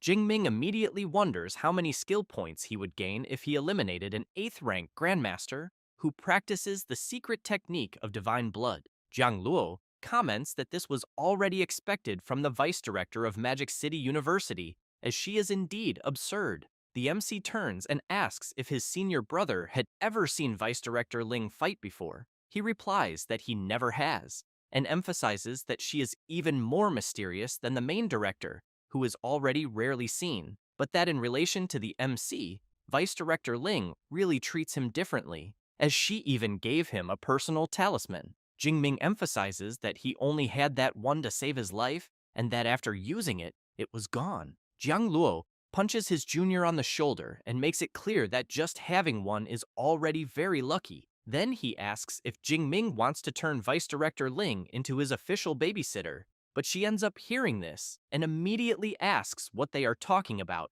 Both of them turn at the same time, straighten their posture, and greet the Vice Director. She comments that the remnants of the Cult of Destiny are still at large and hands another talisman to the MC, telling him that if he senses any danger, he should crush it immediately. Jiang Luo is impressed to see that his junior received another spatial talisman. Ling Shuang turns and asks if Wang Gu is the director of the Thunder Dojo branch, as she wants him to keep everything about the battle that occurred there completely secret, and also that he should spread that she was severely injured while fighting the bloody assassin and will not be able to use her spatial power for a while. He replies that he understands, but thinks that most likely the vice director is setting another trap, and that if the cult of destiny falls for it, they will lose another 8th rank cardinal. She also asks the director of the Thunder Dojo to keep Xu Jingming's performance in the Thunder Mystic Realm confidential, as the National University League is about to begin.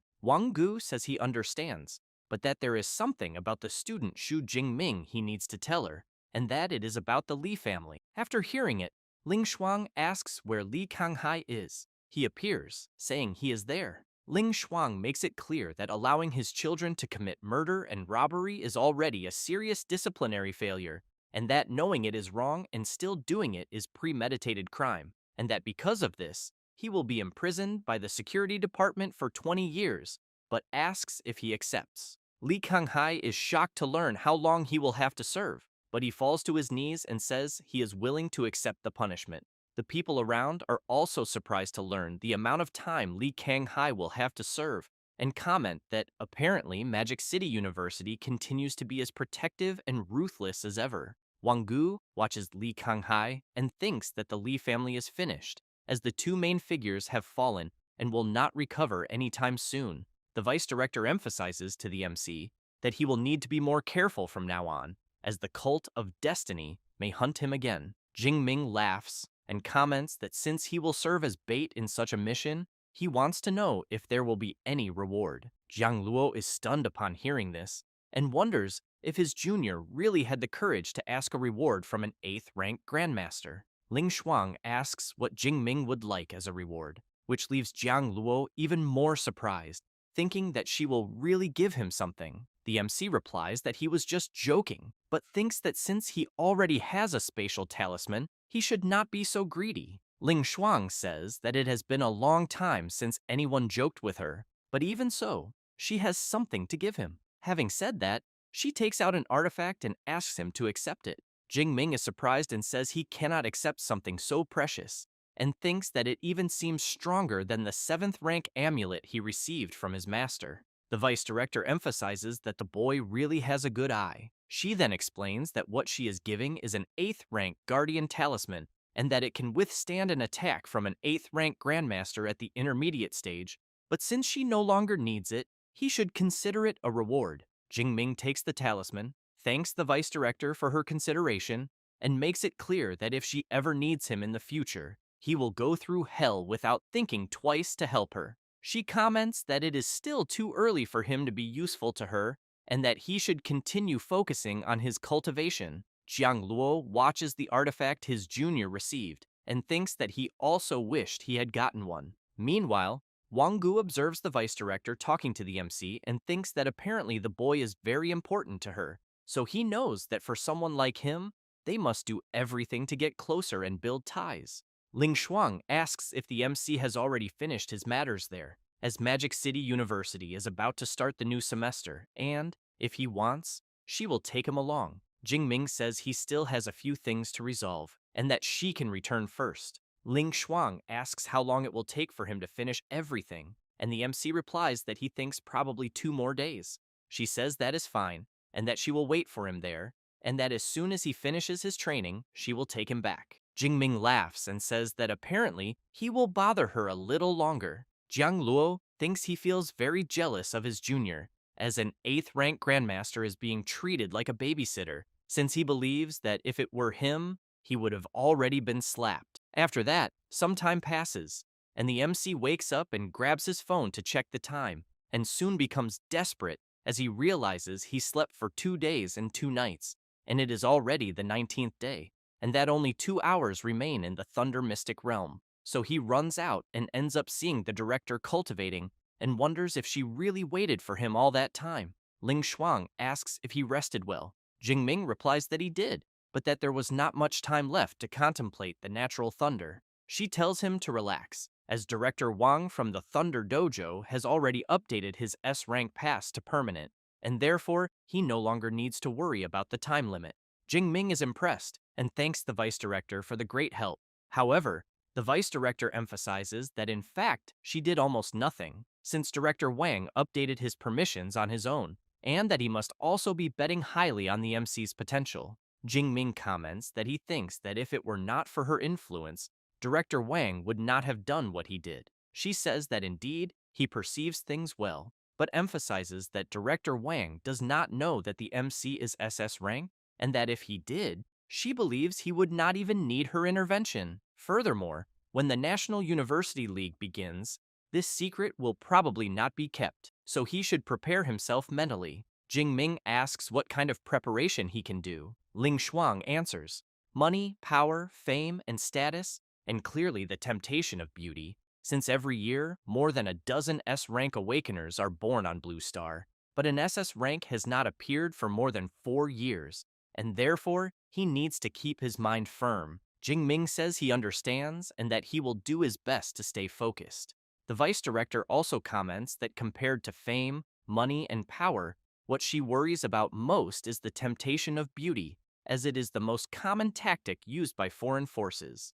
Thus, she emphasizes that if the 2 girls who accompany him are not enough, he can say so, and she will take care of it. Jingming becomes quite embarrassed and says that he does not think it needs to go that far, but wonders what kind of conversation this is, as the level of ambiguity is absurd. At that moment, the vice director asks the 2 people outside the room to come in. Wang Gu and Jiang Luo enter, and Director Wang informs the MC that Li Kanghai has been taken to prison and assures him that the Li family will no longer trouble him. Jingming thanks the director for his effort and also for updating his pass to permanent permission. He comments that it was just a small gesture, as he is only helping the growth of geniuses from his doxia, and also that he heard he wants to understand lightning liquefaction, so he requested 24 hours of access to the upper floor of the Thunder Tower for him. Jingming is pleased to hear about the upper floor, and once again thanks Director Wang for his great kindness.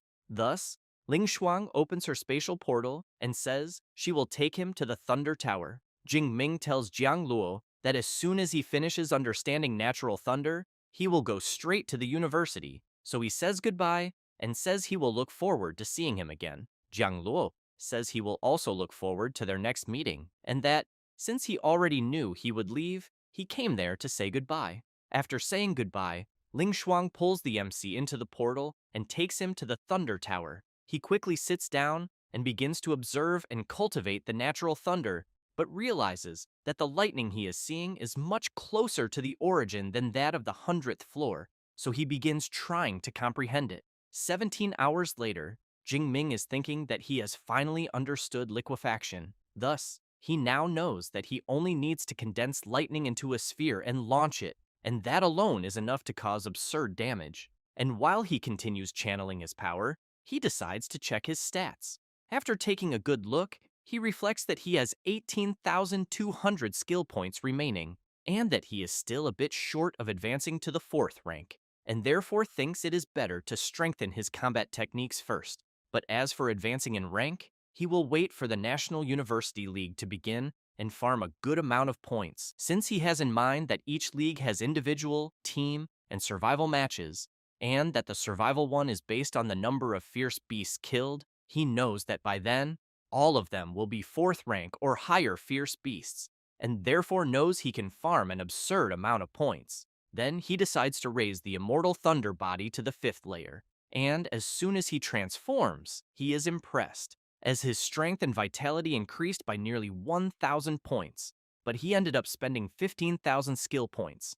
Jingming thinks that a strong physique needs techniques to match to be properly utilized, and that in this case it is better to raise his fist arts to master level as well. And, as soon as he improves them, he decides to test them by delivering a strike. He observes the impact on the wall, laughs, and thinks that now he can practically eliminate a Storm Thunder Bear at the peak of the 4th rank with just one punch, and that he probably will not even be at a disadvantage in close combat against 5th rank beasts. Then he knows that now that he has completed liquefaction, it is time to return. As he leaves the room, The vice director is already waiting for him, and she quickly realizes that he achieved liquefaction, but asks why his physique also increased so much.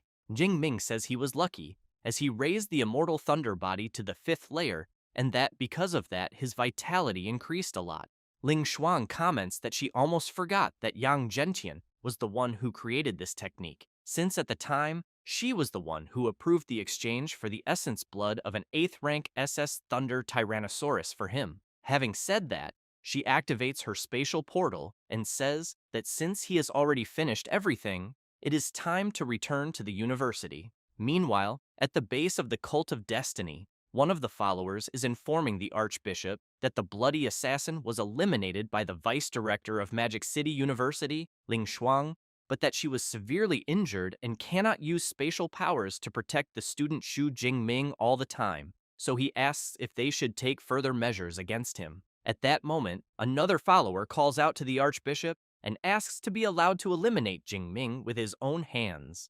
The Archbishop comments that since Daxia issued the extermination order, the Cult of Destiny has suffered heavy losses among its high-level fighters, and therefore, he believes it is no longer the time to target Xu Jingming, but that now they will all go into hiding and wait for the peak of the origin energy wave. And when the great celestial god descends, the Cult of Destiny will achieve eternity. Having said that, he shouts that by the mandate of heaven, the celestial god is eternal. Meanwhile, at Magic City University, upon seeing the MC yawn, the vice director comments that apparently understanding lightning liquefaction cost him dearly. Jing Ming replies that it did, and explains that to achieve the breakthrough, he spent 17 hours at the limit of his superpower.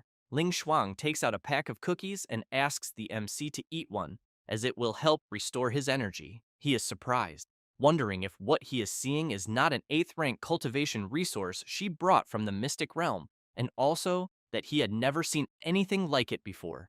And as soon as he tastes it, he comments that it tastes good and that he feels his energy returning immediately. Ling Shuang emphasizes that the cookie not only restores energy, but also brings luck, and that she will be rooting for him to defeat Qingjing University in the next National University League and take first place. Having said that, she also emphasizes that she wants him to be the captain of the university team. Jingming replies that it is fine and thanks the vice director for her vote of confidence. Then he reflects that no matter what his role is, he will win this championship.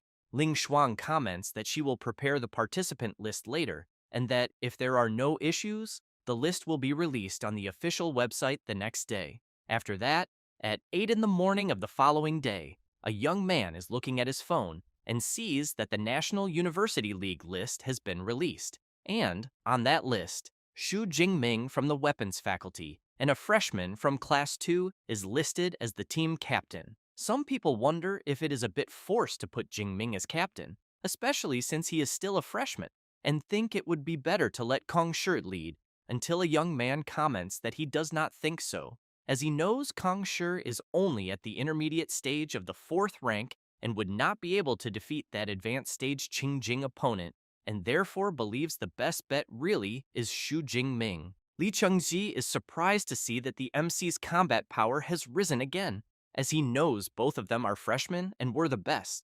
But even so, the difference is absurd. Qi Dongxia runs up to her friend and says that her man has become the team captain. Song Chu-yun asks what she means by her man, since nothing has happened between them. Qi Dongxia asks her friend to stop pretending and asks if she did not go to the Thunder Mystic Realm with the MC on New Year's Eve, and if they were not alone in a room. Song Chu-yun says she brought Jiang Chuyi along and that nothing happened. Qi Dongxia asks how she brought Jiang Chuyi along, since she knows she also likes the MC. Song Chu-yun comments that she thinks she is a good person, and that bringing her did not seem like a big deal. Qi Dongxia asks how her friend can share that kind of feeling so easily. Song Chu-yun replies that it is not a problem, as she does not mind sharing with Jiang Chuyi, and besides, she knows that apparently she does not mind either. Qi Dongxia takes a deep breath and emphasizes that in the end, both of them are unbelievable. Song Chu-yun points out that it is not about generosity,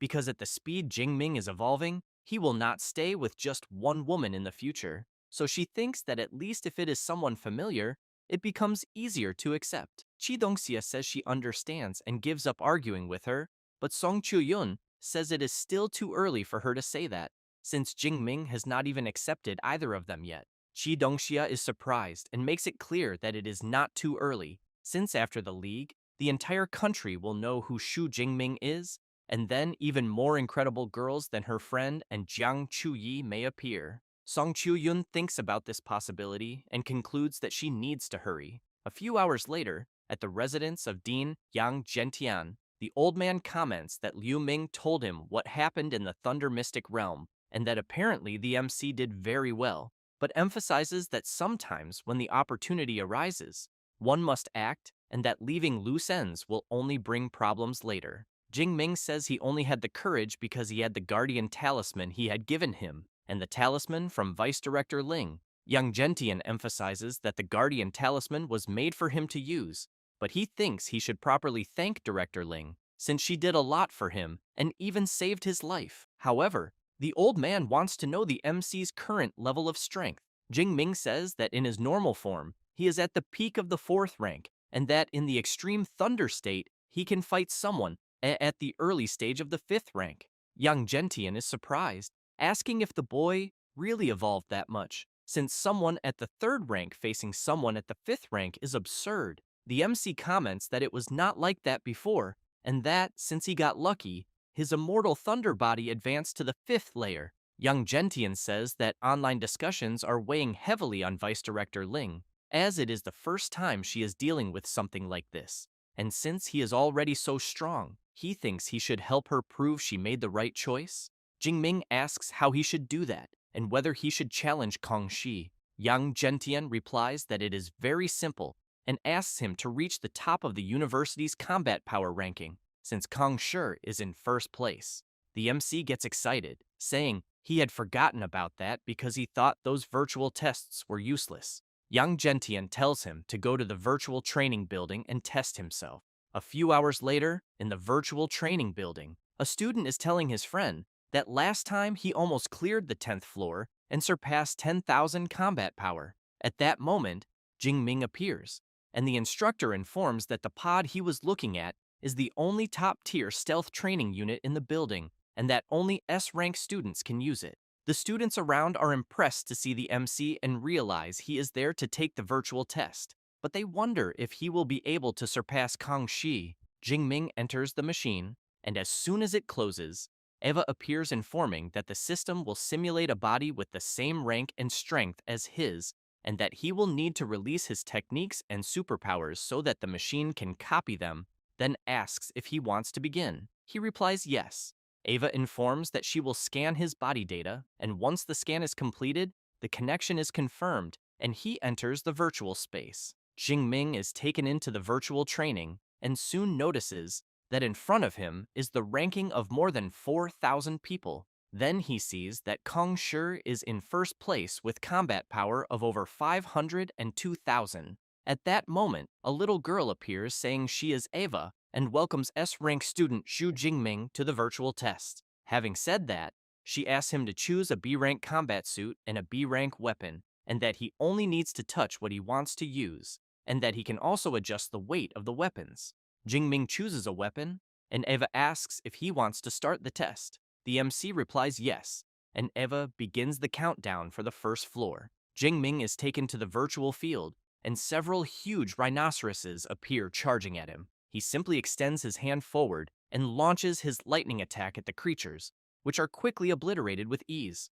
Eva appears informing that he has completed the 1st floor and that he has a 1-minute interval, but asks if he wants to rest or continue. Jingming replies that he wants to keep advancing. A few minutes later, in the veterans' dormitory area, a student is saying that in his opinion, Vice Director Ling made a mistake because he knows Kong Shi is at the intermediate stage of the 4th rank and is more suitable as captain than Xu Jingming. Kong Shi asks the senior not to speak like that, since with the MC's strength, he believes he deserves to be the captain. The student says he is too kind and that he does not accept it, and that he will find a chance to face him. Then another senior is surprised and tells the others to look at their phones, because the MC is taking the virtual test and thinks it is good to watch to see how far he can go.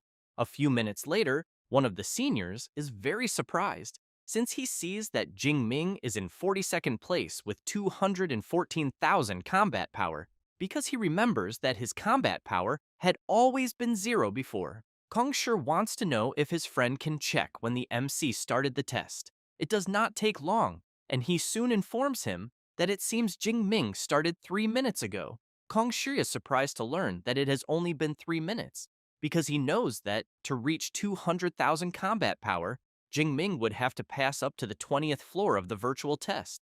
In other words, he knows that he is staying on each floor for an average of less than 9 seconds. Meanwhile, the other senior is completely shocked, wanting to know if his friend is perhaps seeing something wrong. He replies that he is not, and that, besides that, there are already several posts saying the same thing. Then, he emphasizes that clearing with the lightning element is indeed faster than theirs, but that the 21st floor should hold him back for a while. The other senior agrees and explains that the test on the 21st floor is an early 4th rank fierce beast, serving as a watershed, and only those who pass that point and reach 240,000 combat power can enter the elite of Magic City University. However, his partner is very surprised by what he is seeing and shows him the phone.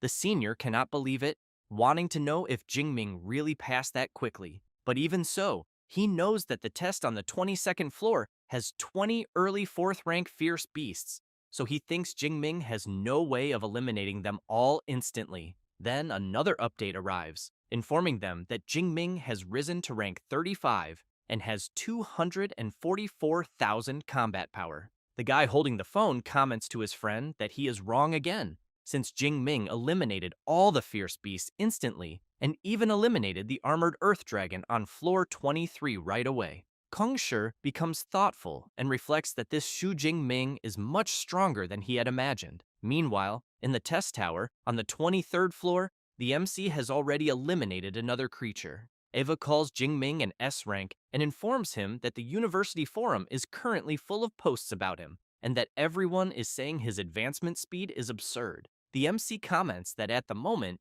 he is at the SS rank superpower level, so he thinks it is no surprise that he is fast. Eva says that he also passed the test on the 23rd floor, and because of that, she wants to know if he intends to rest for 1 minute or continue. Jingming replies that he prefers to continue. With that, Eva informs him that the test on the 24th floor will begin, but this time, there are 5 intermediate 4th rank armored earth dragons. Soon, the creatures appear. Jingming prepares his electric sphere and throws it.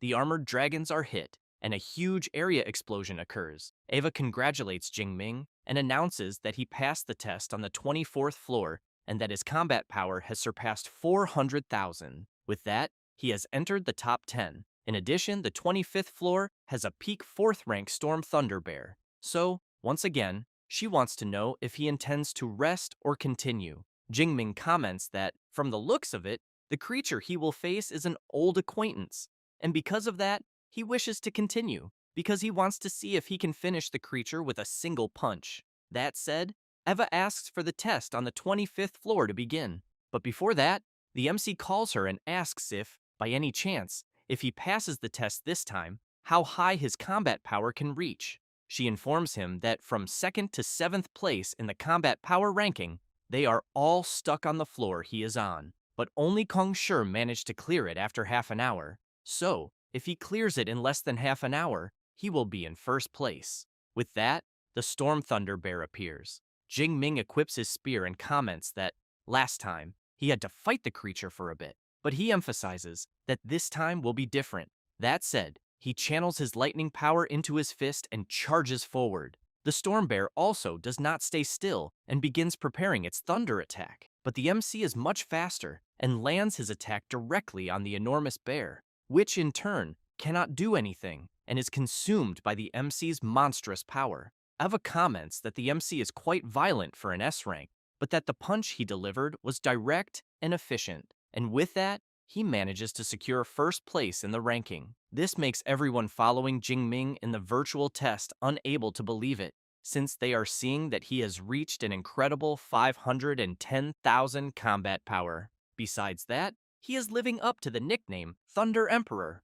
Meanwhile, in the seniors' dormitory, Kong Shi is asking how long it took Jing Ming to rise from 400,000 to 510,000 combat power. His partner says it was less than 20 seconds. Then, the other guy comments that, if he is not mistaken, he remembers that the 25th floor has a peak 4th rank Storm Thunder Bear. So, he wants to know if Jing Ming really eliminated such a creature instantly as well, and whether an SS rank superpower user is really that strong. Kong Shi emphasizes that the difference is absurd and that Jingming is much stronger than him, exactly as director Ling had said. Back in the virtual test, Ava is congratulating the MC for reaching first place in the combat power ranking. Then, she asks him to write his name. Jingming takes the virtual pen and signs his name. With that, it is recorded that Xu Jingming is in first place in the ranking, with a combat power of 514,000. He comments to Eva that he is feeling a very good sensation,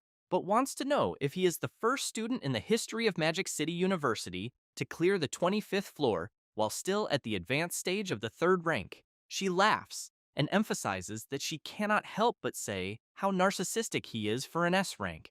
But, answering his question, not exactly. Jing Ming is very surprised and asks if there really is someone stronger and who it is.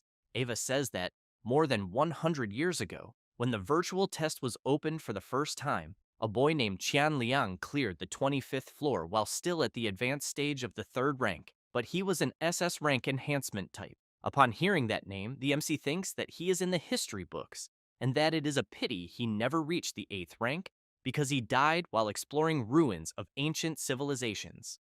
Eva wants to know if he wishes to continue. Jingming replies that he does, but wants to know how many floors that Qian Liang managed to clear in the end. Eva says it was only up to the 25th floor, and that afterward, Qian Liang was defeated on the 26th after eliminating only 3 of the 5 peak 4th rank fierce beasts.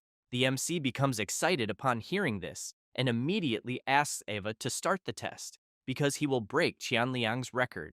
It does not take long for the 5 creatures to appear before the MC. He, in turn, notices that the creatures are spreading out to launch their attack. So, he thinks the creatures have also become smarter, but even so, it is still a pity. That said, he activates his Thunder God Finger ability and hits all 5 creatures at once. With the impact, a monstrous explosion occurs, and after the dust settles, Ava congratulates the MC for clearing the 26th floor, and because of that, she informs him that his combat power has shot up to 710,000. But she wants to know if he wishes to rest or continue to the test on the 27th floor to face an early 5th rank Black Earth Wolf. Jingming reflects that the Black Earth Wolf has soil and boulder talents, and that it is 5th rank, since it is the first time he will face a creature like that head-on. So, he comments to Eva that this time, he will choose to rest for a bit. While he sits on the ground,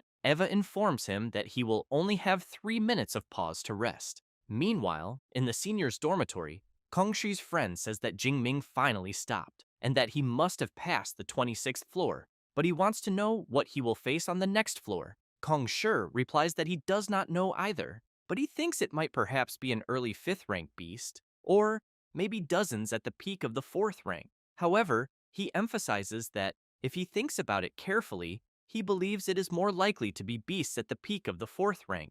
But even so, he thinks Jingming will have difficulty passing. Back in the virtual test, Eva begins the 27th floor.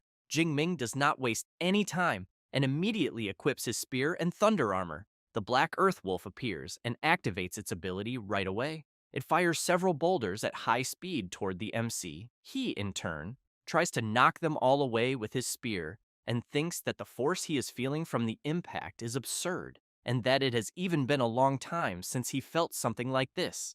Then, he jumps toward the Black Wolf, but the creature makes a huge rock appear in the middle to stop the MC's advance. Jingming does not care about that at all, and, with his spear, completely shatters the huge rock into pieces. However, when he sees that the Black Wolf has disappeared, he reflects that this is not good at all. Then the creature suddenly appears out of nowhere, lunging at Jingming with its sharp claws. Jingming cannot dodge and has his shoulder attacked by the beast. He realizes that the attacks of this 5th rank fierce beast are truly impossible to endure. So, he decides to counterattack with his thunder power. But the creature is very fast and manages to dodge all of the MC's attack attempts. He begins to worry, thinking that the creature is so fast that neither his Thunder God finger nor his S-rank Heavenly Thunder art could hit it, and because of that, he thinks he will have no choice but to engage in close combat. With that, he charges toward the fierce beast. It, in turn, prepares to launch another attack with its sharp claws. Jingming blocks the attack and then jumps into the air, and, after imbuing his spear with thunder, he charges at the creature once again. However, the fierce beast manages to stop the MC from attacking. He soon becomes nervous and decides to use his extreme thunder state, and the battle becomes even more frantic. Seeing this, Eva thinks that this S rank is truly strong, since reaching 5th rank combat power at 19 years old is something that is not seen even once in a century. In addition, because of his intelligence, his real combat power is even higher than that of an ordinary black earth wolf. After that, 20 minutes pass and the MC finally manages to defeat the fierce beast.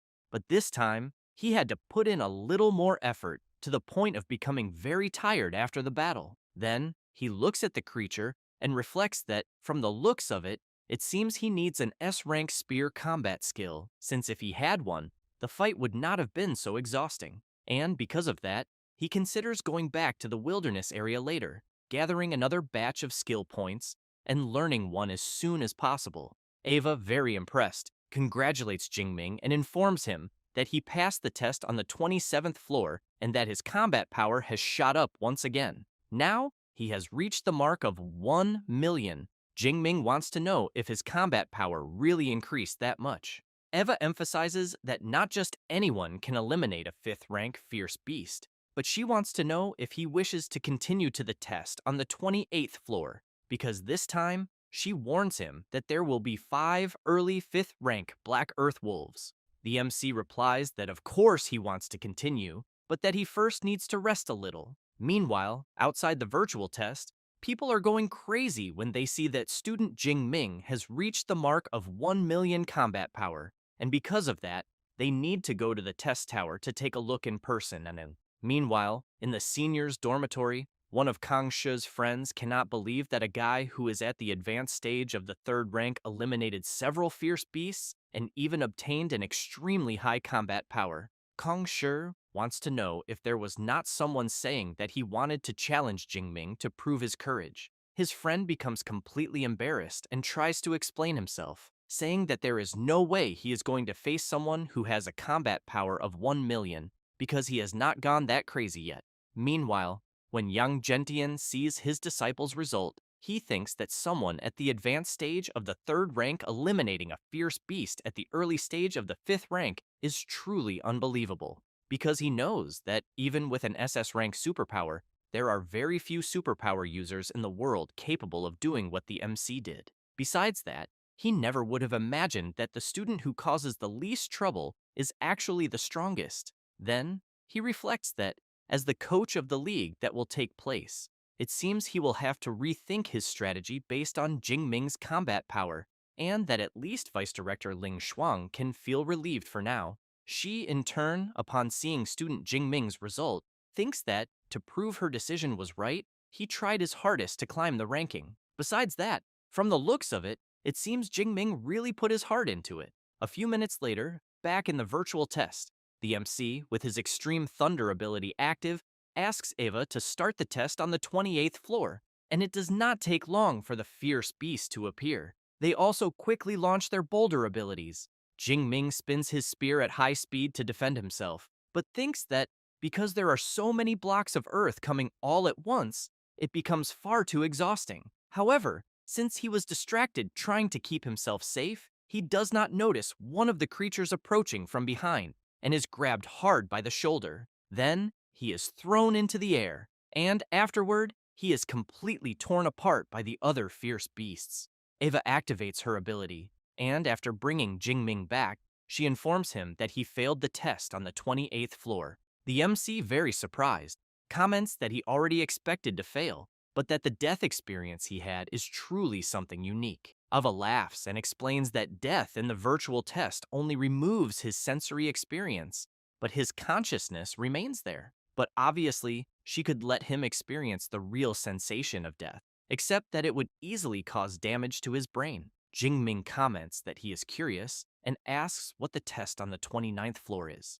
Eva says that logically, she should not tell him this before he passes the 28th floor. But since he is an S rank, she informs him that the 29th floor has a black earth wolf at the intermediate stage of the 5th rank, and the 30th has 5 fierce beasts at the intermediate stage of the 5th rank, and that the virtual test only goes up to the 30th floor.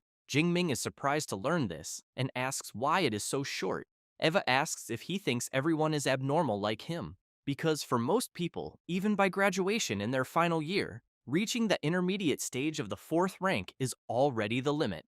And because of that, 30 floors are already more than enough. Jingming laughs and comments that, from the looks of it, Eva will have to increase the number of floors in the virtual test later. She asks him to talk to her after he passes the 30th floor. In addition, first place in the combat power ranking receives a reward of 2,000 academic credits per quarter, and she says that the reward has already been transferred to his account, then says goodbye. Jingming returns, and as he exits the machine, thinks that, aside from the fact that the sensation of death is not that real, the virtual space he was in is almost identical to the real world. So, he concludes that current technology is truly impressive. Then, he is surprised by something, since he sees a bunch of people shouting his name. Some people comment that he lives up to the nickname Thunder Emperor. Others want to know if he can give them an autograph. Jingming becomes a little embarrassed and thinks that everyone is really excited.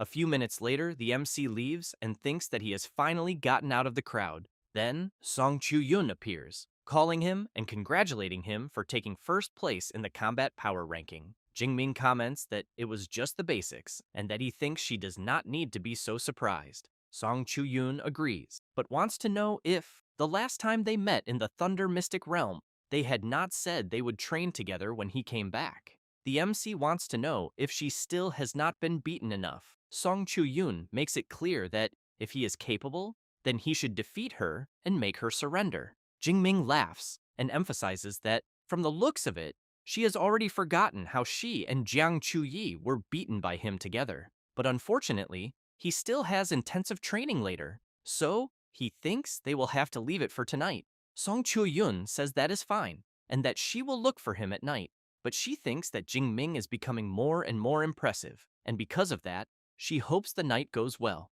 A few hours later, on the 2nd floor of the teaching building, Yao Fang comments to Kong Shi that he lost first place in the combat power ranking, so he wants to know if he has any comments about that. He replies that he has none, and emphasizes that Jingming is very strong, and that first place truly belongs to him. Then Shen Dongling appears, saying that, as expected of Brother Bear, he has an incredible mentality. At that moment, the MC arrives at the place and greets his seniors. They greet the MC and call him Captain. Soon after, Yang Zhentian also appears and calls everyone to enter the virtual pods. As soon as everyone enters, Yang Zhentian explains that the team matches will test how well they can work together, and that, since the focus is coordination, they need to know each other well. And because of that, he will give a basic summary of the situation first. In total, the team has 8 participants, 5 fixed members, and 3 substitutes. That said, he introduces the vice captain, Iron Bear Kang Shi, and he says that he has an A-rank enhancement type superpower, the Iron Giant Bear, and that, when he activates his superpower, his body is strengthened to an absurd degree, reaching the level of a giant bear. In addition, he acts as a tank or warrior. Then, he introduces Shen Dongling and explains that her superpower is an A-rank enhancement type called the Enchanted Moonblood Fox, making her a natural-born assassin. Meanwhile, Yao Fang has an A-rank elemental type superpower, the Extremely Cold Ice Soul, and he acts as a long-range mage.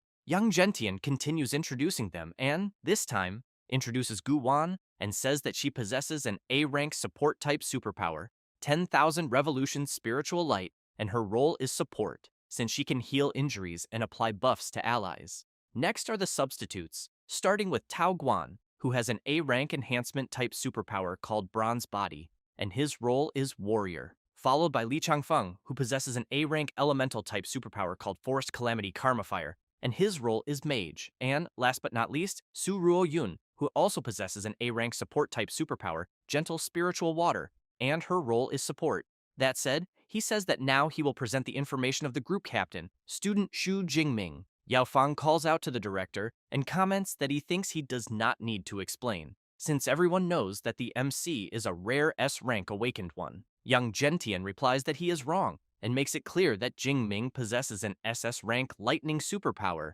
the divine thunder of all heavens.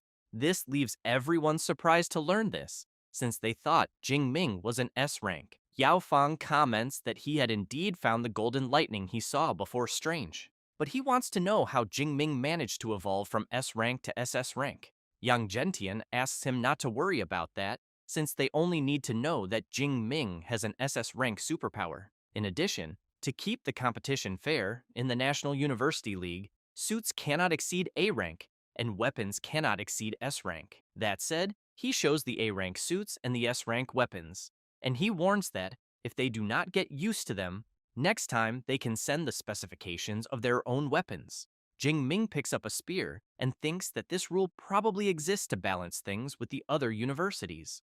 After all, places like Magic City University, Qingjing University, and Jincheng University can easily forge equipment up to SSS rank. Then, he concludes that next time, he will send the data of his golden-tipped flowing cloud spear. Young Gentian warns that, before the team training, everyone needs to show their own powers and combat techniques. So, he wants Jingming to start, since he is the captain. The MC wants to know if he needs to show all of his attack methods. Young Gentian replies that he does, because that way, his teammates can understand his style well, making it easier to build strategies. Jingming comments that he understands and says that he uses several offensive styles, spear techniques, fist techniques, and long-range spells, but he will show everything one by one. With that, he extends his arm with the spear and releases his lightning power. The team members are surprised, wanting to know if what they are seeing is really an SS rank superpower, because it is definitely far too terrifying. Besides that, it already looked incredible in the videos, but seeing it up close is on another level. Jingming activates his continuous Thunder Spears ability, then the Thunder Prison, followed by the Thunder Spear and the Thunder Fist. Changfeng comments that, as expected of the captain, he is absurd, and he is even starting to think that the championship is already in the bag. Meanwhile, Gu Wan comments that she wants to see how far her support can help the MC. However, Jingming makes it clear that what he showed is only the warm-up spear technique set, but he will show all the S-rank combat abilities he has mastered. Changfeng cannot believe it, wanting to know if what he showed was only a warm-up. Jingming activates two more abilities and explains that first comes this S-rank body tempering technique that his teacher taught him, called Immortal Thunder Body. Then, the other S-rank defensive ability is called Underworld Thunder Armor. Tao Guan, completely impressed, comments that the defense he is seeing is much stronger than his own bronze body. Then Jingming shows his long-range ability, the Heavenly Thunder Art. The MC makes it clear that, even with absurd single-target damage, what he showed is not the strongest technique he possesses. That said, he activates his Thunder God Finger ability, and as soon as the power collides with the ground, a colossal explosion occurs. And, as soon as the dust settles, seeing the damage the ability caused, Shen Dongling wants to know if this is an attack that someone at the advanced stage of the third rank can perform. Kong Shi calls out to the director and asks what the resistance limit of the ground in the virtual space they are in is. Yang Gentian says that the silver floor follows the standard of C-rank alloy. Kong Shi comments that, even so, the ground was destroyed in such a way. So, he thinks that if the ability he saw from the captain hits someone, nothing will be left. Tao Guan laughs and comments that if the captain uses Thunder God Finger in the match, they will not even need to do anything. Meanwhile, Shen Dongling wants to know what will be left for them. Then Tao Guan realizes this and becomes completely stunned, and soon wants the director to ask the captain to go easier in the fights. Yang Gentian comments that going easy is not an option, so he makes it clear that if they do not fight seriously, Jingming will end up doing everything alone. However, he keeps in mind that the previous year they lost to Qingjing University, but with Jingming this year, he thinks Magic City University will not fail again. The MC comments to everyone that he has already shown everything he is capable of doing. Young Gentian informs them that now each of them will show their abilities as well, and afterward, they will move on to team coordination training. Everyone immediately becomes excited and prepares to show their abilities. Meanwhile, Gu Wan calls out to the MC and comments that she does not know if her buffs will work on an SS rank superpower, so she wants to know if she can try first. He replies that she can and asks her not to be afraid, and as soon as she uses the ability, Jing Ming is impressed when he realizes that he has gained a 30% increase in his combat power and concludes that it is no wonder every team needs a support. After that, a few hours pass, and the director informs them that the training for that day is good enough, but he asks the MC to stay a little longer. With that, the other members say goodbye and leave. Young Gentian comments to the MC that there is something he needs to say, but he hopes he does not mind. Jing Ming wants to know what it is and asks the director to speak. The old man says that in this upcoming competition, he wants him to remain on the field the entire time. So, he wants to know if he can do that, since it is a tournament between the top 10 universities, and it is not just 1 or 2 matches. Jing Ming becomes excited and asks the director to relax, because he thinks there will be no problems. After leaving the virtual pod, Jing Ming receives a call, and when he answers, Song Chu-yun, a little embarrassed, wants to know if he has already finished training, because the combat suit she is wearing is not very practical. So, she wants to know why Jing Ming does not come to her dormitory when he has some time. He replies that it is fine, and informs her that he is already on his way. As soon as he hangs up the call, the MC becomes a little intrigued about the suit not being practical for combat and wonders what she meant by that. After that, later, the MC arrives at Song Chu-yun's dormitory and rings the doorbell. Chi Dongxia appears and says that Song Chu-yun is waiting for him in the training room on the second floor. Jing Ming becomes a little suspicious when he notices her friend giggling strangely and wonders if he is perhaps just overthinking it. But as soon as he arrives in the training room, he is very surprised, since he sees Song Chu-yun wearing a somewhat sensual combat suit, and while he becomes embarrassed, she explains that the suit she is wearing is a new, low-wind resistance combat suit from Extreme Tech and that she bought it the day before. But she wants to know if he thinks it looks a little strange, or if he wants her to change into another one. Jing Ming tries to hide it by giving a light cough and replies that there is no need, because he thinks she looks perfect like that. Song Chu-yun becomes happy to hear this, but keeps in mind that she intentionally bought the suit one size smaller to make it tighter just to see Jing Ming's reaction. And that, from the looks of it, it seems to have worked well, since her morning sunlight ability can sense his agitated emotions. Then, she takes her halberd from her spatial ring and comments that, like last time, he should keep his strength at the early stage of the second rank. She already wants to see if he can defeat her and dominate her. Jing Ming gets ready and asks her to come at him with everything she has. But as he takes off his coat, he emphasizes that, since they separated, he has changed a lot, and at the moment, he can win using only his fists. Song Chu-yun comments that it is fine, and makes it clear that she has not been standing still either. That said, she charges at the MC with everything she has. He, in turn, dodges her charge, and then he grabs the halberd and tries to land a punch. But Song Chu-yun dodges by jumping into the air, and as soon as she creates distance, Jing Ming comments that she made a great dodge. And, as time passes, the two continue exchanging blows and having fun, until Song Chu-yun stops for a bit, since she is very tired. Jing Ming wants to know if, this time, he defeated and dominated her. Song Chu-yun replies that she lost, but that does not mean she has accepted it, unless he can truly make her feel pain. The MC raises a bit of his power, approaching the full Extreme Thunder state, and asks her to get ready, because he will defeat her in a dominant way. That said, he charges forward. Song Chu-yun becomes frightened, and while placing her halberd in front of her and closing her eyes, the MC stops his charge. Then, he apologizes and says that he ended up going a little overboard. She sees the MC worried and comments that it is fine, and that it was not his fault. Besides that, she thinks he was affected by the power of the dragon-type fierce beast bloodline inside him. Then, she wants to know if she can ask a question. Jing Ming comments that it is fine and asks her to ask the question. Song Chu-yun, a little embarrassed, wants to know if he likes her. The MC is surprised by the type of question, but replies that he does. This makes her even more embarrassed, but happy to know that. With that, Song Chu-yoon puts the halberd back into her spatial ring and runs to the MC, saying that she likes him too, and that she even thinks they could date. Jingming hugs her and, smiling, says that it is fine. That said, he gives her a tremendous kiss. Song Chu-yoon likes the kiss so much that she even raises her foot, but she soon stops and, embarrassed, wants to know why he was not so bold before they officially started dating. Jingming wants to know if he had done that before they got together, it would not have looked like he was a scumbag. She agrees and comments that it actually makes sense. Then, Song Chu-yoon kisses the MC on the cheek, and, laughing, she comments that since Jiang Chu-yi left a mark on his face, she wanted to leave one too. Jing Ming comments that, from the looks of it, the two of them really are very close, since Jiang Chu-yi even told her about that. Song Chu-yun replies that they are, and that Jiang Chu-yi is amazing, and if the MC likes her too, he will not mind it.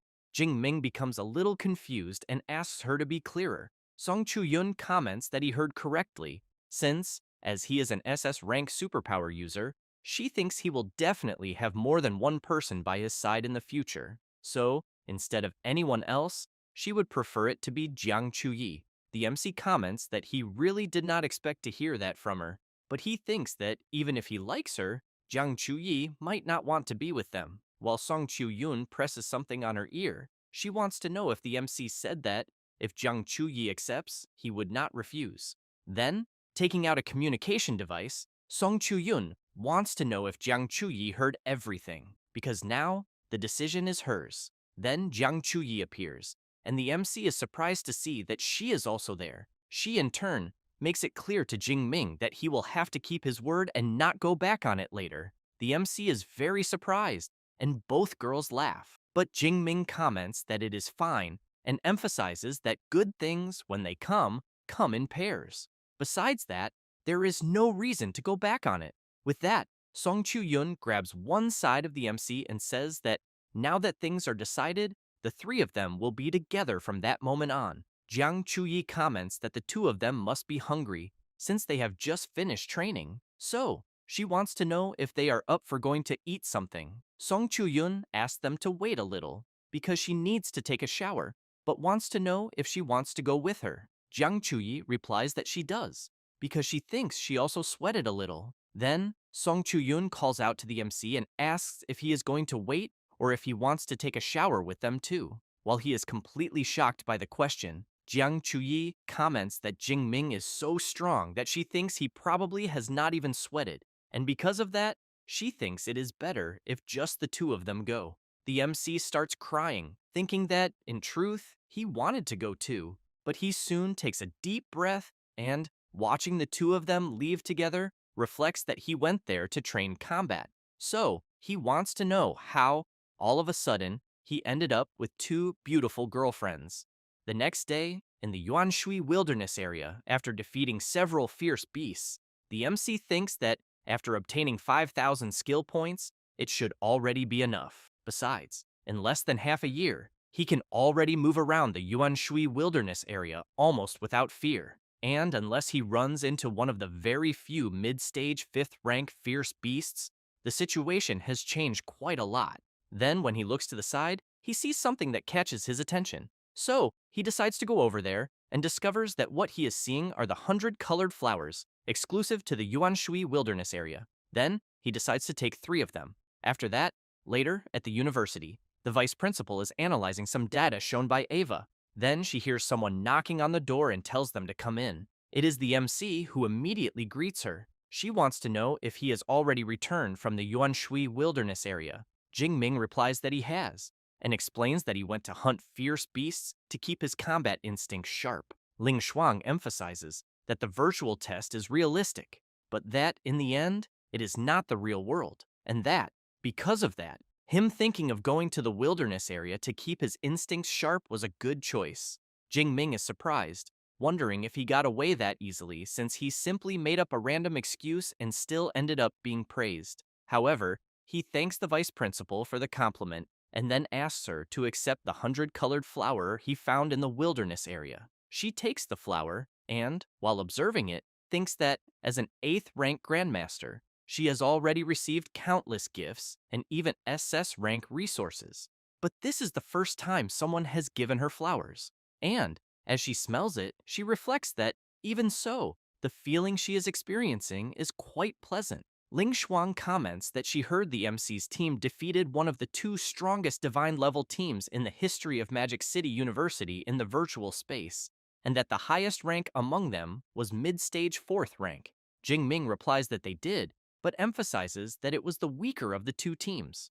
The vice principal stresses that, even so, it is still impressive, and that she can even feel at ease. Then, she activates her magic and shows the MC an admission ticket to the inner area of the National University League, and that there are 10 tickets there for him. So, she wants him to consider it a return gift for the flowers. As soon as he takes the invitations, the MC reflects that he had been worried precisely because it would be difficult to buy tickets, and he would still have to deal with scalpers, since he knows that even tickets for the outer areas cost a fortune.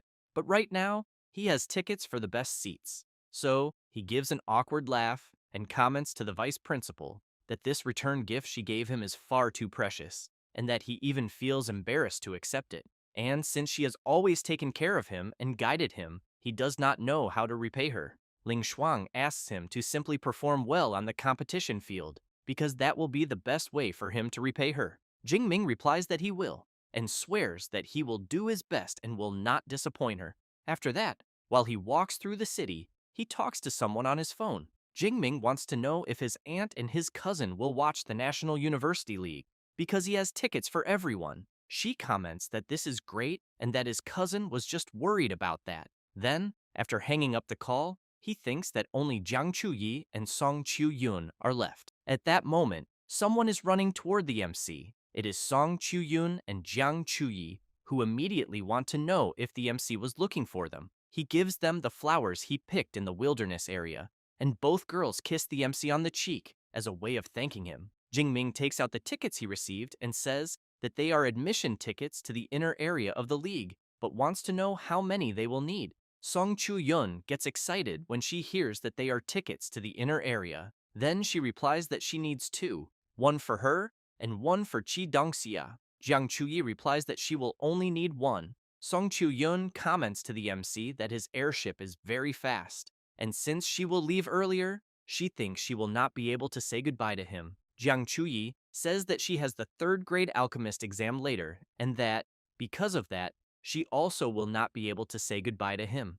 Jingming replies that it is fine, because they will meet in Qingsu City anyway. Having said that, he wishes Jiang Chuyi good luck on the exam. An hour later, in the combat skills library, the MC is thinking that there is still time, because he is going to learn one more S-rank spear combat skill to make sure nothing goes wrong. Then, he calls Ava and asks her to list all S-rank lightning element spear techniques.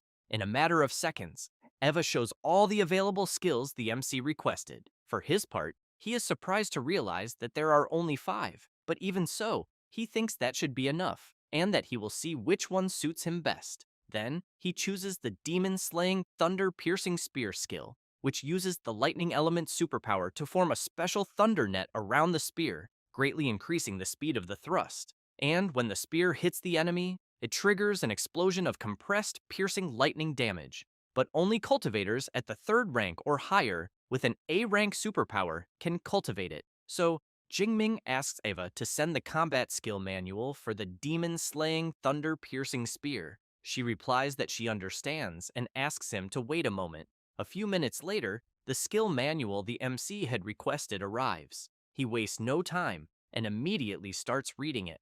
After spending some time reading, Jingming finishes and concludes that indeed, the thrusting speed is greater and so is the explosion, and that this perfectly meets his requirements. Then, the system informs him that 3,200 skill points have been deducted to learn the demon-slaying thunder-piercing spear skill. Jingming takes a deep breath and thinks that the deep blue system is always far too convenient, but that this technique he learned costs more skill points than the Thunder Godfinger, and because of that, he needs to test its power when he has time. Then, he calls Eva and says that he wants to see the most recent A-rank lightning element combat skills in the library. After Ava shows the skills, Jingming realizes that there are some good ones there, and that he will choose the Thunder Shadow body as well. Having said that, he acquires the A-rank Thunder Shadow body skill, which uses the MC's own lightning element superpower to form a lightning figure that follows behind the target. And the Thunder Shadow attacks immediately after the main body's attack, causing up to 30% of the main body's damage and being able to form multiple attack damage strikes. But only cultivators at the second rank or higher, with a B rank or higher lightning element superpower, can cultivate it. Jingming reflects that this combat skill does not cause that much damage, but on the other hand, it can fill the empty gaps between his attacks. And that, if he uses it properly, he thinks it is definitely a divine level skill that is not inferior to an S-rank combat skill. So, he tells Eva that he will choose this skill. The next day, at the Academy University's central field, the transport ship lands and the League participants board it. Shen Dongling comments that she is surprised, since the team uniform they are wearing is very well designed. Meanwhile, the other students shout that they are cheering for them and hope Magic City University wins the league. In addition, they tell the Thunder Emperor to take the top 3 places and show no mercy to his opponents. Jingming waves to everyone, and as soon as the participants enter the ship, it takes off. Later, in Qingsu City, Vice Principal Xu Ping is informing them that Qingsu City is next to Magic Cave number 5 and borders Qingjing City, so security must be flawless, since they cannot embarrass themselves. In addition, the reception must also be grand, so that everyone can see the enthusiasm of their host, Qingjing Superpower University. Then, when he looks up, he sees that an aircraft has just arrived. So, he informs them that Magic City University has just arrived. Then, he asks them to activate the guiding lights. After the aircraft lands on the ground, the participants from Magic City University begin to get off. And soon, the students from QJPU become excited when they see Iron Bear and Bloody Hand. And when they see Jingming, they shout that he is the rising S rank, the Thunder Emperor. He, in turn, thinks that the league is finally about to begin, and that he will no longer need to hide his SS rank superpower. Xu Ping greets the vice principal and asks them to follow him, because they have already prepared a lavish lunch for everyone. As soon as the MC and his team arrive at the place where lunch has been prepared, some of the people there are surprised to learn that they are the representatives of Magic City University, and apparently, their captain is quite handsome. Others comment that being handsome does not mean anything, since that so-called captain is only at the advanced stage of the 3rd rank, and because of that, they think it is clear that Magic City University is only using him for publicity. Shen Dongling comments to her captain that, apparently, the people are underestimating him. He says that it is fine, because that makes things more interesting. At that moment, a guy appears saying that the MC must be the team captain. Then he introduces himself, saying that his name is Wang Qi, that he is also the captain of Qingjing University's team, and that it is a pleasure to meet him. Jingming shakes the guy's hand and says that it is also a pleasure to meet him. Wang Qi comments that he has heard a lot about the MC and that they will meet at the opening ceremony the next day. After Qingjing University's team leaves, Yao Fang comments that he thought this Wang Qi guy was quite arrogant because he acts as if victory is already guaranteed. Shen Dongling says that the files state Wang Qi has an almost S-rank superpower called Earth Celestial Meteor. In addition, he is at the advanced stage of the 4th rank, so she thinks he has enough reason to be a little arrogant. Yao Fang gets nervous and comments that just because Wang Qi defeated them once, he already thinks he will win again, because as soon as the competition starts, he will show them who is really in charge. Jingming agrees with his teammate, but says they will eat first. And later, he still needs to pick someone up at the bullet train station.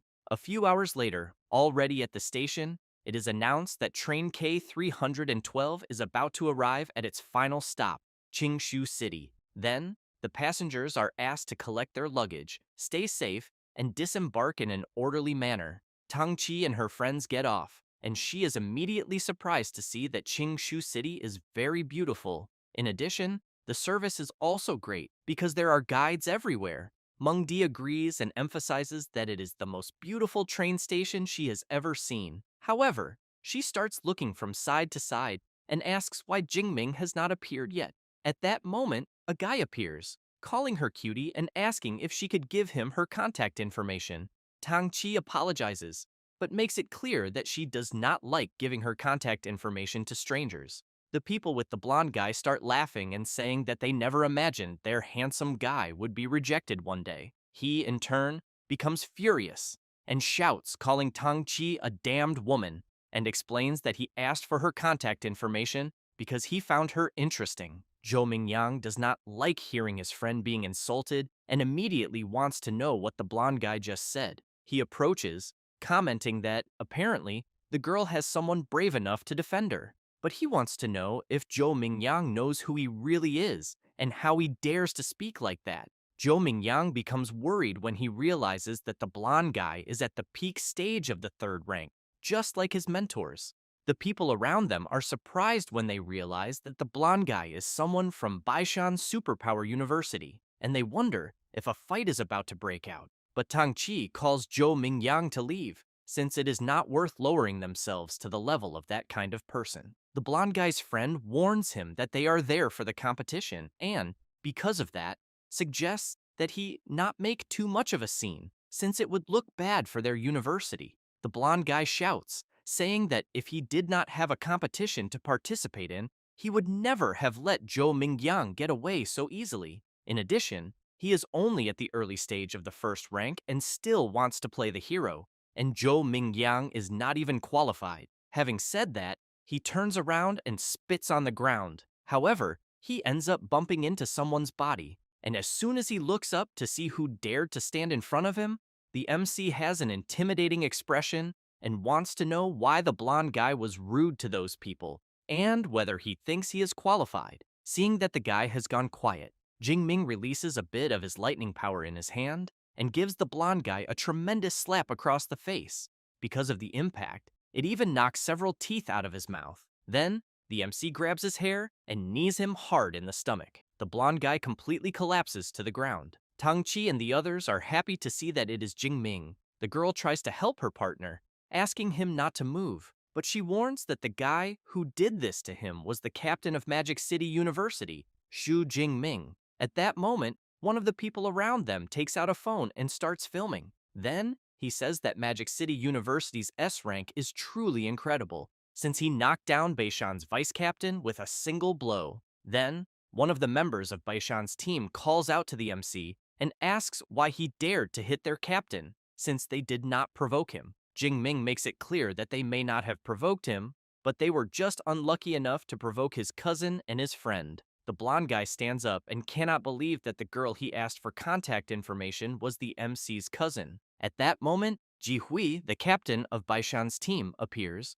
wanting to know what is going on. Then, he comments that he only went to settle the bill, and his team already managed to cause several problems. Having said that, he looks at the MC and warns him that he knows who he is, and that, in fact, he knows his group was in the wrong. But since they are all league participants, he thinks the attack he made was a little excessive. Jingming comments that he did not know they were also a team of participants, so he wants to know which university they are from.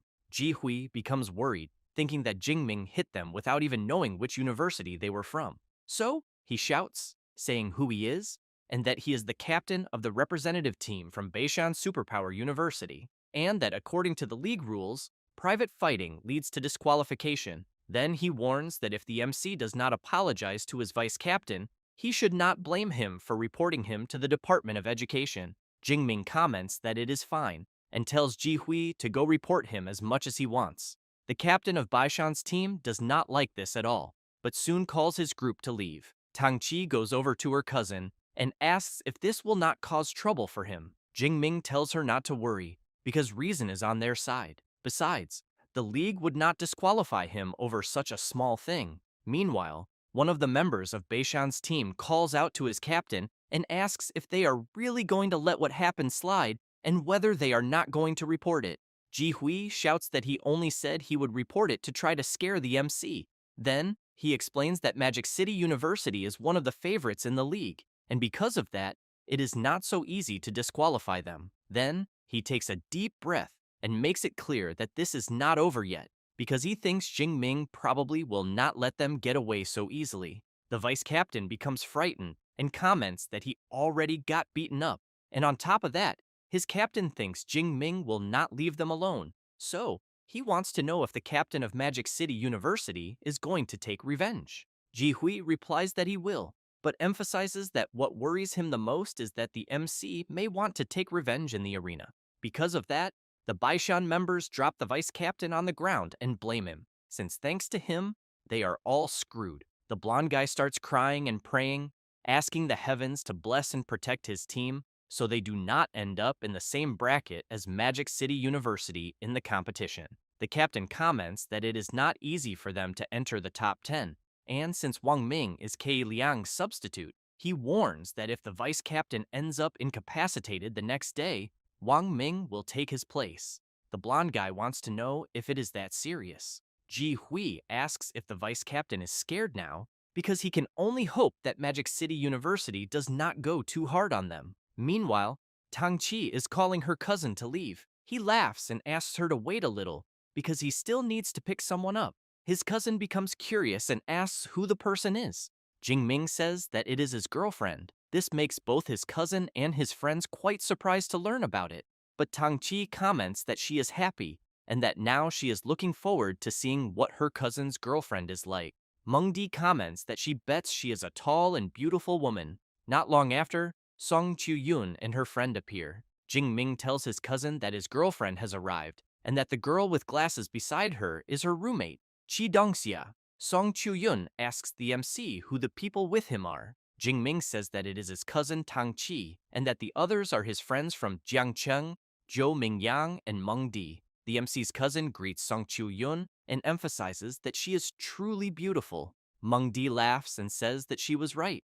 Song Chu-yun calls Tang Chi cousin and comments that she is also beautiful. Then, she gives them a set of B-rank cultivation resources and explains that it should help a little with their cultivation. As soon as they take the resources, Zhou Mingyang is impressed to see that they are indeed B-rank cultivation resources, and he also knows they must be worth at least 5 or 6 million. Jing Ming comments that since everyone has already arrived, they will return to the hotel first and put their things down. But he wants to know where his cousin's hotel is because he can take her there first. Tang Chi says that it is near the train station, only 1 kilometer away. The MC is surprised to learn this because he knows that place is a bit far from the stadium. But even so, he knows there is no way around it since the league is far too popular, and the hotels near the stadium were booked a long time ago. Song Chu-yun comments that the train station area really is too far away, but, by coincidence, she has some houses near the stadium, and if the MC's friends do not mind, they can stay in one of those houses. Zhou Mingyang is impressed, since he has in mind that Qingshu City is not an ordinary city, because the houses there not only cost hundreds of millions, but also cannot be bought with money alone. So, he wonders who Jingming's girlfriend is, since it seems like she has an absurd background. Tang Chi comments that they will accept the invitation, but hopes it will not cause any inconvenience. Song Chu-yun emphasizes that Jingming's cousin is her cousin too. Besides, this will not be any inconvenience at all. So, Song Chu-yun calls her Uncle Hua and asks him to come pick her up. Not long after, 4 cars arrive, and several bodyguards get out of them, waiting for Miss Chu-yun's orders. Zhou Mingyang becomes even more surprised and thinks that even the driver is a superpower user at the peak of the 3rd rank. Meng Di has in mind that any one of the bodyguards would be a powerhouse in Jiangcheng. Song Chu-yun asks the MC's friends to get into the car and says that they will be taken to where they will be staying. Tang Chi and the others get into the car. In the other car, Song Chu-yun wants to know how it went. Jing Ming replies that it was not bad, but he thinks bringing people from Chuan province was too troublesome, and that next time, she does not need to do that. Song Chu-yun says that everyone had already been stationed in Qingzhou City by her family, and that she only asked them to come pick them up temporarily. Jing Ming wants to know if the main base of her family is not near Magic Cave number 7. She holds his arm and explains that Magic Cave number 7 is only their main area of influence, but the Song family is involved in all the major magic caves.